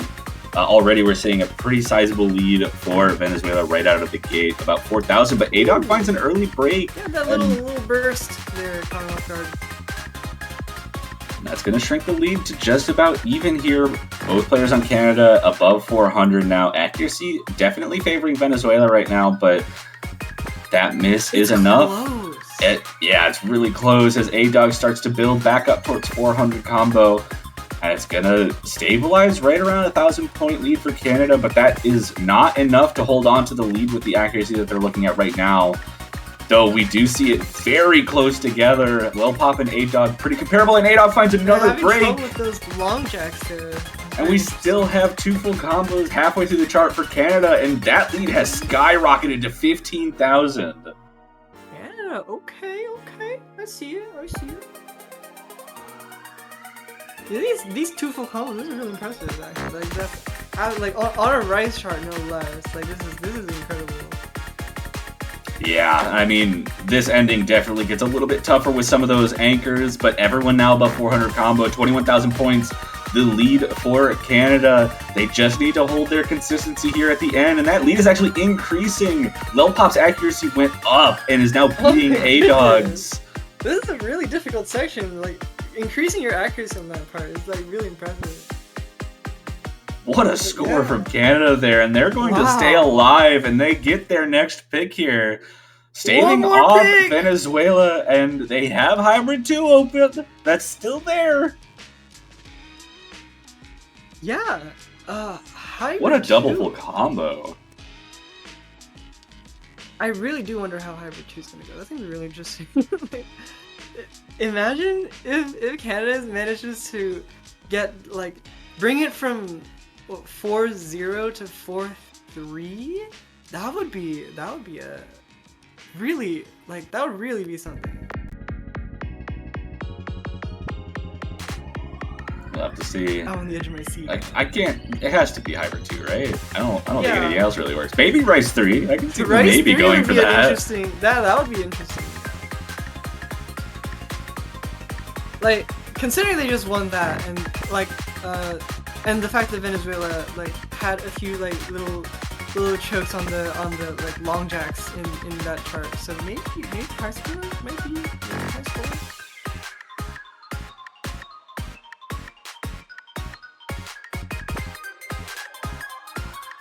They're probably delivering the exact same thing that we're delivering on right now. Yeah, I think Rice 1's off the table. Don't pick that. Yeah, But Rice 3 and Hybrid 2 are both good. Oh, there you go! Rice 3 3 comes out. I'm not terribly surprised to see that. I mean, it's an accuracy battle, and Canada has a player who's been out-acking both of the Venezuelans this whole time. And this is going to have a smaller gap between, like, the best player and the worst player in this situation. Oh, for sure. And yeah. Genuine is also very, very good at accuracy. especially on these kind of core jack picks. So I wouldn't be surprised to see them potentially coming in for this. Absolutely. And yeah, this one. I mean, it's high score. Everyone knows high score. We're gonna see like some really like the BPM 110. Like this is gonna be hopefully a walk in the park for all these players. But like in terms of accuracy, that's just all it's gonna come down to. Like minimizing. Oh, it looks like we're not getting a swap out from Canada. That's really interesting. But I mean, it's a jack pick. I think a lot of people are going to be very strong on something like this. For sure. It ultimately is just going to come down to ratio for both these teams. I would imagine, anyways. I mean, that's how core jack picks are. That's how it goes. Yeah. Nothing too big to shake at you. Oh, just gotta get through the intro. Yeah, the intro's pretty long. I mean, just from the intro, Canada's looking good on the accuracy side of things. Yeah. But it's about that composure, and it's about making sure you don't drop the combo. We saw double full combo on the last Rice pick.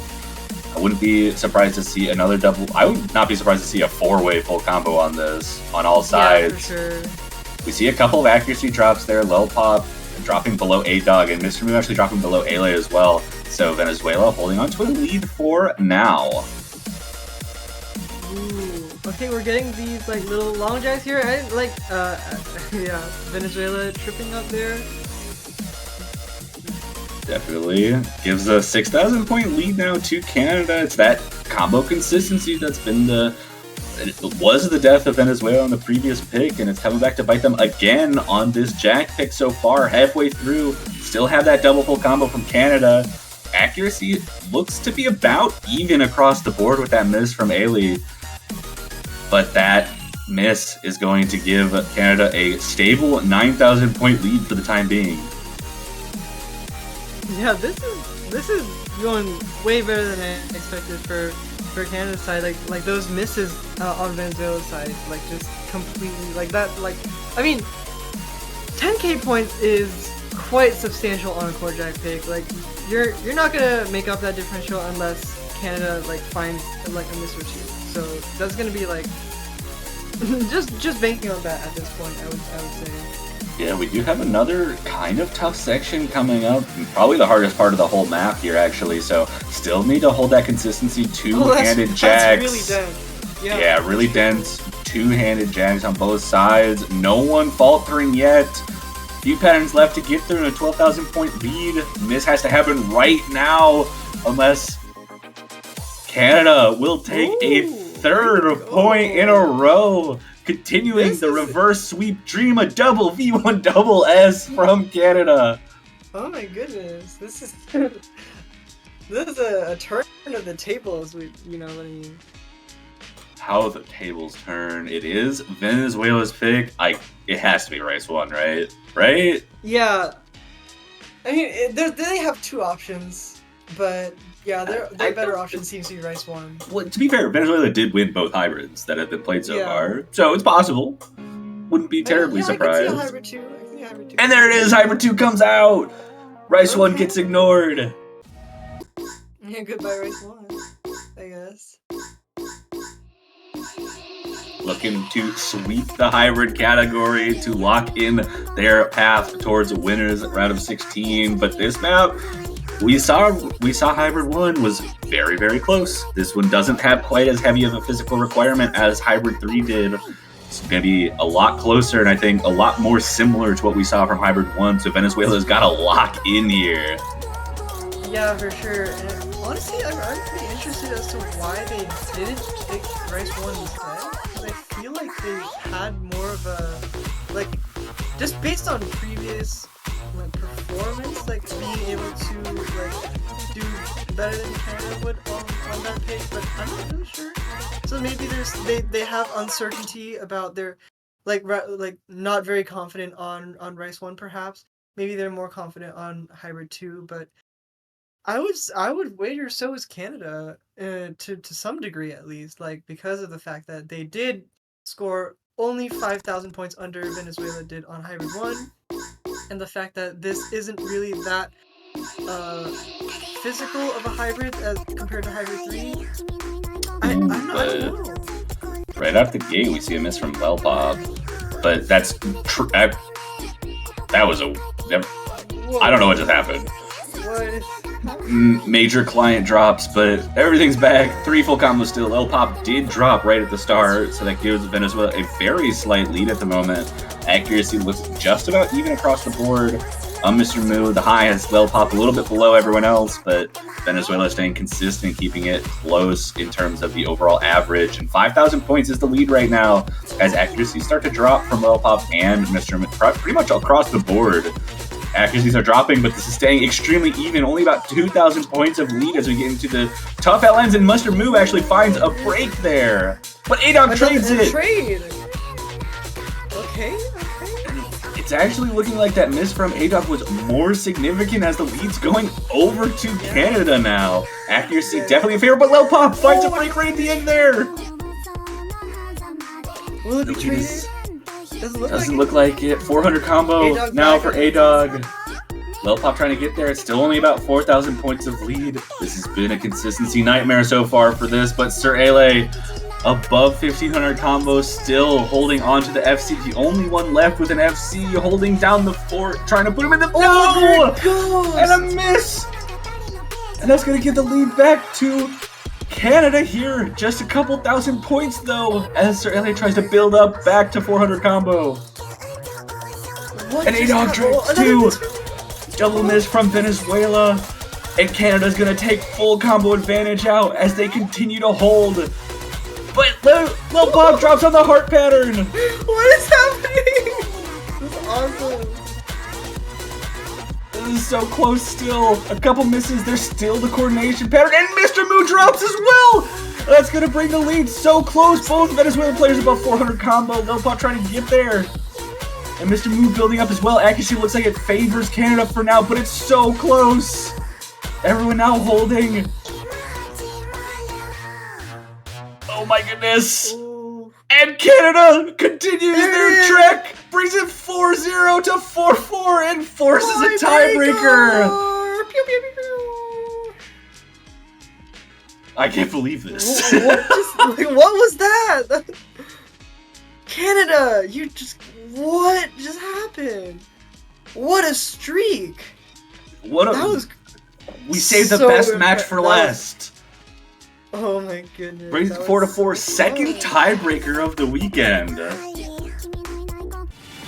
Now, we did see Hybrid 3 play. That is kind of like a mini tiebreaker, and Venezuela was able to really perform on that, but this is a whole new map. It is a 0-2-0 match, 5 minutes long. Bring your consistency pants out and the high physicality, because Canada's putting it all on the table. Absolutely, it all really comes down to this.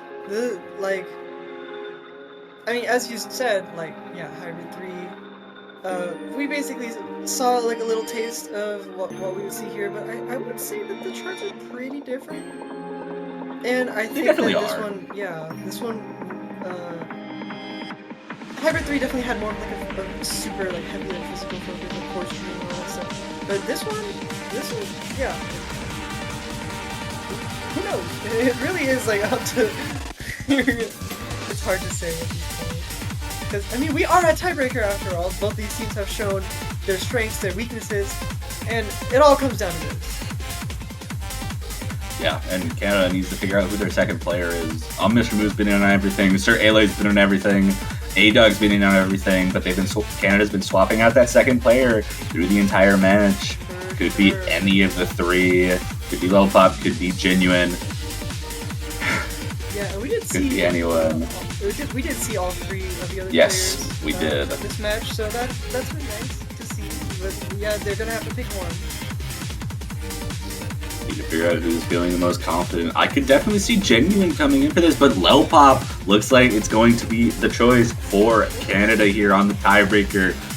Lelpop's been holding on the consistency this whole match, so I'm not too surprised to see that being the case. And it all comes down to this. Your winner's bracket life comes down to one map. It is the last place in the New World. Yeah, and I don't think either of these teams really expected to get the tiebreaker. Well, maybe they did, but I would guess that they probably didn't think they would. These teams didn't think they would get this far. So we'll just have to see. They probably had to deliberate quite a bit on who would be playing on the Canadian side. So let's just see how it goes.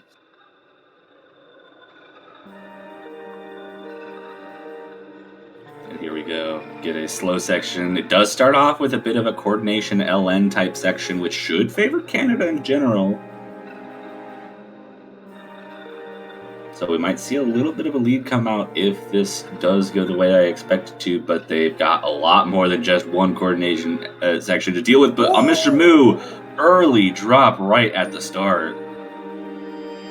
Yeah, that's not gonna really do much, considering the length of this map, but this is pretty tough, like sort of like intro, I would say, like these like LN. Yeah, like we're already seeing misses from Canada, like this is it's a very misleadingly tough intro here. Yeah, it is, and that's a miss from Venezuela as well. Only one full combo left out of that intro, and it's on A-Dog. Gonna give a slight lead to Venezuela here as players are building up. Lil Pop finds another break. Lead continues to stay with Venezuela and grows just a little bit with some of these difficult LN patterns here. Yeah, I mean, it does seem like Venezuela is coming out of that intro section with the advantage, and it does seem like that they're holding on for the. Oh, it does. Okay. Ooh, Trey misses those. Sir Ale and Mr. Moo both finding a drop. A-Dog's still the only full combo remaining. But Lil Pop and A-Dog both above 400 combo, able to basically stabilize the lead right now, sticking around that 10,000. Accuracy lead definitely in favor of Venezuela right now, with Lil Pop down at 97.5 right now. But another miss from both players on Venezuela is going to help shrink that lead just a little bit. It does seem like Lil Pop maintaining that combo is real, like, despite the accuracy shortage, it does seem like that is keeping them within striking distance of Venezuela. Yeah, but combo's already back above 400 for both of the Venezuelans, and we're at about an 8,000 combo or an 8,000 point lead as the accuracy is. Oh, not. Oh no! The coordination catches both of the Canadian players off guard, and they're continuing to miss. And Venezuela's going to be able to take a nice, sizable lead here. Oh, that's rough. Those misses. Or the break section. You really can't, like, take these LNs for granted, that's for sure. Because you learn one thing from this match. You definitely can. It is still only 15,000 points. There is a lot of combo in this, so 15,000 points is going to be a little bit harder to recover from. That said, still half of the map left, still lots of opportunities for mistakes to happen, and in a map like this, mistakes are sure to happen. Everyone above 400 combo, lead should be stabilizing where it is. Accuracy favoring Venezuela for now.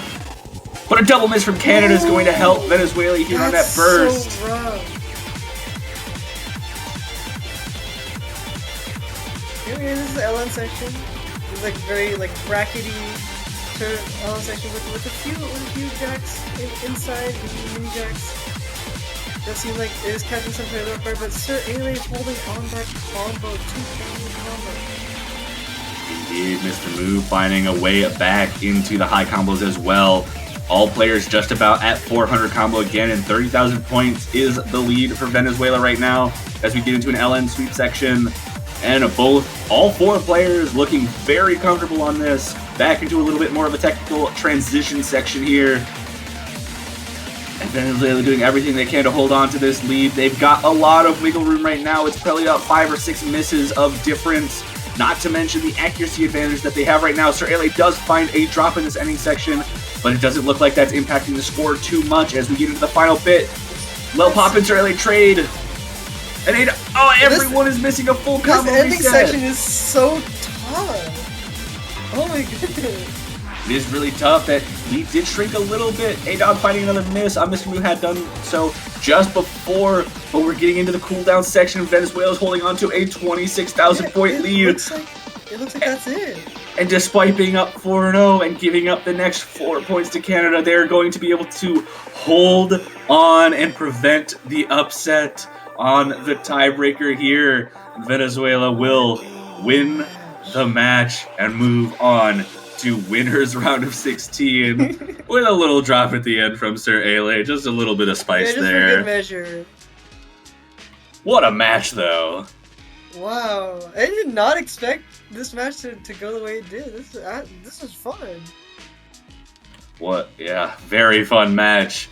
Congratulations to Venezuela for moving on in the winners bracket. And luckily, we don't have to say goodbye to Canada just yet. They are going to stay alive in the tournament, just be moved down into the losers bracket for round of 16. And they're going to be a scary team to run into in the losers bracket. Absolutely. If I'm in the losers bracket right now, I would be quaking facing Canada. What a showing from them. Like, C21, nothing to scoff at for sure. Like, this is like absolutely incredible show from both these teams. But of course, Venezuela will be moving on to winners of round of 16. Yeah, and that was the last match of the weekend. What a way to finish off the matches for the weekend.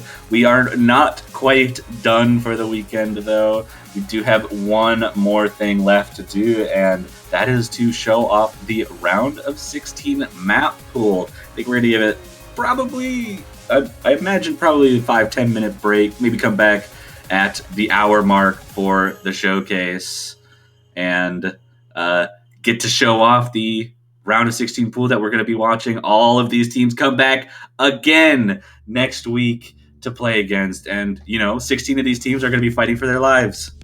Going to be an exciting time. We hope to see you guys for the map pool. But we'll be back in just about 10 minutes. Yeah. I will see you guys later.